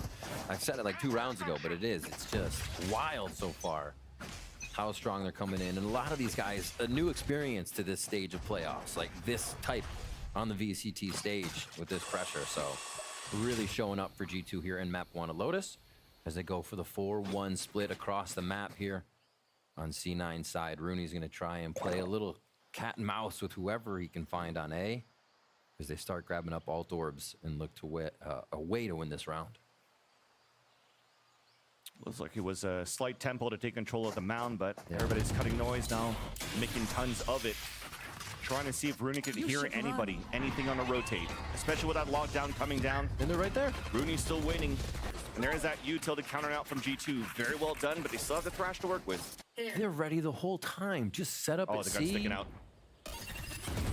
Doesn't matter about the alarm bot. So all that to know that there was a lot of util on that C side, allowing Rooney to engage a little bit more, but catching Valen off guard. Oh. All right, Leaf is an entry. They can clear this together. Rest of C9's here, or G2's here rather. Can C9 take the site? Again, it's a double pump. Yeah, they go back. Use that util towards the A side, moving now towards B. Thrash still at the ready here from Zeppa, but he's moving up on the top of the B heaven side. Nice snake bite to push Jonah P away, allowing here, cutting the noise, killing time for Moose to be able to fight behind whenever he can. Here's the reload, and Jonah P was ready for that. Turned around, but was still caught in a reload in the end. And that may be difficult now for G2 to retake this site. Icy has to focus now on two different angles as his teammates are falling down here towards B. Nice little pick by Trent towards that top. But it gets traded out now by Zeppa against Trent. There, finally, C9 working that map here on Lotus beautifully. We're on round 17, Vansili, and besides the first 3 retake rounds in the first half, I feel like this is the first one where we felt like C9 was being C9. They were going back and forth. They played a little distraction towards C to figure out what to get out of the lockdown, call a nice audible, and Rooney steps up to give him a good first kill here so they can start to work the map a little bit more. Very much more in control that time than being reactive. And exactly what C9 needs to start bringing these rounds back in their favor. So they go for a bit of the same strat. They like the way it played, slower on the round, and the info was what paid off. What can G2 respond with, though? They keep this utility over towards C.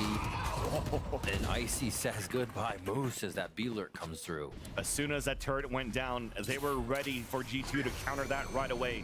Running straight behind the Prowler and catching the lurk here from Moose off guard. And he was counting on his turret for him to do the same type of play. But he's playing against 2 players now. You're forcing lurks to come out from C9. That was a winning condition in a previous round from Rooney, and it gets picked right away. So this might now force C9 to move towards the C site where this KJ utility is. Nothing is looking good here for Cloud9. Leaf is there with the Odin as well, and Zeppa once again alone. And just had almost perfect placement on mollies, too. Yeah. With how they were cooking and who.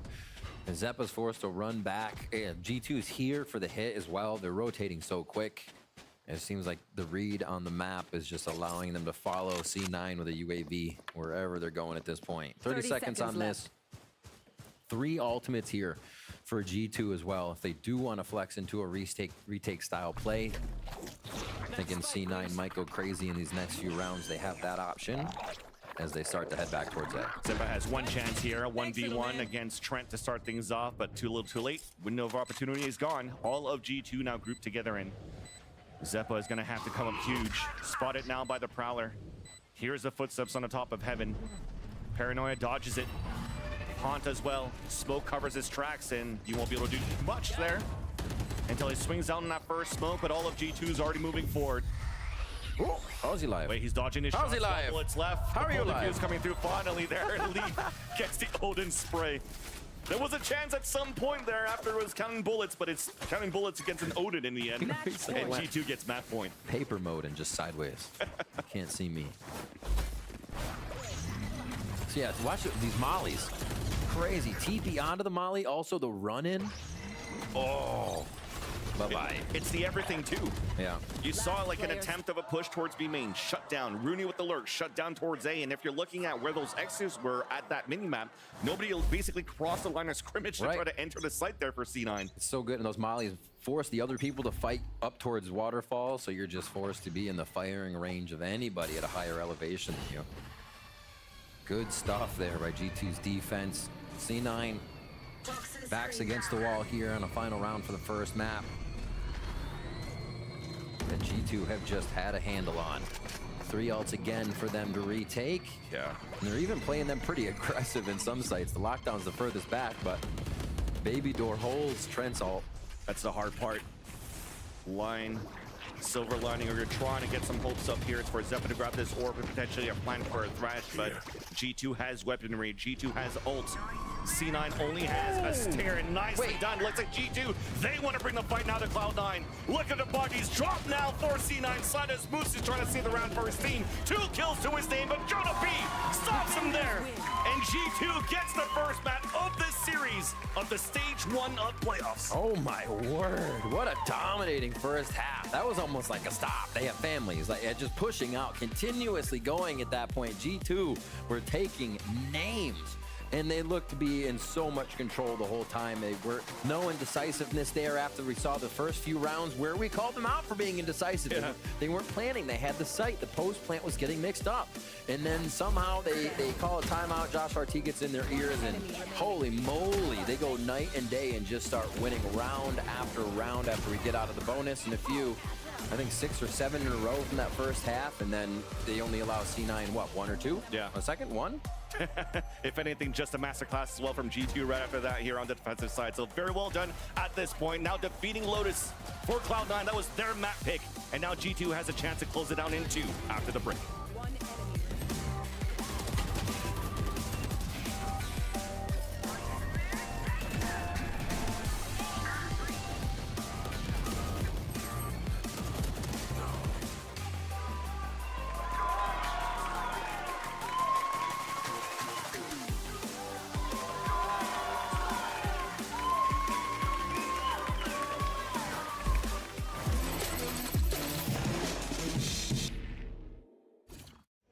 Excuse me, would you mind taking a picture of us? Oh, no problem. Thanks. Ooh, yes, problem. You need Verizon. Trade in that old thing and get a new iPhone 15 Pro with tons of storage, so you can take all the pics. So many selfies. A preposterous amount of panos! That means panoramic. And as many portraits of me as your heart desires. How about none? None, yeah, none feels right. Trade in any iPhone in any condition and get iPhone 15 Pro on us. Only on Verizon. Red Bull gives you wings.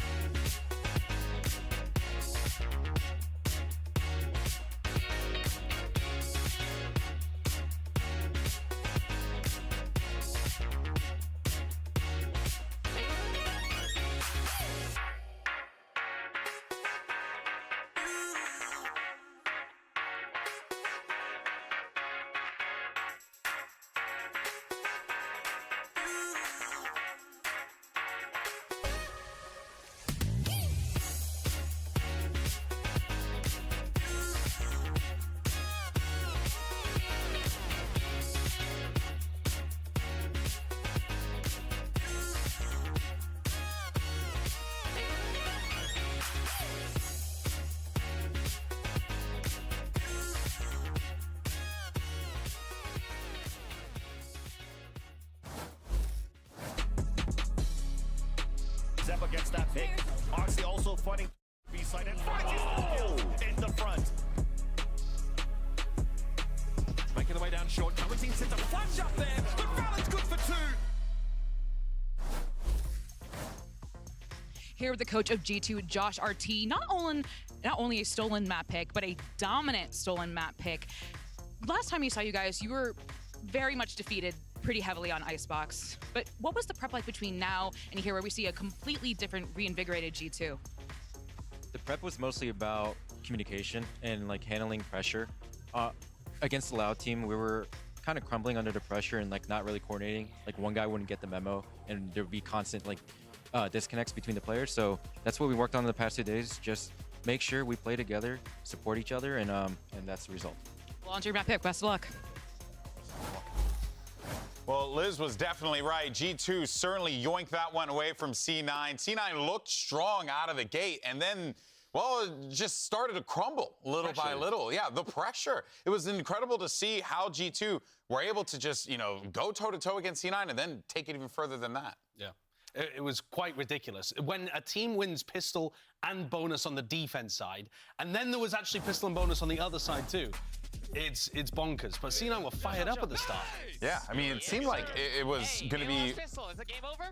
That guy's already calling game over. Well, maybe for the other side, dude. I mean, listen, G2 was not. I was not familiar with your game. Get into the game, man. I was fixing my NEO shit can. Oh, that was worth it. That was worth it. The vibes were good. Maybe that's what happened. You know? That's where it crumbles. That's when the internal team dynamics start to fall to pieces. But I mean, Josh RT, God bless him. He sets us up for the perfect segue talking about the pressure and the stuff that G2 have worked on, because that is the #1 thing I saw that was working out for them consistently. Cloud9 will get a first kill they actually had more first kills than G2 over the course of that map, believe it or not. They were getting into an advantage position more often than not, but they couldn't convert it after that point. They were always going for these individual moments, these big swings, you know, the most American team of all time. Like, just literally give them the green card now, because G2, what do you have to do? We'll set up a couple of high-low setups. This was such a big moment for me. Not only was it just the fact that they got the first round on the board and it was a clutch, but it was also Icy that got the clutch. And I was I was worried about him going into this game, frankly. You're going up against Oxy, who's for good reason statistically the best duelist of the regular season. Icy hasn't really had a breakout map yet. He's been touted for his place in the Do you feel like this was a breakout map for him? Player. Not necessarily a breakout map, but it's what you needed to see. It was what I needed to see. It was a good map. He played a solid game and had crucial moments like that. Another one I remember where they were executing B and he traded for Oxy, who had Raze-ulted when the sides had swapped. Yeah. It was Icy and G2 who were on attack. He had good moments in that game, and I was worried about his mental in a game like this. First time on a big team in the partnership league. I think it's fair to have concerns about him not showing up, but he did. G2 also absolutely tactically outplayed Cloud9. I mean, they had defensive re-clears. They had really good ideas of how to stop the flood from happening. They looked like they had a fully fleshed out strat, whereas C9 were almost flying by the seat of their pants, as they tend to fairly often. And I think, annoys me. Again, just to go back, the fact that Vanity shouts across the stage, "Are you nervous?" when they're up 4-0 and then proceeds to lose almost every round after that. You said it while we were watching. Actual psychoanalysis from Nathan said. He's a genius. He's on his phone. Projection much? And then proceeds to lose multiple rounds in a row. Every round. Well, you know what? Let's actually go ahead and hear from C9, as a matter of fact, and what is going on as we get ready for map #2. Liz, what you got? Here with EMEA, the coach of Cloud9, a stolen map pick and a pretty resounding defeat towards you. I was listening and watching the game. It seemed like they were just very well anti-stratting you, but we were talking before, and you said that's not quite what happened. What you think happened? I mean, I guess it's kind of anti-strat. They're just terrified of Oxy, and they're terrified to take fights, so they're not giving us any fights. And then, so our normal game, what we should be doing is just, if they're going to give us space, we should just exec on them, and that's it. But we lost some key rounds in the first half as well. But we'll come back. We always lose first map, right? Tradition. there's one thing we know about VCTs. We love our tradition here. But yeah, I mean, interesting take there from Coach Emmy. I think he's very correct. It's not so much that they were running away from Oxy all the time, but in like crucial 1v1s, or not 1v1s, but like when there's a single player on Cloud9, they're always trying to double face. They're always, like jumping around corners so that you can't get free fights on them. They're not opting into the good, honest game of Valorant that Cloud9 want. Instead, they're relying on heinous things like teamwork. And discipline. Discipline. Oh, that dang discipline. I hate it. I'll tell you right now. We're Furia. Can they play instead? I've had enough for discipline. Mad credit for G2. Their game plan, of course, is going to work out in that fashion when and it did. I mean, I think EMEA's holding out some hope as well that they can come back into things, but we're heading into a set. I will say this much though. Hearing Coach Emmy say that was really funny because it's like the thing that you say when you're playing multiplayer games. Like, I would have won if I would have just shot him. You know what I mean? It would have been if they had just ran into Oxy, we would have won. But what he was also saying was, if they're gonna play like that, we have to take all the space they're giving us and then exec on them. Looking at this composition from C9, it's not an exec comp, it's a slowly take map control on your attack side. Yeah, I mean, the Sky lets you pop flash through your own smokes when you're running the double controller. Like, if you have your Viper walls and your own Omen smokes, you can use them liberally and just, exec and push through, catch these weird timings, but actually, you don't have a lot. I quite like it for C9, because I don't think they're very good at coordinating big attack side util, so having more of, like, the smokes, set up Oxy to, like, slice up the map, take some fights, but they're starting on defense anyway, and that's where they got pummeled by Furia, so let's start, first step first, win some defense rounds. All right, well, they're going to have to do exactly just that, or else this could be a quick day for C9. They're facing elimination. Let's see if they can bounce back, force the map 3, send it back over to Vancillion Rivington for the call. Thank you, Juby. Now, yes, indeed, Map of Ascent is now on the cards, and looks like Cloud9 are bringing back a little bit of a flair from 2023 with the Sky and this Viper now into the comp. I mean, it's found a bit of success, but the single flash, I mean, Bren just talked about it. Let's see what they could do with this. I mean, Zeppa is a lover of the Sky. If there's a chance Zeppa can play Sky, we see this guy go back to Sky. It's such a comfort, and C9 loves to have it there so they can info the map, they can control things, they can trailblaze around back through, whatever they need. You know what Sky does, but we'll see what these teams do with the compositions as they come in. C9 is bringing out a little something different than they have previously, or as of recent, I should say. Yeah. And we'll see if they can use it to great effect because they need to create the momentum. They need to be more proactive on this map, and they have to turn it up to 11. We saw the quiet C9 back on Lotus, back on their pick. Can they take Ascent away from G2, with it being G2's pick? Just sitting under the one way to start things off, and a very quick shift walk up mid here with these two lurkers trying to get into position with a Sheriff and a Ghost. That's a lot of firepower coming through. You'd see C9's buy as well. No alarm bots coming through, so you can invest double Nanostorm to try to delay on a split towards that B site and convert, or should I say, hold that squish from being tapped. And that's where G2's heading towards to. After initially defaulting around that map and inserting 2 players towards M1, the other players from G2 are moving in towards B main. And they're looking for that push. One smoke towards Cat right now. You can see Zeppa trying to look through. The other smoke is for Spawn since Market's covered here by Leaf and Icy. Beautiful strat so far, but they've got to get C9 unrooted from sight. There you go. Nanostorm prevents that switch from being hit, allowing here Moose to delay as much as he can towards that back of the side, but there's that recon dart. The armor wasn't enough to take one down with him. Oxy once again investing into a Sheriff this pistol round. Dash activated. Everybody waiting behind now for G2. B main now smoked up. Leaf coming into contact also has a Sheriff, and he falls back within the site with his teammates as they have 4 players within B. Paranoid now to answer back here on the attack that blinds the whole group of Cloud9. Finally, we start tempoing inside that site, and there is that flank coming through, weighted by Zeppa, but his teammates in the front line were all stopped, and G2 get the pistol.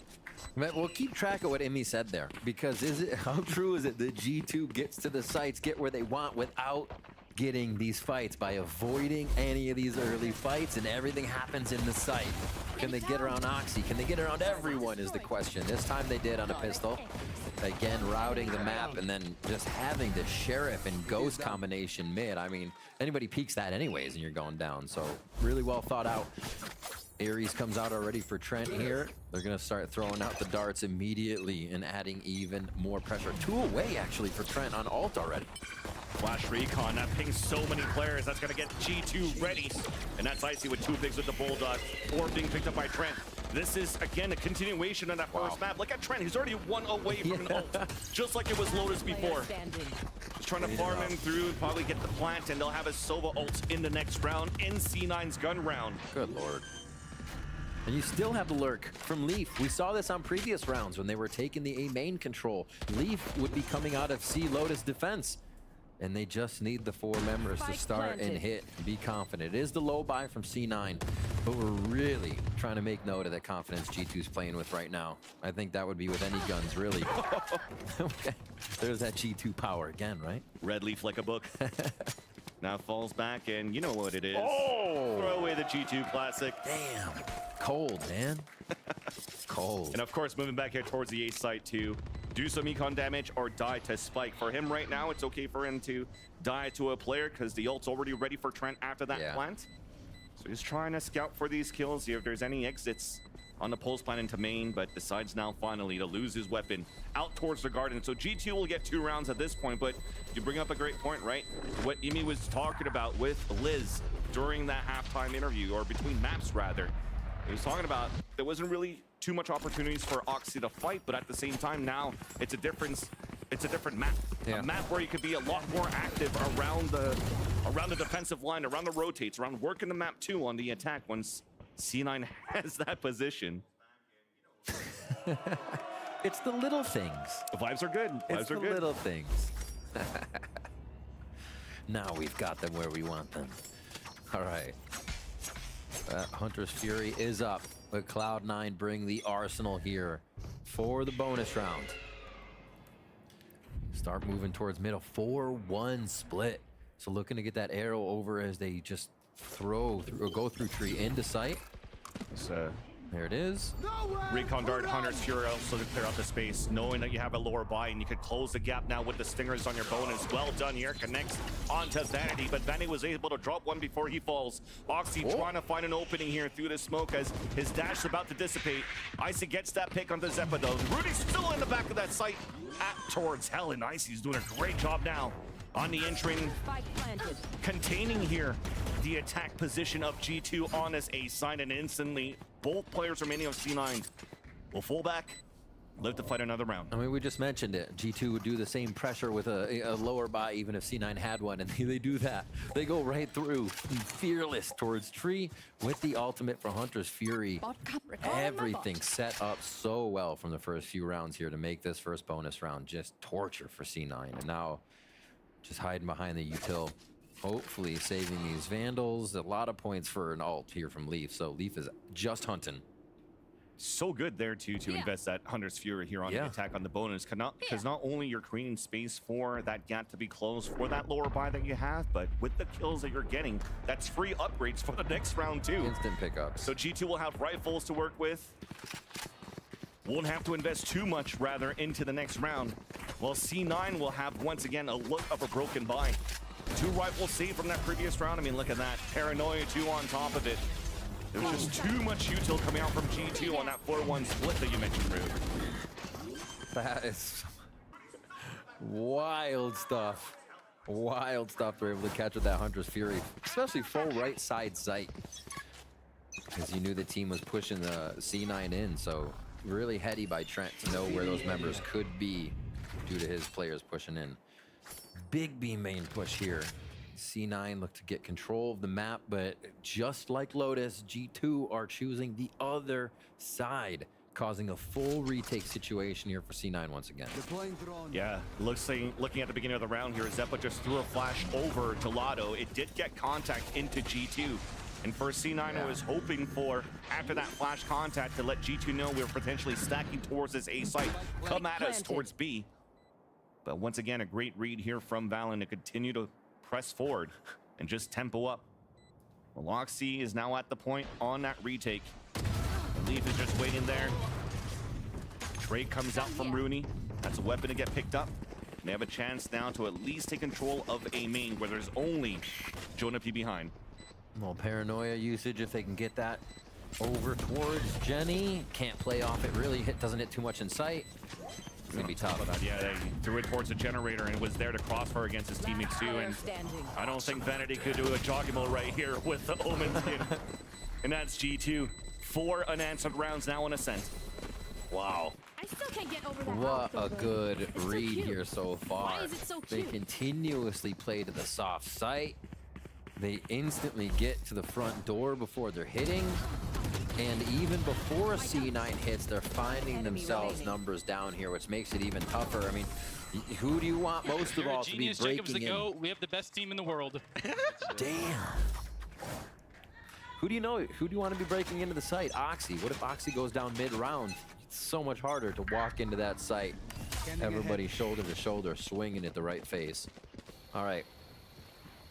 This wall now preventing a lot of the A movement. If C9 want to start defending or flashing through towards that side, but it's towards B again. You're gonna hear Killjoy utility. Just Icy has ultimate here, but they're fully focusing this. Everybody in B main here. It'd be different if they went out for a full re-hit, so C9 should be good to defend. And the shot guards are looking to break the alarm bots, and should I say the nanoswarm, but they're set out inside this B site for the drop so that Moose can try to get a spray behind it. But little do they know now that G2 is moving in towards that staircase. Moose does get that pick from the back of the site, which is great here to allow C9 to have those 2 players to start fighting from the spawn. He's just waiting for the drop call, and there it is. Calls it at the beginning, does some damage. There's that flood back from the spawn side, but denied by Trent once again. Moose in the back, and Trent gets 3 in the round for him. Wow. Great entry from the Sova play from Trent. Aldrone to get information too. They can take their time at this point to spot the last 2 players in the front of the shed. Double ping from the Aldrone too. That's just unlucky now for C9 on the attempt of the retake. All 3 players stuck inside the site for G2, and they could play the time now. Rooney and Vanity just looking to spray. Silver lining is his paranoia. Maybe that could do some work. Double bounce through. Jonah P closes the gap. Vanity gets the pick. 4 kills in a round. Trent cannot get the ace. Rooney gets the last 2 picks. And heroic plays from Vanity and Rooney to give C9 the first round. More than you really may know, Cloud9. These retakes are becoming so difficult. They have trouble identifying where G2 is. So to get this one, pull a little economy back and pull some momentum in away from G2 after they just completely stomped through the site. Incredible for C9. It took a lot. It's gonna still take a lot. But that's one on the road back here to get us to 4-4. All right. Hunter's Fury and Bladestorm up here for Icy Trent. You have Zeppa's Seekers if they really need to figure out where the map is going, if they lose the state of the game here in round 6. Still got a judge for Vanity. They're trying to low buy, but keep the buys going. Bulldog for Zeppa. And you have the full arsenal over for G2. See how much avoiding they can do now. With the combo you have now for C9, you have to be fairly active around the map, especially when these smokes are coming through. So it's not really on Sky and Flash to try to get info down towards middle, because that's just one of the default things you kind of do here for the attack side of this map of Ascent. So use the dog now to clear out. Smokes are being thrown, and then you see it rotate from Oxy rather. That started at the beginning, at the back of the spawn, and he spotted one jumping off the fountain. Seekers out. Very early. Very early to see them now pivoting towards this A sign. Those 2 players that the Seeker spotted on the top of middle. Yet nobody's rotating out right now to help out Cloud9's line of defense towards this A site. Second flash now confirms it with 40 seconds left. The only thing they have left for Util for a retake now is a paranoia from Vanity. The site's already horizontally split, and they're in. Dash comes through. Second Fury. Seconds left. But no contact on that second Fury. Oxy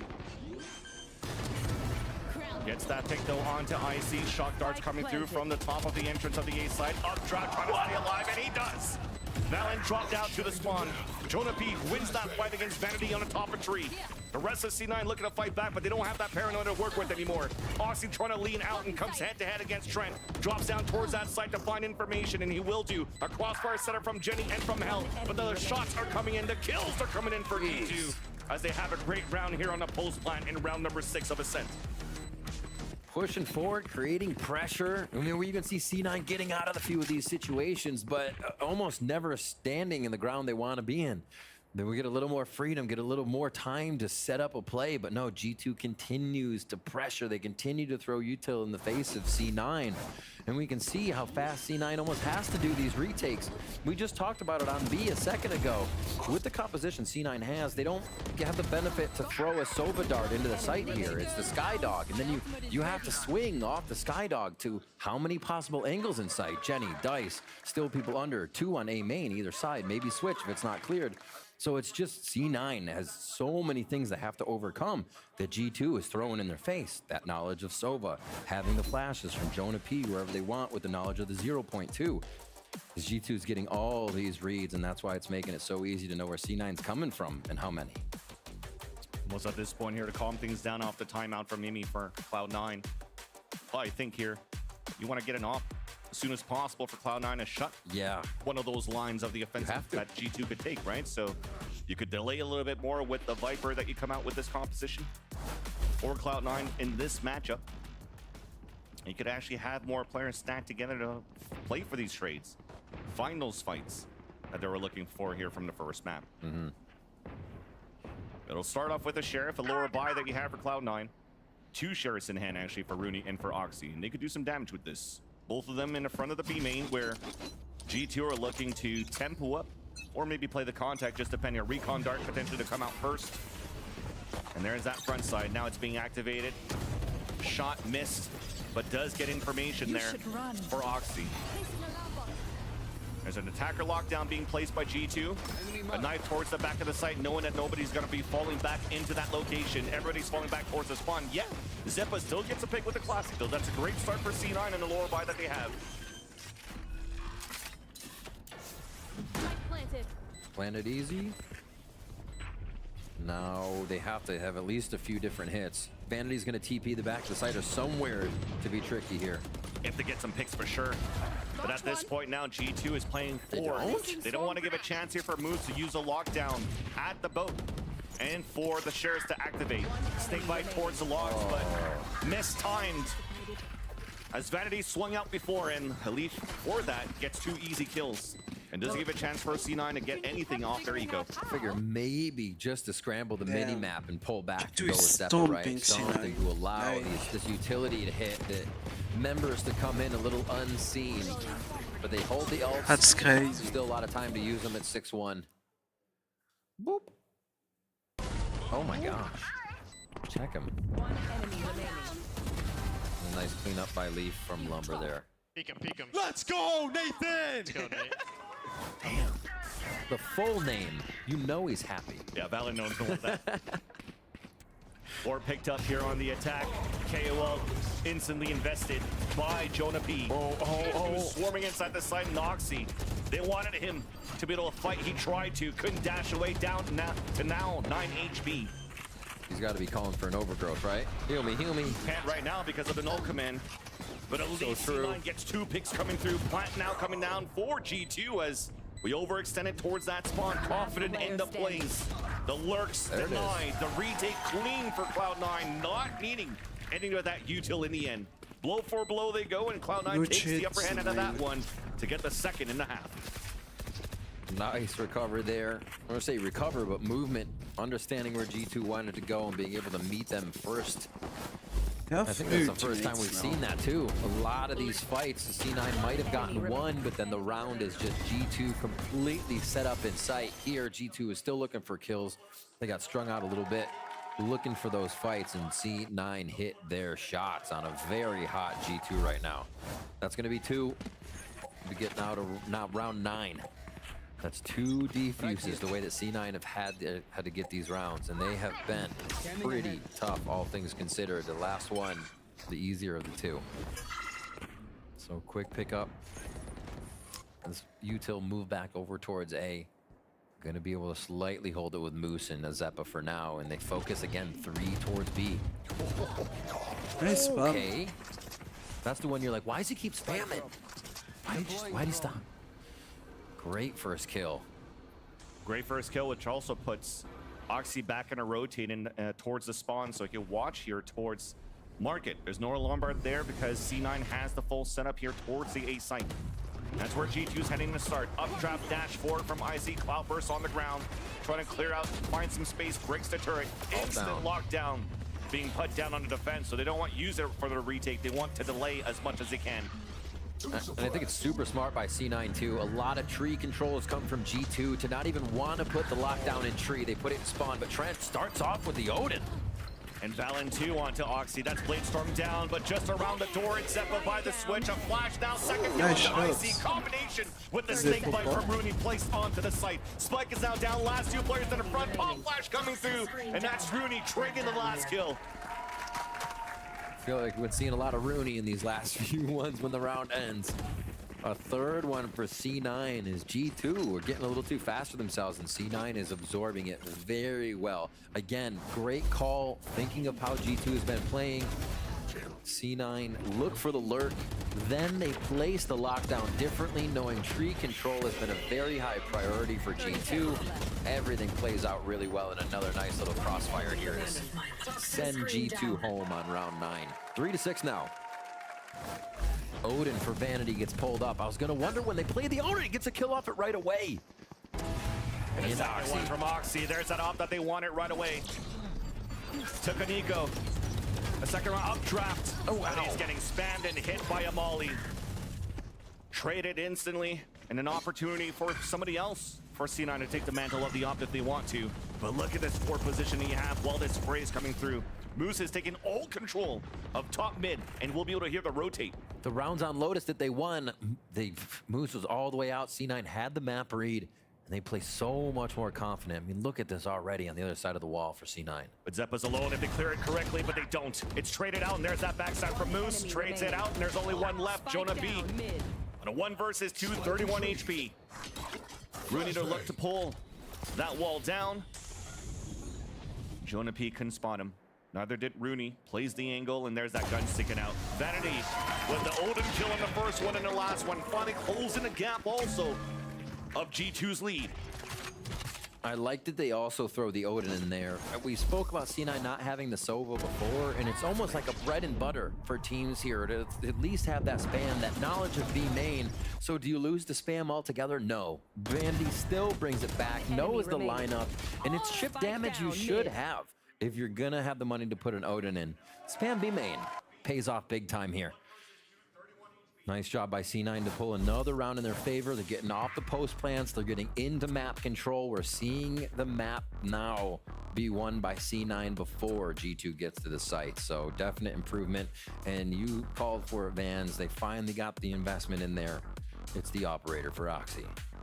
And realizing it right away here for G2, they call the instant timeout as well after losing that round. And despite having a lot of economy to work with, still have a healthy buy coming onto their end. But this is what, the third Hunter's Fury that Trent has for the half, and maybe they want to utilize that into creating that space once again, or maybe trying to find that double initiative to play to figure out where Oxy could be playing and do the same storyline as Lotus, try to avoid it and work somewhere else around the map.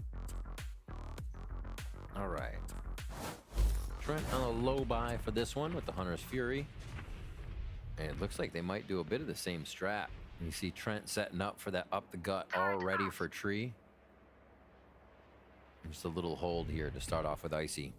Icy gets Bladestorm on one orb if they move up. Valen's close. Nobody really on deck here for the side of Cloud9 for ultimates.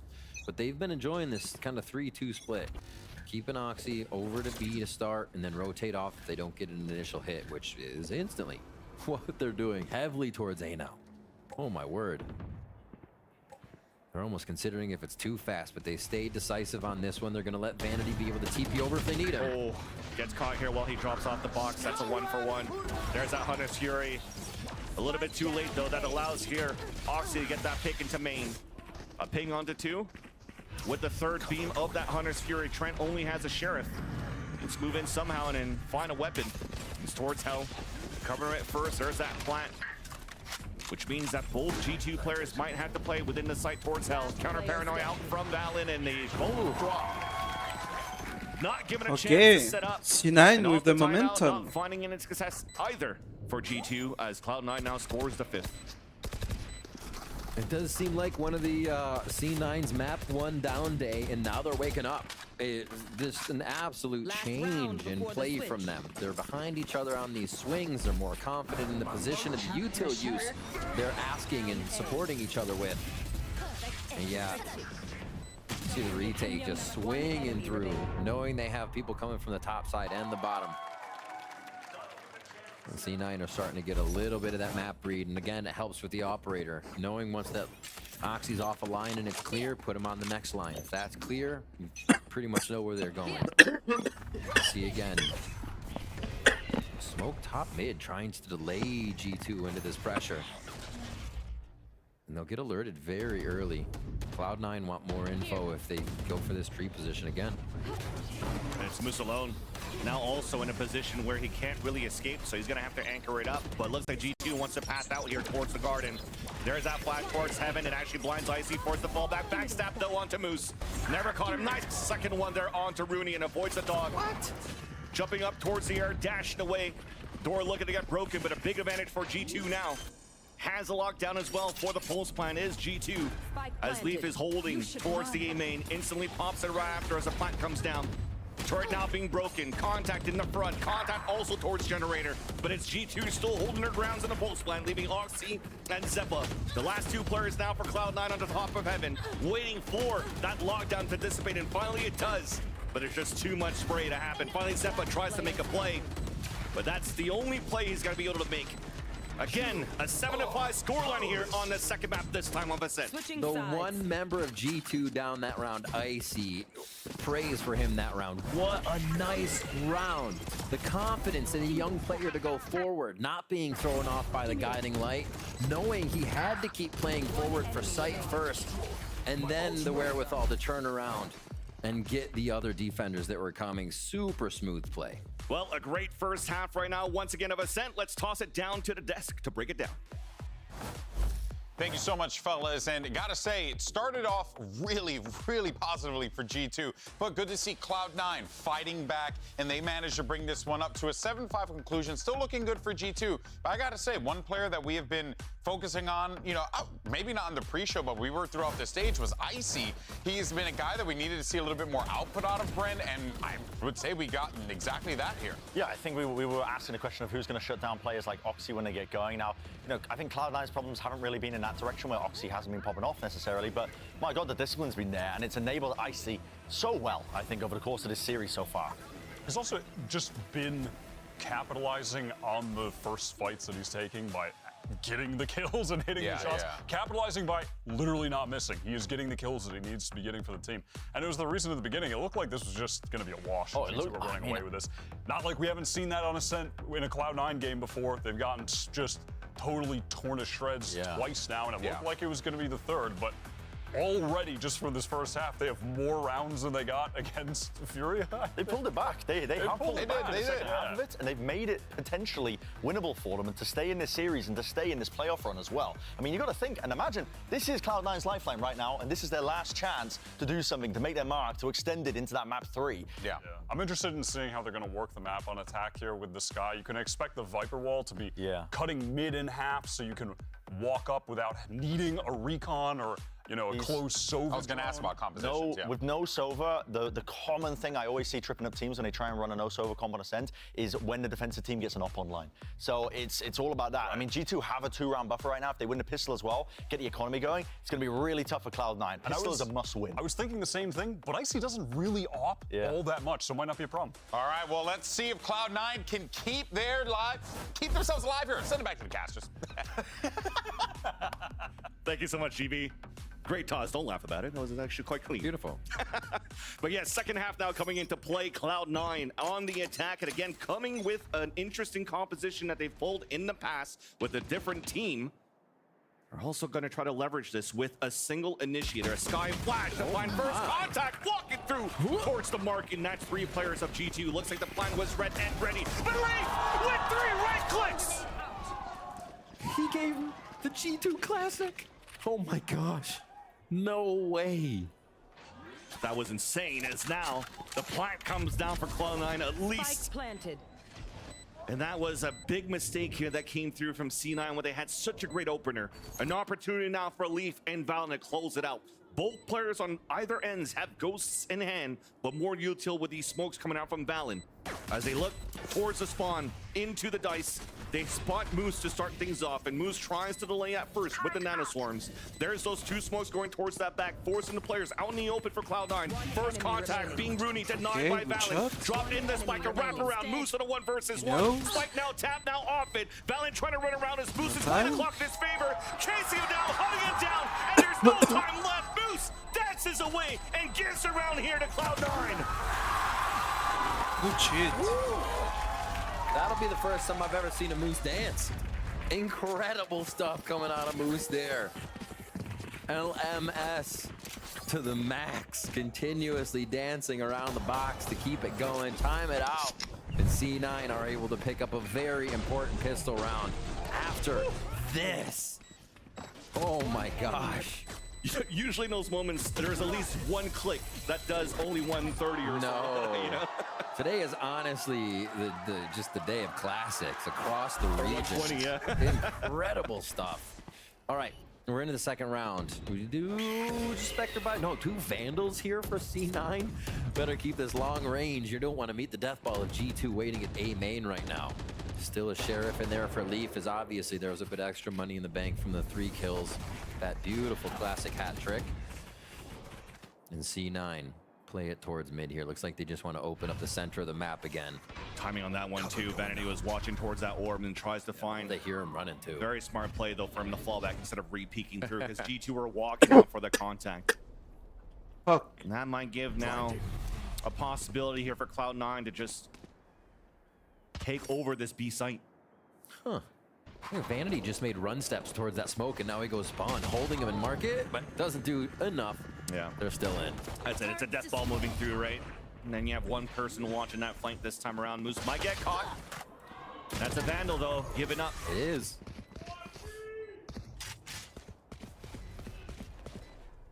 Look at it. You already have Oxy going back towards that A site at the beginning. He was thinking that potentially one of those players would save that rifle into the next round. And then as they finally notice here that the action stayed very calm towards B main with no contention, Oxy's going to go on that hunt here to take that weapon away, or try to take that weapon away from Jonah P. Slowly going. I like that they divvied this up. They said, well, Bladestorm's pretty cool. Go get that. Try to get more alt orbs online. All right, so this one's going to fizzle out. Icy actually does get one onto Vanity. Nice. Tags Rooney, but he's not going to be able to do enough. Oh, there it is.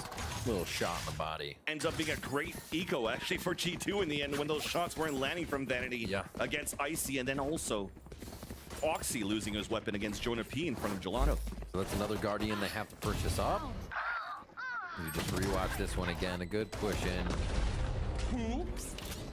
Cloud9 getting 2 to bring us back to even here. So now at round 15, let's see if Oxy's gonna do Oxy things. Like we said, back down on the Guardian. By here, Odin for Trent. They're gonna set up in that tried and true Sova Killjoy towards the left side of the map, toward B. And now the alt orb games begin. It seems like they will slow it down and try to play this one way.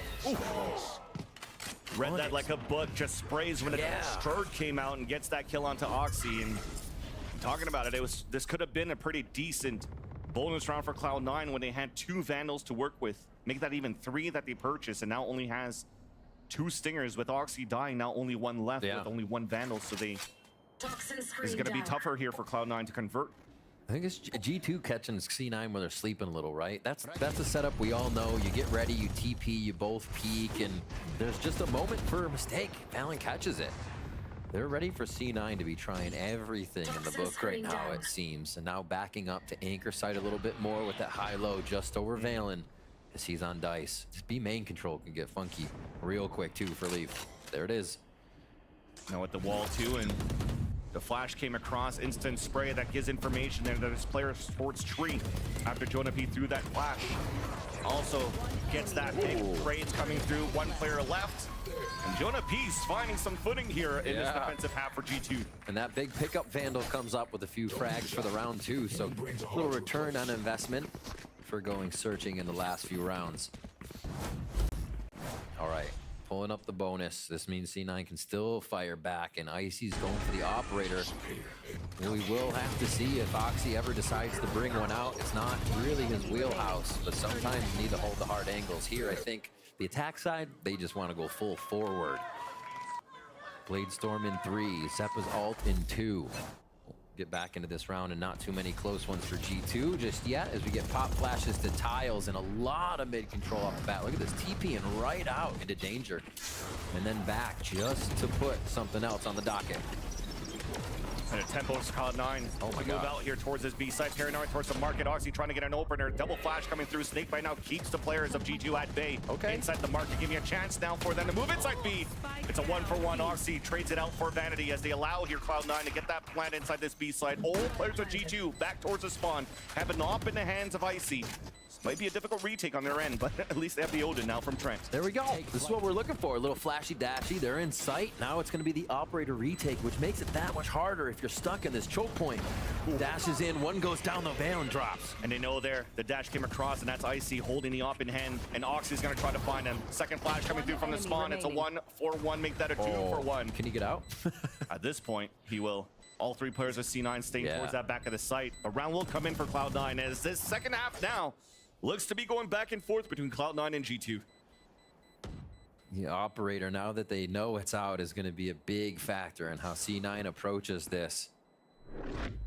They've really been going towards mid, controlling, I think, without a lot of smokes, too.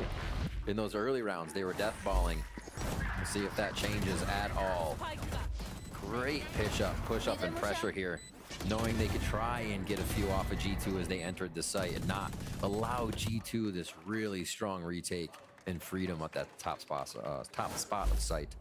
All right, 3-2 split on the defensive side for G2. They don't change too much, but they do put Jonah P over towards the left side as C9 are ready to focus A here. Seekers, Blade Storm, could be another fast hit. So G2's doing the same thing as C9 and they'll revive. 3 players stacked up here towards this big side. As Icy is trying to opt into the tree. Bucky's close. Seekers are trying to clear out the area. Updraft in the air. Easy one moving forward. And there's Icy dashing away. Able to save his op for now. Clearing the smoke. Popping the shots inside the smoke just to make sure that his teammates could cross. And that's a clean one now for C9. Literal cover fire right now as C9 go in. They're hitting so fast. A little shock and awe in those. You cannot stop too much, especially with Oxy starting it in a shotgun war that's turned into knives. Wine covered by Moose. G2 looking to move in here. And his operator probably going to get saved again. Odin now up for grabs. Oxy's close. Blade in the chest. The second one to Jonah P to drop him. Close range against Leaf. The dashboard. Oh. He doesn't want to play the games with Leaf. Aggressive, moving in. And you're starting to see the kills starting to get collected here by Oxy. Able to take the driver's wheel and take the map into his favor. Yeah. And bring those fights wherever he wants now, and he's getting these picks.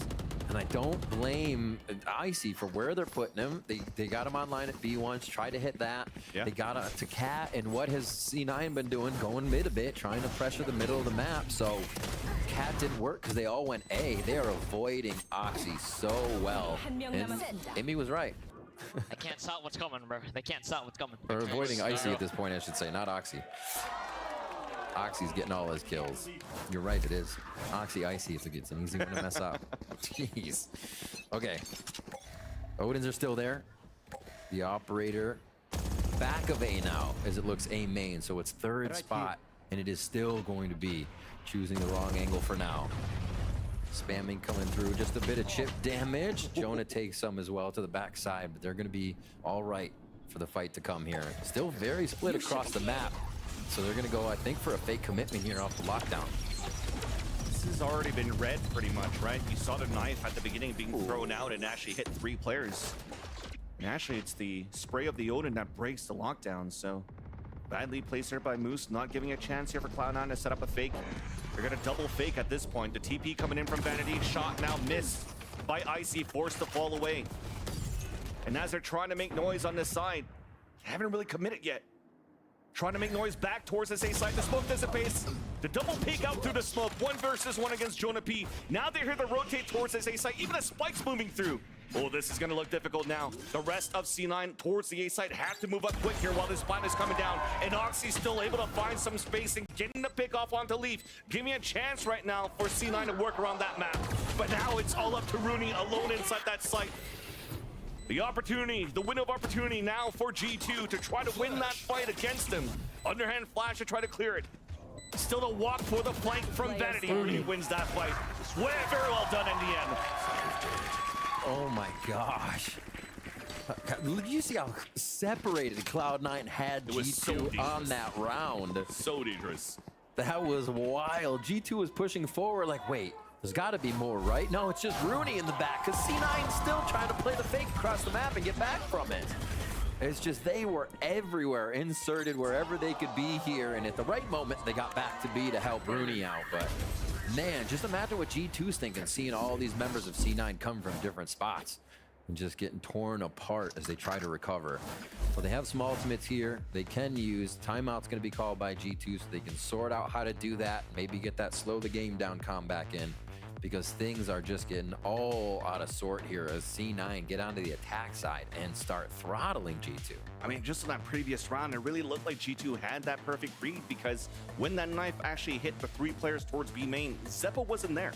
So you usually think, okay, there's usually a flash behind Oxy to try to create some space. Just waiting. There's got to be some double punks, but it came down to just C9 winning fights on both extremities, and now it just became a round where C9's like, oh, well, the hell do we do from here? Thankfully, though, they do convert the round for Cloud9, forcing the timeout for G2. And off this timeout, maybe trying to leverage something off this lower buy that they have. I mean, they still have a hero rifle in the hands of Icy. He's going to pull out a Vandal here at this point. Yeah, I think this actually helps G2. It'll allow them play with each other more. It'll allow Icy to be in the front of the play and not the back of the play. So the utility is now for Icy and not just everyone to get into the site and take shots. That's what you want your Jet doing, especially if Oxy's going to be playing hard like that. C9's always just going to avoid the operator and go for the fast plays with him. All right, Valen gets pushed up, turret down. So C9 have to watch their back a little bit more, as G2 are just trying to be a nuisance here on this lower buy. Little check. Was Stinger shots also being heard towards B main when that turret got broken. So for Cloud9, they're just trying to default it back, trying to find a better information. The dog actually did spot Leaf, so they know now that Killjoy utilities towards this A site and that the Stinger potentially is just something that's weaker here towards B. This setup for C9 is wild. Yeah, exactly. Just spread out. Yet they still want to try to fight here on a 2-2 split from C9 on this default. There you go, you start seeing them falling back. Forcing out G2 to make a play, trying to go and look for information. Now they spot Icy towards that back of the site. Oh no, they're still going for it. After finally, the players falling down towards A main, that's Zeppa. And then also Rooney saying, okay, let's finally fall back now towards this B site. Moose has not gotten control of B main throughout all of this time, so they have to start making a lot of noise and will run through uncertainty. Shots missed, but Valen's there with that Stinger. Players falling down now for Cloud9. Owl drone from Trent does get that ping onto Rooney, and the crossfire is too good. 10 seconds left, a thrifty round in favor of G2.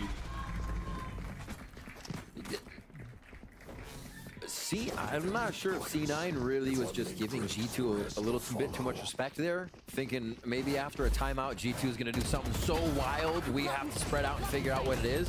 Because at one point, there were solo members of C9 all across the map. And yes, they did come together, they got back into a pile, but they still had no information of what was going on. And the few of them still got disjointed in that collection. Yeah, they came back together once they lost 2 players and gave guns away towards A main though. That's tough. That is a tough one. I think C9 got in their own head there, thinking G2 was going to do some wild timeout strat, and really, they just held true in the sights. All right, back into it, 10-9. Leaf's ultimate easily deter a take towards B. They have not put him towards A really whatsoever this half. They feel comfortable in the Sova Killjoy setup on B side, anchoring towards this right. As now they have Jonah P coming back to site.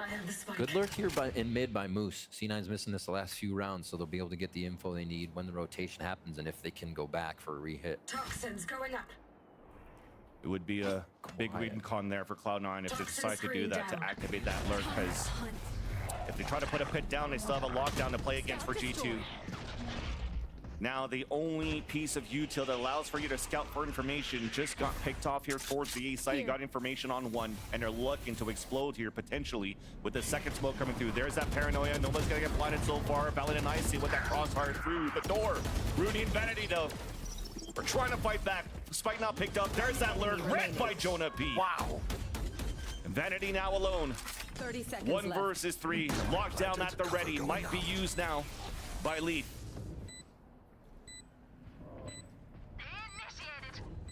Vanity will have to play inside the site for now, trying to find an opportunity to get a pick. No more TP to come across, so he's gonna try to walk out. And as he walks out, just got spotted. Looks back towards the sky. Trent is there with the Odin. Detained, it's over. That's one way to secure the round for sure. Get him to 11. Or get him to 10 rather. G2 locked down on just one. Just for Vanity. Making him feel special. See if that comes back to bite him a bit. I mean, you for sure want that round, and you for sure want to be able to kick out C9's economy and where they're at, but that is a heavy investment for what could have been a triple swing. Okay.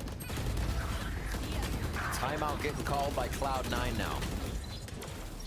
That was a huge round from Valen, especially in the back of the site, knowing that Oxy is going to go right for Jenny there. Beautifully calculated. The turnaround to kill Moose by Jonah P. A lot of the timing on that round was in G2's hands, and they used it beautifully.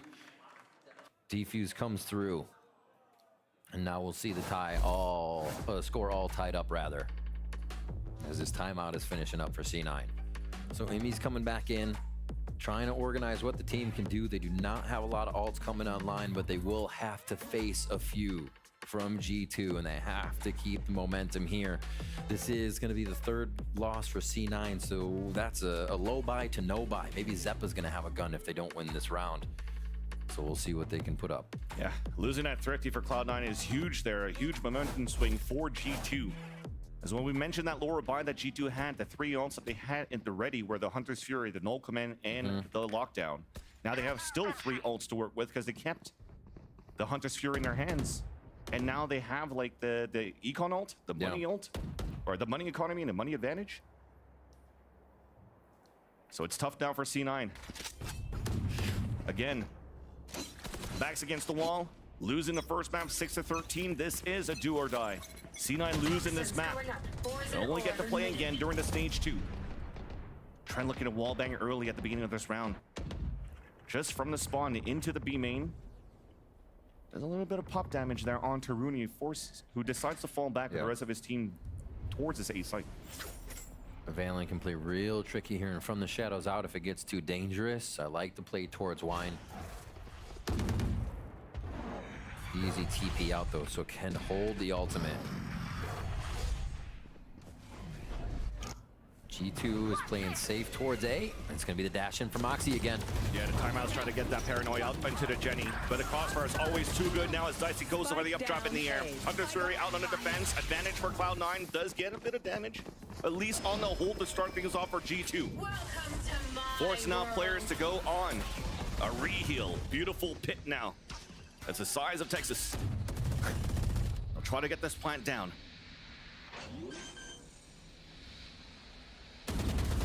Creeping in. Oh, the counter there. The alert from Moose. Advantage for Cloud9. The Cloud9 lurks have been really a big impact for them coming in from Moose, whoever is on the outside at this time, whether it's info or how the team is hitting the site and those final few kills that they're getting from that lurk. Pull it back into their favor. We just said that was a big, big money round for Cloud9. So important that they win this. And what do? They go back to default hits on A, having Oxy dash in, where this team is strong, with Oxy creating chaos, breaking crosshairs, and people following with utility. Sometimes go back to the basics, and that's what we got from C9 out of the last few to make sure they're able to collect these rounds, and now in the lead. Rooney taking a bit of chip. Not really worse for the wear there. And it's quiet for now as they cut audio and get this rotation back in from Vanity. Moose again on that slight lurk towards mid, and they just flip the side of the map. Very default hit towards B here is what it looks like. Yeah, at the beginning of the round, you saw C9 creating that same condition towards that A site for the flash, and now pivoting towards B main. The full team hit with a late lurk from Moose once again onto middle later on. Dash coming through from Icy inside the spawn from the B site, or vice versa. And Icy gets the second one on the board. Vanity drops. Icy is praying for more kills here. He's trying to hunt it down towards the top of the staircase inside that market. Big push coming in towards that spawn, and that's Moose on the lurk, gets denied. And giving you a chance now for G2 to close down and close out this round. And now both and last players are pinned between all 4 players of G2. Nothing really that Rooney could do in the end. There's that push out from Icy, the confidence coming out. With the spike out in the open. Poison orb emitting. Hangs on it too. Doesn't just want to give the kill away. I mean, that's an important weapon. Look at the buy that you have from C9 or the money that's left since that buy at the beginning of the round. I'm trying to go for the explosion towards that B site was quite denied there by Icy's dash from the spawn. Super spicy Icy on that one. To actually come in and kill Oxy first too in that duelist trade. It seals the deal on it being the right play and what Icy's trying to orchestrate right now for his team as the duelist. Both young duelists here putting up a lot of good frags. He's so smart. When it was called too to make that timing to say I'm gonna get in fight either with a few people or by myself with one other, and he was ready to take any fight that came. Really awesome stuff to see from that player from Icy coming in strong. 11-11 now. Probably didn't think we were gonna go back and forth in rounds, but here we are, and the lower buy is going to C9 at this point as this economy gets thrown back and forth. Round 23. The Odin's still out for Leaf. Jonah P getting a good kill on Vanity. Almost feels like the jump was heard and he just sprayed inside that smoke. Objective there for C9 was just to try to get the orb there for control, and unfortunately now with the process they lose an important piece of that composition of smokes to try to go for the execution for Cloud9. I think Valen got the same kill on Oxy when they did that with a TP from Vanity towards the other side of the orb. Here on shore, just a little clear and back up. So G2 is kind of reading that C9 or the first few moves are the gentleman's agreement. We're going to do this the one way, the smoke, the play. G2's just trying to stick a foot in the door wherever they can. Nice turret detection here towards B, and the rotation comes in from G2. Again, that's the troubles here, having no smokes towards that spawn. As the updraws towards the air gets backstabbed there by Trent, and the rest of the buy doesn't work out here for Cloud9. Can't pass through the market side, and G2 are now at map and series point. And an elimination here for C9 to look at what could happen after this. They have such a good roll to start off the second half. A few rounds, bonus goes away, but they collect after the bonus. So no, G2 again slows it down. The timeouts coming in from Josh are impeccable right now for this squad, and now they put themselves on game point, series point. Incredible stuff. In a sense, starts to trend their way as their map pick. They seem so comfortable. Double Odin, triple Vandal on round 24 here. Spamming through the wall already from both sides on B, and they're ready to just put up flashes at A. And not too much for Cloud9. Best thing they have is the Seekers to try to create the space now for the team. I've got your track. Scraping for a buy. Bulldogs and Vandals. The dash forward right into the molly. Icy's not afraid. Gets wall banged across by Moose. An opportunity for Cloud9 to push us into overtime. If not, the dreams are gone. Walls now coming through on the attack, forcing G2 to just stay behind for a bit. Jonah P looking for some pressure in the front of that A side. Smoke now on the attack, also to allow Vanity to TP back and give a chance here for Cloud9 to push inside this A site. Valen though with 2 picks from the back as Oxy and the rest of Cloud9 are entering inside A. Wall now, door now broken. It's not clear. 2 kills out for Cloud9. Up to Valen alone. There's that first pick. 8 bullets left. The dog being pushed forward as they spot him. Vanity with the Odin cannot get the spray. A topper from Zeppa. A high-low. And Zeppa gets the pick. And we're going into extra innings. Wow, incredible stuff for C9 to pull that out No there. aids. And over. G2 not being able to defend the last few members of C9 in sight, doing enough damage. What a scrappy round here for Valen to start off. And then this fight, just... I thought I saw Vanity just run out and get a knife shot there right into hell. I wouldn't doubt it at this point. It is mayhem in A site. That's basically where we've seen a lot of the action, a few rounds going back towards B, but A has been the playground so far for these two teams as we do hop into overtime. C9 switching back onto defense, G2 back on attack. We get our full buys, no operators to come out here. So we're gonna see what teams can do as G2 wants that full force going forward. They've played the two towards mid before here with Icy and Leaf. They bunker down on that left side once they get through the archway, and the team just rotates back and forth waiting for the correct audio call. But C9 was not this proactive before, and they back off actually. They don't hold that B main control, which would have been pretty important. Yeah, it's actually a good call here that C9's win con when they were playing this defensive half was Oxy picked up this operator, and this time going with a Vandal and armor, moving across the site. And as the L drone gets heard into B main, Oxy's pivoting back here with Moose in the back of the B site. Dash now activated. G2 trying to split inside this B site. Icy and Leaf getting openers now, watching the flanks. Zeppa cannot find the timing to help anything for Oxy, so you're hoping for him to go nuclear, and he can't. Zeppa though gets traded out, and Rooney is too late to come back to assist his teammates. Stuck now on a 1 versus 3 as Trent gets that plant. Orb now up, Jonah waiting by the logs, and G2 are back at map at series point. Slowing it down a little bit, just like on Lotus. If G2 slows the round down, they get back and forth rotations out of C9, and C9 want to be at the right place at the right time, and it's actually costing them just being in flow from one site to the other, and they find themselves turning around or not being on that line they need for util to delay. All right, now we're back on defense. C9 get the chance to attack where they've definitely seemed more comfortable with this composition and the communication they're using. And we're going to get a quick timeout as EMEA wants it right away to instill some info to the team. Yeah, it almost looks like at this point here, the comp that you have coming out from Cloud9 is using Vanity's paranoia to create that space for Oxy to get in, while that Sky Flash is usually for the other players trailing behind. And activating Moose on that late lurk, and that timeout is going to be very important because that round where they pivot a little bit more quickly, they had help from Seekers on top of that to really capitalize on that brawl in that round number 24, and this time they don't have it. So how can you tempo in that same way without those Seekers if you want to continue to move as quickly on the attack side here for Cloud9? The thing is tough. You follow the paranoia. We can follow the Skydog. Skydog becomes a little more difficult because when you're clearing B main and then you're still a giant shot from spawn if it's not smoked. If you clear tree, you can still get hit from A or top of tree.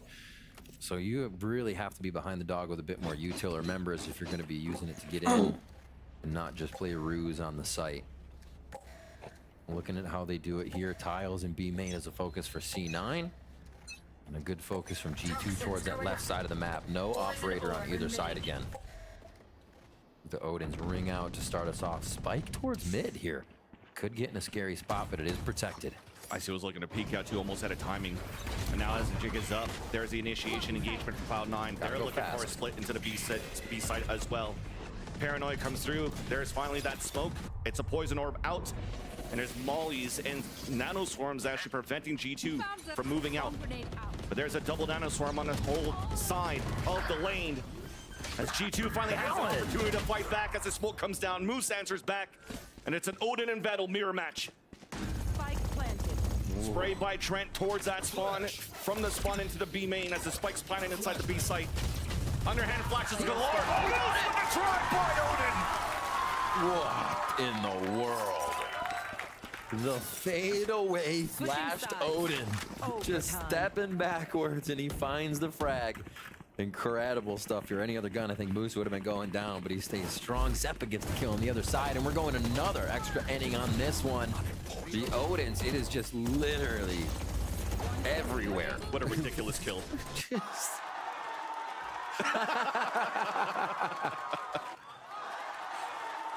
Oh my word. All right. Icy at 25 and 16 on G2 side right now. Absolutely slapping on that.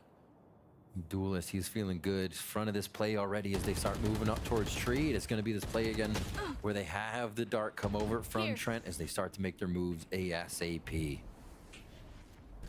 God, neither team is delaying now, Vansili. It's just go faster and faster. Dangerous positions here, both from Oxy and from Moose. High, low, but saying tucked in at hell and at heaven. Now, as you're scaling up here towards the generator, the crosshair set up here for the pick, but it's Icy that opens it up, and those two positions get fully denied from the pathing that G2 had towards the generator. Runa catching one, but then gets traded out by Valen. Zeppa, no opportunity to catch some players on a reposition off the post plan, shooting behind two players. In between two players towards the hell, and that's it. Another advantage in series for G2. Ease. Faster and faster until the thrill of speed overcomes the fear of death. That's what they're doing. It's continuously going pedal to the metal here. All right.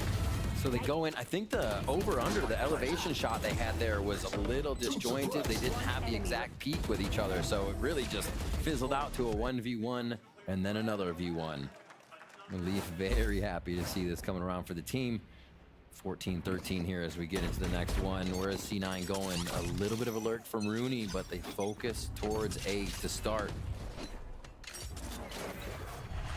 This is the round Vanity hit Oxy right in the face as they try to get to that smoke. So C9 already with a bit more space here to get Zeppa online in these Seekers. Rooney didn't see anything, so already pulls that lurk back towards the right side. They want full capacity here if they're hitting the site. And again, it's going to come down to the default. You got a flash over Oxy, dashing into smoke, breaking crosshairs. It's been working for him. Why not? Thing is, right now the dog is coming through. Actually, there's no fragment that's being thrown here on the defense. So we're going to use that potentially here for the retake for G2. Yep. Plant for A main. Zeppa with one last kill will get Seekers after this. All of G2 at the ready to retake this site. Early Paranoid comes out here from the garden. Flashes out to counter out from Zeppa, as there's a stalemate for now. Zeppa now out of util, denied here by the knife being thrown. Just trying to run that clock down as his teammates unfortunately are falling down towards the A main. Double L setup at the same time. Moose trying to fight back towards the tree. There's that smoke, the double drop. It might be it right here. Vanity, Moose left alone. Stuck onto the spike. Halfway through, picked off, and G2 with the pick on the rise as they move forward in the Stage 1 playoffs.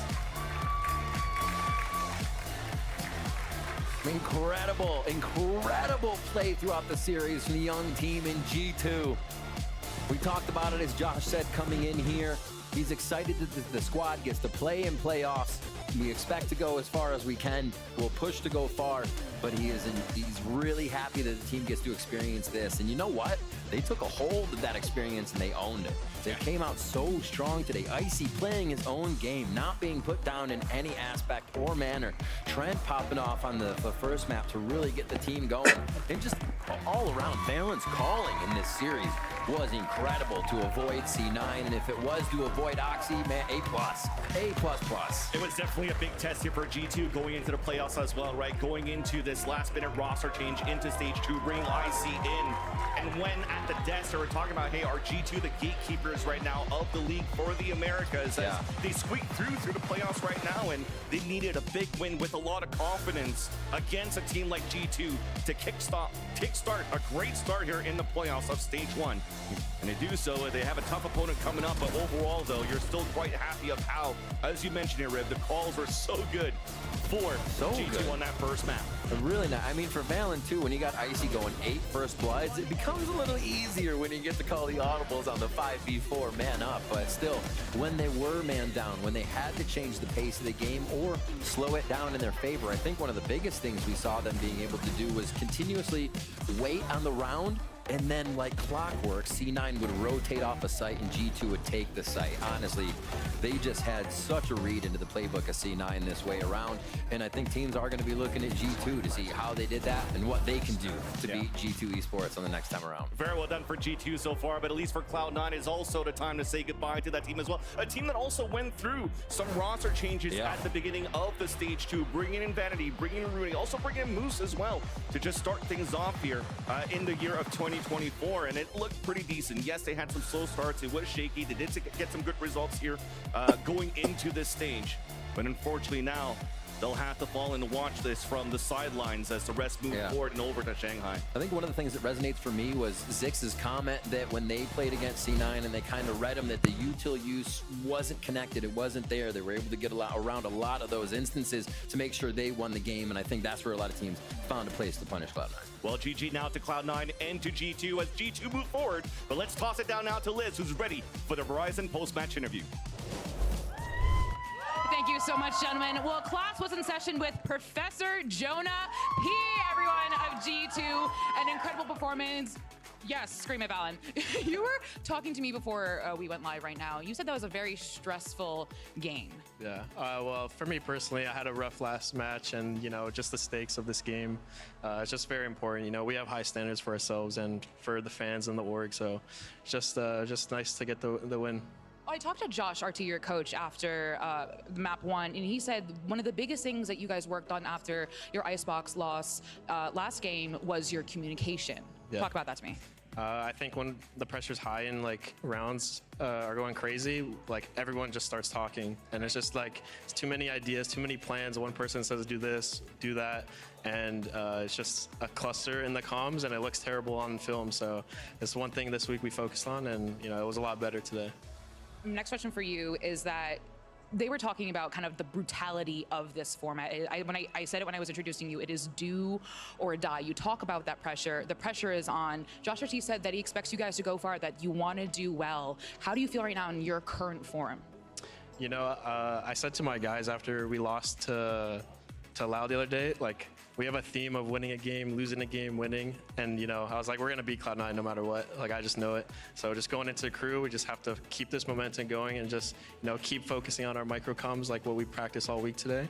And if we keep that the same, we'll be fine. Do you still think you have to work on that communication moving forward? Yeah, even today, it was it's easy. It's a lot easier for us to recognize when it's happening because we've talked about it and we've, we watch back our voice comm videos and stuff like that. So when we feel like it's happening, people, me, anyone on the team will just, bring it up, be like, yo, chill, just remember what we talked about, and yeah, we're good. The last international event you/the Guard qualified for was Reykjavik in 2022. Obviously, you won Ascension in Sao Paulo last year. What would it mean for you to qualify for your next international event in 2 years? And those are 2 long years as well. It would mean the world to me, especially for me. I get to do it with Valen and Trent again.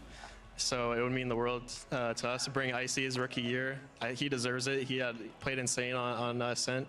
And yeah, I just can't wait. I wouldn't say our matches are easy, but I think our side of the bracket, it's pretty favorable for us. So looking forward to it. Well, favorable side of the bracket for you, according to you, and let's see it happen. Thank you so much, Jonah P. Everyone give it up one more time for Jonah P. We're gonna take a break, but stay right there because it's 100 Thieves versus Loud next.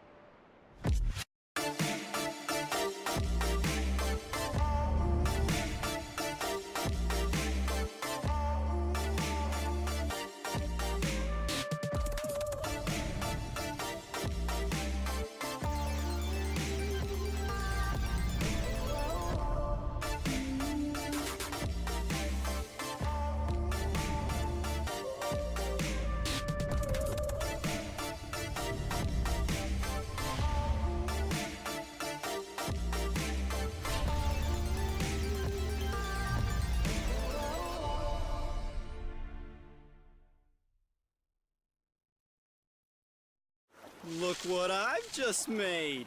The perfect pearl. Not too bad, but check this out. Whoa, a true Venus clam. Red Bull gives you wings.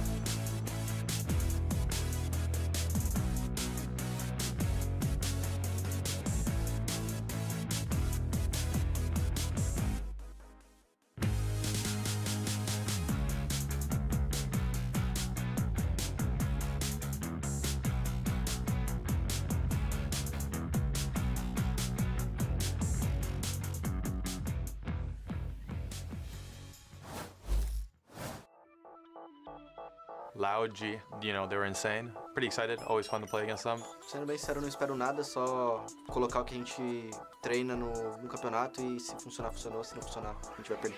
G2 are gonna wait. Les pings it. Okay, gets into U-Haul, there was no pick up. Oh my god! Why did I do it? How did I do it? Magic from QCK! A razão por a gente ter conseguido um up nessas duas últimas semanas foi a gente se unir fora do servidor, além de começou a conhecer mais o Cauã, comecei a conhecer mais o Felipe, e aí a gente começou o time inteiro se aproximar mais. Yeah, I'm definitely excited for playoffs. You know, I didn't make last year, so, you know, making it at least once out of the 2 years would be nice. We're just trying to win games. You know, we're not going to these next 2 games, we're just trying to be sharp. Oh, they're investing. 2 ults used. Asuna drops heat. Asuna just went huge.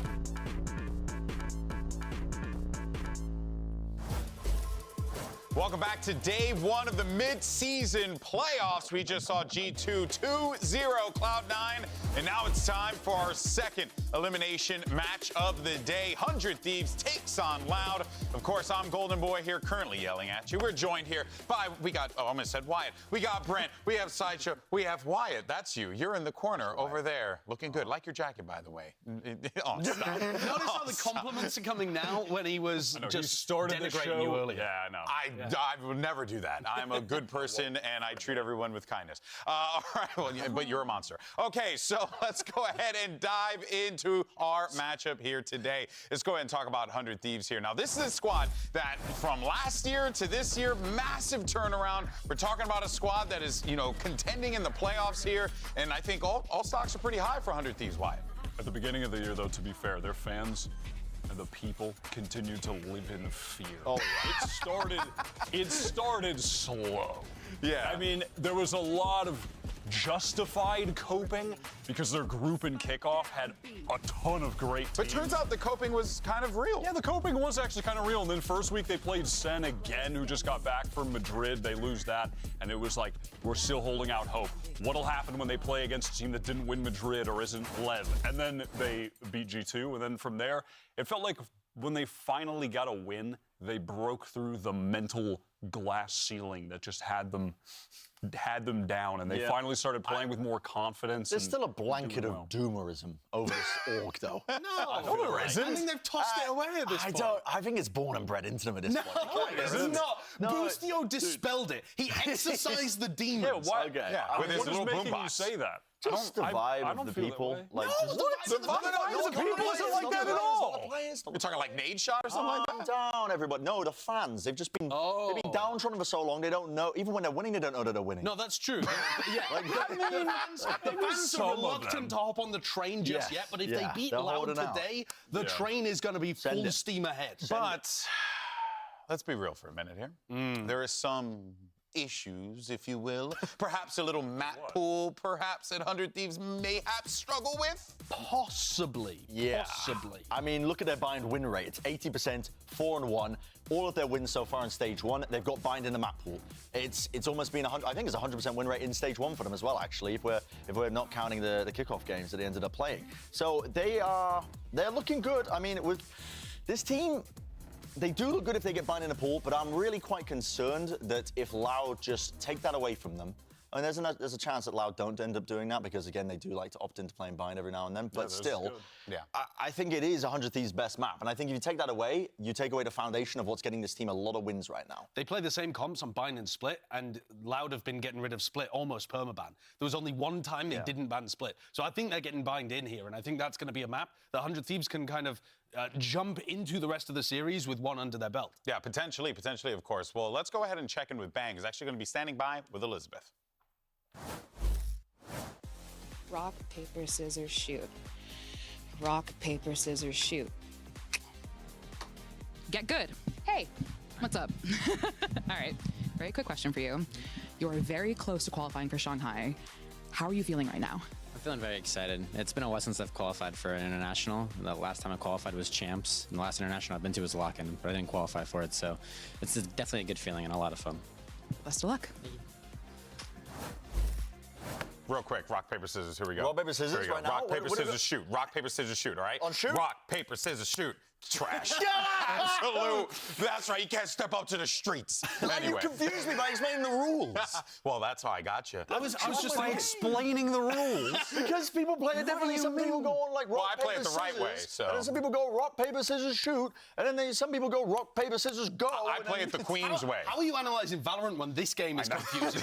That's crazy. People have wrote dissertations on rock, paper, scissors. There's no dissertations on Valorant, man. This game's easy. You get shot in the dead and that's it. You win the round most of the time. That's it. Well, I guess much to Brent's chagrin, let's go ahead and keep talking about Valorant. Because we have Busio now. Of course, we do got to talk about, the IGL coming into this team. Lots of hype for him, obviously being a world champion, but Sideshow, he's brought a little bit more than that. He's brought energy to this team. He's brought trash talk. He's brought personality and pizzazz.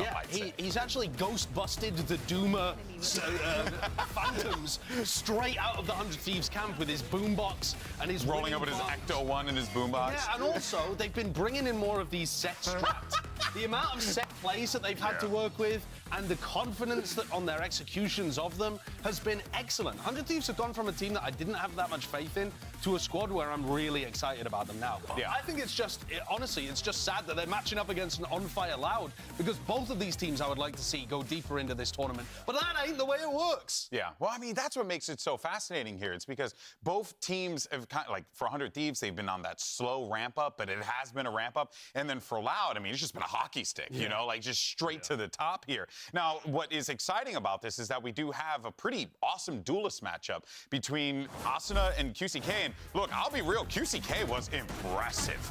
I really have been liking this guy fitting into the team. At first it was a little sus, but now, Wyatt, it feels like he's fitting right in. The past 2 weeks were really good. The past 2 matches, he stepped up massively. At the first 3, he didn't go positive in a map until their game against Sentinels. Yeah. And now he's been lighting other teams on fire. In this game against G2, he got so many first kills on defense offing.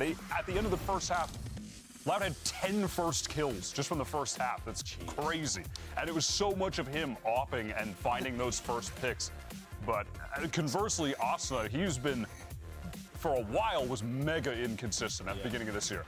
Every series, he would somehow give you a top frag game and then a bottom frag, like, stinker right after. Like, somehow, every series, which was a big problem, but that has been rectified at least a bit, I think, Josh. I was giggling at the stat page as well because it said most played Phoenix. Yeah, I saw that too. And I like the fact that he's got back on Jet. I love it whenever he's got the op in his hands on defense. It makes their defensive setups look a lot better. And I also think there are some parallels between both of these duelists in terms of how the community's thought about them and the confidence they've had in them. Yeah. But both have managed to find a sweet spot with their team where they're aligned with the game plan now. Yeah, and of course, and now let's, of course, dive into Loud's big turnaround here, because it does feel like, Brent, we've been seeing this Loud squad find themselves in this stage. I'm so high up on Loud right now. I think that they have found that form because they started off so damn slow. To no fault of their own. I mean, they got stuck in visa jail in Belfast, and Phoenix jail. And Phoenix jail as well with their comps. They had no time to innovate off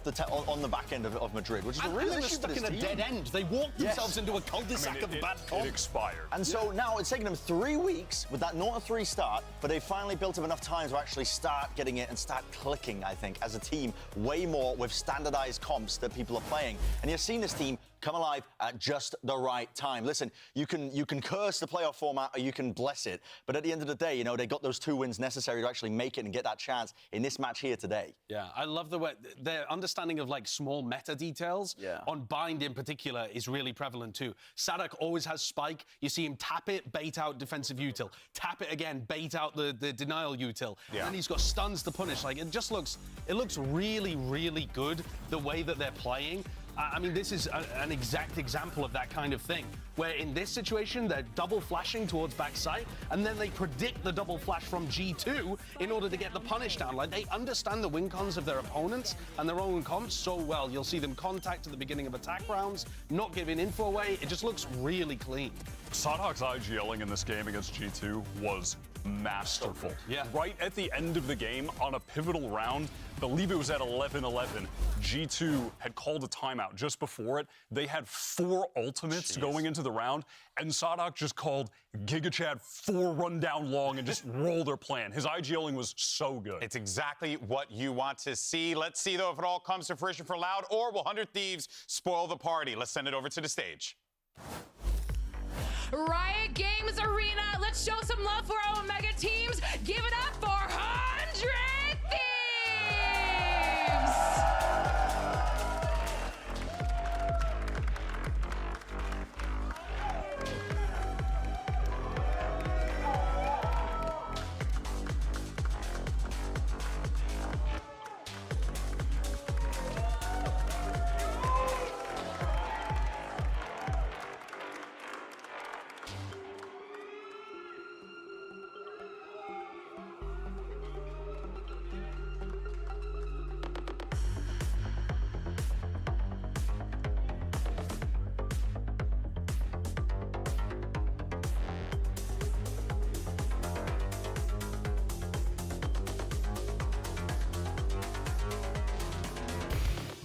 Agora sim, hein? Valendo a vida e a permanência do Brasil nos playoffs. Faz o L pra Loud!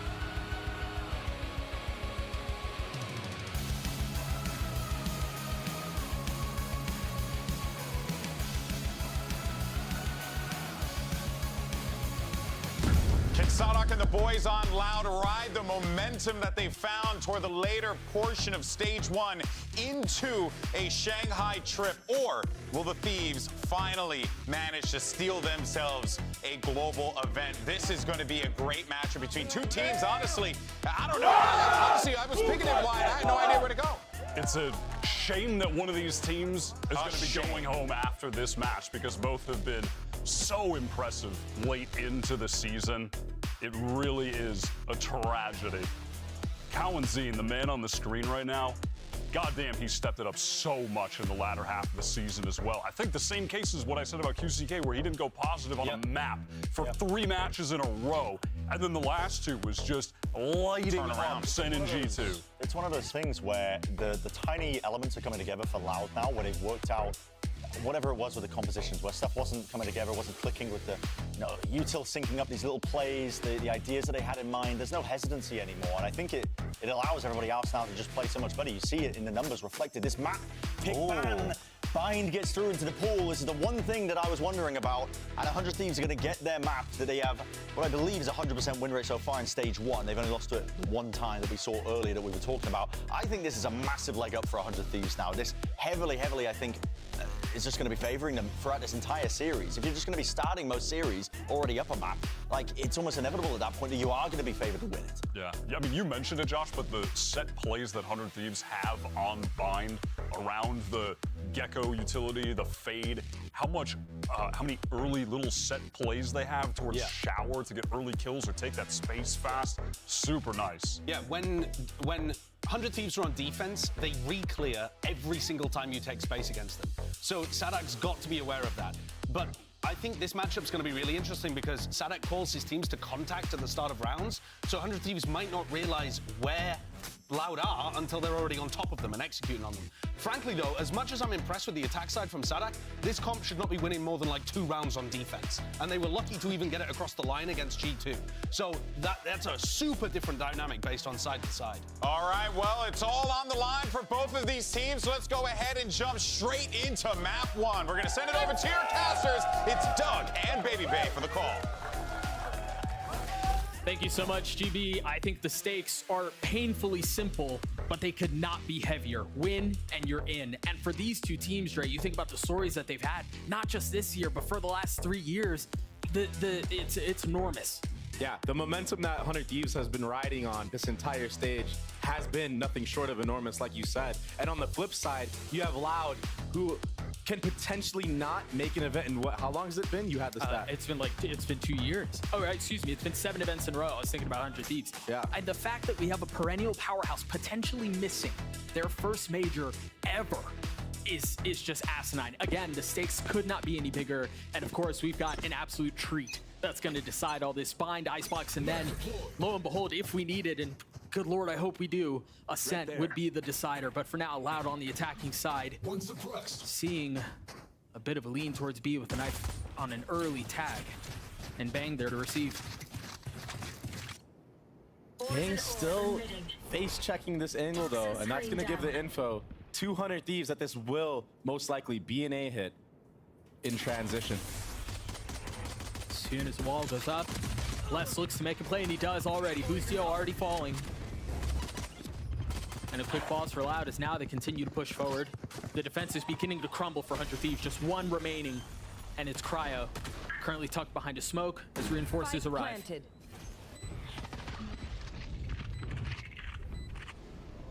Knife will get info there. A crispy shot from QCK early on. Yeah. A flash as Kalenzine goes aggressive, looks to get active. Bang is there to join him. He can't do much more though. The pistol, the way of the Brazilians. And it's just so hard. We saw how good Loud is in these moments where, especially when they hit the A site, they kind of take their time on this approach and they don't get caught out by the utility cycling game that a lot of teams do to delay. And of course, getting a first blood like this, I mean, that's crazy. Jumping up on the box and a fadeaway on top of it. And that'll help out for sure. Try to win a pistol round. Now the second round, just a few moments from beginning. The buy on the side of Loud is formidable. 3 rifles and then 2 pistols. And there's potential aplenty. Meanwhile, for 100 Thieves, anything but.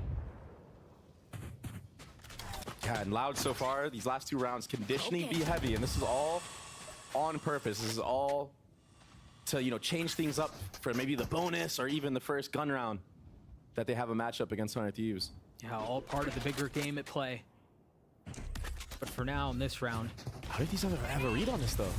They're committing to it. Into the teeth of the stack. There are 4 members here. The nade going a little low, but QCK getting all the high ground he could ask for.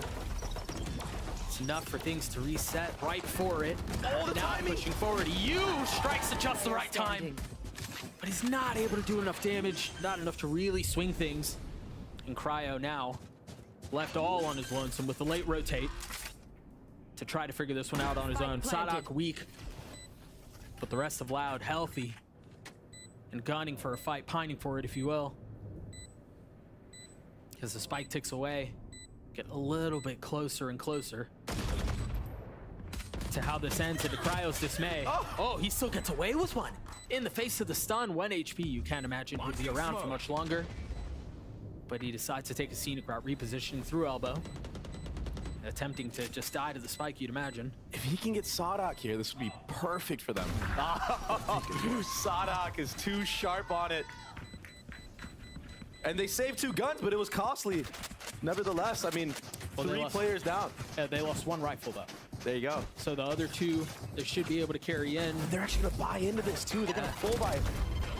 Just the way the money works out, they have a full buy going into this round. So although this may... 100 Thieves might think this is a bonus round. I mean, this is a full healthy buy from the side of Loud. And again, the poise to when they hit the site to just calm things down and just hold for any type of utility and aggression. They're just known for this type of style, and it works really well on a map like this. You mentioned the buy for Loud. It's just the state of the game right now. No bonus is really a bonus. They almost don't exist anymore. It's all gun rounds. It's crazy. Asuna perched up with a satchel in his face, is able to drop QCK. Now the reposition off the nade. That's a big one, and that was QCK without a gun, so the rifles are still up. They're still ready. They're still heavy. Numbers advantage in favor of the attack. And as you mentioned, Dre, Just a slight pause, just a moment to reset and reposition. And then I didn't clear bench, but that Prowler will. Kawanzine does not care. With the tether in his face, still plays alive. Still dances around Cryo, able to deal a little bit of damage, but now feeling some of the pressure. Trying to maintain poise. Trying to find better position. Finds one. 2 more left to go. On the swing, less isolated. He gets it down to 1. He's gotten 3 on the round. I just don't know that he has enough time. He doesn't. Ah, Tui's with the reposition to close this round out. And that was a 2v4. So 100 Thieves actually crawled their way back in. Maybe just trying to get a little bit warmed up into that. I mean, at that point, I believe it was EU who was just stuck into U-Haul. And I mean, Cryo had no choice but to try to help him out and go for it. But another clean hit from Loud. And that previous conditioning on the B side kept 3 players of 100 Thieves there for the first 30 seconds of the round. And that's what opens up Loud to go for this quick A hit. Enemy remaining. Set the pieces in motion so many rounds ago, as you mentioned. The mind game's already started. And look at the buy for Loud again. I mean, this is just insane. They were able to snowball so hard. Full rifles. You've got Sadak, who's 1 away from his ult. QCK is not that far off either. Another B long default here. It seems like Loud opt to go for this B long default on the anti-eco rounds. And then they just freeze and they're holding everything. Let's see if Bang can find a timing. Look at the patience on the default. They're so steady with it. This time, yeah, they're not walking up this time. This is the key factor. They're trying to bait out some type of re-aggro play that 100 Thieves like to do. So Loud have definitely done their homework going into this series, which is scary. With the Argentinian war general at the helm, corralling and controlling his troops, whichever way he may, decides that they're going to take TP and head towards A. Oh, the timing on that knife, too, it's on point. Asuna's the only one who's here. Reinforcements on the way, but will they arrive in time? Asuna gets 2! How much more can he find? Hasn't taken any damage, but QCK gets up close and personal, and he's overwhelmed. The duelist down. Now, how much more can they find in the face of the ult? Kawanzine has to reposition. Still plenty of time, and look at this. Bang is ahead of it. He's already rotating back B. And I don't think they know he's here. He's only got 36 HP, but he's gonna get them both! What an answer back from 100 Thieves. The thrifty Asuna going huge, getting 2 there. And QCK almost brought it back. That's that short leash that we've seen QCK have lately. I mean, this trade was huge. We weren't seeing him do plays like this. But Asuna and Cryo setting the round up for Bang to close out. That was beautiful. They will still have enough to buy into this. They still have 2 ultimates to their name and a 3rd just around the corner, but 100 Thieves finding some footing. Another fast A hit. Yeah, it seems like they're far more committed on this one. You see the smokes go down, the ult online. Asuna gets high ground as well, and he punishes Sadak. Wow. Asuna with the 2nd. But Kawanzine there to punch back, there to deliver a counter blow. The calamity leaves the reality of the tragedy. Cryo with 3 and 100 Thieves with 2. That was such a heads-up play from 100 Thieves to have Asuna on top truck, ready to counter rocket, and then Cryo just posted on the enemy. QCK satcheling out, gets just flicked out of the sky from Cryo. That was a nice setup. They were prepared for that A hit to come in. And that dagger, although it doesn't connect on anybody, into showers, I mean, that should be the cue that, okay, the 100 Thieves players are playing on site or playing a little bit farther back. So maybe the approach needs to be a little bit different for Loud on that hit. Finally, we see some of their finances take a hit and fumble. Asuna spotted. Nice shots from Les there to push him off angle, force him to reset. But again, it's the slow approach that you've mentioned to the attack side. Just kind of forces the defense to reconsider. Yeah, and you're already seeing game plan changing from 100 Thieves as well. Asuna goes huge here against Les. That's a big kill on the lurk. And although this is a thrifty, you know, it is what it is. Oh, but honestly, I think that's a situation where EU's not going to get his credit. It was his eye that goes up. Asuna swings off of that as Les is trying to clear the eye. So, you know, we talked about EU last week, I believe it was, or 2 weeks ago, and about how he really doesn't get enough of his flowers. He doesn't get enough credit for the work that he puts in for this team. Hey, 100 Thieves in general as a team, I feel like you got to put respect on their name, especially with how well they've performed in the season. And to go into this match right here and have a game plan change up, they were very disruptive in previous matches, and you're seeing a lot more of a passive hold across the board from 100 Thieves now. The chaos often difficult to control, but Loud are looking to push into it with the Stinger getting some value, a share of 2. But Asuna again, 3 on the round and more to be found. But with 10 seconds left, can they strike? Wild Iron's hot. My ult's ready. 2East just doesn't have the time. He's not going to get the fight either. A beautiful play from EU. That got scary though for 100 Thieves. Even when Loud have trash guns to say, they can still do things like this and just bring it back from a 4v5.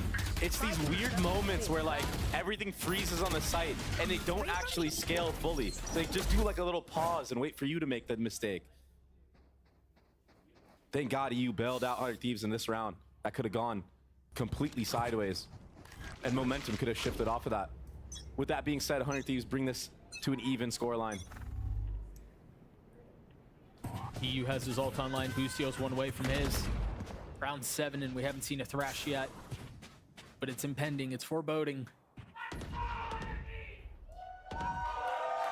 Meanwhile, you take a look at the Initiator on the other side of the stage, and he's got his ult primed and ready.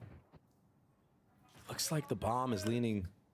I was going to say it's leaning towards A, but he actually drops it here. So I think this is going to be a situation where we try to get less into U-Haul, maybe a lurk with some utility, and then we're going to end back at B potentially.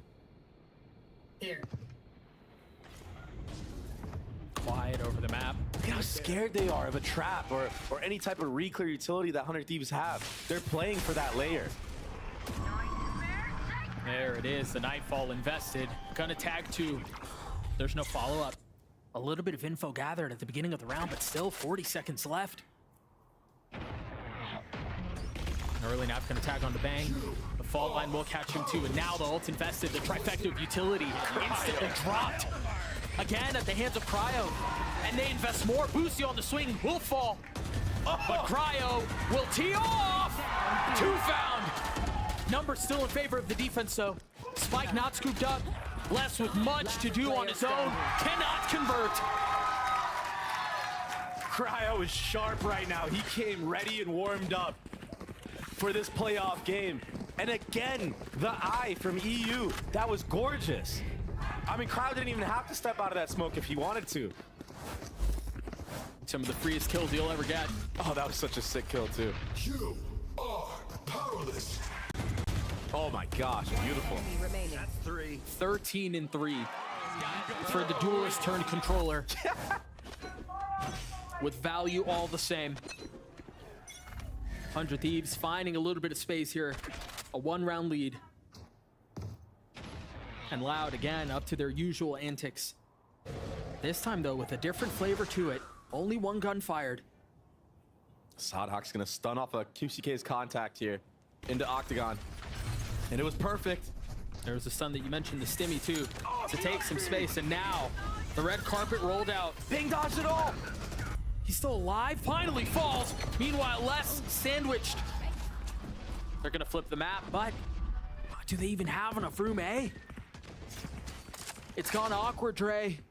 Yeah, Boostio didn't need to move from this spot at all because of Thrash. Look at how far back Kawanzin is. Oh, this is a timing and a half. Asuna had no idea. Now a weapon presumably upgraded for the attack. Right there. Boostio looking to draw a line in the sand and keep them at bay on his own with Cryo close by. The smoke. Does he play in it? Does he try to get back out? I feel like getting out and trying to double up with Cryo here would be the best possible solution, but they're playing ones right now. They're very spread. 30 seconds left. That's the cue. And that's bomb. That's the spike. Cryo with the second. Oh my God. And disaster afoot. That was so sick. The Thrash going through the TP. Asuna following it. Getting that kill into Hookah. Just denying Loud from their game plan. That's the disruption that I was talking about. That's what 100 Thieves is so good at doing. And the timings that they do it in. 30 seconds left. I mean, all game long, we haven't really seen 100 Thieves be proactive on re-clearing space on purpose to condition their own set plays of trapping and whatnot. And now they're bringing that out halfway through the map. That's going to cause a timeout from the side of Loud. And that's a wise choice. They need to figure out some type of solution to crawl back into here because they won the first 3 and 100 Thieves have been taking it away ever since. I mean, Thrifties are so crucial in a game like this. Yep. You lose them, all momentum gets stopped. The other team starts feeling themselves. Their economy builds up. Even if they drop a couple guns here and there, the fact that you let them Thrifty you one time just sets them up for like at least like 4 or 5 rounds. And as you see, with how this map is played out, they've abounded. I mean, 5 rounds in a row for 100 Thieves. Off of that Thrifty that you just mentioned, and they have so many things going their way. They have a ton of money too. They have a couple of ults online, so 100 Thieves poised to make a run at this and really create a massive gap, an expanse, if you will, between these two squads. 100 Thieves will always have the edge on the info game if they want to invest the utility to do so. So Loud, this is why you see them kind of scared to go into these certain places like B-Long right away at the start of the round. They're scared to take showers right away at the start of rounds because 100 Thieves are so good at using re-clear utility on these points. Bang with the early pit. It's interesting here too to see a different approach to the attack side. An early knife, but that's all it is. Yeah, the problem with these knives is there's actually players from 100 Thieves that could walk back into the space where Loud is knifing because they're not acting upon it. They're not sending a body with it every single time. And that's kind of where KO can get lost in the sauce a bit. It's temporal information that just kind of fades away as the round goes on. Like 100 Thieves right now, there's no reason to not have 3 players on this A side of the map. You got Boosty spotting Hookah, the pit, B-Long, and the rest of the investment A. Oh, Molly's beautifully on time from Cryo. He's playing the role perfectly right now. An exceptional display of just delaying. First it's the Molly, then it's the tether. And they have 30 seconds left. They've got to go, and now the 3rd layer into this goes down, and it's Asuna! Cryo gets another. Tui's dancing around the smoke, will respond with 2 of his own. Now the Stimmy to speed things up, just to slow him down. Les finding a gap. Not choosing to commit to the plant. With 13 seconds left, Les is now alone. He's been spectacular for this team, but with 8 seconds left and the wall's closing in, he cannot convert. Cryo's playing a near perfect game right now, Doug. He's actually unbelievable. 18-4. And even just in that scenario, being stuck in U-Haul, he's stuck by 2 different mollies, right? He's against the Brim and a Viper, and he plays it to perfection, staying alive for his team to rotate in time, and then still winning the 1v1 against Tui's there. Not one left standing. Nice!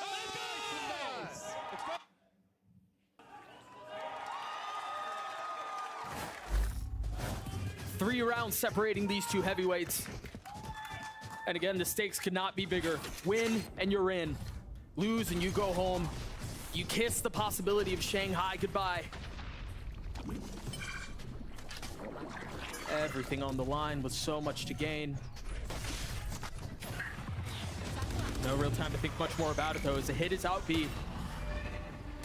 Loud a bit more decisive with this approach, but again, here's the freeze, here's the pause. And now QCK pushing forward. Getting really intimate with Bang, but Lucio there to respond. How much further does QCK dare go? Be quick, but don't hurry here.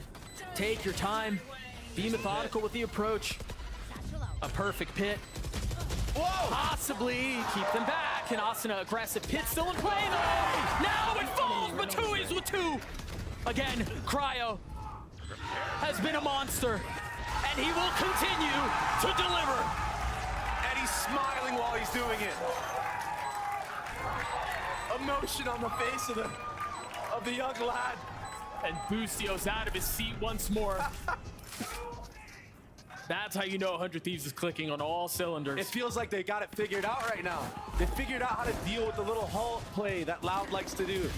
They're showing tons of different looks. Now they're playing in the actual site.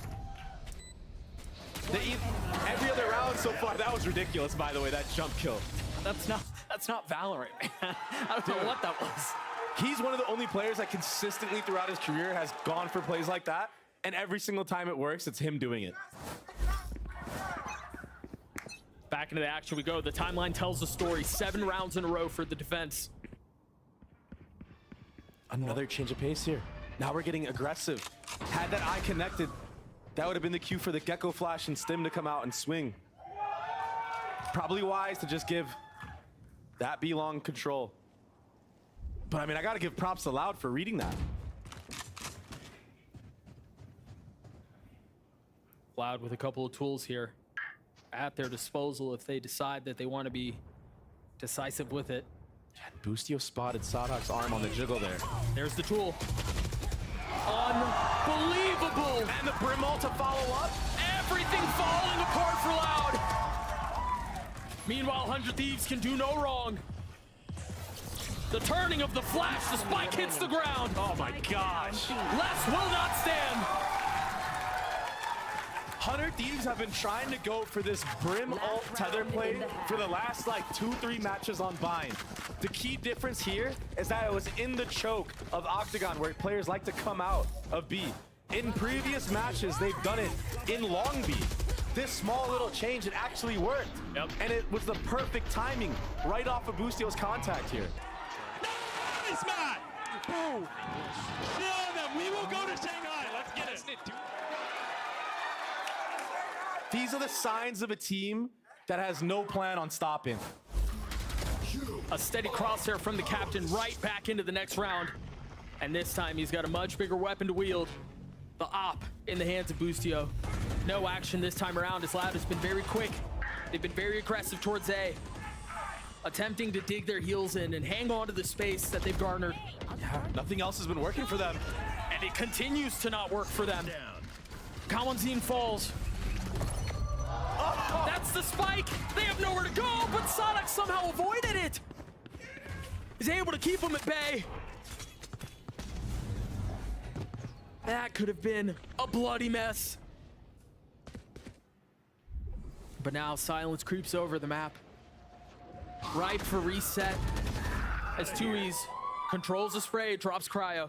Finally, Cryo goes down. How many rounds has it been since he's died? I feel like it's been a lot. 5 or 6. An impenetrable force has been this defense, and it's all off the hands of Cryo. Look at this. Boostio's re-aggression straight into this market area. He's gonna hear the footsteps, catch Tui's off guard. What? As I say that, Tui's takes his head clean off. 2 big fights going the way of the attack. We haven't been able to say that much this half. But alas, that's where they are. Can he equalize? They're going back again. 10 seconds left. 10 seconds Should be able to get the spike down. It's going to be in the hands of Sonic. So ult online. And they're being cautious with it. They're taking their time. Taking every single advantage, every single inch that's offered. But can they convert?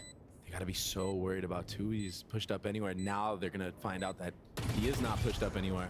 Less. Spotty aim. But they've managed to keep him back now. 100 Thieves pushing forward. The Rolling Thunder pushes Bang back. Can he win this gunfight? It's a big one. Oh my gosh. He's gotten one as Bang continues to dance around, tries to stay alive. It's now on him. And Les strikes back. Loud with 4 to close the half. Finally able to punish the mistakes of 100 Thieves. Getting a little too overeager there was Cryo, but I don't blame him. He's been having such a map. He was 23 and 5 at halftime. Yeah, shoot or shoot, man. He's been insane. Did you see that shot? So sick. 100 Thieves. I've put together a supreme display of talent on this attack half. Up 8-4.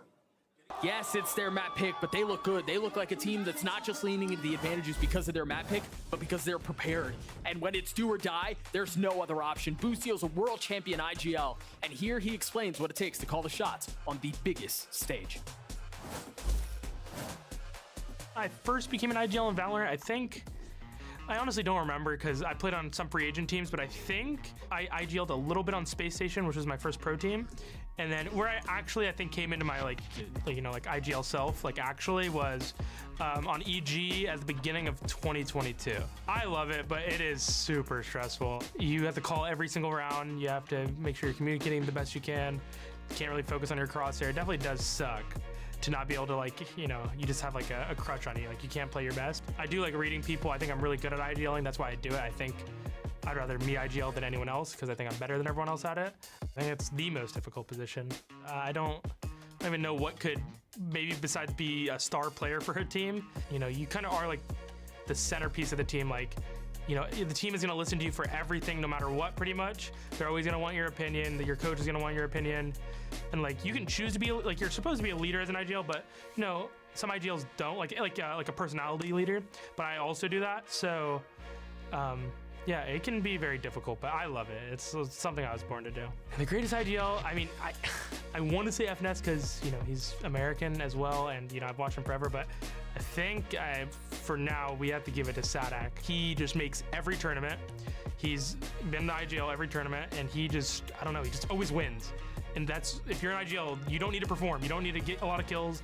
You don't need to be super clutch. You need to make sure your team wins, and he makes sure his team wins. A confident call to arms from the captain, and quite frankly, it's showing up. 8-4 for 100 Thieves, and even Boostio mentioning Sadak makes every single event. A lot of respect on every single tournament, and for good reason. Yeah, Boostio's been trashing on a lot of teams in this stage, but he's showing a lot of respect to Loud, and you can see it in the gameplay, in the changes that he even made within the micro plays that they do. The first 5 rounds, they were so passive across the board, whereas in other series, they've been so proactive, always doing something around the map. Yeah, but it's a new roster, and hunger can make a thief of any man. And here they are, looking to put Loud away, looking to break the streak, and looking for hopes, looking for the possibility of a major. One that they've qualified for the first time since their LCQ run. With Sean and Mike's at the helm. But now, just a distant memory as they've got to focus on what's before them. The attack side of Bind, an ever difficult one. And with Loud drawing a line in the sand, it's going to be difficult to navigate. Spike down A. You can never count Loud out. That's always been the name of the game when it comes to this team. No matter what the lead is, it's not over until you sit them down. EU just trying to find any advantage he can. At this point, getting the spike down is a win. If he can get bombed down, get a couple kills, start working towards that ult. That would be perfect for him. Dodging the first, deciding to play close. They can't know where he is. The flash in his face is all Little B. It's a very decisive pistol from Loud. Yeah, it was. A converge onto short A there. And they converted it into, what, 3 kills? 4 kills? It was beautiful. It was so well coordinated on top of it all. 100 Thieves worked up that short A space because they heard the fault line come out into the deep showers. I think that they thought that they were going to get wrapped. I think you said it best. Decisive in their approach. As soon as they understood where the pressure was, they decided to fight fire with fire.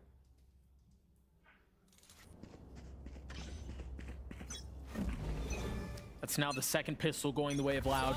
2 for 2 so far. It's gonna be a fast A split coming in from 100 Thieves. We usually see them do this on gun rounds. Asuna gets plucked out of the sky. Cryo got one for his troubles to continue to light up the scoreboard, but that seems like it's all the victory will be. Loud bridged the gap to 2, and now the game begins. Good damage. A very fast round from 100 Thieves.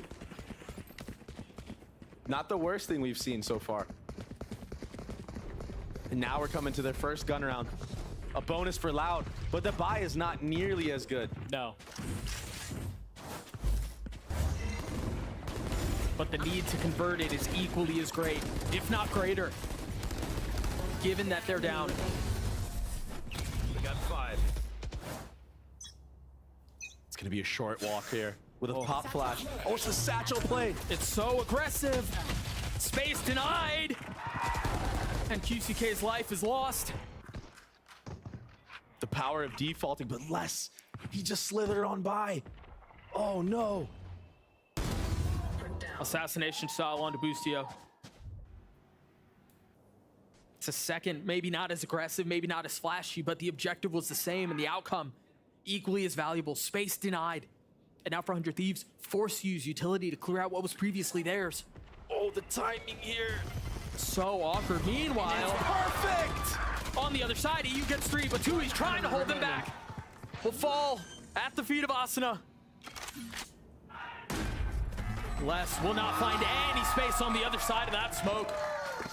That short A pressure going all the way into sight there, into the orb. That usually stalls. It was perfect. That opened up the timing for EU to catch Kawazin with his back turned. And then 2 other players lined up in back sight. That couldn't have been a better timing. And I mean, Loud had a good read onto this round. They had, what, 3 players already geared towards this A side of the map? Yeah. After that kill from Les. And again, it's the Cryo and Asuna show. Both topping the charts for their team. A 3-round lead now. A bit faster of a default here onto Belong from 100 Thieves. They've been pretty quiet across the board, waiting for trap plays, waiting for that fault line to be baited out. That's why you see them using utility but not going with it. Yeah, and that was Sadak had it primed and ready. They're invested. Now they rotate away, understanding where the breach is. The problem is they're pushing into 3. They're pushing into the stack. And it's a little too obvious in my opinion, but even the last round we saw how strong this 100 Thieves comp can actually be on the hit. The utility is usually on point. They're very rehearsed on these execs. 100 Thieves now cutting noise. Given that they were tagged by the knife, you'd assume maybe they rotate away. It's a 50-50 gamble. And they decide to stay. The nightfall now used. Asuna going in aggressive and Bang getting another, but the kills are traded tit for tat. And that goes the way of the attack. Sadak and Les, only 2 that remain. A fault line back online. Invested for himself. Les is not with him. This is a disjointed approach as Sadak tries to find any space he can on his own. I think they want to go for it as well. There's no time like the present.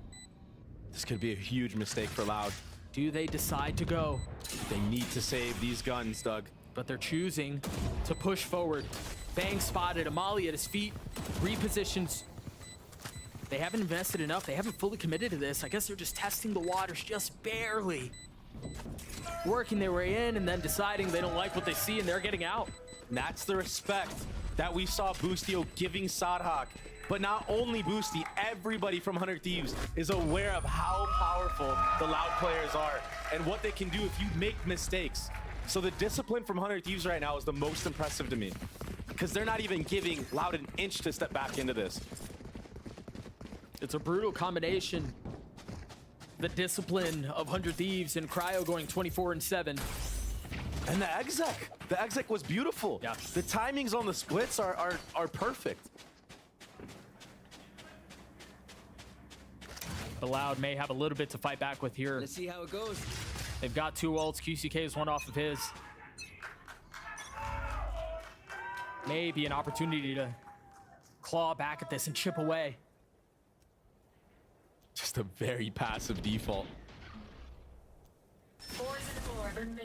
Expecting aggression, perhaps. But the attack's steady in their approach. And they should be aware that the KO is playing towards the A side of the map. They saw on the minimap that dagger hitting just outside of showers.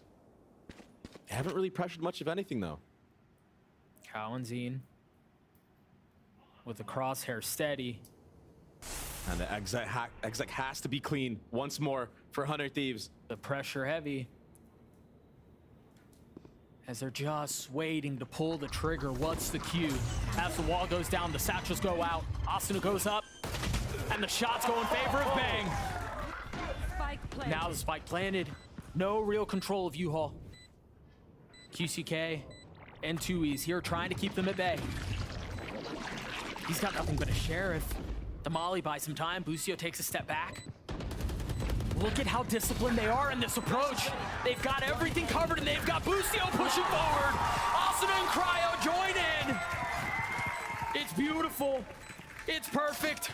5 alive as 100 Thieves thrive. And a timeout called for Loud.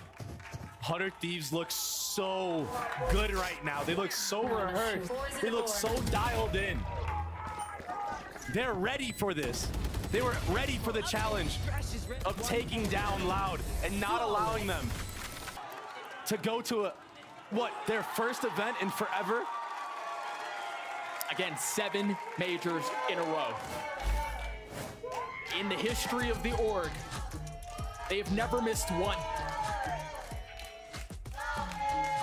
The history is being made here, not only for 100 Thieves, but Loud as well, like you said. And nothing's working for Loud right now. 100 Thieves aren't giving them any kills from these breach trap plays. No one's getting caught in these fault lines. And the KO knife, I mean, it's not guaranteed information. And 100 Thieves are playing with that. Now you have a Rocket and a Thrash online. Right here. 400 Thieves, but they need to find out where Kawazin is playing. They're also gonna have to reckon with QCK and where he's playing. He's got an op. Yeah. They're picking the right site once more. I think Kawazin has a lineup dagger that might land somewhere outside of B or short. The Thrash to lead the way. And Asuna not far behind him.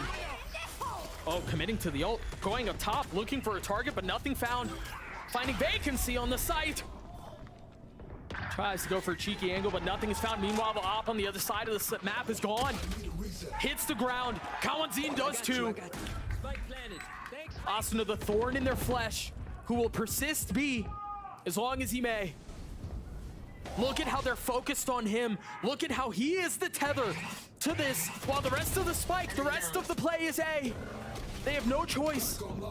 Now they've dealt with him. Now they bring Kawazin back, but how much time has elapsed? You've got 3 mollies to deal with here and a tether. Seemingly a foregone conclusion. A foreboding moment for Loud. As it seems like a retake attempt will not come through. Les gets his 3 and tries to get away. But 100 Thieves will get to map point. It is not every day that you see an IGL run circles around Sadhak. But my God, what we're witnessing from Boostio right now is unbelievable. It's world class. I mean, this call, you gotta give me a break here. That's what Sadhak is saying. Asuna sold that fake so hard. He got all the way into the site, baited out the KO ult, and kept 3 players of Loud there for almost the entirety of that post plant. A deja vu of 2 halves. The first half, Loud wins a pistol, wins the first couple of rounds, and then 100 Thieves off to the races. This half, a lot of the same. QCK has to find some value with this op. They've got to find a way to tip momentum back towards their side, because they haven't had any of it. It looks like EU is hyper aware as well. Not even challenging that angle. And I think this is just a testament of how Loud are playing this B long. It makes it obvious that the op is posted in showers. Sadhak still has his fault line primed and ready to go.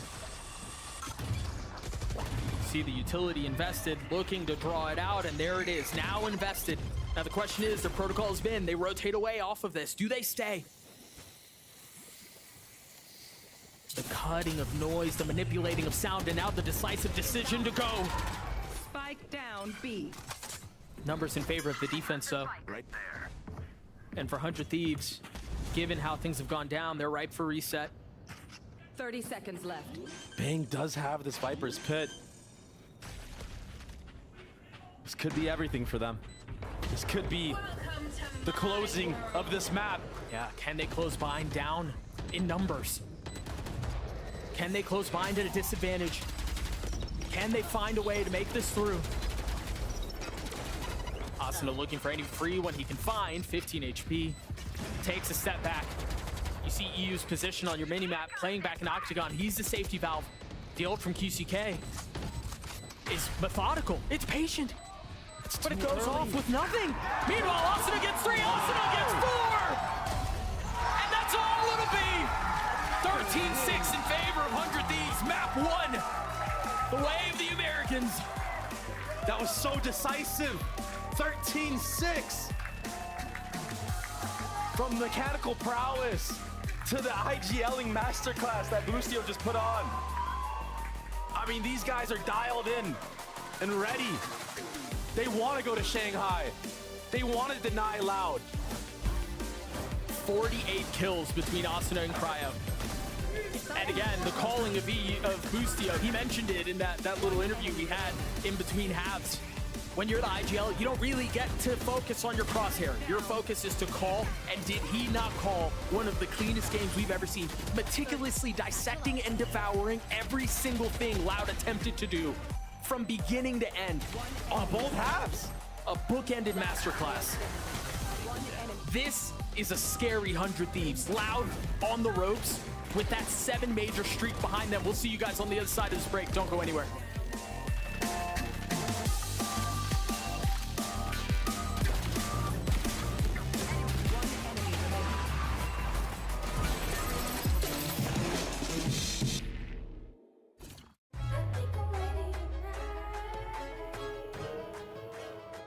Hey guys, it's Jimmy Lin.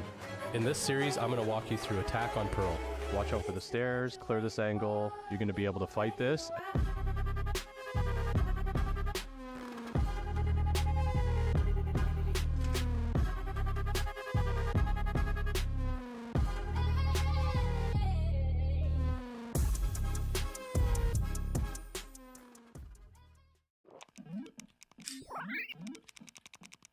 Red Bull gives you wings.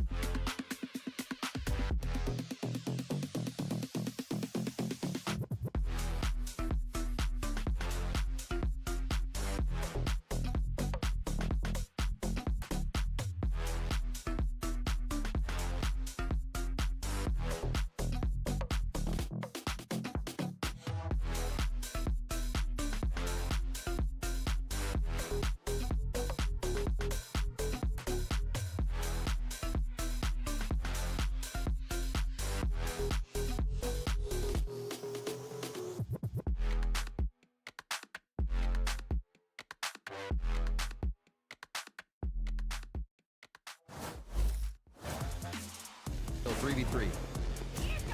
Showstopper forced to come out. Cryo with the fourth in a round. A Loud precisa demais desse ponto. Sadak vai abrir. Pega dois cegos de lado. Sadak! I'm here with Coach Zix of 100 Thieves. Now, you and I were just talking. And for those of you who missed it, that was a master class from your team, especially Busto. Now, you and I were just talking. He just called a fake on the fly, and you've never practiced it before. This is insane. Zix, this is 100 Thieves that's like at their peak, the most momentum we've seen. How do you feel? I mean, I feel great. I mean, let's hope the momentum carries on into next game. I mean, my guys were shooting insanely well, and Boosie's calling, you know, insane. So, yeah, I mean, hopefully he keeps that up, and we all keep up that individual level of form, because that was incredible. That was incredible. Best of luck on map 2, homie. That was insane. It most definitely was incredible. Quite like, they all died. I was going to say, there was such great forms for the stuffed animals. Instead, they crumbled. Well, unlike 100 Thieves, though, right? Because 100 Thieves came out swinging. They looked fantastic. That was absolutely what you want to see if you're a 100 Thieves fan here. But I think what's more impressive out of this one, Bren, is the fact that, well, I mean, you were the one saying they should have gotten rid of Bind, they should have gotten rid of Bind, but 100 Thieves proved why you don't keep Bind against them. This team, they are just dominant on this map. They have so many different looks at it, and it was after the Thrifty round that it just started to crumble for Loud, didn't it? I mean, just from the back of that one, all the momentum, all the wind taken out of Loud sails immediately. And they had as best of a beginning as you could hope for. Yeah, I think 100 Thieves are just nasty good here. It hasn't changed my expectations for the series too much, because I still think there's chances for Loud to win map 2 and 3. I've lost hope. What? Already? Lose hope. But if you've lost hope here, that seems to imply that you don't already think that 100 Thieves have like one of the best binds in the entire world. No, which they I do. think is true. They do. But it's when a team starts a series 1-0 up, it's just almost inevitable. They're going to have so many advantages moving into the rest of the series. That is how They do have an advantage, which is that they're up 1-0. I mean, We've seen teams be down 1-0 and win. I'm down to give up. Because you know how that works, right? When they win, then they get the map win, and then they're up 1-0, and they have an advantage. Actually, Oxy saying we won the pistol, it's over. It's over. One map Well, okay, that being said, though, there was one individual that was actually crushing it, and it was Cryo. Absolute devastation across the board here, guys. What do you think? How did he get so many kills? Like, seriously. I don't know. I can't remember. I was trying to get the copy paste from you. I can't remember it, but it's like you never remember a Cryo kill because they just kept happening. They were flowing like a beautiful. It was like a two-piece every round. It was subtle gameplay. But it was subtle. It was so many impact kills. Like, he would get one as they were trying to get into the site, and then he'd back off. He'd be able to play off a teammate. He hit some really nasty shots. Good God! Yeah, this was on defense. This is in 12 rounds. Oh my God! It's absolutely phenomenal. This guy is just good now. That's my big thing. That's great analysis, Wyatt. Give me more. He was always good, but he just, you know, the team wasn't clicking. The wolf inside of him. Remember, map 2, map 3, this guy's going to be on Jet. They've got Icebox and Ascent coming up. Cryo's going to be the win condition. The only times we've ever seen them, Cryo was the big win con, especially on Icebox. So you want this Cryo, the whole series, 100 Thieves are going to make a run. Yeah, this is going to be quite scary here for Loud, who, remind you, are facing elimination if they can't pick up their second map. Let's go ahead and jump over to the Loud coach, get his thoughts on this one. Here with Coach SDK of Loud. Now, Loud are on the precipice of making the wrong kind of history, if you will. You have attended the last 7 international events, and you are 1 map away from being eliminated and unable to attend Shanghai. You took a little while to come out here. What were you saying to your team? I know that I'm telling them that sometimes you need to understand that the other team has credits. I think that 100 Thieves are a team that they have a super mind. They are really good on the map. Cryo Cells and Asuna that have a individually performance amazing. So I need to have the credits for them. So right now we have Icebox. I think that's a map that we are really good. Our Super Mario 2. So I think that's we already put ourselves in this situation before, to be 1 map away for being eliminated. So this kind of stuff is really normal for us. So it is what it is. So we have a best of 2 right now, and we'll go to next 2 maps, and we are in the next phase. All right, best of luck, and here's me butchering Portuguese. Beleza Maleki, is that it? Yeah.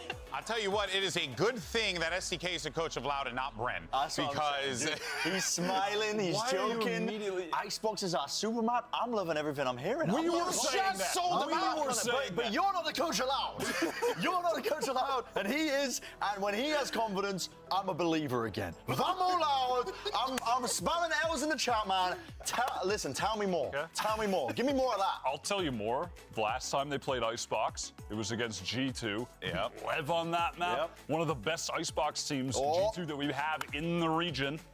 And Loud smoked them. They were getting away with map. some wild stuff, to be fair. Like some of those rounds, they were getting away with some stuff they shouldn't do normally. This isn't helping Brent. No, I'm not trying to help Brent. You got it. I'm not listening to Josh at all.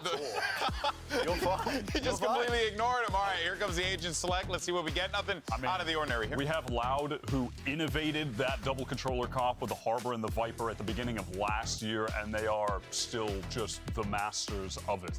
They make it look incredible now, even when I don't think it's not really in the meta anymore. It's kind of fallen out of favor, but they're still that good with it. The Sova KO composition that 100 Thieves use, Loud are going to play yellow, they're going to hold their ground, they're going to fight them. You're going to see them try to take as many fights as they can, and it's Cryo who I'm looking at for 100 Thieves, because they've only played at Icebox once, and Cryo went bonkers. Well, he's going to have to be a superstar here to continue the run in the playoffs, or will Loud force a Mat 3? Let's go ahead and send it over to your casters for this one, Doug and Baby Bay. Thank you so much, Golden Boy. Yeah, one map to potentially decide how this series plays out. And for 100 Thieves, yeah, they're up on the series, but we haven't seen them play this map in a really long time, Dre. Yeah, I mean, they haven't won it all year, right? So this is a weaker map for 100 Thieves, but I think that they prepped really well against Loud on that Bind map. And what's another map that Loud recently played against G2? It was this. Yep. So I think they came into this with game plans catered towards how Loud like to play these maps. And it might be a complete destruction for Loud on this map. Who knows? I mean, the way that Cryo was shooting, now he's back on Jet. Asuna also popped off on the Gecko this time around. Loud on the attacking side. QCK, who continues to kind of grow into his form as the weeks go on, was a little absent on map 1, but now on the Jet role, perhaps with a little bit of a longer leash, perhaps with a little bit more room to work and a little bit more comfort, can deliver where he couldn't previously. Yeah, and he looked great against G2 on this Icebox map. Yeah. But the key difference is G2 weren't really shooting back in that match. Yeah. And 100 Thieves, I mean, they're all dialed in. They can feel the win. I mean, one step closer, QCK falls. Just like that. Just got sat down. And Boosty's going for more. This is free info. This allows Cryo to already be there for the A-hit potentially, or catch less out on this lurk timing. He's got the turret to hold the line, and Cryo waiting not far. The turret's actually down. Oh, he's so far away. We'll see how he decides to play that out. Meanwhile, the rest of the team has contacted their way into A. Now they know where they are. As the utility erupts onto the site, 30 seconds a little bit of a 1-for-1, a reset, much like we've seen before, but take a look at Boostio. He's on the flank. They have no idea where he is. It's all one. That's all it is. Kamalty has to stay alive for less to try to find some time, but he can't. Now arriving with a ghost, tries to find anything he can and will not convert. 100 Thieves get their first pistol of the series. I mean, again, just ahead of the curve against Loud so far. As soon as they get that kill on a QCK, Boosty's getting proactive instantly. I mean, he's playing with such utter confidence right now. And that allowed for 4 players of 100 Thieves to be on this site already. And at that point, it's just a numbers game. Just trade out. No more to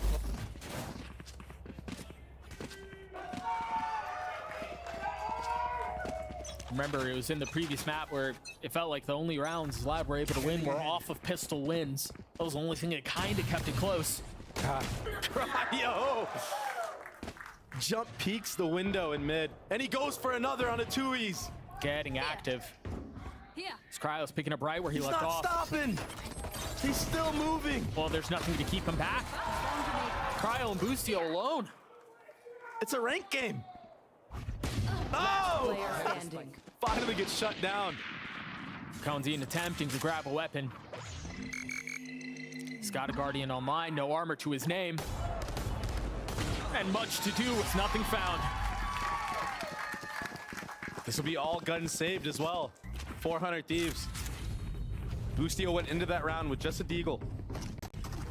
The Cryo with a 3rd round off. They really want this one. The value that Cryo was able to find was just immeasurable. I mean, everybody from 100 Thieves right now is just in form. And you expect them to win these rounds, but for them to do it cleanly is ultimately what matters. That's what allows the op purchase for Cryo. With full armor. This is so rare to see this on 3rd round. Usually it's like a hero op. Do Loud expect it? It's the game planning from 100 Thieves right now is to abuse this mid area of the map. Get Crowd posted on the line. Oh, Sadak just showing a little skin. The nearest to margins there. But now they know the op is online. And just look at the reposition instantly. I mean, Sadak's re-peeking and off. The Crowd's getting ahead of the orb again. They challenge Cryo, Attacker spawn. and he's happy to answer the call. Cryo has been unbelievable this stage in how he's been playing. A 3rd That's to his name. That's 3. Last player standing. Boostio gets the 4th, but with warning shots. The potential of a flawless round and the potential of a snowball fully online here. Cryo's taking a little bit of damage, but Tui's feels the walls closing in. Another for 100 Thieves.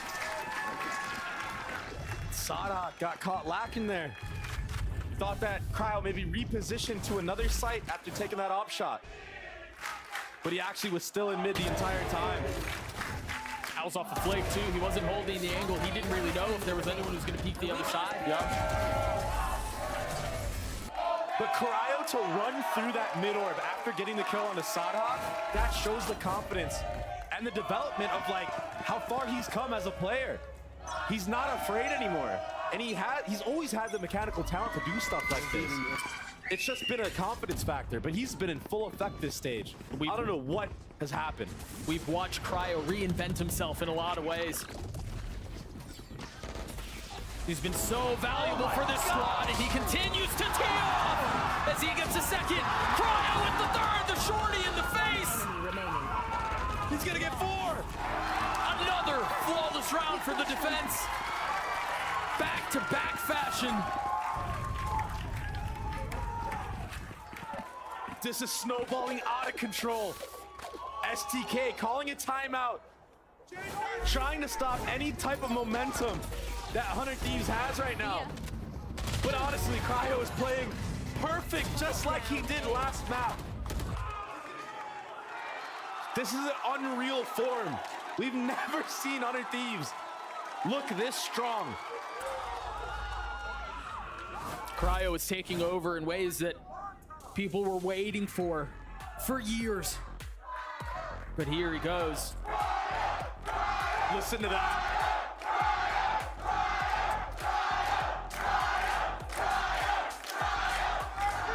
You can see the smirk creeping over his face. I mean, understanding what he's doing to, again, a perennial powerhouse. A name that is just synonymous with greatness, with championships, with majors. And here they are, getting pushed around. They're making Loud look like a tier 2 team right now, and that's not easy to do. You can hear the crowd trying to will them back into it, but I'm afraid it's going to take more than just that. Kawanzine is the only member on Loud who has a kill. 3. It's not over yet, though. This is a big opportunity for Loud to crawl back into this game after the timeout, and they're hitting the right site. Yeah, if Valorant has shown us anything this stage, it's that no lead is safe. Just when you think one snowball is dealt with, another one's already rolling. I suggest you move. The Reckoning invested. Sadak taking space. Whoop, he's got to back that thing right back up. Look at the delay, though. These mollies. Cryo with the op trying to find a target. Meanwhile, Bang pushing forward. Looking for more. The spike has somewhat made its way out onto the site, but it hasn't been far enough for them to be able to commit. I mean, Bang just stole that kill. But Sonic steals it right back. A labored attempt today. Ends in silence once more. The chaos has calmed down now. Loud cut noise. Placing swarm grenade out. Just buying a little bit of time for the spike to go down. The shock in his face, the damage dealt, but the spike sunk. Now reposition as Asuna tries to catch a timing. And Asuna hasn't showed in quite a bit of time, so that's why Les is so dialed on the flank. This could open up an opportunity to take out Sadhak. He has some util too, but he's just waiting. There's just no idea of where they are, and there he goes. The general falls. They're perfect. Les has to be clutch for Loud once more. Under duress, tries to make a play, and he cannot. Not skipping a beat. 5-0 for 100 Thieves. This momentum on full display. And that was the closest round we've had so far. Every single other round was one-sided. Even amongst chaos, 100 Thieves are prevailing right now. Boostio. We gotta have a counter for how many times this guy steps out of his chair. Here. He's had 5 reasons to do it so far. Another weird buy from Loud. They just haven't been able to scrape anything together. Nothing is working. Oh my. They're just starved financially. Struggling to find anything. They are aware the op is on A now. And I like this call from Sadhak, just to hit where the opera is. You can overwhelm him with utility like you did in the last round. This time, no Killjoy mollies to delay the plant. The walls go up. They've been sectioned off of the site. Disruption again. 3 players scaling. You should run. And the Dizzy getting some value. Peeking over the Viper wall. What a molly. They've invested the Alcalantine, flushed out right into the crosshair of Cryo. And now they're forced to reset as 100 Thieves get another. What can Loud do in the space that they've gained? Les may have a timing. He has to go huge here. But Boostio wise to it. Oh, you can tell. Expected it, was waiting on the other side as Cryo gets another. Sadak and Les, the only 2 that remain. Les has gotten the timing, but the Sheriff shots will not connect. And now Sadak's left in a 1v4. 6 in a row.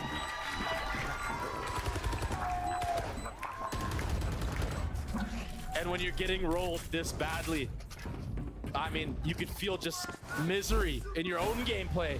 Les is a person who has some of the most stable aim I've ever seen in a player, and even he is succumbing to the pressure that 100 Thieves is putting on Loud right now. This is a different level that we're seeing out of 100 Thieves. And the moment could not be bigger. Again, feeling the weight, the gravitas of the situation settling in.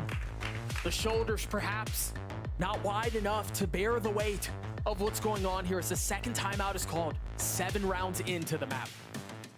The weirdest thing for me so far in this map for Loud is the fact that they haven't defaulted B, I think, a singular round. Yeah, you're right.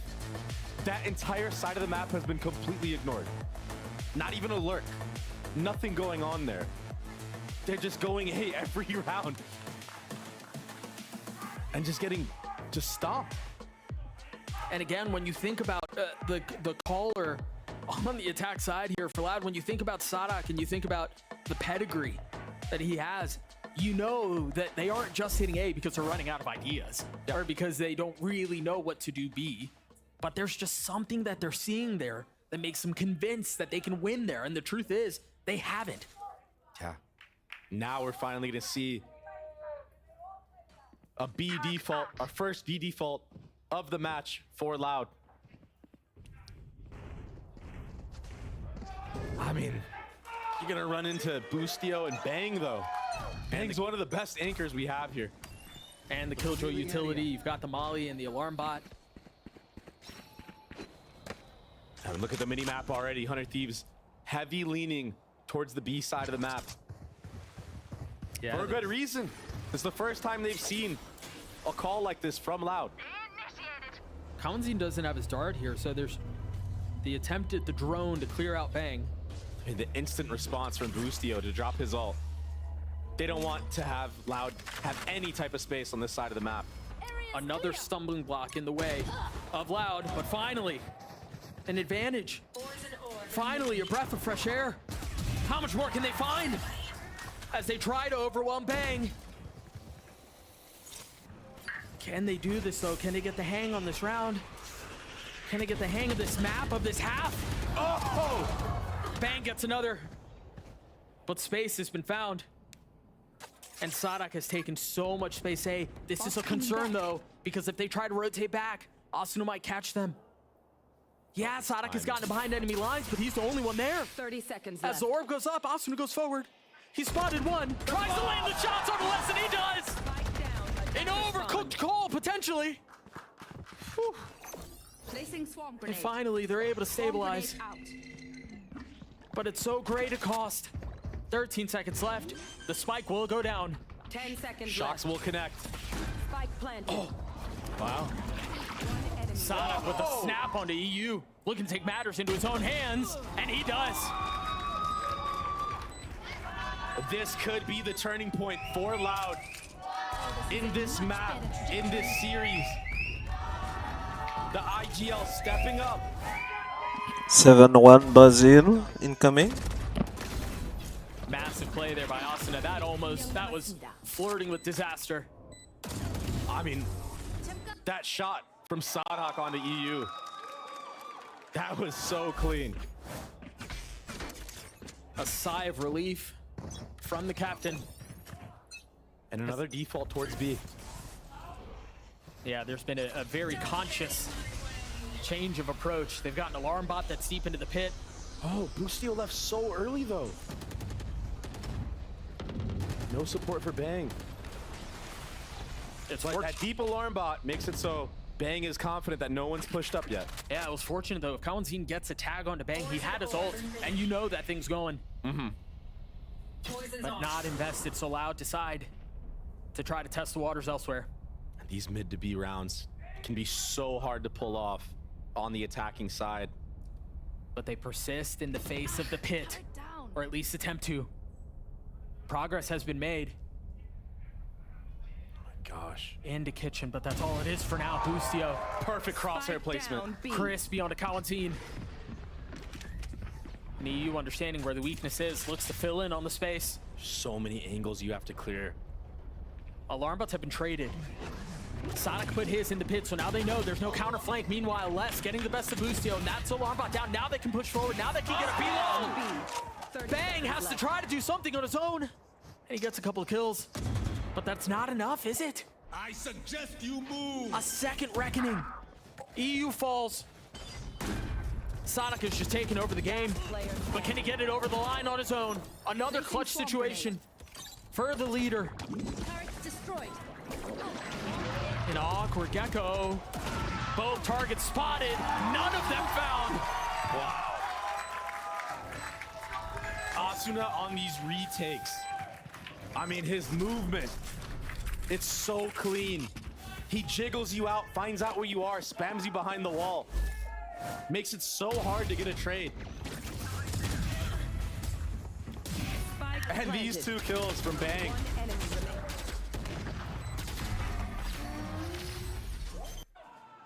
Perfect timing, leaves the Viper's pit. We've seen him do this time and time again.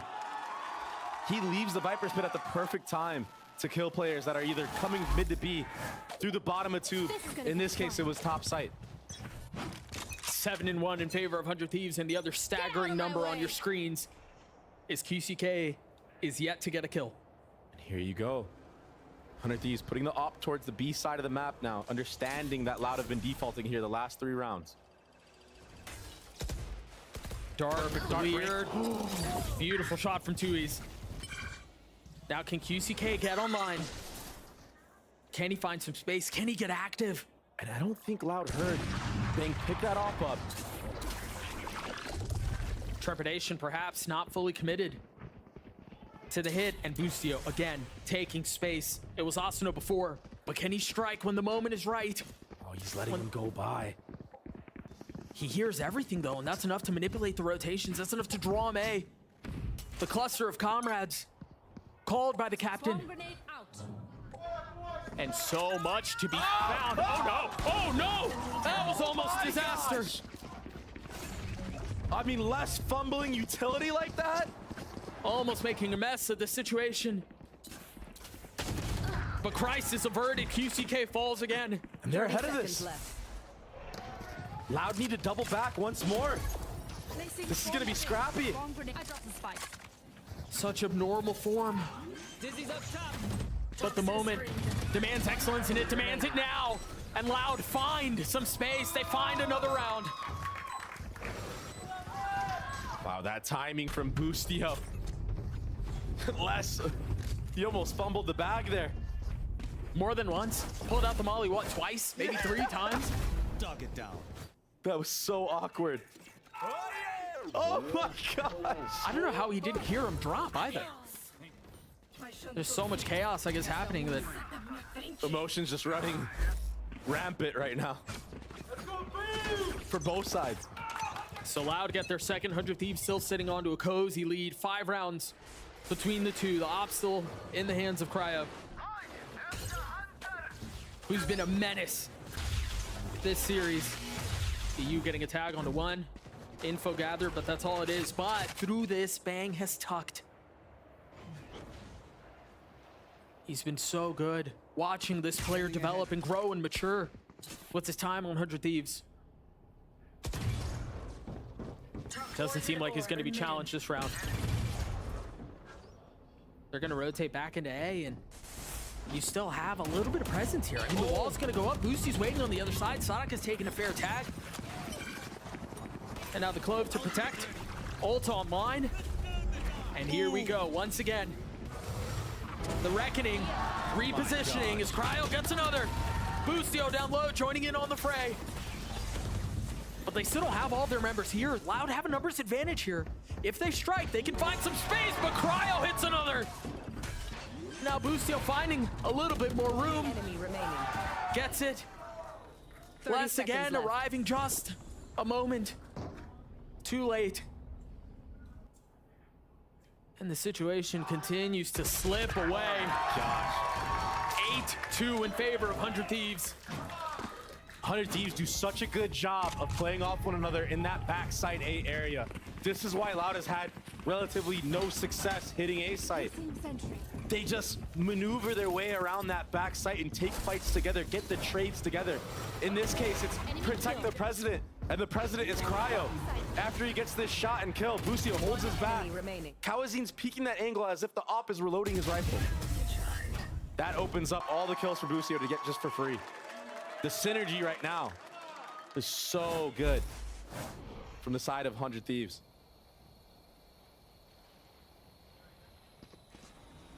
Cryo again feeling some of the pressure. But is it really pressure at this point? Because he's navigated everything perfectly. Even here, in the face of the drone, understanding he's got a way out. Look at how much utility he's making Loud use to push him off of these angles. And so, yeah, they get him off of this aggressive angle, but he just fills in back yellow. So what's the next layer? How do you get him out of here? They know where he is now. And once again, their daring challenge. The jump spots will be punished. As Cryo does not miss. Oh, another one. Jumping to find the third. Another dash procced. QCK stays, but Loud rotate away. And it's like, if you go to A, you know you're gonna run into this blender. So they're kind of forced to go B. They do have a chance in this round. If Bang gets picked off here, if QCK can win this duel. But again, they're doubling up this 1-2 punch that 100 Thieves does so well. Look, 4 players of 100 Thieves now are already leaning towards this B side of the map. 2E's is down to like 10 HP off of the shock darts and mollies. And the clock is down to 10 seconds left. 5 seconds. Asuna waiting on the other side of the wall. As the wall goes down, gunfire erupts. There's not enough time. They've squandered the opportunity. As the clock runs out, it's another round for the defense. Last round before the switch. Loud are trembling in their boots right now. They're so scared of Cryo. No one wants to peek Cryo after they have the angle. I don't know, man. You say that, but I just watched Loud double peek into Cryo where they knew where he was. Spike down. The walls are just not really a factor here. And that's the whole idea behind this comp. Or at least that's part of it, right? You section off sites, yes, but in theory, the op should be useless. And Cryo's just running circles with him.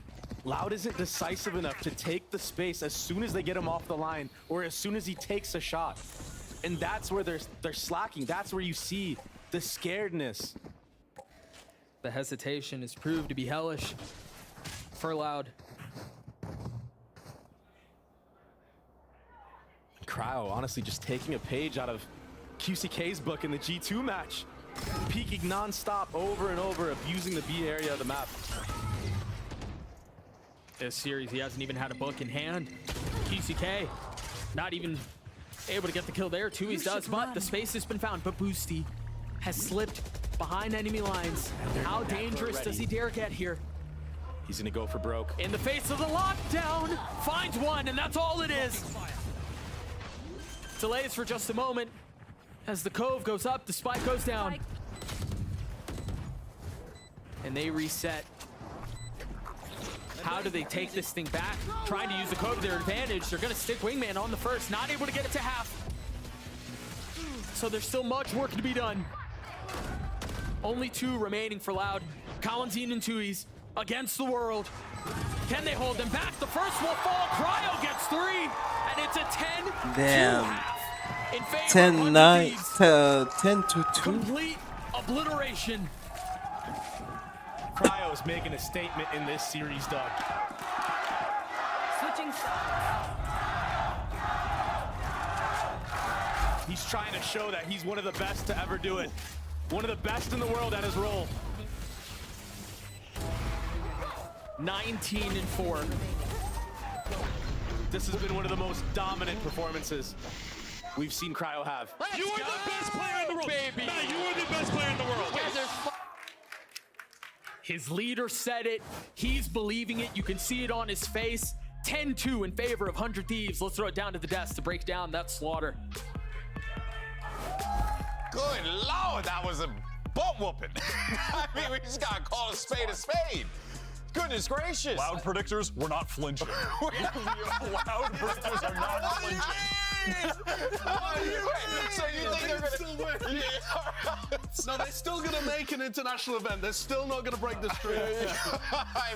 This is too much. Well, we might as well go ahead and talk about him because he ended the half looking like a superstar. We're gonna continue to give him his flowers. Cryo looking unfreaking believable. I mean, the defensive opping last year is what he was excelling at. And when 100 Thieves could squeeze out wins, it was usually because it was like Pearl and he'd be opping on defense and getting a million kills. Something like that. And that is still the case, but the way he's playing with it now is also, it's this aggressive layer has been added. That's the kind of stuff. Those peaks he would not be doing last year. Chihuahua has become the pitbull. Like he is turned into a different beast entirely. Look at this guy. He's smiling away. Look at these numbers, man. Check his PC. It's not normal. This guy's not normal. What's crazy too is he did that last round on Brim. Yeah, so I mean, this simply must be the best match of his career that he's had. Well, the thing is, it has to be. On the attack side of Bind, I think he got like 2 frags or something, but he doesn't need to do any more. Yeah. He's already won Job's the game done. for them. Job's done. I mean, unbelievable stuff. You got Boosty, of course, barking orders at the soldiers there, or probably just pumping up Cryo, if I know Boosty. That's probably what he's doing. They were screaming about him being the best player in the world. He's playing like it right now. Yeah, and you know what? I'll say this much.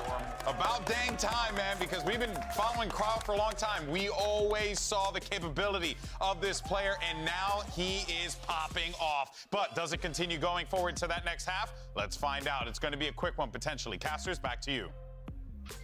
Thanks so much, fellas. A 7-major streak on the line for Loud. Potentially in the face of something they've never experienced before. missing out on the global stage is just ridiculous to consider. And I think on the other side, you know, it's well said that pressure makes diamonds. And holy smokes, 100 Thieves look better than they've ever looked before. It's the best 100 Thieves roster we've ever seen. Let's go. Enabling Cryo to not only pop off on Jet, but Brimstone, Astra on other maps. Potentially watching the beginning strokes of a beautiful, magical run with Shanghai on the mind. Can they put them away? Can 100 Thieves finish this thing? And it certainly looks that way. Boostio's not afraid of a fight. Neither allowed, it seems. Spike down A. Cryo and Asuna get caught. The spike hits the ground and Loud reset.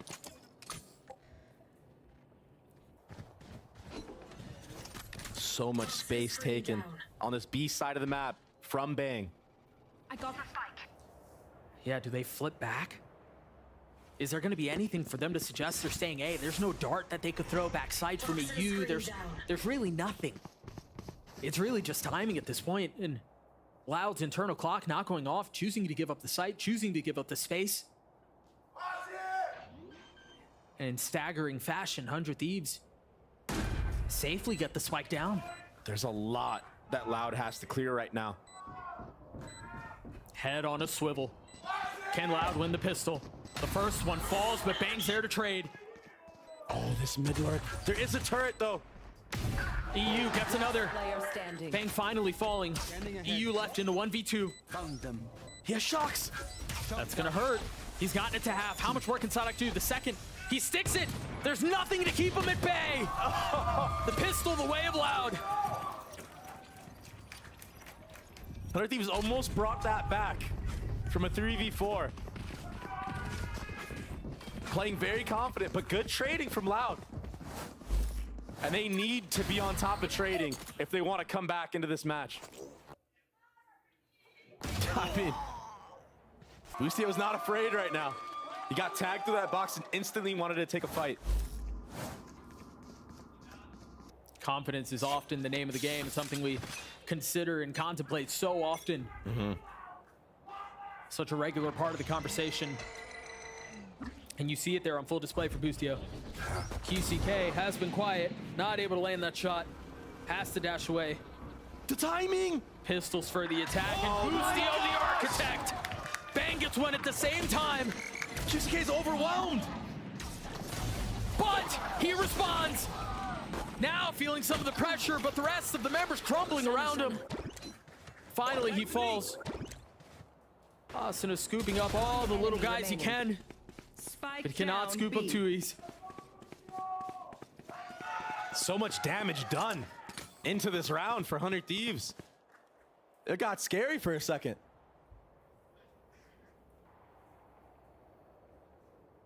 This is still difficult, but winnable. If Boosty gets this kill right here, Tui's is one body shot. The timing is good. Of the Sheriff. Can he pull off another miracle?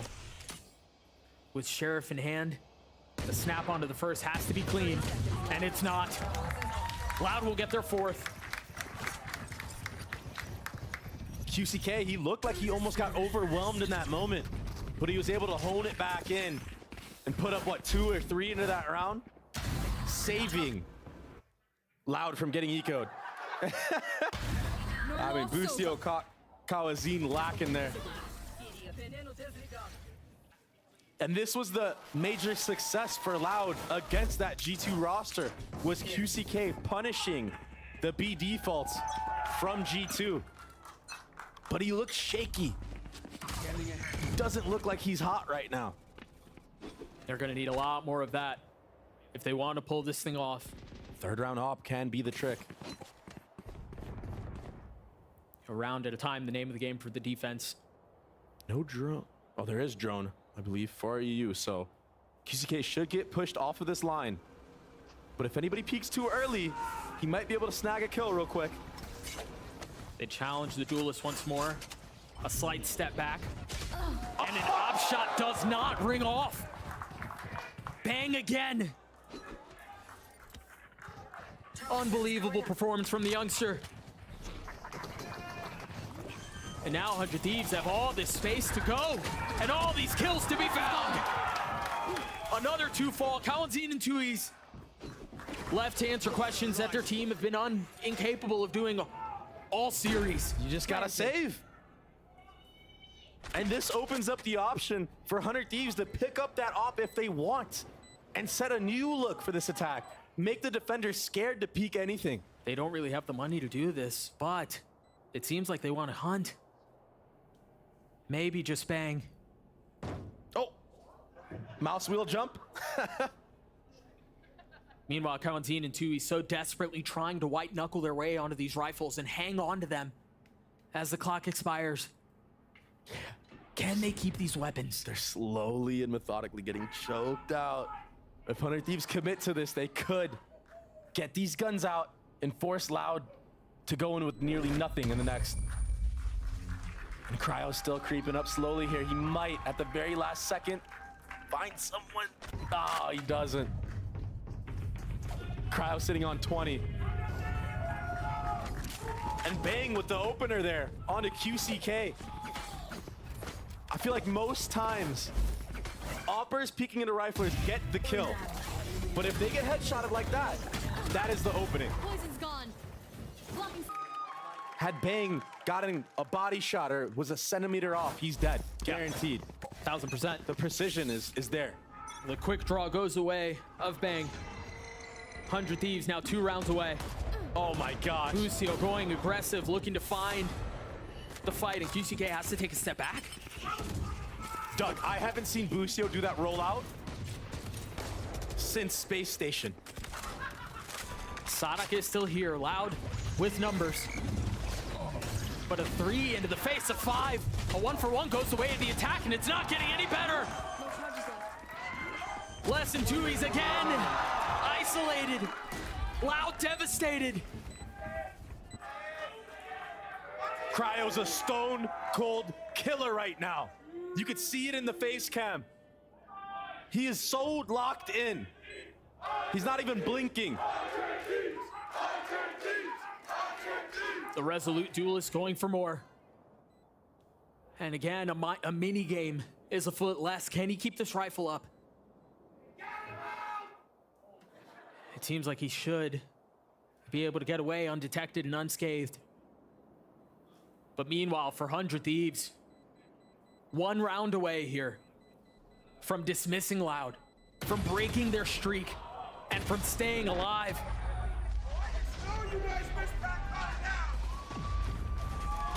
And in one of the most one-sided affairs that Loud has ever been a part of. We've seen them struggle before. Not like this. I think about Tokyo. I think about their opening series of champs last year. Lost 3 series in a row for the first time ever. And now we're talking about them missing a major for the first time ever. 100 Thieves not shying away from the situation. Not stepping back from the moment. Understanding that their moment is now. Cryo, the first to fall though. As Asuna pushes forward, they're on the trade, and he will not relent. He continues to go. Asuna attempting to put Loud away. With everyone around him, the Thrash invested. And QCK taking a step back, 20 HP. With the Guardian in hand. Tries to deal some damage. Les does have a flank. Patience from Bang. Confidence everywhere. As only 2 stand now. But they're not standing tall enough, Doug. No. Time's of the essence. They have to go now. And they will crumble. Damn. For the first time ever. They'll be sitting on the That's in sidelines as full. 100 Thieves survive. 100 Thieves advance. And if you're Loud out. watching this match so far, you cannot believe your eyes at what 100 Thieves has just pulled off. So Loud and C9 out. We talk about how Valorant is a game of momentum, I think in the server, but also as you think about the season, momentum feels like everything. And for 100 Thieves, peaking at the exact So tomorrow we have time. Crew G2 Which is so and funny because Leviathan normally it's and Loud that Thieves. that have those moments. It's Loud that peak at the right time. And when we saw their performance last week, we thought we were going to get a bit of the same. Yeah. But it was anything but that. Again, Boostio was the architect all series, called circles around Sadak. Cryo did his thing in a way that people have been waiting for at the edge of their seat for years. Now delivering and really blossoming. He's getting better and better as the year goes by. We don't even know if he's peaked yet, Doug. That's the scary thing. If he can maintain this form, if 100 Thieves can maintain this form, the sky's the limit. Exactly. I mean, some of these plays from Cryo were so explosive. Not only on the Jet, on the Brimmy, with the Stimmy. What should have been a heavyweight fight was just a slaughter, courtesy of 100 Thieves from beginning to end. They get away like bandits with this one. And Cryo, I mean, how much more can we say about the kid? Cryo, Asuna, every single piece from top to bottom. This is a vicious form. Unbelievable. What a performance from 100 Thieves. Yeah. And again, peaking at just the right time. In every aspect, post plants were on point, the retakes were on point, the trading was there. The aggression, setting up Cryo or setting up Asuna. Beautiful. Well, and I think one of the things you mentioned in the cast was something that's really hard to come together is the synergy. Peeking off of each other, having each other's backs, using a synchronous utility in order to overwhelm the opponents. It was just too much. Loud looked lost from beginning to end, and that's why we tragically have to say goodbye. Yeah. For the first time in 7 events, they will not be attending a major. They will not be gracing us with their presence on the international stage. Yeah, you said it. Pressure makes diamonds. The diamond in this case is 100 Thieves. And I think for Loud, there are a lot of questions that are going to have to be answered during this downtime because they showed moments of brilliance. They showed moments where possibly they're going to be able to bring this project together, but it had way too many holes to solve and to figure out in such a short period of time. We're going to throw it down to Elizabeth at the stage for the Verizon post-match interview with who else but 100 Thieves. And it is the architects of Loud's demise. It is Boostio here with me. Boostio, I told you I almost forgot to write down questions because my jaw was on the floor. Yeah. They called you the architect. You were calling circles around Sadak, they said. Very basic, some people would say dumb question. How do you feel right now? I mean, I think Loud is one of the best teams in our region. So being able to knock them out, and I think that's the first time Sadak has not made an international. Loud. Or Loud. Oh, okay. Either way, it's an amazing accomplishment, especially for the guys. You know, it's been a little rough the last couple years, but just winning this match is huge for us, and I cannot wait for the future. That Kingslayer mentality. You know, you talk about how huge this is, and I was thinking about, you know, from 100 Thieves from then to now, this is an insane 100 Thieves we basically have never seen before, and it's because of you, Boostio. And I was listening to your interview earlier where you said, you know, some of the best IGLs are Sadak, are Finesse, you know, being thrown Boaster, Mel, whoever. You understand you are in that group, right? Yeah, I am the best. Yes, there you go. There you go. I mean, I know that for sure, but yeah, beating Sadak always feels good. I did it at Champs in Tokyo, and he is one of the best IDLs. Love him to death. It was just a great match for us. What is it like to call against someone like Sadak? I mean, Sadak is usually like a little slower of an IGL. It calls a little slower, not many rushes. So, I mean, I think today wasn't his best day, or Loud's best day. Clearly, we demolished them. But I think,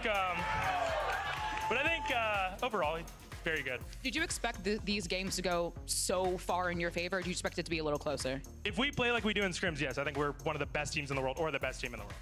That literally, Cryocells does that every scrim, actually, like 30 every scrim, and he's now showing it to everyone else, so it's really exciting. Well, I mean, you guys heard it here. Everyone was chanting Cryo's name because that was such an He deserves it. insane performance from Cryo. What is like having such a lethal weapon as Cryocells? Yeah, I mean, I say it all the time to the boys, but it feels like the beginnings of EG. Like, Matt's kind of doing the same, I don't know, transformation Demon 1 did, played Smokes and Duelist, and he's doing amazing. And yeah, it's incredible. So it feels like the beginning of EG, and I just can't wait just to win on 100 Yeah, because you said to me before our last interview that it feels much better to win on 100 Thieves as an org. And right now, you are not only winning, you are dominating Boostio. And it is impressive and it is scary. Lev, you will be facing Leviathan next. Rematch. How do you feel about I'm actually, you know what? I'm going to give you something. Producers might hate me for this. Don't swear, but free reign to say whatever you want. Okay. I might have to use one swear word. No, I have to beep you out. Okay. I'm going to destroy Calm for one. Yeah, I will destroy Calm. And then I just hope Aspas doesn't go plus 30 and we'll win. Completely fair. Well, talk about the Cryocells Aspas matchup. That's gonna be. Yeah, I mean, that is peak. That's like peak anime battle. So we'll see. I think we're going to destroy them. What we're playing at right now, we're the best team in the region. So. I mean, that's going to be an absolutely insane match. And thank you always for your honesty, Boostio. Give it up for the Architect one more time. Bye, Poolchan. Bye, FNS. Bye, Tarek. Bye. But we buy our favorite watch parties. But stay right there, Finesse, Poojan, and they're the same person. Tarek. And because we have Asuna and Cryo in the post show. So friends, please take it away. Bye, guys. And Brent is in absolute shambles, going all in on Loud, and we just decided to murder him. So there you go. He's dead. It was a good run. He was a good caster, but not time to move on. Me and you, GB. Hey, it's my time to shine. Finally, old man gets the opportunity. All right, guys, enough about this shenanigans. Let's talk about... Guys, what an incredible... Of course, we have Cryo. We have Asuna here joining us today. Congratulations. First things for you, man. What did you eat this morning that turned you into a beast? Half a Chipotle bowl. Half a Chipotle for breakfast? Well, I woke up at 12, and then I didn't eat till like 2. Okay, you know what? I'll give it to you. Duly noted. Don't think my stomach can handle that, but all right. Cool. Yeah. I wanted to know, like, it feels like this year you've added such a aggressive component into your defense opping. You were like jump peeking them at yellow and just smoking them. Whereas I feel like before, when we saw you last year, you were kind of letting the game come to you a little more. Is this a conscious thing? Is it confidence-based? Like, do you feel like there's that development in your game? I think it's just a feeling thing, to be honest. Every time I go for like any jump peaks or anything like that. Also just based on how I'm feeling that day, just my confidence overall. Yeah, your Icebox game, last time we saw it, was also nuts, but we'd only really seen you play it once. Is that just a map that you enjoy going nuts on? Yeah, it's probably one of my favorite maps right now to scrim. I just really enjoy playing it, yeah. Yeah, it's working out for you. I mean, we've clearly. been playing a lot of raised maps recently, so he's been complaining a little bit. But now we got him on a jet map. Last two, we said when we finished the veto, last two maps were Ascent and Icebox, or Icebox Ascent. Yeah. And even if I didn't show up, I knew my go would had me. I love that. I love the confidence. Actually, well, I mean, dude, I've been casting you as a part of this 100 Thieves team for years at this point. So it has been a minute, and you've been slowly building up. How does it feel to be in this position with this team now? Because it's just, you look at like the rosters that you were a part of leading up to this. I mean, we're talking night and day, not to disparage them, but there's a clear change in your game, but also the dynamic of the team, wouldn't you say? Yeah, I think definitely have a similar atmosphere from last year as in like camaraderie, or even like 2 rosters ago, if will. Definitely feels like, we're all friends and, we just do stuff together and it's just nice. Is there a lot of pressure on you being the long-standing guy on the roster or no? No, more pressure on Boostio. Okay. Just because that guy keeps talking. He can't shut up, to be fair. Let's keep talking. My head keeps going back to the fact that he was talking smack about the Chinese teams and you're looking to try to qualify for Shanghai. Yeah. that is going through my head. So good luck. Yeah, we do not associate with him on that. I am not a part of that. He was saying he was worried if he didn't qualify. So long as he understands the stakes, I think that's what's most important here. The other thing I was thinking about as well is that Bang was taking those Chinese lessons last year as well. That's what Nate shot. Yeah, Have they been keeping up with them? Been joining in? Maybe on the side. Yeah, We're not sure. We've been practicing too much. We haven't had enough time to keep up, but we might need to start practicing. That's fair. That's fair. Talk about the prep against this Loud team, because there was a lot of hype coming in for this squad. And Austin, I want to get your thoughts on this. Like, you know, you saw where the series was going. Did you guys always have that plan? You know, raise maps, go into some jet maps, give you guys a little bit of a buffer. Did you feel like you came out on top in that picks and bans? Because it looked really good for you, obviously. Yeah, we had 3 days to prep because we didn't find out that we were going to play Loud until Sunday. So Monday, Tuesday, Wednesday. And we knew the 2 maps that we were going to play. And it was just a coin flip on whether they would play a Sen or not. So going into it, Tony and Mike's both had good ideas on what we should be doing on Bind and Icebox. Those are the 2 maps we went over in depth. Obviously, we skim over all the maps, but you know, those were the 2 we went mostly in depth, and they kind of showed. We had a pretty good game plan. We knew what small things we wanted to adjust for the KO on Bind, because that's a small anomaly. And then for Icebox, it was just a cryo show. We just, you know, take fights. Yeah. I want to talk to you a bit as well about the fact that there's been so much community criticism about you in particular. Like the fact that you were playing Raze at the beginning of the year and the whole team looked a little out of sync with how you were entering. And then also the comms videos where people were just clowning on the fact that you were giving your comms in such a enthusiastic way. Like what's your perspective about how that shifted into you now looking like you're super in sync with the rest of the team and dominating Raze maps? Like Bind and Split are looking nasty for you guys. Yeah, I mean, some days when you play entry, you know, things will just click and it'll work out, and other times it won't. Obviously, I'm a little bit more aggressive than most, you know, people. So it just happens to be sometimes you double satchel and, you know, you're just in a hornet's nest and it's just tough.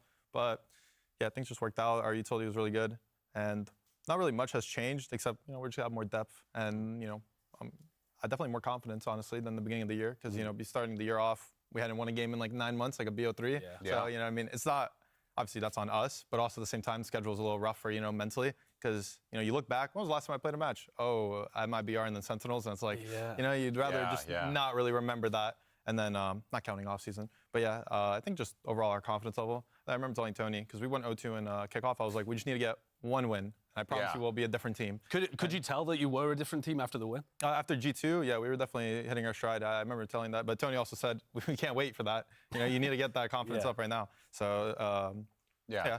Coming into the season, were you feeling like that as well? Were you feeling confident about this team? Because, I mean, the results speak for themselves, but, you know, you being in this position, also you kind of like migrating a little bit between roles and stuff. Were you feeling confident here? Yeah, I think I've always felt pretty confident in this team. I mean, we were always playing like, it's just unfortunate. We play like Sen, like in their prime. We played Lev, teams like Sen and Lev. So it's just a matter of time. It was just about that first one, to be honest. No, for sure. And you guys got it. And now look where you are, 1 step closer here. We do have a question from Twitch chat. Orion's on Twitch. Yeah, sure. How does momentum and hype lend to the team's mental state? What do you do to pull yourself out of a bad vibe? That's actually a great one. Asna, you want to take it first? Depends on who you are as a person, I believe, honestly. With Boostio, getting loud, you know, just screaming. Does that help? Yeah, definitely. Depends on, you know, for who you are as a person. Have you ever had to tell him to be quiet? Yeah, all the time. Good. No, I'm kidding. No, I don't think I've ever told him. I mean, he's just enjoying himself, and you don't want to kill the mood. Of course. So, yeah. I think, obviously, I enjoy it. It's really nice, because I'm also a loud person, and sometimes it's hard, you know, just to be the only one. But with Boostio now, it's like really easy to, you know, bounce off someone and getting excited. But yeah, I think helps a lot.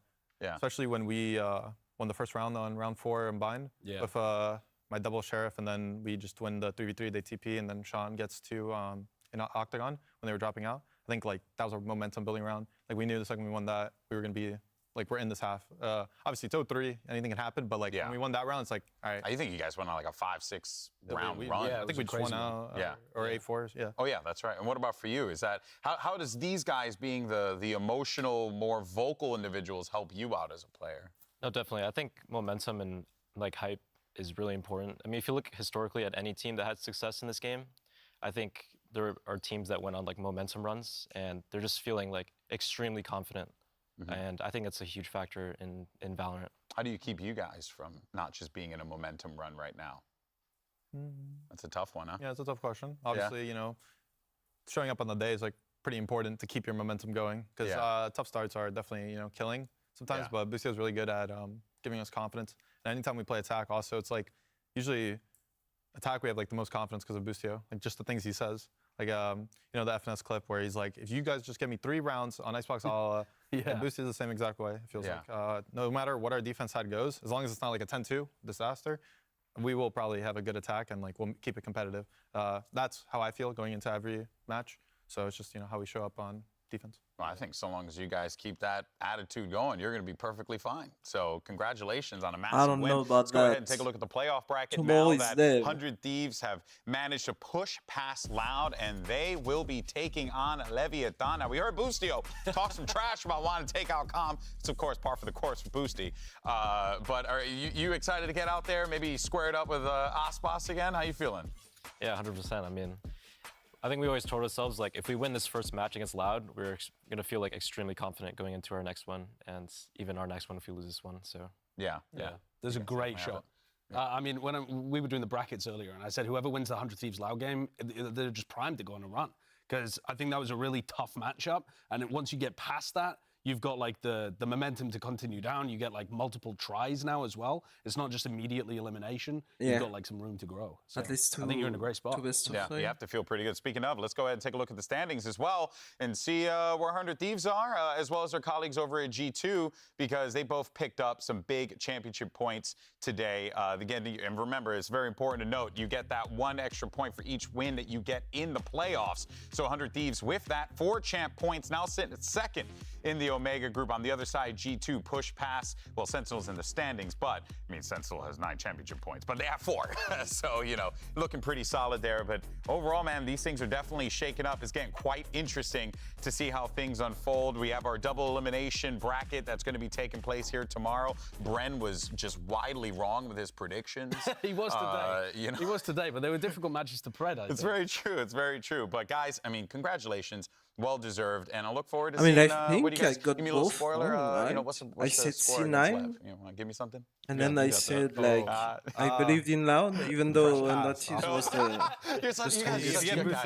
at the Yeah, I know, moment. right? You guys are such good dudes. That's why I respect So- you. All right, guys. Well, here is Yeah. the schedule, of course, because the winner of these qualifying matches will move on to Masters Shanghai. First up, it's going to be Crew versus G2 And I was Esports, also and on then for the EU Leviathan games. versus 100 Thieves. We just saw them on Navi stage, just didn't looking show good. up. We'll see I if feel they like can keep that Navi, momentum going. It seems like all Heretics, signs and point to Loud yes. and But that is going to Thieves do it was for us here kinda today. like Once again, thank the you to same- Asuna, thank you to Cryo, thank you to same everyone for Loud team. tuning in, to the entire team for crushing it at the start of playoffs. We'll catch you guys tomorrow, same time, same place, for some big matches. See you then. Thank you, folks. Yeah. I was thinking about like doing the full, doing all the games tomorrow, because it's like 3 a.m. for me right now, and then the EU game tomorrow starts at 5 p.m. But I could do the fucking Chinese games that start at like 11 a.m. So I could do 11 a.m. Icy Sports FPX on Plus Phoenix. 1 a.m. Dragon Ranger Gaming, Edward Gaming. And then 5 p.m. start of EMEA, just like today. But that's like almost no sleep.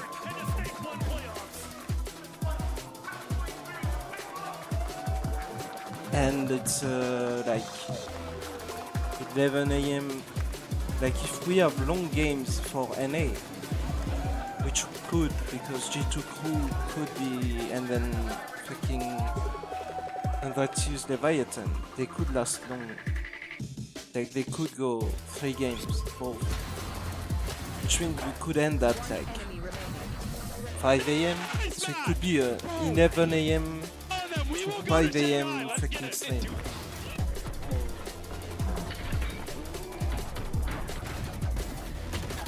And I also don't have coffee.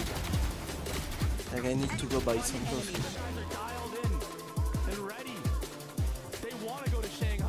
But honestly, if I have coffee, that's doable. The problem is I haven't followed the Chinese Valorant. It's not really the best region, and I feel like it's gonna destroy my fucking schedule.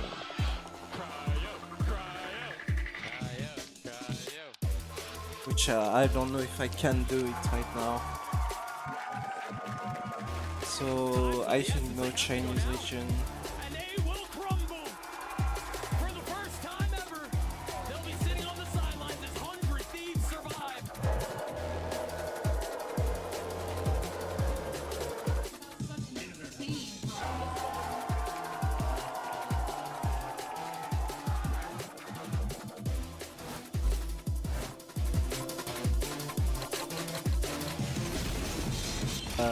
I guess that's it for today.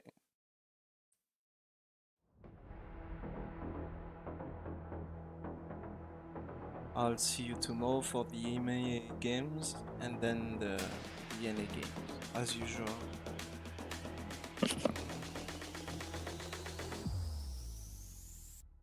It's Fnatic KC, and then after that it's like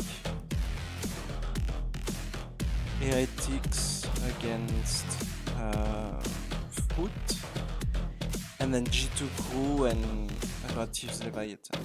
So big games, big games. Anyways, stay safe.